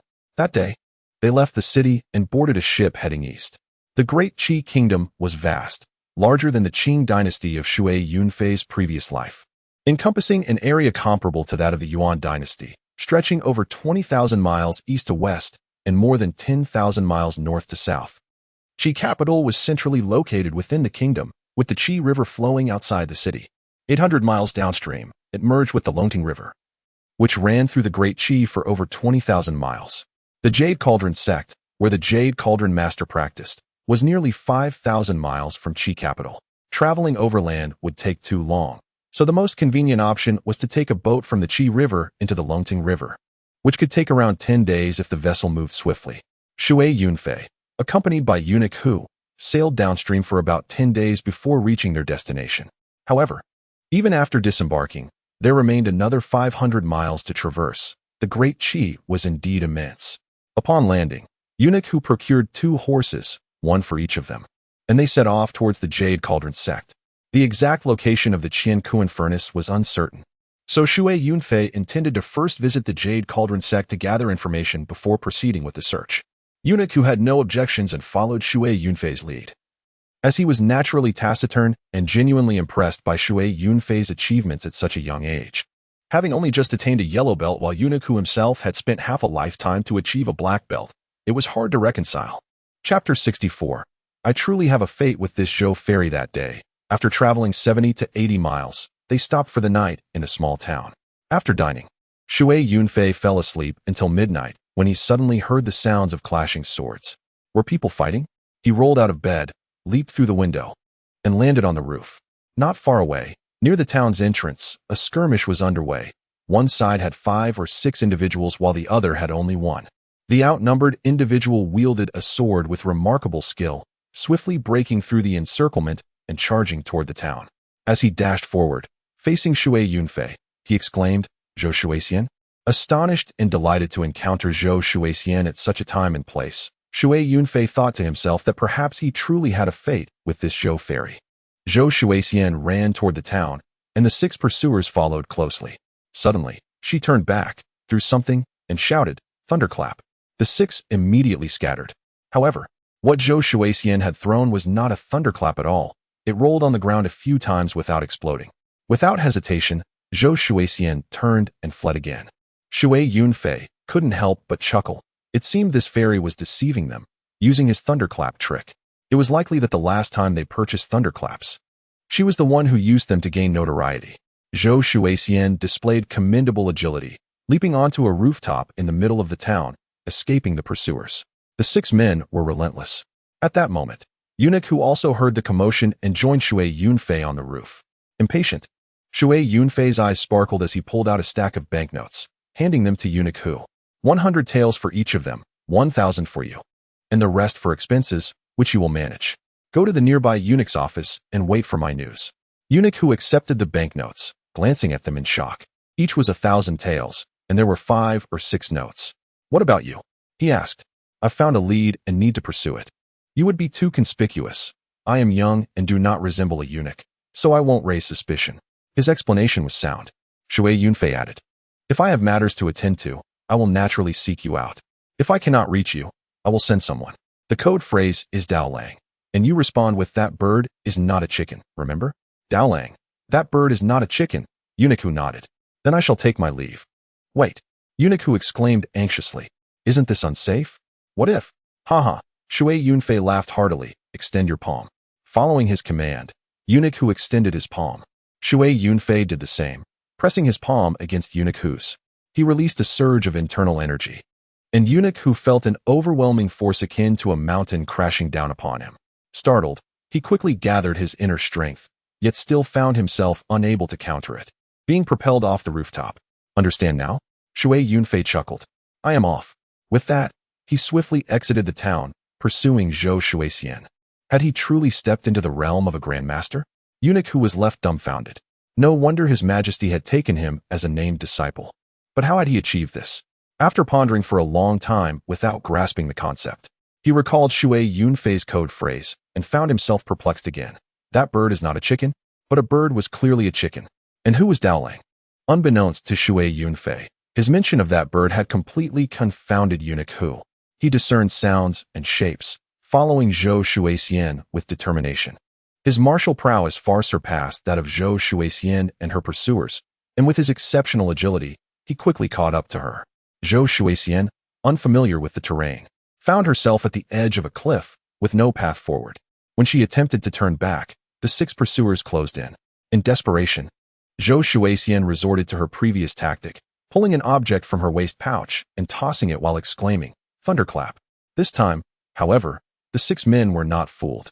One, skilled in both sword and shield, did not dodge, but instead raised his shield to block the object. When he lowered it, what lay upon the shield was none other than a decorative shoe. Indeed, the object that had landed on the shield was a beautifully embroidered shoe. Zhou Shuixian, in her haste, had resorted to throwing her shoe as she had run out of other items. However, she did not anticipate that the shoe would expose her. The other 5 laughed heartily. What will she throw next? A belly band? Perhaps even undergarments? Who knows, they might even have a hint of urine. The Lingbo fairy might find the scent delightful. Not necessarily. It could be rather unpleasant.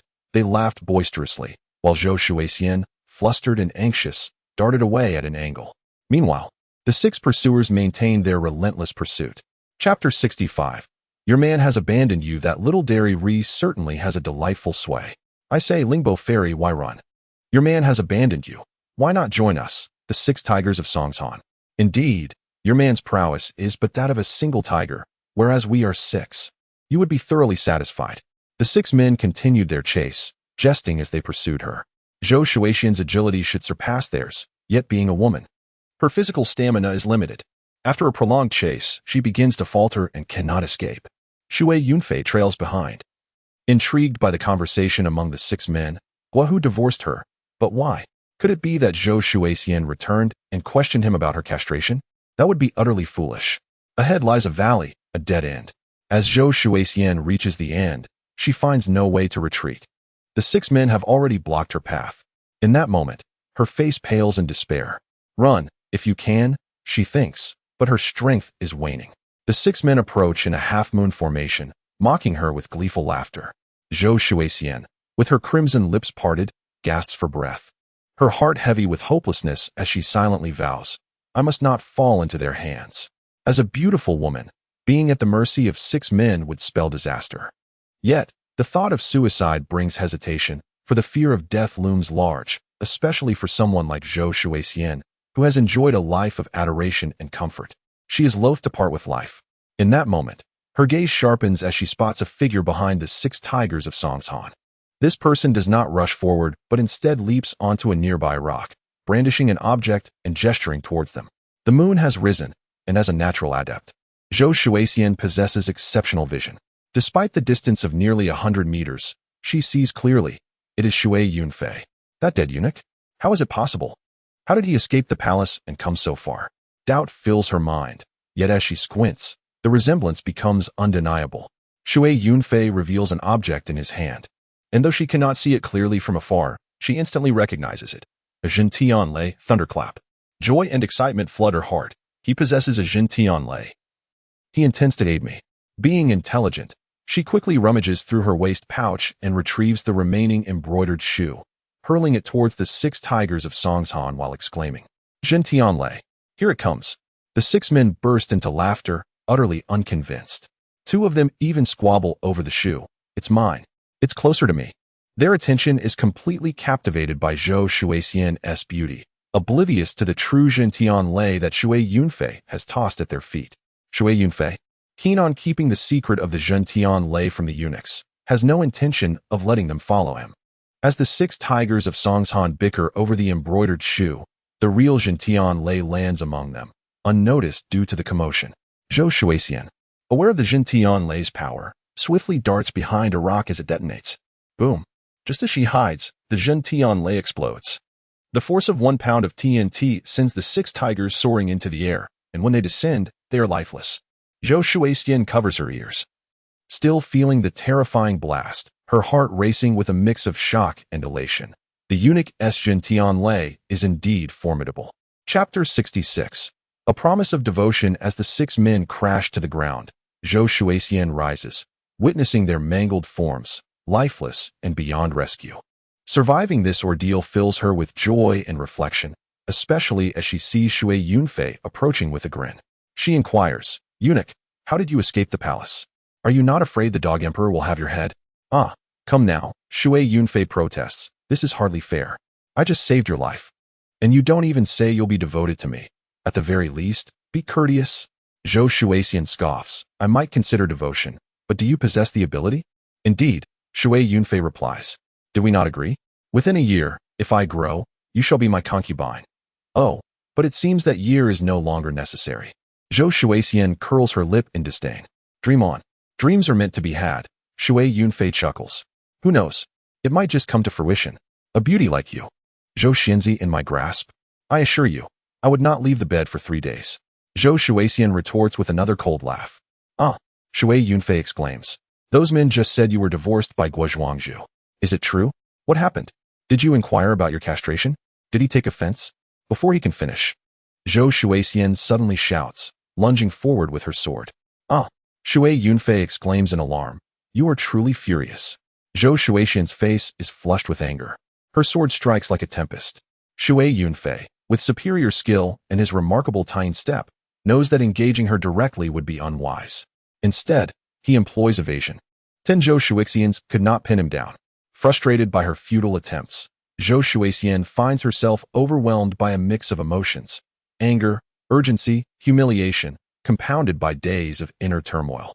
She falters, her footing slips, and just as she attempts to turn and attack again, darkness envelopes her, and she faints. "Xianzi!" Shui Yunfei exclaims, sensing something amiss. He rushes forward, catching her slender waist. Zhou Shuixian has already lost consciousness, and he swiftly disarms her, placing her sword aside. Upon inspection, he discovers she has sustained injuries. Zhou Shuixian, a natural adept, should not have succumbed to such exhaustion unless she had another wound. Where could it be? He examines her face and hands, but finds no visible injuries or bandages. "Forgive me, I must locate your wound. Regardless, our wager stands. You will inevitably be mine." As he speaks, he begins to unfasten her clothing. The evening is warm, and Zhou Shuixian wears a fitted outer garment over a pink corset adorned with peony embroidery. On her left side, he notices a bluish mark, likely from a blow, suggesting internal injuries. "Is this all? What of your legs?" he inquires, continuing his exploration. Removing her trousers to reveal her delicate, long legs, their alabaster skin glistening in the moonlight. "Ah," he exclaims, salivating at the sight.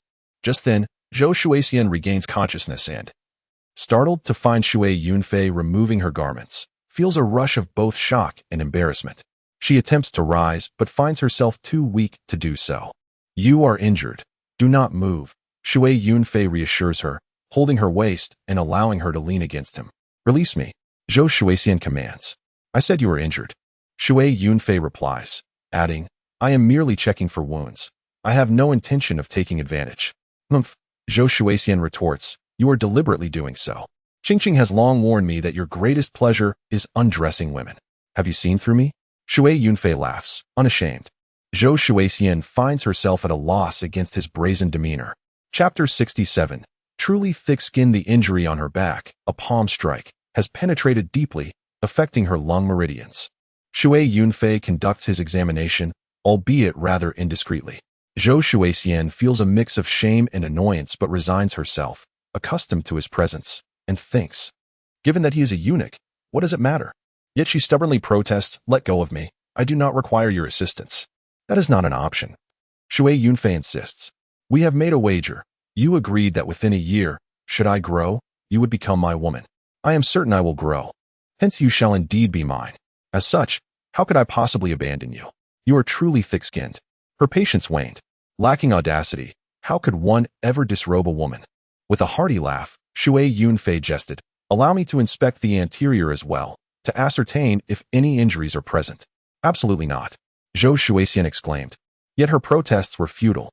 Her pulmonary vessels were compromised, and her recent skirmishes and escapes over the past 2 days and nights had left her utterly depleted. Even had Shui Yunfei not targeted her pressure points, she possessed no strength to resist. "The extent of your injuries is largely as I surmised, and fortunately, not as dire as they could be." Shui Yunfei concluded his examination, adopting the mien of a seasoned physician. "Administer both internal and external remedies, abstain from combat, avoid spicy fare, and refrain from conjugal relations for a fortnight." The initial stipulations were tolerable, yet the final injunction provoked a blend of mortification and indignation within Zhou Shuixian, inciting a desire to bite him. However, what followed was even more exasperating. Shui Yunfei remarked, "Ah, I almost forgot. Master Gua had me castrated." Even if he were to rescind the letter of divorce, he would be unable to fulfill his marital duties. As for myself, I am still somewhat lacking in the requisite. Ouch! In a fit of pique, Zhou Shuixian bit his arm. "Release, release." Shui Yunfei cried out in pain. "Are you canine?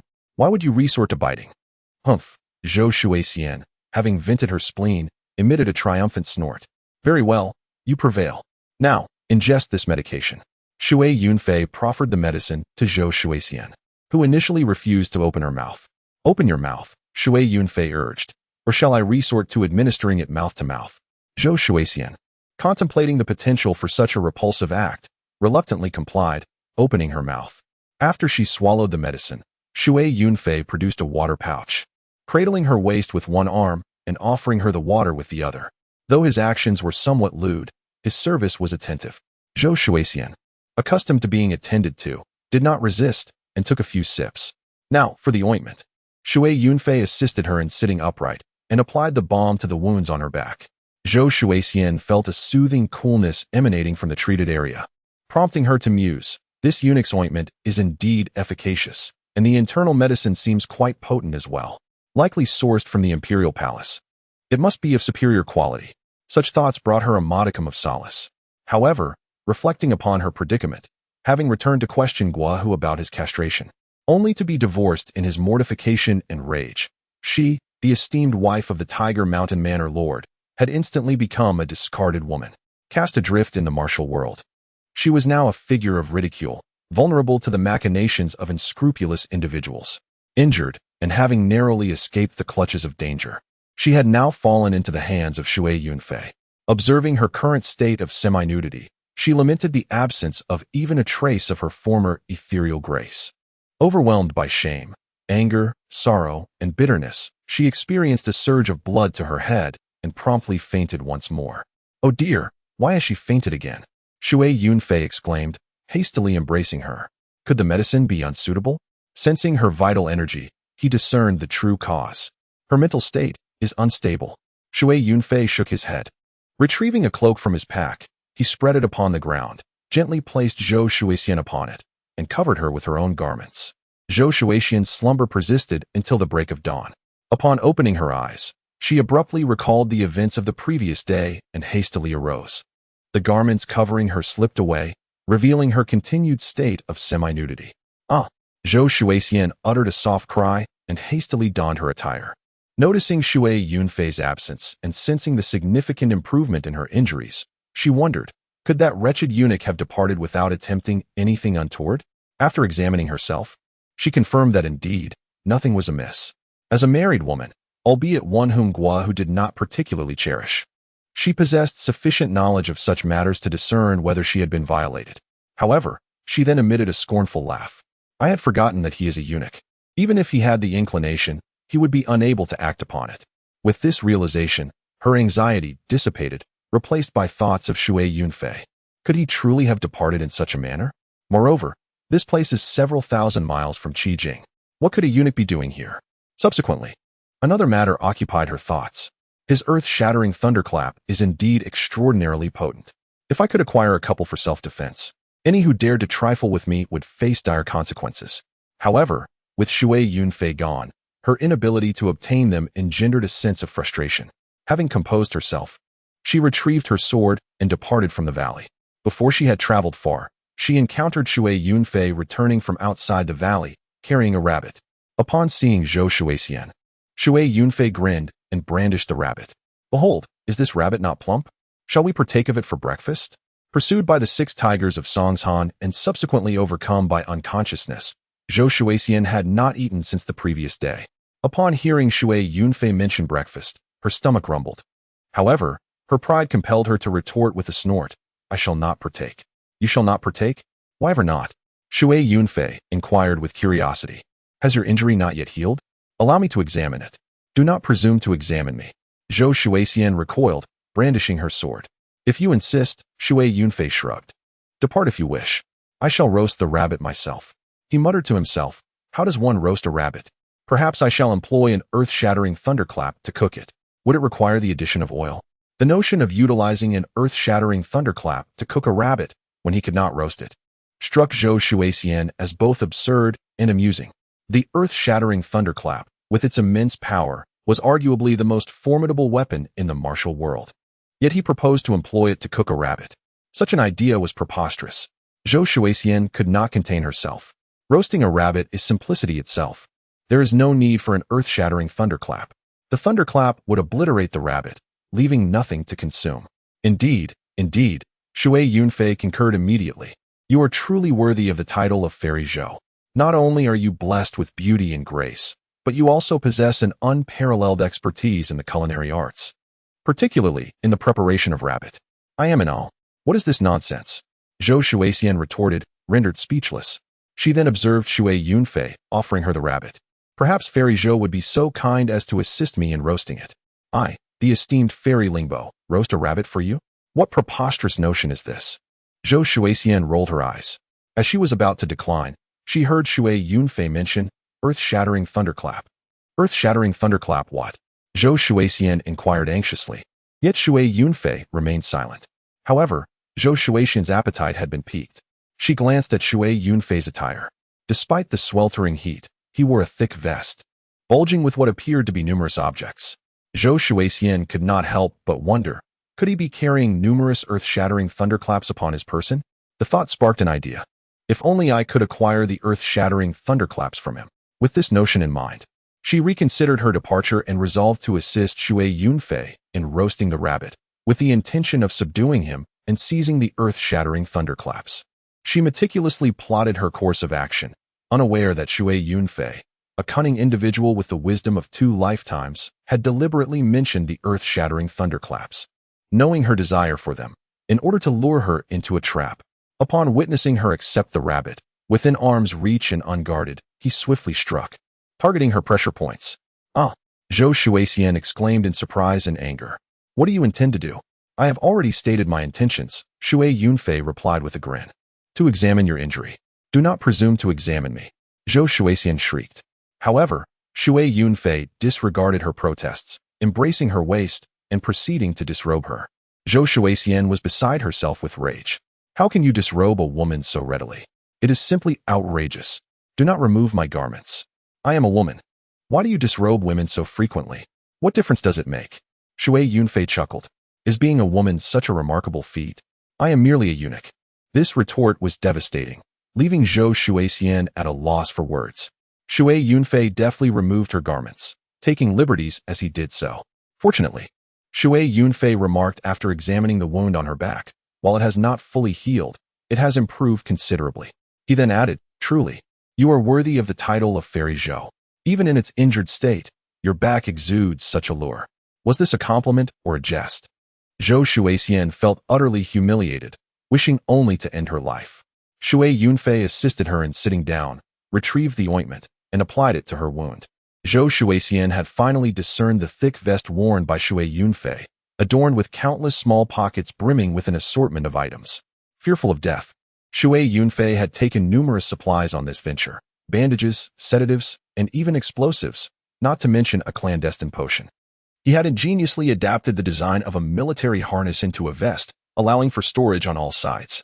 Not to mention, he had brought along 50 thunderous bombs, weighing an astonishing 50 pounds. In his previous life, such a burden would have been perilous, but in this life, Shui Yunfei was a congenital master, possessing immense strength. 50 pounds, or even 500, posed little challenge for him. He was impervious to heat, as the internal energy of the Taiyin sect flowed through his body, rendering him cool even on the hottest days.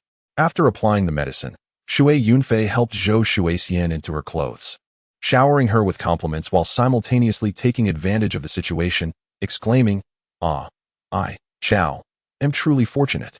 To win such a stunning beauty in a wager is a stroke of luck. Once I fully develop, I shall indulge myself to the fullest." Zhou Shuixian, furious, spat, "Are you dreaming?" To which Shui Yunfei replied with a grin, "Indeed, I dreamt of kissing you last night, and oh, your lips are truly sweet." "Huh." Zhou Shuixian scoffed, "I would rather die than kiss you."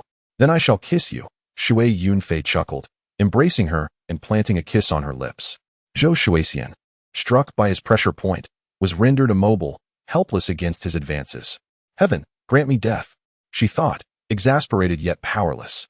When Shui Yunfei had had his fill, he released her pressure point. Zhou Shuixian sprang up, reaching for her sword, but Shui Yunfei suddenly shouted, "Thunderous bomb." Zhou Shuixian was all too aware of the power of such explosives and leaped aside in alarm. Yet, Shui Yunfei merely chuckled, not actually throwing the bomb. Realizing she had been tricked, Zhou Shuixian hesitated, but then heard him say, "Zhou Xianzi, do you desire the thunderous bomb?" Naturally, she did. Yet she had fallen for Shui Yunfei's trickery. Anger simmered within her, but she managed to suppress it, replying, "Yes, I want it." "Good," Shui Yunfei replied with a grin.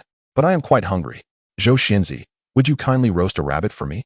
Using a thunderous bomb to cook a rabbit would be an utter waste. "So you do understand waste?" Zhou Shuixian retorted weakly. Contemplating her predicament, she realized that challenging Shui Yunfei was futile. He was exceedingly skilled and cunning. Killing him would not be an easy task.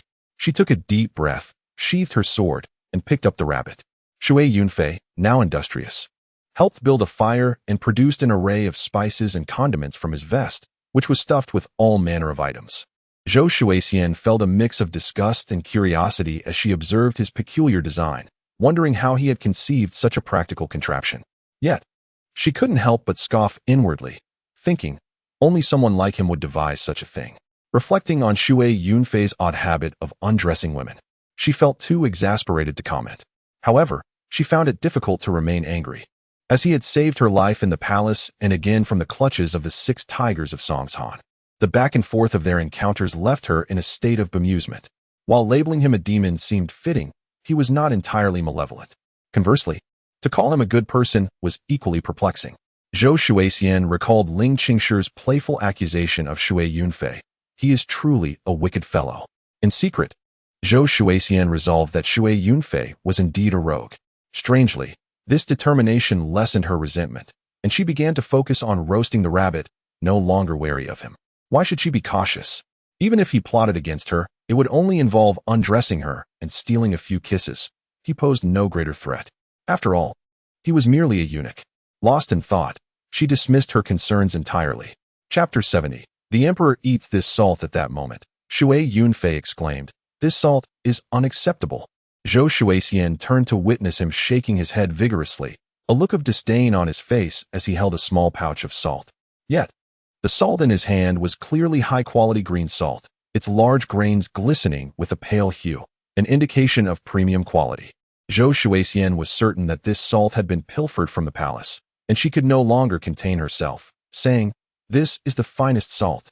Are you seeking salt fit for the emperor?"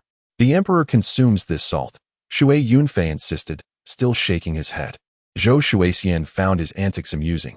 "If the emperor uses this salt, what more can you desire? Do you seek something even finer?" "I am indifferent," he replied, "but you, as a celestial being, so beautiful, alluring, and graceful, must indulge in the finest salt." His blatant flattery made Zhou Shuixian both pleased and amused as she retorted, "I am no celestial being. The salt I typically consume is far inferior to this. That is why I say it is inadequate," Shui Yunfei maintained, shaking his head with exaggerated gravity. Zhou Shuixian, intrigued, inquired, "Is there truly better salt to be found?" "In this world, there exists no better salt," he replied, shaking his head once more. Frustrated, Zhou Shuixian rolled her eyes at him. Yet Shui Yunfei continued, "However, I can create a superior salt worthy of Zhou Xianzi. You can produce salt? Zhou Shuixian was skeptical. I couldn't before, he admitted, but last night I dreamt of a grand official named Shiman. He proclaimed that a celestial being such as you must be properly served, even to the extent of consuming ethereal salt. Huh. Zhou Shuixian dismissed his claims, scoffing. You doubt me? Shui Yunfei grinned. Shall we wager again? What shall we wager? Zhou Shuixian asked, intrigued. You desire the thunderous bomb, do you not? He proposed. Let us wager on that. I can produce salt superior to this. Zhou Shuixian was not easily fooled, retorting. Whether it is good or not is up to you to decide. You are a scoundrel. How am I a scoundrel? Shui Yunfei feigned innocence. You are, without a doubt. Zhou Shuixian shot back. Who else would so readily undress women? What else could that be but roguery? You have labeled me a eunuch. What of it? He laughed. What ill intentions could a eunuch possess? Even the favored concubines request my assistance in bathing, often praising me as what? Zhou Shuixian inquired, curious. A horse's rear. He answered. A horse's rear? Zhou Shuixian was momentarily confused, unaware of the famous quip from later periods. However, she quickly deduced the meaning and exclaimed, a donkey? What do you mean by donkey? That is too uncultured. It must be a horse's rear, just as a chicken must be a bird. Remember that. Huh. Zhou Shuixian retorted. You and your strange antics. I dare not take credit for that, he chuckled. That was invented by Dowling. Dowling? Zhou Shuixian queried, searching her memory for this name, but found none. She suspected Shui Yunfei was fabricating stories and chose to ignore him. However, he persisted. Where were we? Ah, yes. The wager. Here S.A. thought. Zhou Xianzi, my word doesn't count. Let us consult an authority, like a salt merchant, to sell it. Have the salt merchant sell it? Zhou Shuixian inquired. Precisely. Waterflying said, what is the best salt in the salt shop selling for? Then, I'll double the price of the salt I make. If I can still sell it at double the price, it means the salt I make is even better than the best salt. Is there any merit to my words? Indeed, there is merit to that, Water Lily mused. But what if you lose? If I lose, I'll give you a thunderclap as a bodyguard. 10. Water Lily countered gleefully, immediately raising the stakes. And what if I win? What do you want? Waterflying asked, wary. If I lose, I'll give you 10 thunderclaps, an equal exchange. If I win, you have to give me 10 kisses. Waterflying said with a grin, his eyes lingering on her crimson lips, like a fly fixated on braised pork, utterly repulsive. Water Lily's fair face flushed crimson. Her heart filled with vexation. But then she thought, he's already kissed me anyway. He's just a eunuch. Women are like that. Once they've had the first time, a million times afterward don't matter. All right, I'll bet you. Water Lily agreed with a nod. A gentleman's word is his bond, Waterflying declared. Let's seal our agreement with a high five. Water Lily, suspecting nothing and fearing he might renege, raised her palm to meet his. Unexpectedly, as their palms connected, Waterflying swiftly traced a line across her palm with his finger. Water Lily's heart skipped a beat, and in an instant, her face was flushed crimson. Seeing Waterflying's grinning face, she was both annoyed and embarrassed, yet a strange emotion stirred within her. In truth, this man was her nemesis. He had castrated her husband, turning her, the esteemed mistress of Tiger Mountain Stronghold, into a forsaken woman, unable to return home and adrift in the martial world. This man had also inscribed words on her body that could not be washed away, and had repeatedly disrobed her and kissed her. After all that a woman endures from a man, she becomes something else entirely. Yet, he spared her life when he could have taken it, and even saved her. A jumble of thoughts and emotions, tangled and chaotic, impossible to sever or unravel, filled her heart like an overturned spice shop, a mix of bitterness, sourness, spiciness, and saltiness. An indescribable sensation. At that moment, Waterflying found a concave stone slab, built a makeshift stove, placed the slab on top, poured water onto it, and then emptied a small bag of green salt into the water before lighting a fire underneath. What are you doing? Water Lily asked, curious. You don't need that much salt water to roast a rabbit. Making salt, Waterflying replied earnestly. Didn't I say that a fairy like you must eat the best salt? I absolutely cannot allow coarse things to enter the mouth of a fairy, with one exception.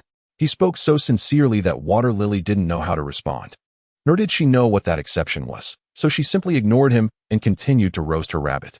Waterflying brought the water to a boil, then stirred the salt water constantly with a stick, dissolving the salt. He turned to Water Lily and said, give me one of your handkerchiefs or something. Why would I give my handkerchief to a stinky man? Water Lily retorted, unwilling. What for? I won't give it to you. To make salt, Water Flying replied. I want to borrow a bit of your fairy aura. What does making salt have to do with my handkerchief? Water Lily wondered. She pondered, thinking that since he had already kissed her and taken so many liberties with her body, a handkerchief was nothing in comparison. Moreover, she was genuinely curious. So she handed Water Flying a handkerchief. Water Flying took the handkerchief, but then casually traced a line across the back of her hand with his finger.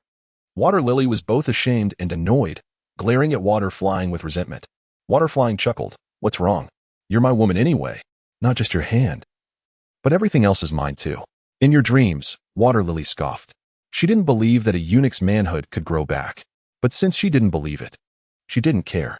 He was just a eunuch, so let him take a few small advantages. Thinking this, she was no longer angry. Water Flying took the handkerchief and pulled a small jar from his inner pocket. He covered the jar with the handkerchief and poured the salt water into it. After pouring, he held up the handkerchief for Water Lily to see. Water Fairy, look at all this dirt. The handkerchief was covered with a layer of black grime, looking incredibly filthy.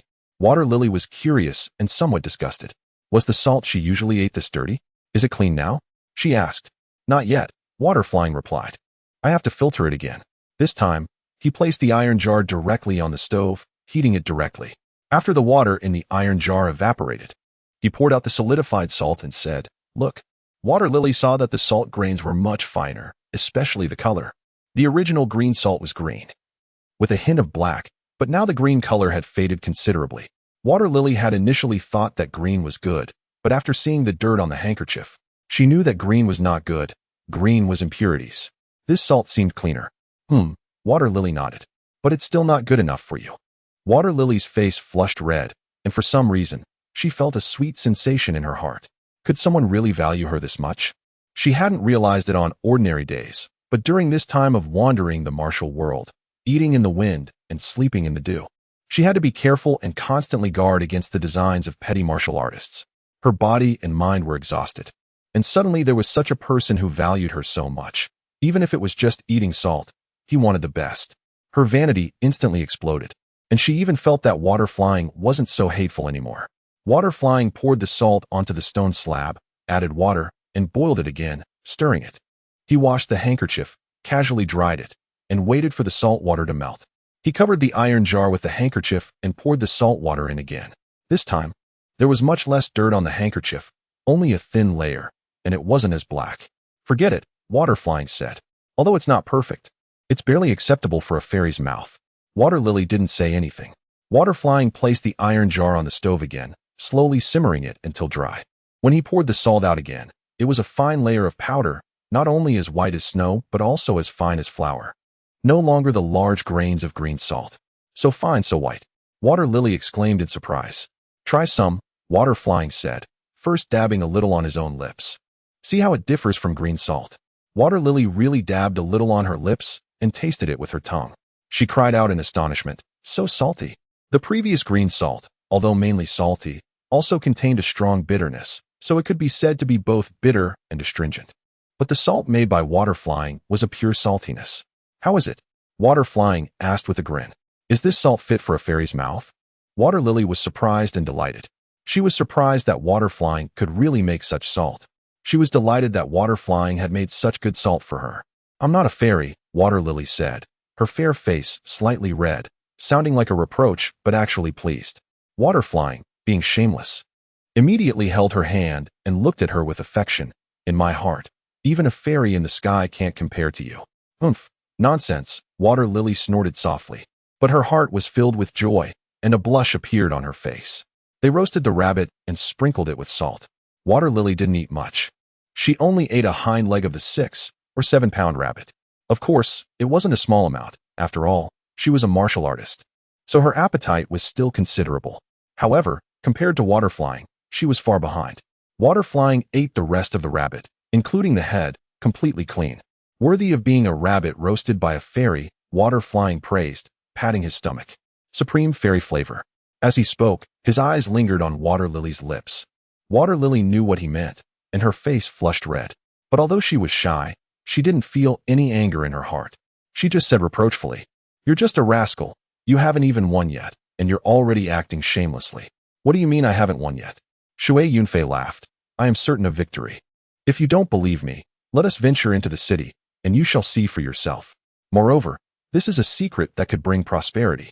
As the wife of the Chao family, you must keep it to yourself. I am not your Chao family wife, Zhou Shuixian retorted, blushing. Indeed you are. Shui Yunfei replied with a grin, for you have wagered with me, and I shall surely grow.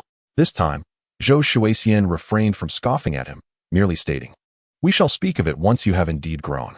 Shui Yunfei immediately sensed a subtle shift in their dynamic, leaning closer with a smirk.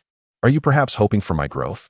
Absolutely not, Zhou Shuixian retorted shyly, her gaze meeting his, feeling his eyes burning like fire, which made her heart race. She quickly turned away and walked outside. Upon exiting the valley, Zhou Shuixian found herself at a loss, unsure of where to go. Guohu had sent her away, and returning to Huwei Mountain Manor was out of the question. She had her own family, but with her parents gone and her brothers distant, as a discarded wife. She felt too ashamed to return home. In this vast world, she felt utterly lost.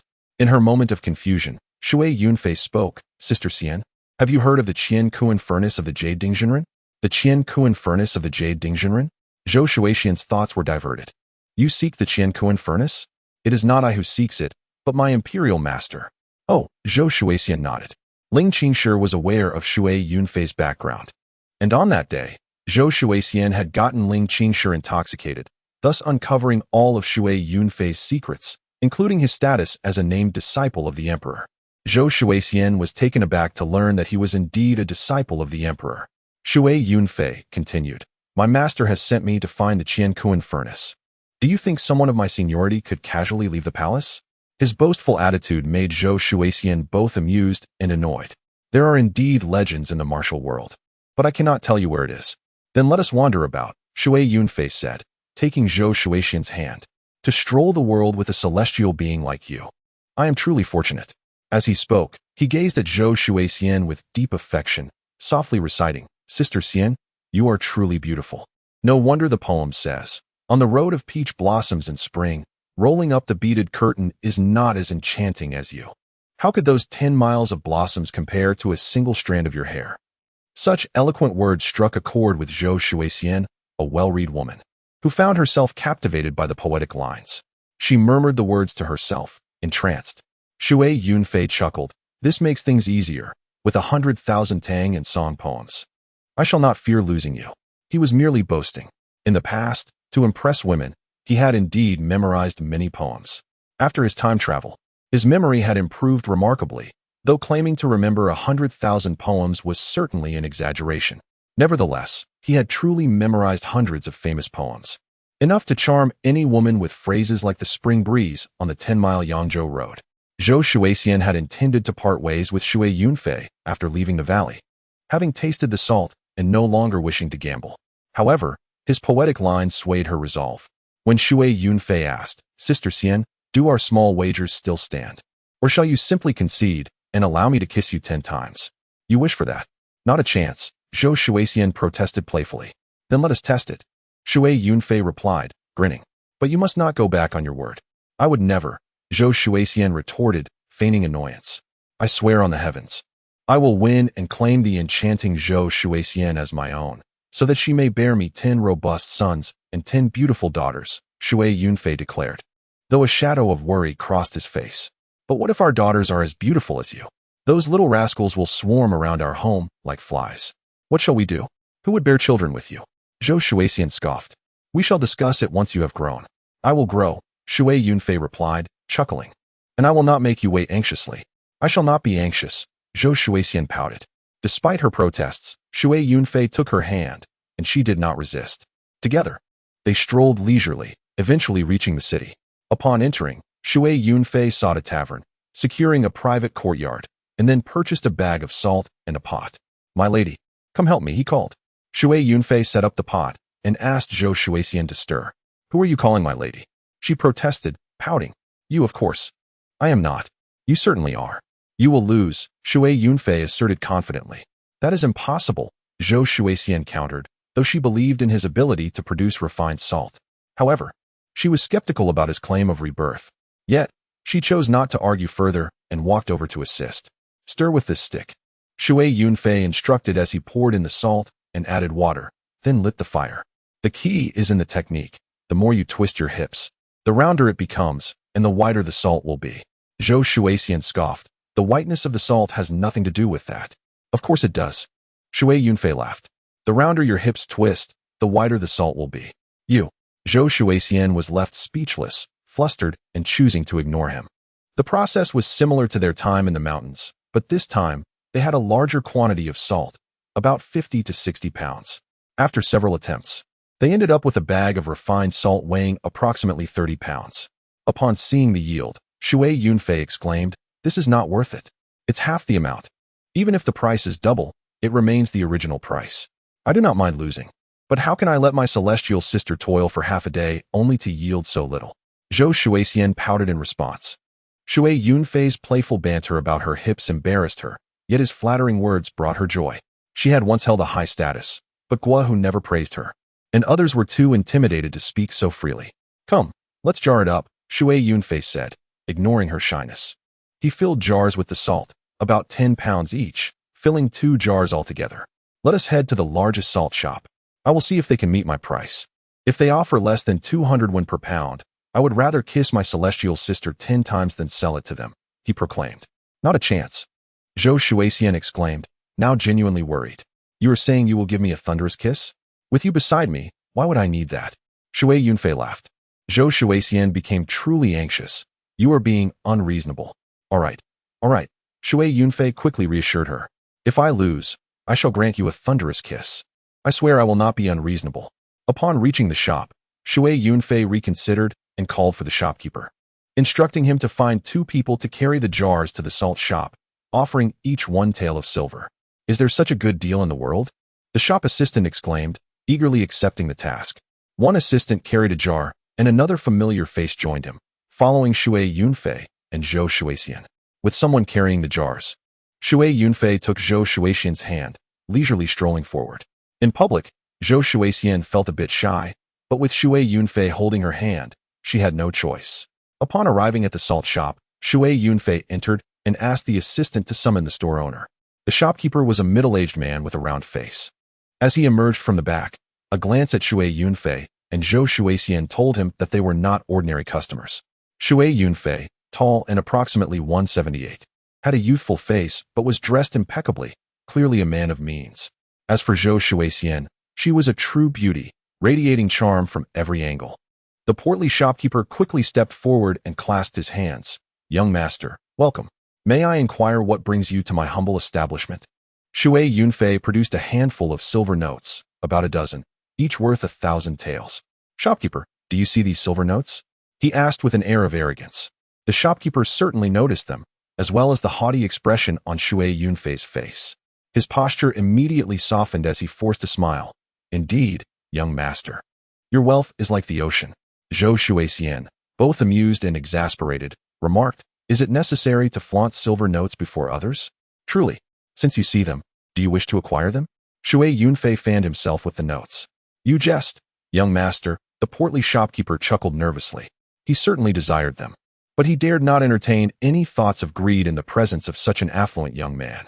"If you wish to acquire them, let me guide you," Shui Yunfei said, beckoning to the attendant. "Bring forth the jar." The attendant promptly placed a jar of salt on the table. As Shui Yunfei opened the lid, the shopkeeper's curiosity was piqued. "What is this?"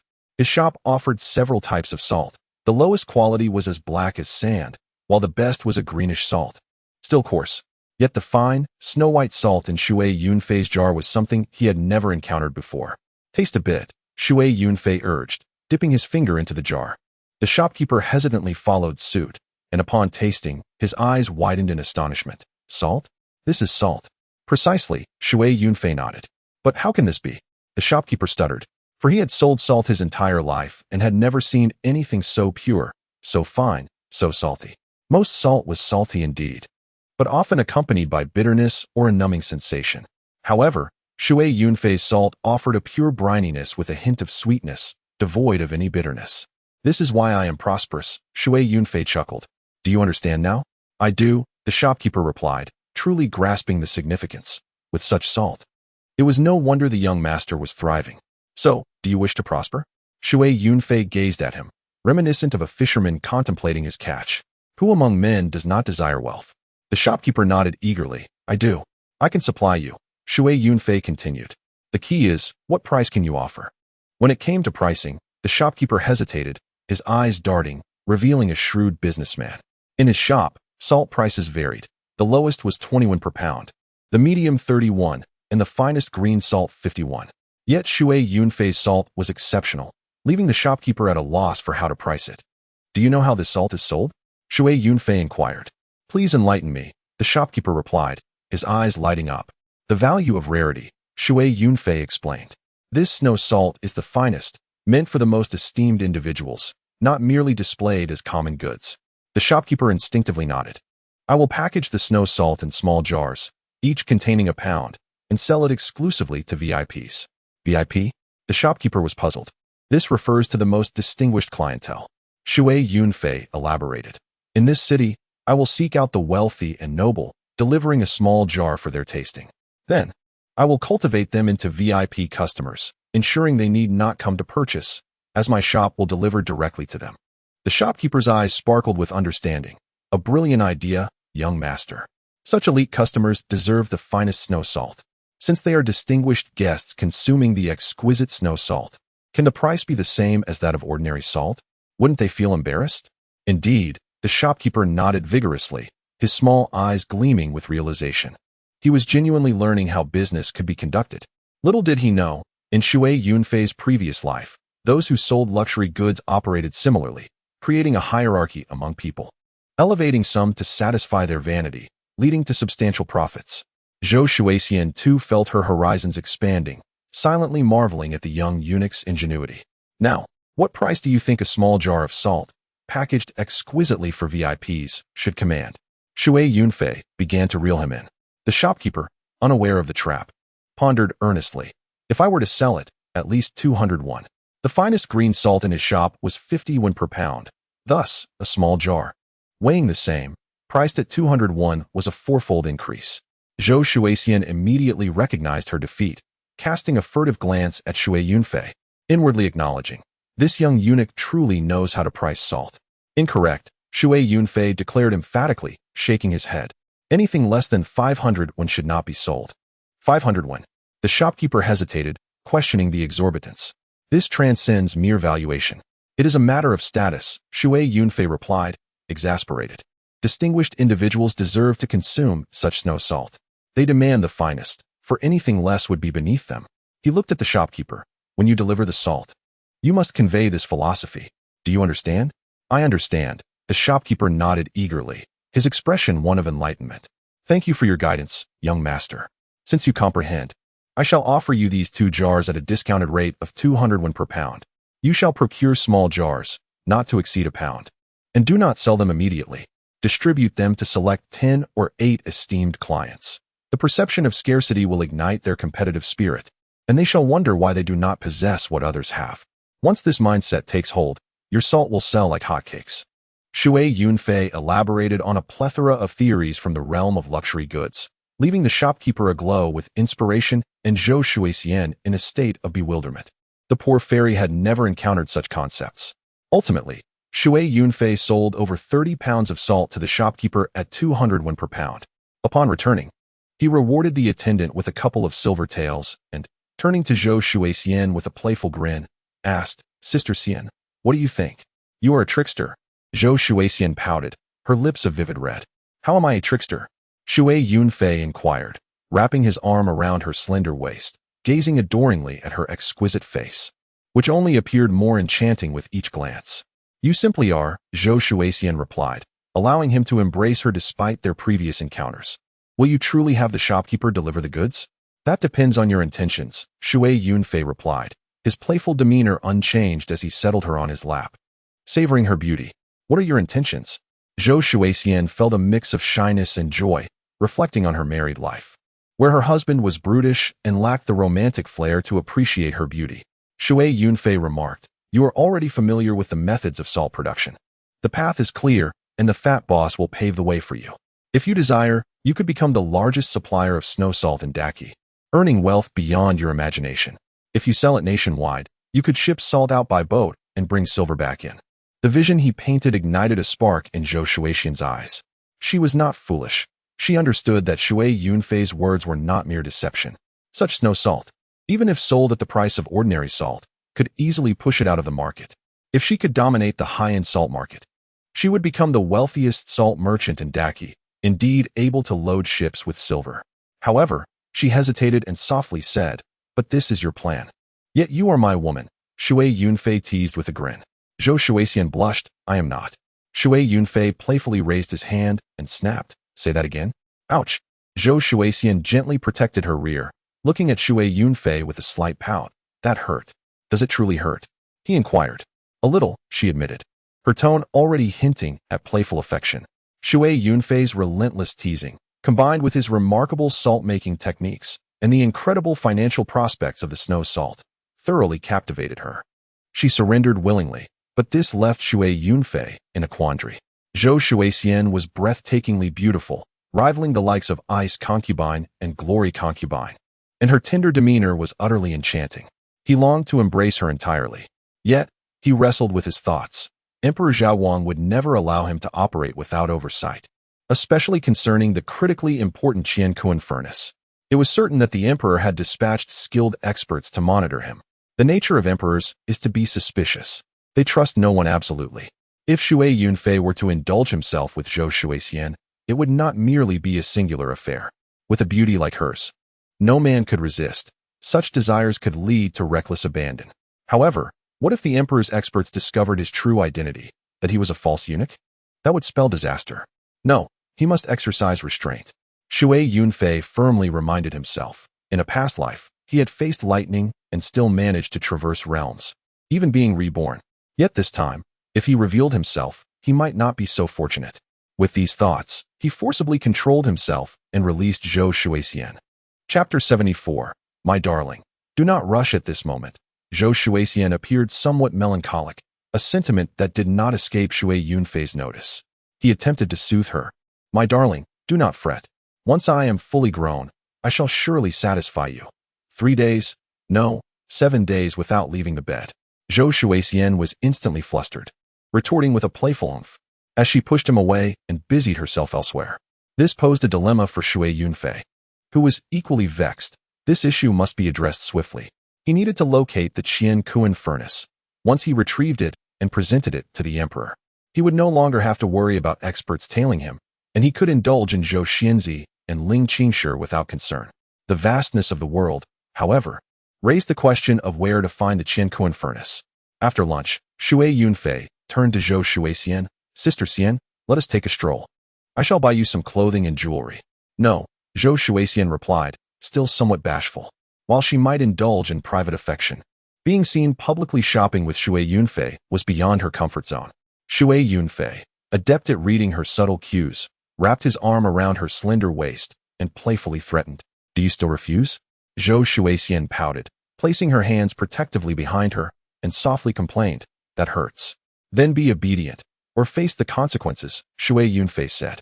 Taking her hand, Zhou Shuixian complied, allowing him to lead her without further resistance. Shui Yunfei secretly reveled in his success, thinking, "This proud and aloof fairy has finally been tamed. Indeed, my strategy is astute.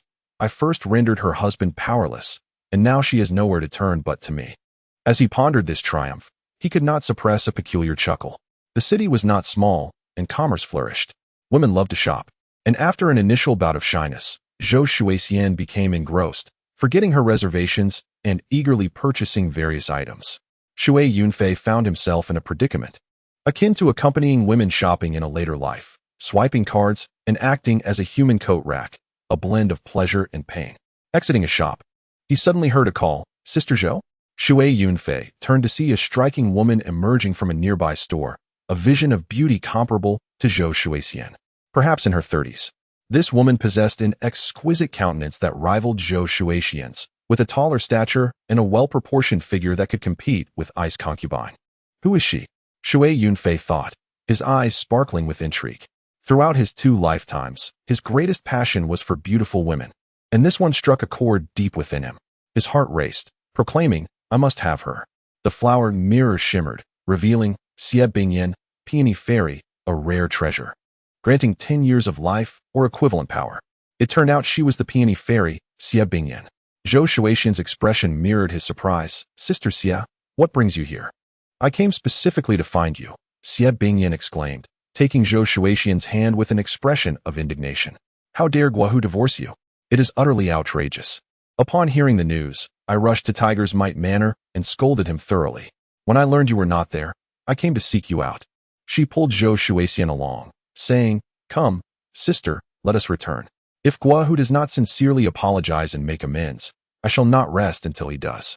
Zhou Shuixian hesitated, prompting Xie Bingyan to urge her, Do not be afraid. You are not typically this timid.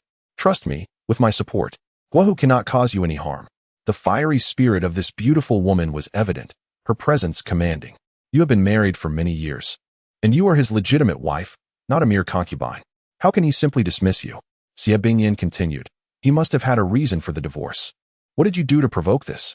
Tell me. Zhou Shuixian could only smile bitterly. What had she done? Nothing at all.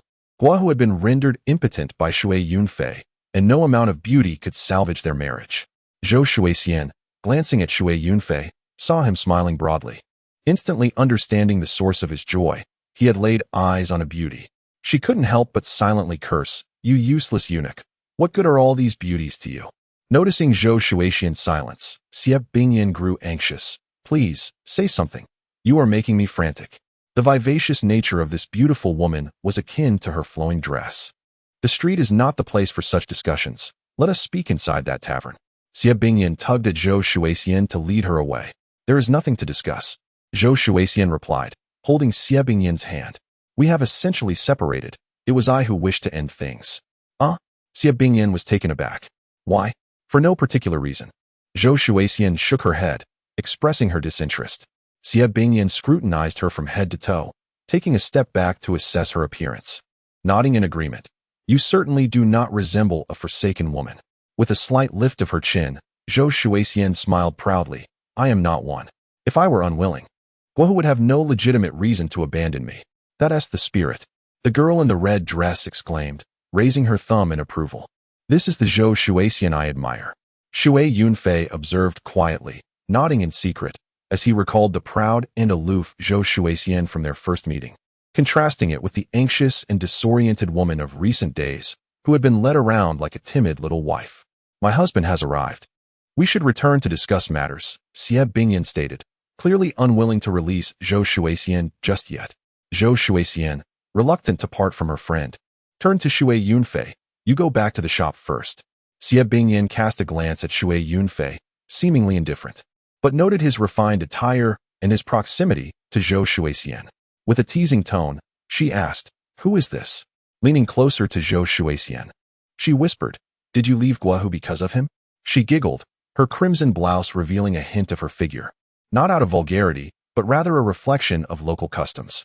In this culture, akin to the Tang dynasty of Shui Yunfei's previous life, showing a little skin was not frowned upon. In fact, the absence of such display would be regarded as shameful. The primary function of a woman's bosom was not merely sensuality, but motherhood. A woman with ample bosom was viewed favorably, as it indicated her ability to nourish her offspring, thus sparking pride in her femininity. Zhou Shuixian felt a flush rise to her cheeks, glancing at Shui Yunfei, and stammered, He is my cousin. Let us call him Xiao Gizi. Cousin? Xie Bingyan exclaimed, her eyes wide with surprise.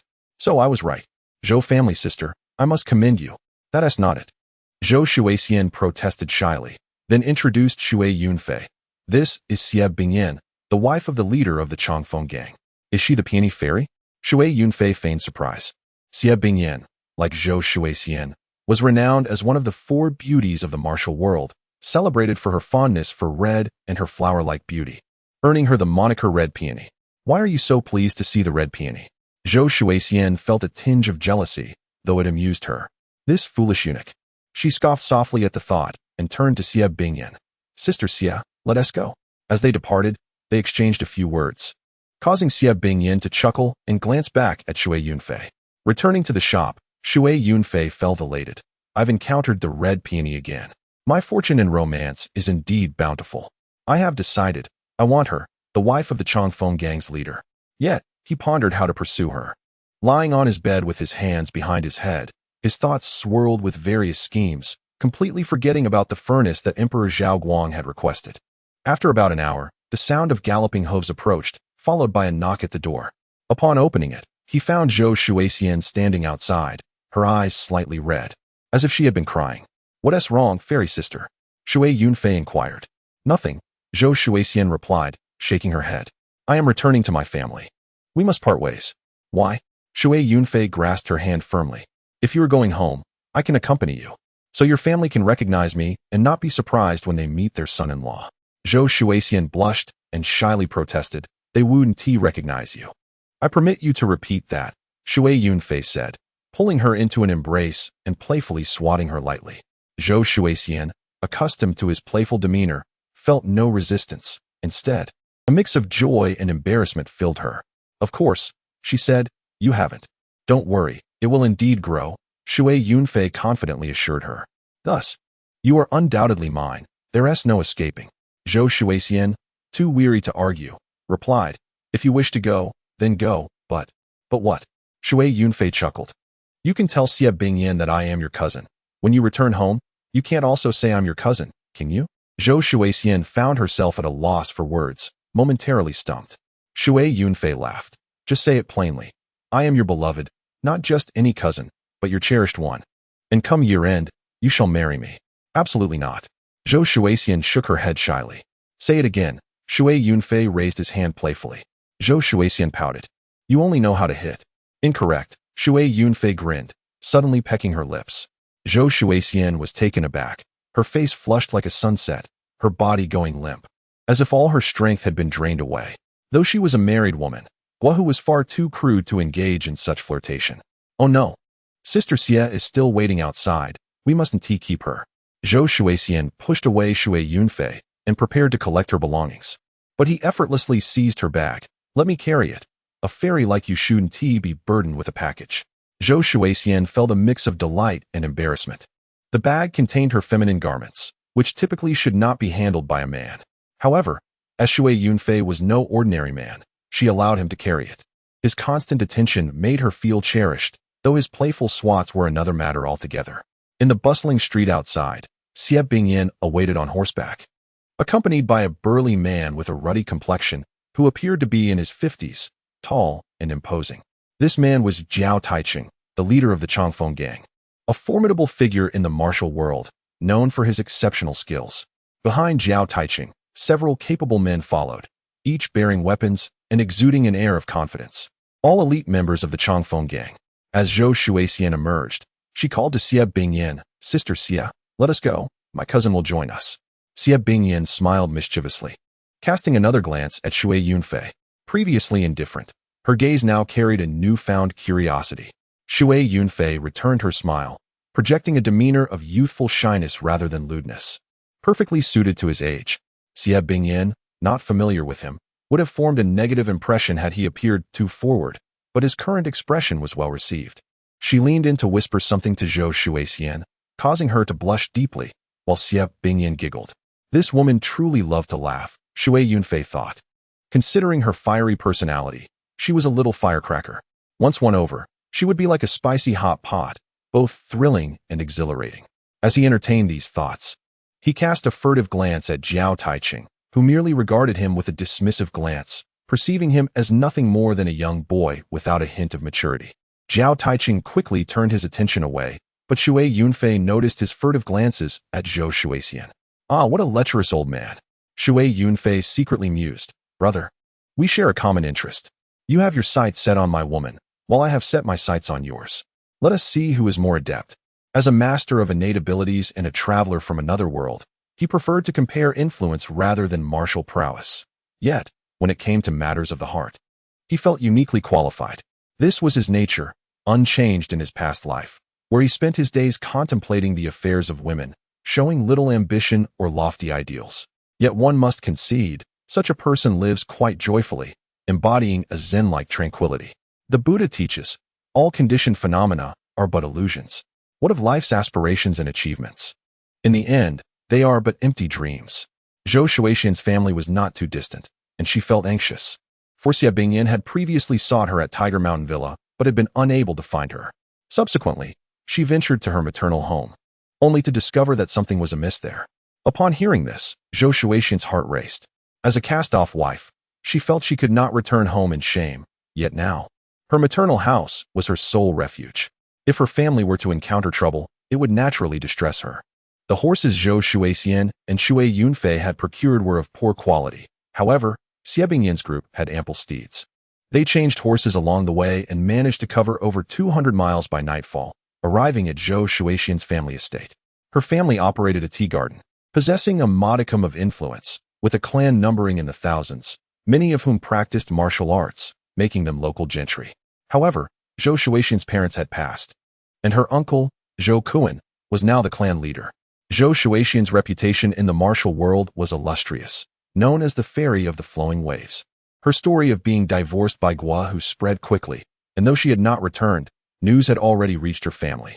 In Chapter 76, Zhou Shuixian raised her chin slightly, exuding an air of cold elegance, strikingly beautiful. The shame of her divorce weighed heavily on her family, as societal norms dictated that women were inherently the weaker sex. To be divorced was to bear the blame, with no need for justification. Had Zhou Shuixian returned alone, her family would not have received her warmly. Yet this time, she was accompanied by Xie Bingyan and her entourage, which altered the dynamics significantly.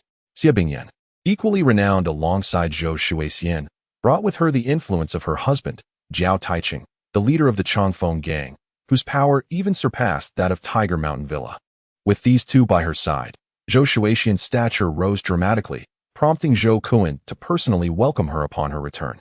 In their meeting, Zhou Kuan inquired about the circumstances surrounding Zhou Shuixian's divorce, tactfully siding with her, asserting that if Guahu had acted unreasonably, he would seek an explanation on behalf of the family. Zhou Shuixian, with an air of pride, replied that it was she who had requested the divorce from Guahu.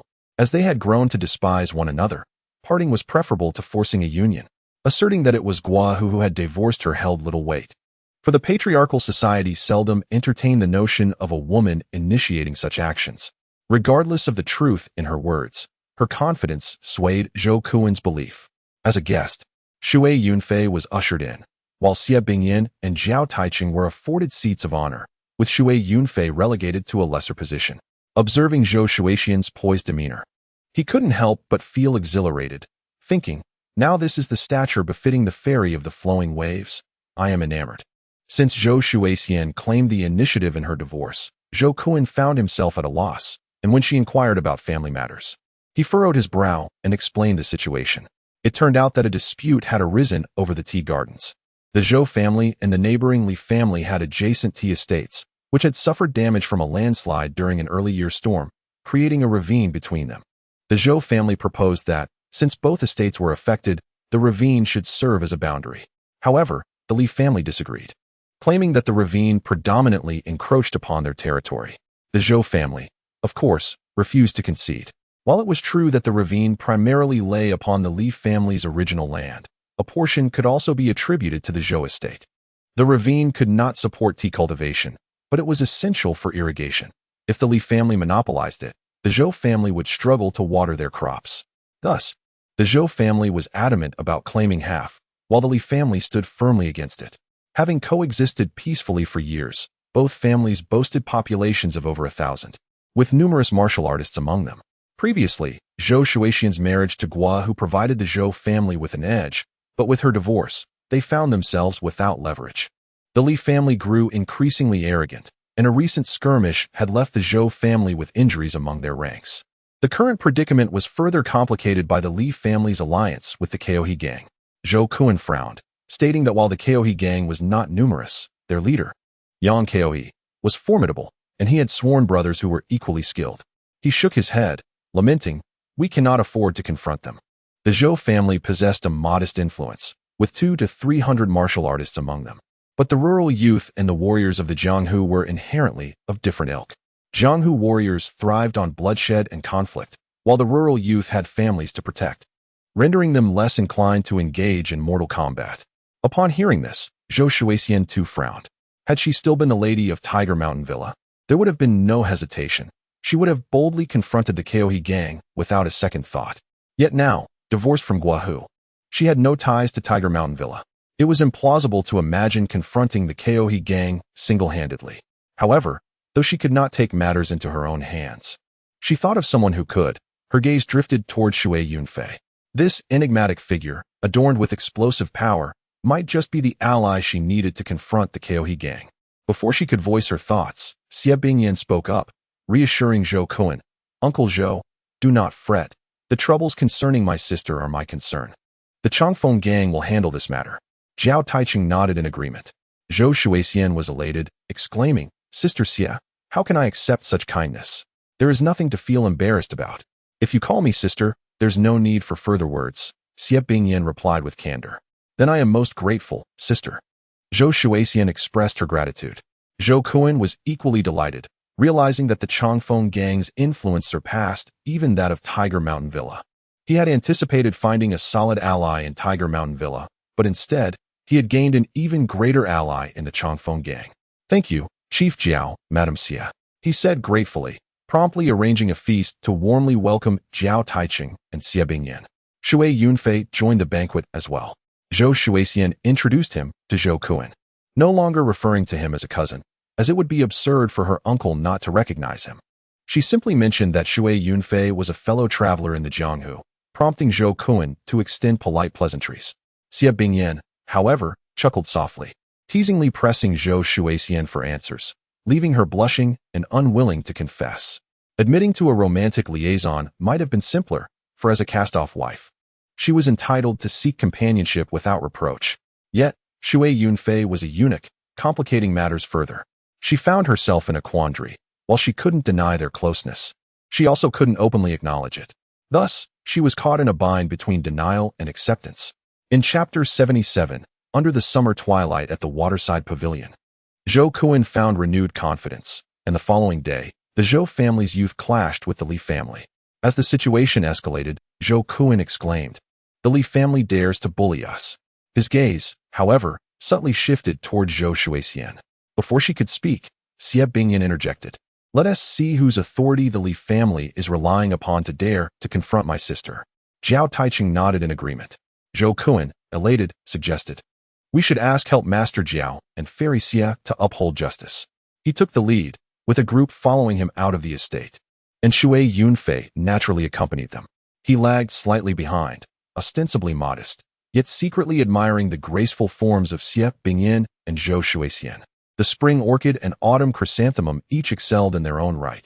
Oh wait, one is a water lily and the other a peony, the queen of flowers. Shui Yunfei envisioned a serene summer evening by the water pavilion, imagining the flower queen lowering her proud head to serenade him. It would undoubtedly be a delightful experience. After walking 3 miles from the estate, they encountered 2 factions in a standoff, each boasting over 100 armed individuals.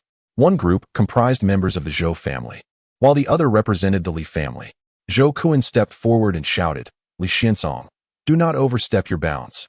A man in his 40s, slightly plump with a fair complexion and no beard, emerged from the opposing side. This was Li Xiansong, the patriarch of the Li family. "Zhou, I hear your niece has returned. May I have the honor of meeting her?" His gaze had already shifted to Zhou Shuixian and Xie Bingyan. He recognized Zhou Shuixian but not Xie Bingyan. Encountering 2 stunning beauties side by side left him feeling overwhelmed, wishing for a second pair of eyes to take in the sight. Zhou Shuixian stepped forward, being a woman of the world accustomed to various scenes. She greeted, "Young Master Li, it has been a long time." "Indeed, the water lily has returned," Li Xiansong remarked, his gaze greedily scanning Zhou Shuixian from her chest to her legs. "Akin to a slippery fish. Why such formality? You should refer to me as brotherly instead." His words, laced with jest, elicited a composed smile from Zhou Shuixian. "If you claim to be my elder brother, how can you bully my kin?" Li Xiansong faltered momentarily, then laughed heartily. "What do you mean by bullying your kin? Look at the mountain. It has shifted, and the river has changed course, now flowing through my Li family's territory. Shouldn't it rightfully belong to us?" Zhou Shuixian glanced around and responded with a smile, "Young Master Li, do you think that just because I am married, I no longer recognize my homeland's geography? Although the river has altered its course, at least a third of it flows through the Zhou family's land. How can it all belong to the Li family?" "There is no way it amounts to a third," Li Xiansong retorted. "You are merely skirting the edge. Father, stop wasting breath with her." A woman suddenly interjected from behind Li Xiansong, brandishing a sword and pointing it at Zhou Shuixian. Zhou Shuixian, stop the idle chatter. If you wish to take the river, you must first contend with my sword. Zhou Shuixian recognized the woman and smiled faintly. Isn't this Sister Qiulan? It has been years. You've grown bold enough to challenge your elder sister? Li Qiulan glared with fierce eyes. Do not call me that here. If you have the courage, let us duel. Zhou Shuixian smirked slightly. It seems while I was away, the Li family has gained some confidence, with a former little girl daring to stand against me. As she spoke, she descended into the fray, suddenly accelerating and drawing her sword. In a flash, she stood before Li Qiulan. The latter, taken aback by the rapidity of Zhou Shuixian's attack, hastily parried. The clash of swords rang out, echoing like raindrops. Suddenly, Li Qiulan cried out in pain, retreating swiftly. She regained her footing but stumbled back 2 more steps. Realizing that Zhou Shuixian had drawn blood from her right arm, Zhou Shuixian did not pursue but sheathed her sword, stating, Sister Qiulan, remember, an elder sister is to be respected. This is proper etiquette. Li Qiulan glared fiercely at her, yet the earlier exchange had left her shaken. Despite her belief in her training, the reality of combat revealed her shortcomings, leaving her both astonished and embarrassed, unable to retort. Excellent swordsmanship, Shui Yunfei observed from behind, transmitting his thoughts discreetly. Yet, I admire even more your ethereal pride. His words reached Zhou Shuixian's ears alone, causing her face to flush. Though she appeared aloof, her pride ran deep. Yet, in Shui Yunfei's presence, all her arrogance seemed to dissipate, and she recalled their intimate moments, feeling a rush of embarrassment and indignation. What superb swordsmanship! From the opposing crowd, a middle-aged man stepped forward, tall and slender, exuding an air of competence. Zhou Shuixian focused her gaze upon him, inquiring, Might you be the leader of the Chaohua gang? The man, surprised, responded, Indeed, I am Yang. Yang gang leader. I have long admired your reputation, Zhou Shuixian acknowledged, a serious look crossing her face. Your gang may dominate the Chaohua River, but this matter concerns the Zhou and Li families. It is not your place to interfere. One cannot speak so lightly, Yang retorted, his gaze greedily fixed on Zhou Shuixian's delicate features. This river is a tributary of the Chaohua. Thus it belongs to us as well. Enough idle chatter, Xie Bingyan interrupted, stepping forward with dual blades in hand. You, step forward. Yang's eyes lit up at the sight of Xie Bingyan, recognizing her beauty, which rivaled Zhou Shuixian's, yet possessed a more fiery temperament. May I ask your name, illustrious lady? He inquired, his gaze fixated on her figure.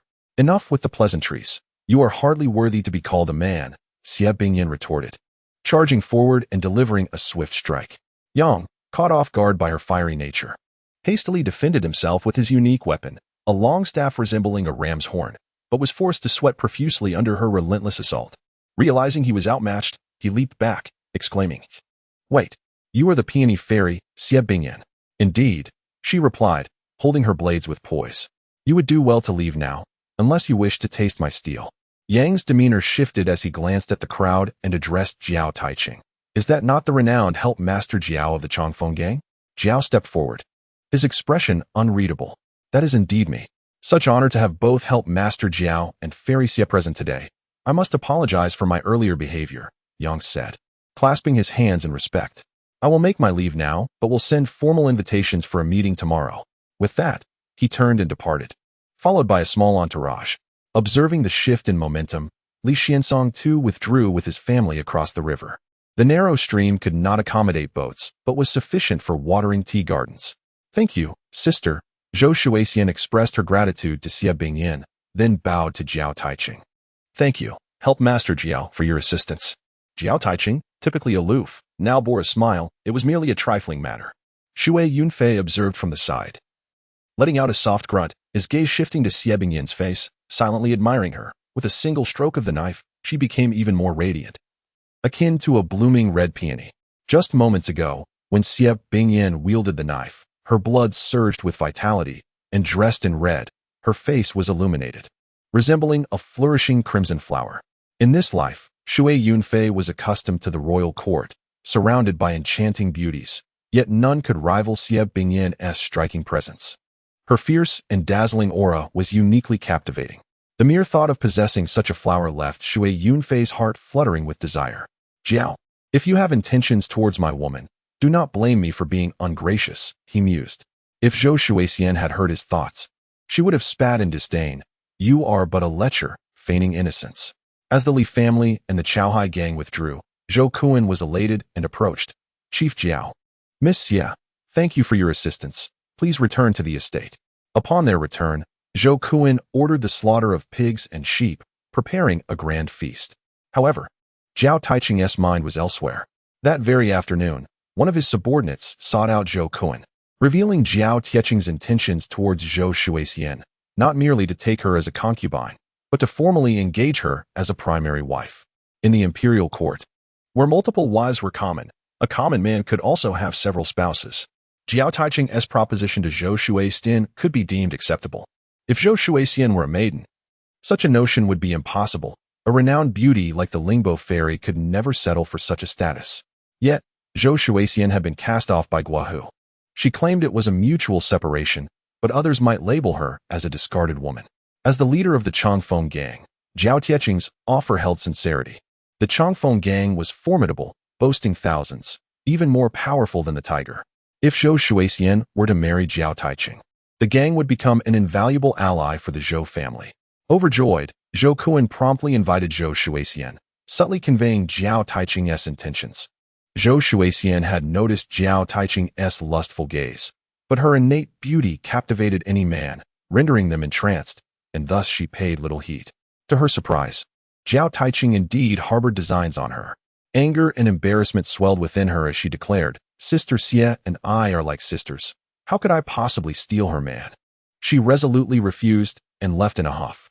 Yet, midway through her departure, tears began to stream down her cheeks. Zhou Shuixian, known as the Lingbo fairy, had always prided herself on her purity. How had she descended to such depths?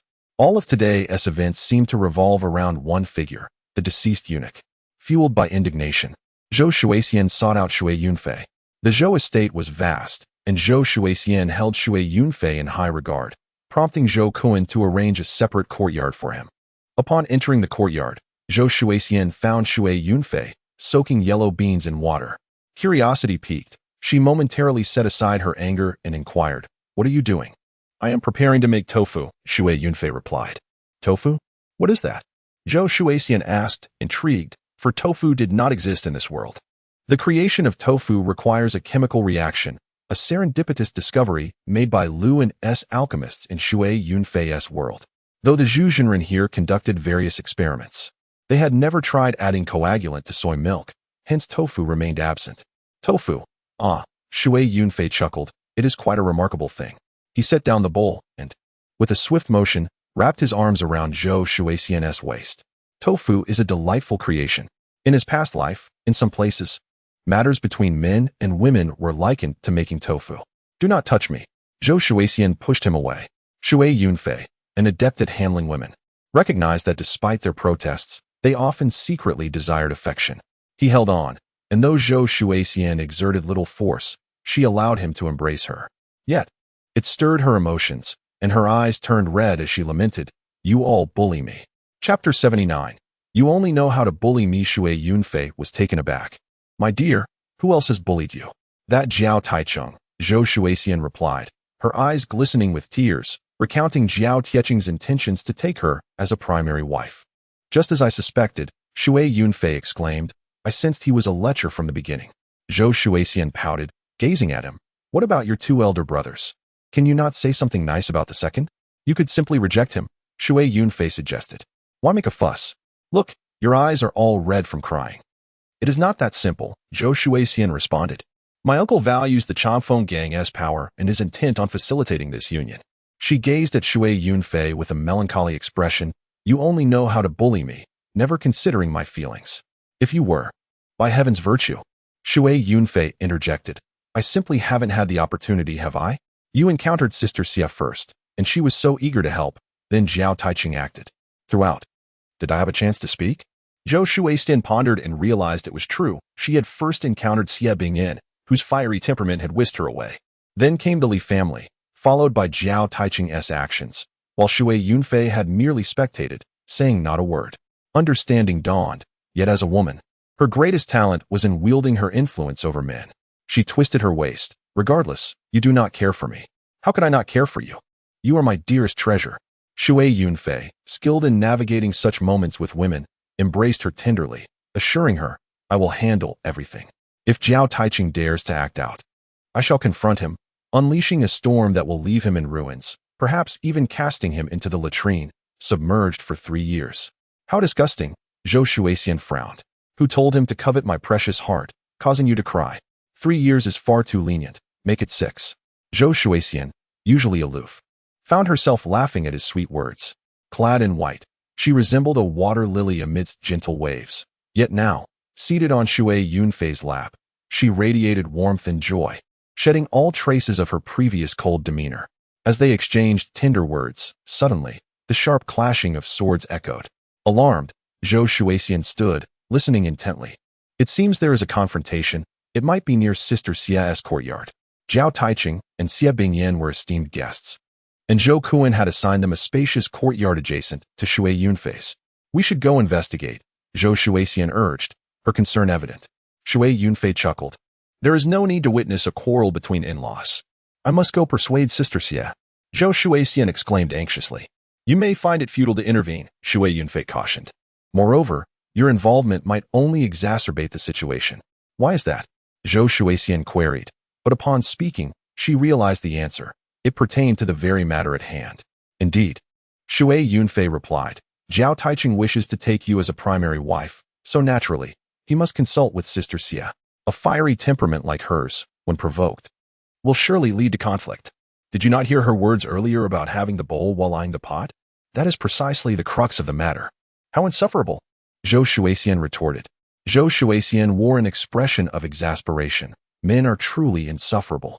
Even with a beauty like Sister Xia, they still seek to covet others. What a despicable lot.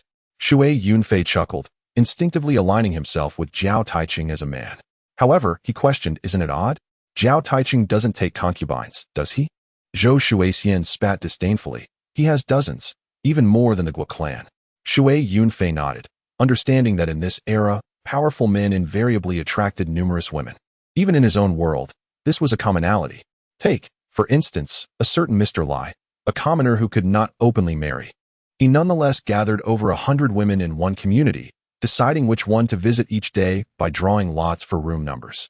Since Zhao Taiching could take concubines, adding another was merely a formality. Shui Yunfei was puzzled. Why is Sister Xia so furious with you? Because I am different, Zhou Shuixian replied. I have always referred to Sister Xia as my sister. Oh, Shui Yunfei exclaimed, realizing but teasingly remarked. Isn't it even more enticing when sisters join forces? Which side are you on? Zhou Shuixian became annoyed, declaring, I am undoubtedly on your side. Shui Yunfei insisted, that's a lie. Zhou Shuixian, preoccupied with her own irritation, thought, Sister Xia was genuinely worried about me, hastily rushing over upon hearing about my troubles, yet she ended up entangled in her own vexations. I must tell you, you men are insufferable, don't involve me in this. Shui Yunfei hurriedly clarified, I'm a eunuch, temporarily lacking in certain attributes, so I do not count as a man. Bah! Zhou Shuixian chuckled, momentarily amused. At that moment, a flash of red appeared at the moon gate. It was Xia Bingyan, her expression brimming with rage. Sister Xia. Zhou Shuixian quickly approached with an apologetic demeanor. I am sorry, it's all my fault. Rest assured, I will never agree to it. What does it have to do with you? Xia Bingyan retorted, that dog of a man cannot change his nature. I will never agree to it, Zhou Shuixian declared resolutely. This is none of your concern. Xia Bingyan's anger was palpable. Her beauty was undeniable, yet in her fury, her complexion flushed crimson, akin to a blooming peony. Observing her, Shui Yunfei internally praised. No wonder the flower mirror likens her to a peony, in her rage. She certainly possesses the majesty of a flower queen. Zhou Shuixian grasped Xia Bingyan's hand, saying, Sister, let it go. Men are simply like that. Don't take it to heart. No way, Xia Bingyan shot back angrily. It's one thing for others. But for my dear sister to be targeted by such a man is utterly unacceptable. She took a deep breath, her gaze landing on Shui Yunfei. Her brows arched sharply as she said to Zhou Shuixian, Sister, if he desires you, I shall allow his woman to be with your man. What? Zhou Shuixian exclaimed in surprise. Are you really going to seek out Guohu? Haven't you always said he is unworthy of me? Guohu ba. Xia Bingyan spat. He is equally disgusting. At your wedding, he leered at me with such intensity that I thought his eyes would pop out. I would rather seek a dog than him. Besides, you've cast him aside. He is no longer your man. So what are you suggesting? Zhou Shuixian inquired. I am talking about your dear little lover. Xie Bingyan pointed at Shui Yunfei. Him? Zhou Shuixian was taken aback. Previously, when Xie Bingyan mentioned her man, Zhou Shuixian had assumed she referred to Guahu, never considering Shui Yunfei due to her perception of him as a eunuch. What's the matter, unwilling? Xie Bingyan teased. That dog-like creature wishes to claim you. Isn't that revolting? Don't you want to retaliate? I find it disgusting, but... Zhou Shuixian faltered. There's no but. Today, I shall make him realize that if he desires another's woman, he must prepare for his own woman to be taken by another. As she spoke, Xie Bingyan boldly grasped Shui Yunfei's hand, declaring, Come, let us go inside. She pulled Shui Yunfei toward the house. Zhou Shuixian called out, Sister, this isn't right. Why not? Xie Bingyan turned to her. You wouldn't be so petty, would you? Besides, I'm doing this to vent for you. That's not it. Zhou Shuixian struggled to articulate her thoughts. Then let us not waste words, Xie Bingyan insisted, dragging Shui Yunfei into the house. Shui Yunfei was utterly bewildered. He could never have anticipated Xie Bingyan's fiery temperament. Her man seeks another woman, and she would invite another man to her bed. He glanced at Zhou Shuixian, who was both amused and frustrated, fearing Xie Bingyan might uncover the truth. How could he explain this? Before Zhou Shuixian could formulate her thoughts, Xie Bingyan had already pulled Shui Yunfei into the courtyard and closed the door behind them. Zhou Shuixian stood outside, torn between laughter and tears, stamping her foot in frustration. What a mess. Yet, as she pondered, she found herself inexplicably amused at the prospect of the eunuch's impending embarrassment. Let us see how you manage to extricate yourself from this situation. She assumed chaos would soon ensue, but contrary to her expectations, Xie Bingyan did not emerge from the house to mock her. Instead, the sounds emanating from within became increasingly scandalous. Though she was aloof and Guahu held no affection for her, Xie Bingyan was still a married woman and had some knowledge of the intimacies between men and women. What is happening? Zhou Shuixian was bewildered. It's impossible. He is a eunuch. How could this be? Confused, she could hardly bear to listen to the escalating sounds and retreated to the courtyard entrance to keep watch. Yet, a persistent question gnawed at her. What is that eunuch up to? As she pondered, a sudden realization struck her. Of course, he must have used some kind of device. Like Mr. Jiao's contraption. That eunuch carries all sorts of things, and I never imagined he would have something like that. Ugh, so revolting. This perverse eunuch. And yet Sister Xie is willing to indulge him. How curious. With this thought, everything fell into place for her. Little did she know, her assumptions were worlds apart from the truth. As for Shui Yunfei, he found himself enjoying a most unexpected banquet. Initially apprehensive, fearing that the emperor might have sent skilled observers to watch him, he had refrained from any overt actions. However, with Zhou Shuixian outside keeping watch, he felt emboldened. Zhou Shuixian's martial prowess was formidable. Although she was often praised for her beauty, she possessed considerable strength and skill, capable of standing alongside the likes of Xie Bingyan and Su Zi. With her vigilance outside, and Xie Bingyan's willingness to engage, Shui Yunfei felt compelled to seize the opportunity. It wasn't until dusk that Xie Bingyan finally emerged, her hair tousled and disheveled, resembling a flower battered by a storm. Zhou Shuixian was both amused and vexed, reaching out to support her. Sister. Xie Bingyan chuckled weakly. From now on, I shall call you sister. She adjusted her hair, stating, I must return now. With a huff, she lifted her chin and walked out, though her gait suggested something was amiss. Zhou Shuixian's suspicion was confirmed, that insufferable eunuch must have used some device. Yet, the fact that Sister Xie would go so far as to. At that moment, Shui Yunfei also exited, appearing remarkably serene. Sister Fairy, he greeted Zhou Shuixian. Bah! Zhou Shuixian spat, turning on her heel and walking away. Hey, don't be angry, Shui Yunfei called after her. Zhou Shuixian was too indifferent to pay him any mind, but as she pondered, a smile crept across her face. Indeed, there exists every kind of person. In her heart, Jiao Taiching was akin to a dog, and the eunuch was no better off. Yet, Xie Bingyan insisted on accommodating that eunuch. Truly, what a bizarre twist of fate. Shui Yunfei, meanwhile, was secretly amused. Not only had he feasted upon the vibrant and audacious red peony that was Xie Bingyan, but his prowess had also ascended. By plucking this red peony, the 100 Flowers mirror rewarded him with 10 years of cultivation, achieving the pinnacle of innate level 3. Yet, he remained somewhat dissatisfied, bargaining with the 100 Flowers mirror. Previously, he had advanced an entire realm at a time. Why? This time, was it merely a single level? At the very least, he should have reached the initial stage of level 4. The 100 Flowers mirror responded, as one progresses, the path to advancement becomes increasingly arduous. Level 3 is already that of a Grandmaster, Level 4 a Divine Master, and Level 5 a True Immortal, a realm akin to that of a demigod, each step a trial. The prospect of cultivating immortality filled Shui Yunfei with elation. After all, the 100 Flowers mirror hailed from the realm of the immortals. With renewed hope, he set aside his dissatisfaction over the solitary level of advancement.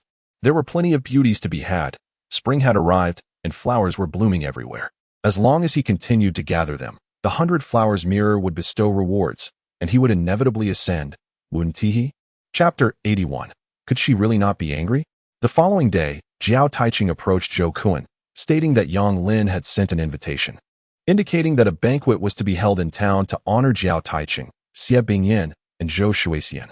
This was a gesture of reconciliation, prompting Zhou Kuan to send for Zhou Shuixian.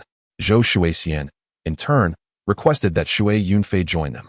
Sister Xian, Shui Yunfei greeted with a smile upon seeing Zhou Shuixian. Humph. Zhou Shuixian huffed, ignoring him. In the hall, Jiao Taiching was present, and so was Xie Bingyan. Upon catching sight of Zhou Shuixian, Jiao Taiching's eyes sparkled, while Xie Bingyan's gaze danced with intrigue. Zhou Shuixian initially thought that Xie Bingyan, in a fit of rage the previous day, would seek to take revenge against Jiao Taiching, but seeing her now, she appeared radiant, even more enchanting than usual. To Zhou Shuixian's surprise, Xie Bingyan was subtly exchanging glances with Shui Yunfei, her eyes glinting with flirtation. Was she truly not angry? What trickery had the eunuch employed? For a moment, Zhou Shuixian found herself sincerely admiring Shui Yunfei's methods. Upon arriving at the tavern in town, Yang Lin personally welcomed them, and Li Xiansong was also present. At the banquet, they laid their cards on the table. The Zhou and Li families remained divided by the small river, owing to a change in its course. The Li family had a tea garden on their side of the river, which Li Xiansong decided to sell to Zhou Kuan at a low price. Thus, the two families reconciled. Naturally, Jiao Taiching was pleased, relishing in the spotlight. Upon returning, he inquired about Zhou Shuixian once more. Zhou Kuan urged Zhou Shuixian to consider marrying Jiao Taiching as a primary wife, as the Longfeng gang wielded far greater power than the Huwei Mountain Villa. The Zhou family would reap substantial benefits. Thus, he was keen on the idea.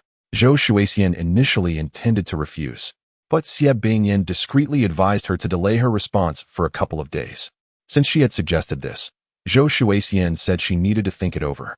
Women value their pride. Such pretenses were understandable, and Jiao Taiching did not press her.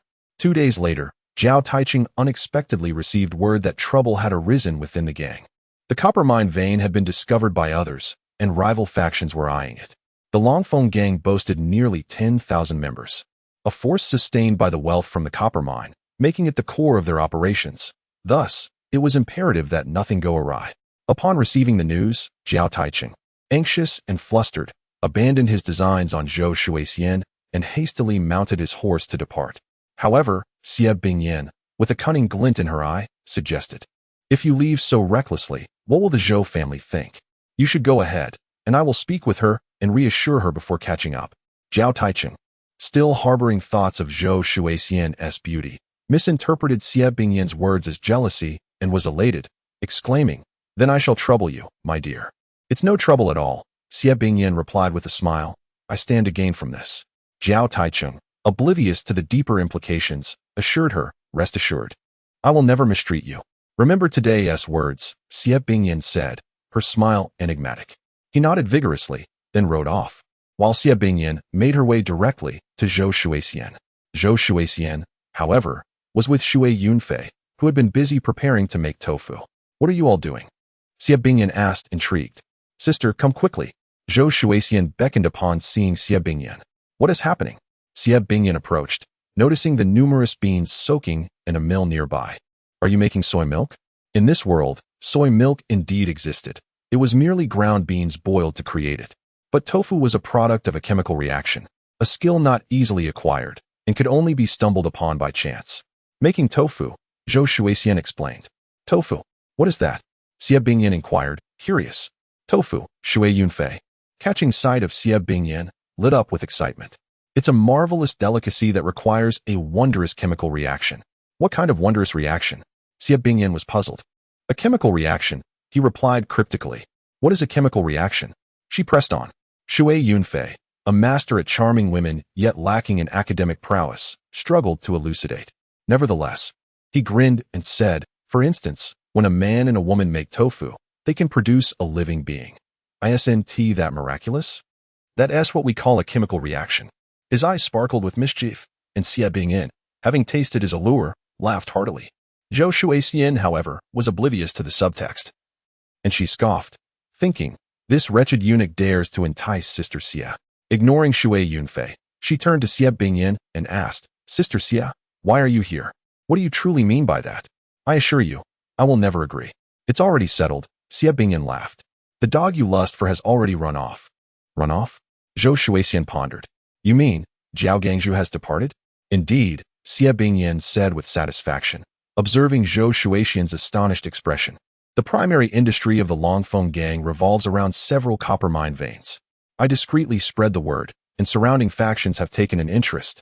Naturally, that dog of a man had to prioritize the situation and leave, lest he be caught unawares. Zhou Shuixian, enlightened, exclaimed, Sister, you are brilliant. Humph, Xie Bingyan scoffed. He ought to avoid provoking me. If he does, he shall find himself in dire straits. And you? Zhou Shuixian was surprised that Xie Bingyan had not left. Even if the copper mine were to be lost, what does it matter? Xie Bingyan replied nonchalantly. He is still preoccupied with you. When I mentioned that I would come to greet you, he insisted I stay. Huh. Zhou Shuixian spat, declaring, Sister, I assure you, I will never. As she spoke, she halted, noticing that while Xie Bingyan conversed with her, her gaze drifted toward Shui Yunfei, brimming with affection and allure. This was evident even to the blind. Xie Bingyan was evidently not angry with Zhao Taiching and no longer cared about the fate of the Zhao family. Instead, she had ulterior motives. Did she truly harbor such a penchant for scandalous affairs? Chapter 82. What enchantment had been cast? Her suspicions were confirmed. After making tofu and enjoying some wine at noon, Xie Bingyan declared herself tipsy and wished to rest. Zhou Shuixian had intended to take Xie Bingyan to her quarters, but Xie Bingyan insisted, I'll just lie down here for a bit. To Zhou Shuixian's astonishment, she directly entered Shui Yunfei's room.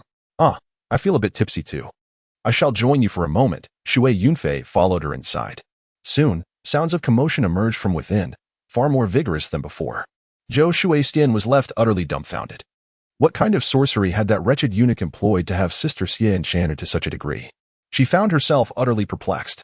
Xie Bingyan only departed to pursue Zhao Taiching as the sun was setting. Observing her mounting her horse with a radiant demeanor, Zhou Shuixian felt a sense of numbness envelop her. You vile eunuch, have you enchanted Sister Xie with some sorcery? She turned around to interrogate Shui Yunfei. He chuckled.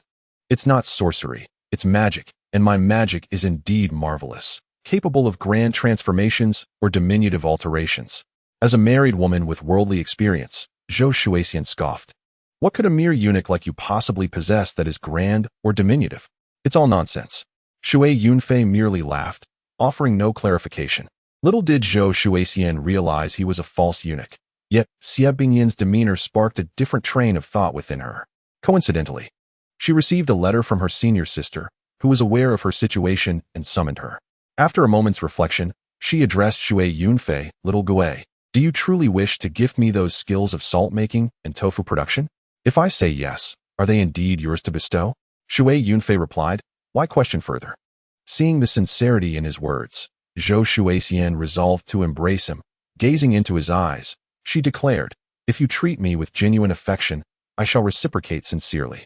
As you proposed, if, a year hence your grows, I shall marry you, or rather, become your concubine. Really? Shui Yunfei was taken aback by her candid agreement. Overwhelmed with joy, Zhou Shuixian's expression was resolute. I, Zhou Shuixian, never retract my words. Then it is settled, he rejoiced, we shall meet again in a year. She then shared her plans to visit her sect, stating, my sect has shown me great kindness, and my master has treated me exceptionally well. I wish to bring these skills to my sect to enhance its revenue. You have no objections, I hope? Everything is as you wish, my lady, Shui Yunfei replied generously. His magnanimity stirred a passionate response within Zhou Shuixian, who leaned in to kiss him.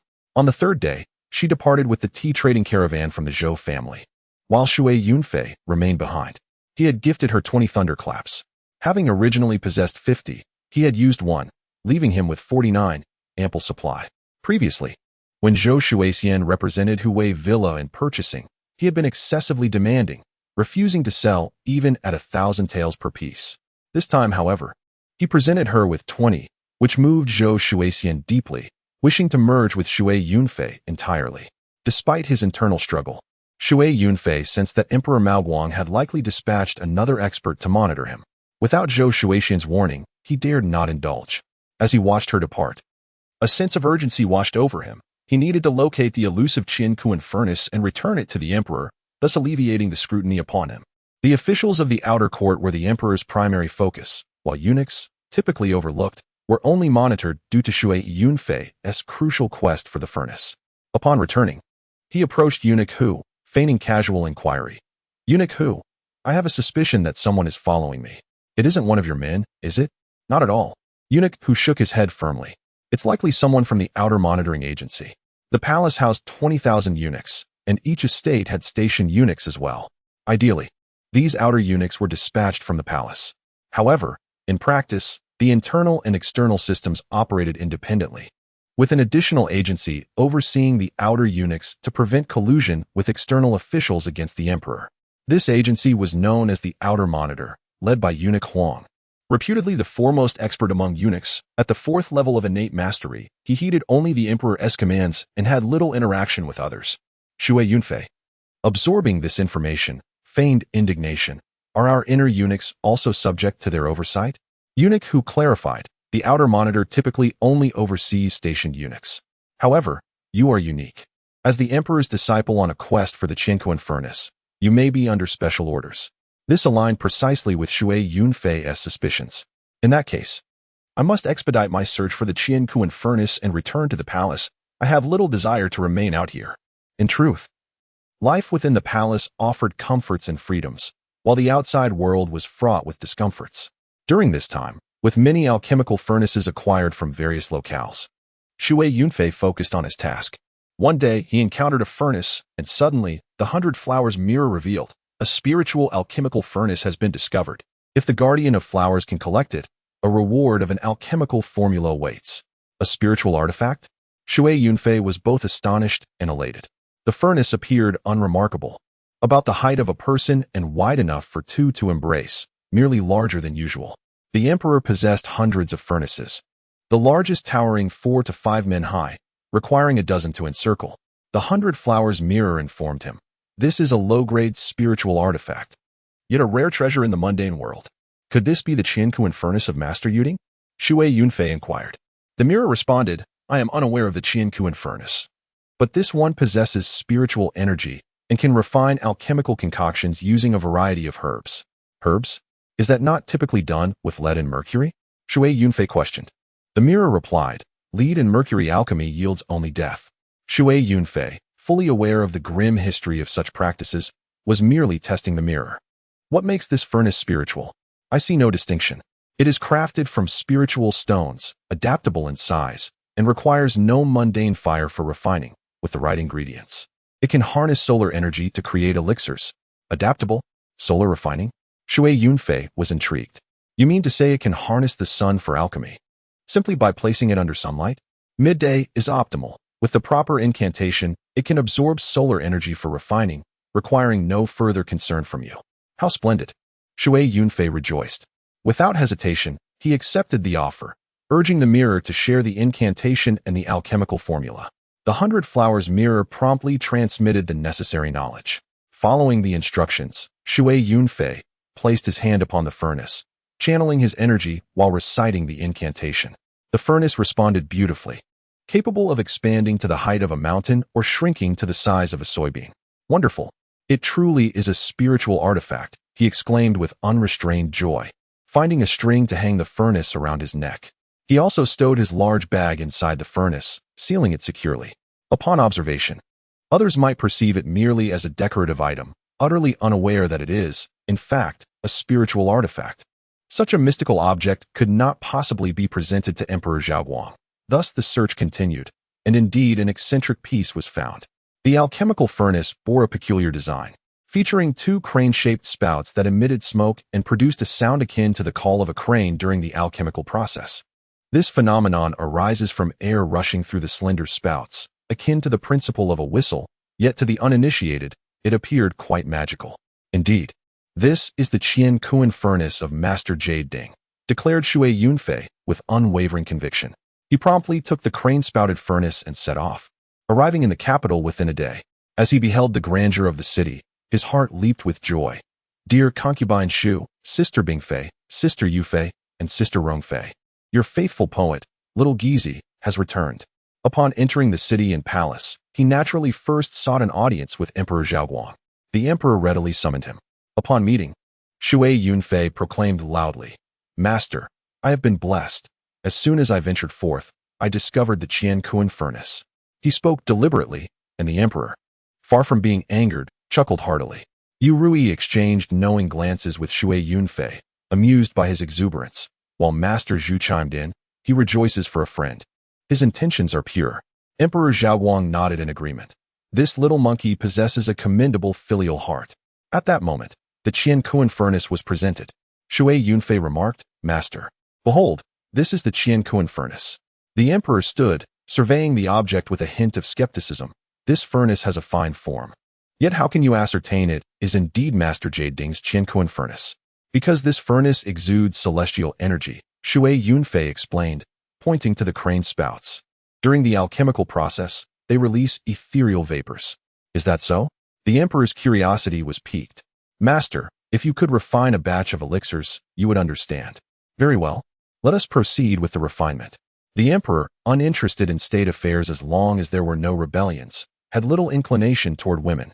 But he possessed a keen interest in the teachings of the Tao and alchemical practices. He immediately conferred with Master Zhu and others to prepare the necessary herbs and commenced the refinement of an elixir. As the fire ignited and the furnace warmed, a gentle blue smoke began to waft from the crane spouts, creating an ethereal atmosphere. To the eyes of the emperor and his companions, it was not mere smoke, but a manifestation of celestial energy, floating gracefully rather than being acrid and suffocating. The emperor was the first to acknowledge its authenticity. Master Zhu promptly offered his congratulations, bowing deeply. Congratulations, my friend. With this celestial artifact and elixir, the path to immortality is within reach. These words struck a chord with Emperor Zhaoguang, who chuckled in delight. Mutual congratulations. As fellow practitioners, should I attain immortality, I shall certainly take you all along. Thank you.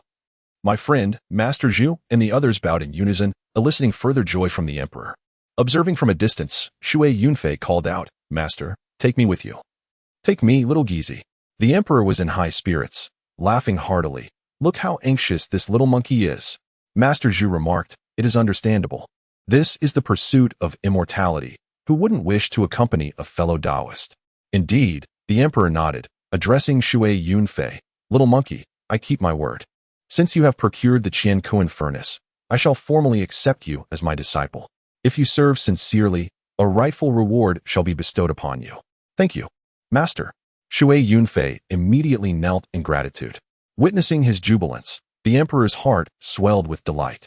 Master Zhu and the others continued to engage in light-hearted banter, while Shui Yunfei referred to them as Uncle Master, which further delighted the emperor, creating an atmosphere of camaraderie and joy.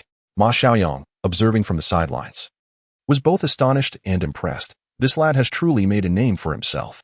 The emperor's official disciple, a singular figure in the great Qi dynasty. From that point forward, even Ma Xiaoyang refrained from boasting before Shui Yunfei, instead opting to curry favor. It was evident that individuals like Ma Xiaoyang were easily replaceable. Among the 20,000 eunuchs in the palace, there were 12 chief eunuchs, each with comparable credentials. However, Shui Yunfei was unique, being the sole disciple of Emperor Zhaoguang. After fervently flattering the emperor, and once his enthusiasm had waned, Shui Yunfei sighed with relief as he returned to the rear courtyard. Naturally, his first visit was to concubine Shu. She was already aware of his return. In the palace, news travels swiftly, and secrets cannot be kept. Concubine Shu had already taken a bath. If Shui Yunfei's regard for concubine Shu and her companions was a solid 70, their regard for him was undoubtedly above 90. They were akin to birds in a cage, with no one else to think of but Shui Yunfei. In contrast, Shui Yunfei had companions both within and beyond the palace. There were water lilies, red peonies, and the dreamt-of pavilions by the water, where the Flower King played melodies. At least half of his aspirations had come to fruition. In addition to the water lilies and peonies, he also had purple violets and even a rose. Flowers bloomed everywhere, and butterflies busily gathered nectar. However, with the emperor's recent acquisition of the alchemical furnace and his excitement over refining a batch of elixirs, several hours had passed, leaving concubine Shu increasingly anxious, to the point where she felt unwell and had to take another bath. It was nearly dark when Shui Yunfei finally returned. Concubine Shu. He entered the room with a playful grin. Little Gizi has missed you dearly. So, did you miss me? Not at all, concubine Shu teased. What about Master? Shui Yunfei inched closer. Did Master miss me? Concubine Shu burst into laughter. You cheeky scamp, how dare you? Ah, let me down. She found herself swept up in his embrace. The implications of his earlier mischief were hardly necessary to elaborate upon. Let us omit 1,000 words afterward. Shui Yunfei shared a meal with concubine Shu, and it was around 9 or 10 o'clock when he made his way to the residence of concubine Bing. Naturally, she was also aware of the news and had been waiting with bated breath. However, her gentle nature brought forth nothing but joy upon seeing Shui Yunfei, her sparkling eyes gazing at him, yearning to speak, yet holding back. She truly embodied the essence of water, cold to others, yet melting into warmth when faced with Shui Yunfei.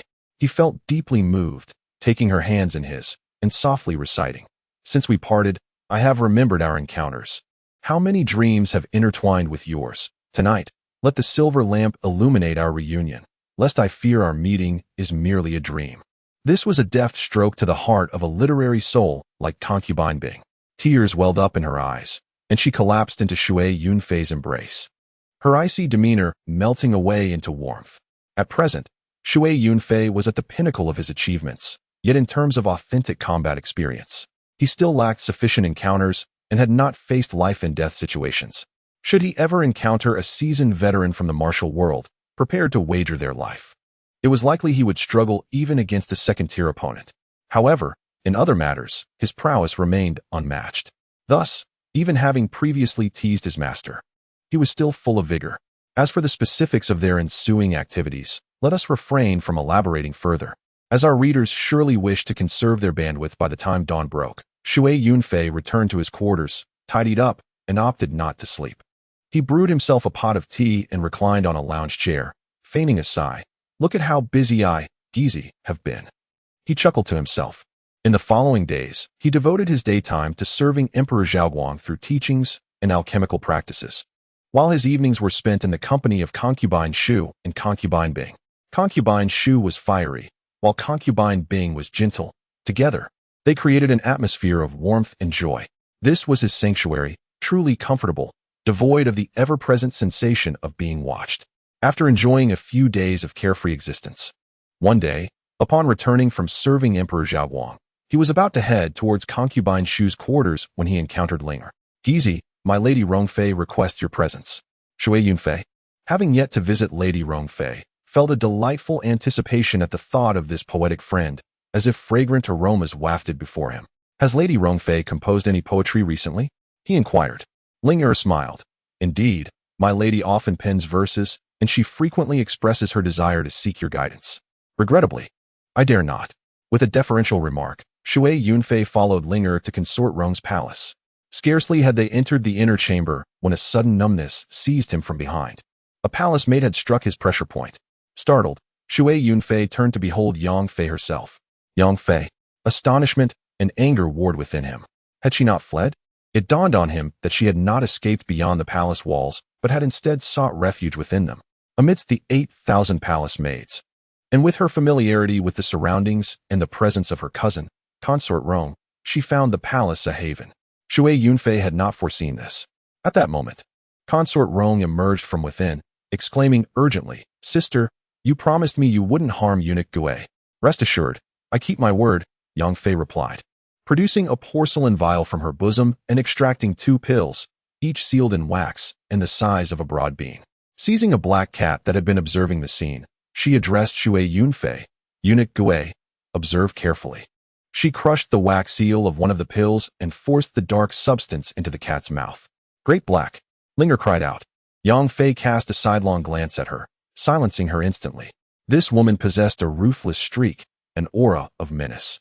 Shui Yunfei seethed inwardly, determined to discern her intentions. Could it be poison? His suspicion proved correct. The moment the pill entered its mouth, the black cat leaped into the air, an extraordinary feat of elevation. Rising from the ground, it surpassed Shui Yunfei's height. Shui Yunfei, still growing, had reached approximately 1 meter 80. The cat's leap, exceeding this, reached nearly 2 meters. Such a jump was beyond the capacity of an ordinary feline. The pill had clearly stimulated it.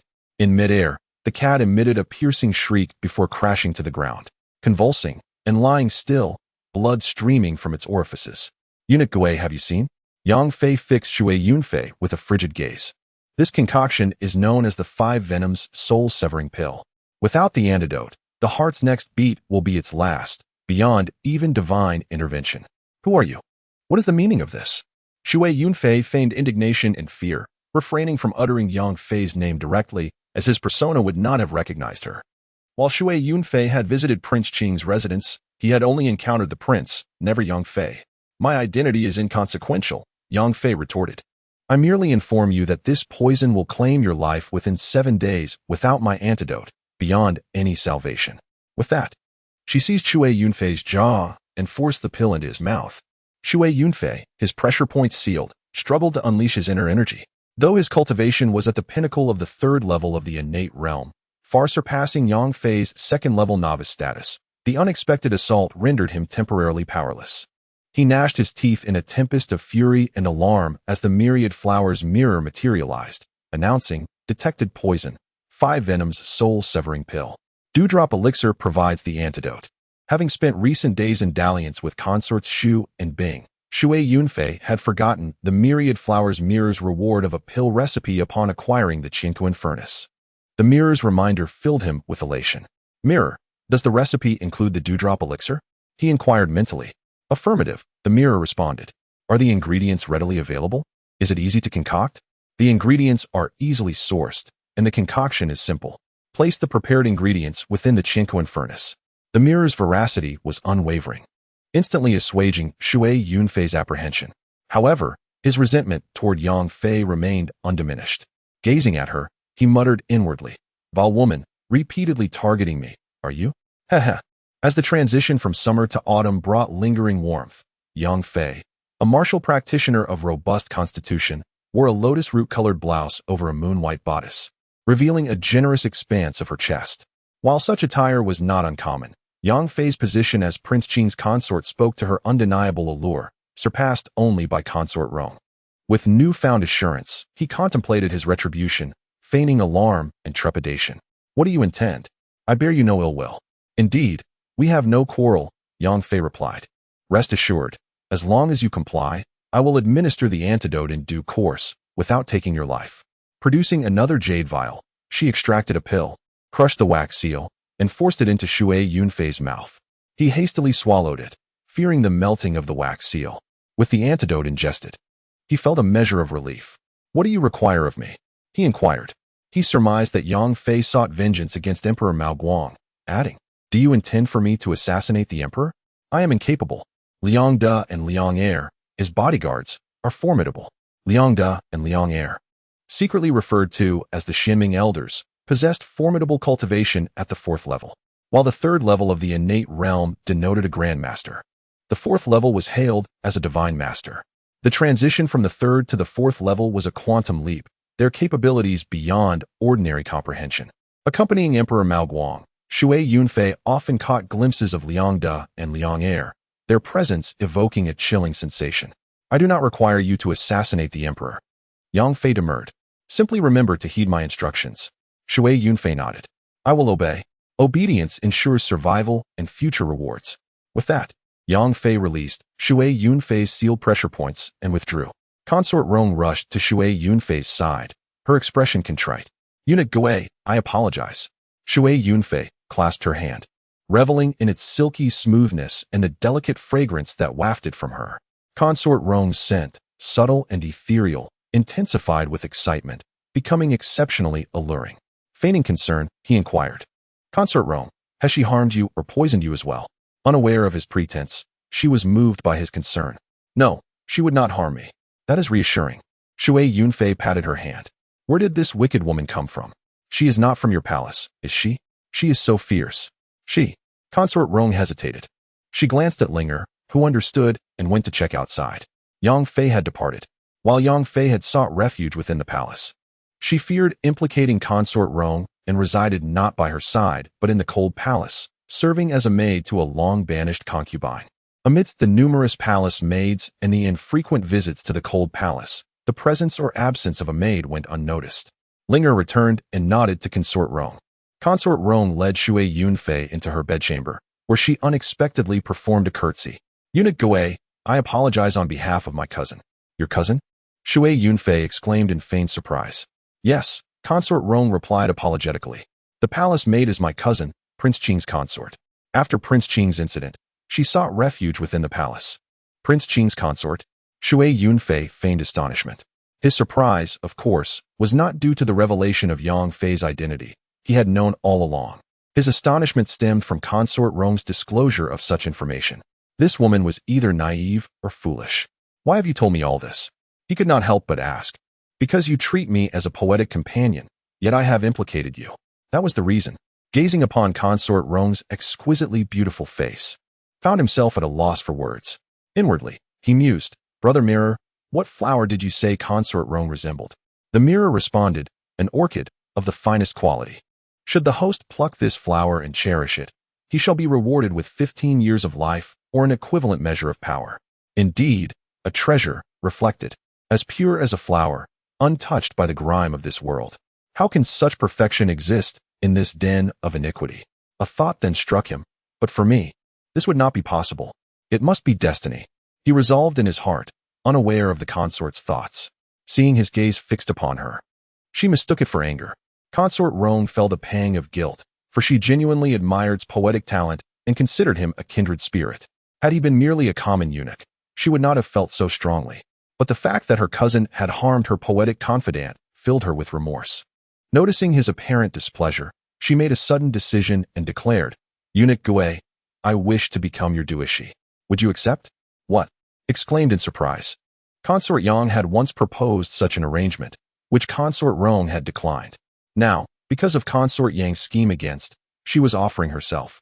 I wish to become your duishi. Consort Rong repeated, her face flushed, yet her gaze unwavering. Eunuch Gui, would you accept? Her beauty was radiant, and her determination seemed to illuminate her face. Overwhelmed by a surge of emotion, stammered, but do you not find me repulsive? No, Consort Rong replied firmly, her eyes gleaming. Eunuch Gui, your spirit is strong despite your physical condition, and your poetic talent is unmatched. I would never find you repulsive. I am sincere. She bit her lip and added, Eunuch Gui, stay with me tonight, please. She admired his poetic gifts, and Consort Yang's manipulation of him, leading to the poisoning attempt, had filled her with guilt. Thus, she resolved to compensate him. Was overjoyed. Consort Rong possessed the temperament of a literary woman, and such a woman, if crossed, would never yield, even if forced. He had been searching for an opportunity, and Consort Yang's actions had inadvertently delivered it to him. Is this appropriate? Would it not sully your purity? He demurred, feigning reluctance. I am but a woman burdened by fate, Consort Rong replied, displaying no sense of superiority. As the daughter of a disgraced official, she held no reverence for her position as the emperor's concubine, viewing him as the murderer of her family. She instructed Linger to prepare food and wine, but had no appetite. Consort Rong was the prize he truly desired. He restrained himself, drawing upon his experience with countless women, relying on flattery, shamelessness, and persistent effort to win them over. Consort Rong, beneath her refinement, shared similarities with those women, harboring a sense of superiority coupled with a belief that her circumstances were beneath her. She sought a confidant, and understood this type of woman. With Consort Rong already inclined towards him, a few cups of wine were enough to stir her emotions. The fact that was a eunuch aroused her sympathy. a powerful weapon that often backfires.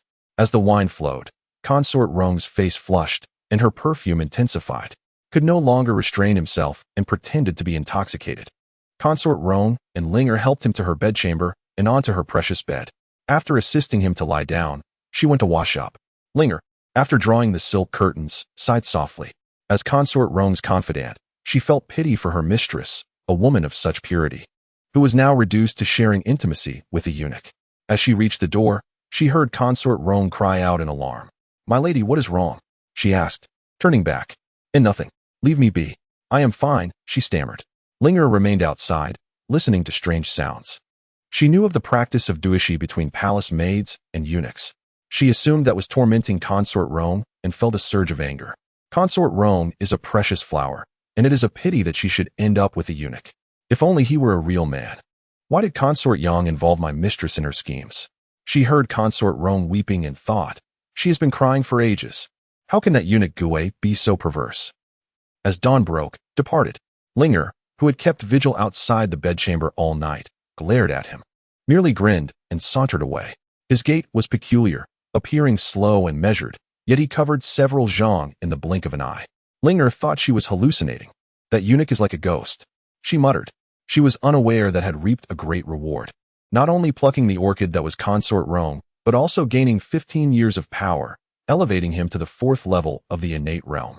Although only one level separated him from the 3rd, the difference was immense. The Taiyin step of the Taiyin sect was known for its lightness and elusiveness. And with its increased power, it had become more than just light. It was practically teleportation. It was no longer mere qigong but a semi-divine technique, the ability to shrink distances. Hence, appeared to vanish in an instant, as if the ground had contracted beneath his feet. Despite his advancement to the 4th level, remained cautious. He valued his life, especially with so many beauties to enjoy. That day, before attending to the emperor, he went to the pharmacy to gather the ingredients for the Qinglu pill. The imperial palace had nearly every medicine, and the ingredients for the Qinglu pill were not particularly rare. Placed the ingredients in the Qingquan furnace. At midday, when the emperor retired for an hour after lunch, slipped away to his chamber, closed the courtyard gate, and took out the Qingquan furnace. He enlarged it to half a man's height, recited the incantation, and activated the furnace. The autumn sun was perfect for refining pills. His chamber was usually deserted. Even if someone came, it would not matter, for the emperor had personally acknowledged his alchemy skills. Moreover, he was now the emperor's disciple, and anyone who saw him refining pills would only offer respectful greetings. The Qingquan furnace was a spiritual instrument, and the sun's fire was the most righteous and yang in the world. In half an hour, the Qinglu pill was refined. The Qinglu Dan possesses the ability to counteract countless toxins, a concoction from the imperial pharmacy that comes at no cost. Shui Yunfei, with great enthusiasm, prepared a substantial quantity, resulting in over 100 fragrant pills. The aroma wafting through the air prompted him to exclaim, "Such a delightful fragrance must surely neutralize poison." This statement, however, was merely a jest. After all, does a pleasant scent truly ward off toxins? One might as well drink a bottle of perfume. Fortunately, Baihua Jing was kind-hearted enough not to mock him. "Brother Jing, how many of these Qinglu Dan should one consume?" he inquired. Baihua Jing replied, "Just one will suffice." "Is that truly adequate?" Shui Yunfei expressed skepticism. "I find the Wudu Wan, with its formidable name, quite impressive. If one pill of Qinglu Dan can neutralize the 5 poisons, perhaps I should take several." Baihua Jing consented. Yet, Shui Yunfei continued to question, "Are there no adverse effects from consuming this Qinglu Dan?" Baihua Jing reassured him, "None at all. The primary function of Qinglu Dan is to cleanse the body of impurities and toxic energies, while safeguarding the meridians from harm." "Is that so? Then I shall indulge occasionally, treating it like a snack," Shui Yunfei exclaimed, invigorated by the prospect. Baihua Jing, somewhat exasperated, remarked, "That may be a bit excessive." "Excessive? It is the emperor's medicine. He incurs no cost, and I expend little effort. The furnace hardly requires much energy, as it is merely assisted by the sun's warmth," Shui Yunfei retorted. Baihua Jing could only sigh in disbelief. In truth, Shui Yunfei was primarily motivated by a fear of death.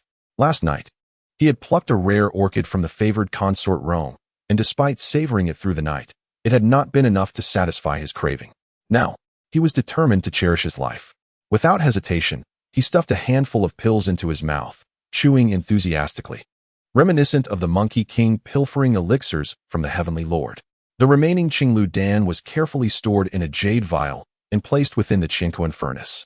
This magical artifact, when not in use for alchemy, served excellently for storing items, preserving their quality and being remarkably convenient in size.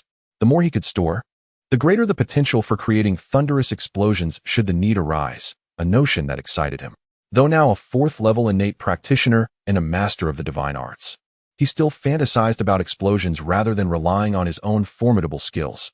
It was only in the presence of women that he might consider drawing a weapon. Otherwise, his thoughts were consumed with petty theft. This is a common affliction of modern individuals, seemingly incurable. Who among them resorts to violence? Even if one were to emerge victorious, imprisonment would inevitably follow. Rarely would a modern person take such desperate measures unless pushed to the brink. Some, when cornered, would rather leap from heights than confront the situation directly. A few days passed, and Linger found herself in despair. Contrary to her expectations, Consort Rong did not appear frail or diminished from her encounters, but instead radiated a remarkable beauty. Though she had always been stunning, her allure now seemed complete. Akin to flowers blossoming in the warmth of spring, an indescribable beauty that captivated all. Linger, struck by this transformation, thought to herself that this eunuch truly possessed exceptional skills. Had Shui Xian heard her thoughts, he would have awarded her a multitude of praises. Unbeknownst to Shui Yunfei, he continued to revel in the company of Consort Rong, drawn to her like a moth to a flame. As he approached her palace, Yang Fei unexpectedly appeared. Gui Gonggong, the consort is this way. Follow me, she instructed. Yang Fei, disguised as a palace maid, greeted Shui Yunfei with a respectful bow. To an observer, their interaction would seem perfectly normal, devoid of errors. Having spent considerable time in the palace and once being a princess, she was adept in such matters. Shui Yunfei, momentarily taken aback, recalled the potential threat Yang Fei posed. He had been so absorbed in his pursuits that he had nearly forgotten her presence. Very well, he replied, following her to a secluded area. There. Yang Fei produced a scroll from her bosom. It was a decree. You must find a way to affix the jade seal to this, she instructed. Where did you acquire this decree? Shui Yunfei inquired, curiosity piqued. That is not for you to question, she replied sternly. Examining the document, he discovered it was a pardon for the Yang family, restoring their ancestral properties. While he admired Yang Fei's unwavering determination for her family's honor, he was also irked by her entangling him in her schemes. Feigning difficulty, he remarked, the jade seal is secured in the imperial study, under strict supervision. Others may find it challenging, but you certainly have the means, Yang Fei interjected, her gaze sharp and threatening. Given your proximity to the emperor, you undoubtedly have the opportunity to pilfer the seal, she asserted, a statement grounded in truth. For outsiders, accessing the jade seal would be akin to scaling a mountain. The palace was heavily fortified with thousands of eunuchs, including 500 martial eunuchs. Their loyalty to the emperor established a formidable defense. However, Shui Yunfei's unique position allowed him unparalleled access, surpassing even the most trusted officials. As a eunuch, he could traverse areas that others could not, granting him a distinct advantage in the court. Throughout the Grand Qi dynasty, the individuals closest to Emperor Mao Guang on a daily basis are none other than his two personal bodyguards, Liang and De Liang, along with Shui Yunfei. Shui Yunfei finds it convenient to stealthily obtain the imperial seal, as he is often nearby when the emperor requires it, presenting him with ample opportunity. Of course, this also stems from Yang Fei's familiarity with the palace. Had it been someone from outside, they would remain oblivious to such matters. However, Shui Yunfei is incensed by this reality. With no means of evasion, he reluctantly agrees. Very well, I shall make an attempt. You must secure the seal within 2 days. Yang Fei further threatens. The antidote for the 5 poisons soul-destroying pill lasts only 7 days, and with 5 days already elapsed. Should you fail to obtain the seal in 2 days, do not expect to receive the antidote. Upon hearing this, Shui Yunfei is filled with fury.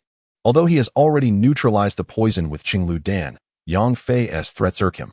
He casts a glance at her, clad in the attire of a palace maid. She wears a water lake green garment tied with a silk ribbon at her chest, revealing a moon-white bodice beneath. A practitioner of martial arts, her agile hands, ample bosom, slender waist, and long legs render her a true beauty. Shui Yunfei feels a surge of emotion. He had previously entertained notions of her, only to have been captivated by Rong Fei, causing those thoughts to fade. Now, with Yunfei's renewed threats, those ideas resurface. He feigns a look of trepidation and replies, "I understand. I shall do my utmost." Yunfei is satisfied with his demeanor, letting out a hum before turning to leave. As Shui Yunfei watches her depart, her waist swaying enticingly, he clenches his teeth in quiet resolve. That waist is quite alluring. Just you wait. The new book has a similar charm. I kindly ask for your support.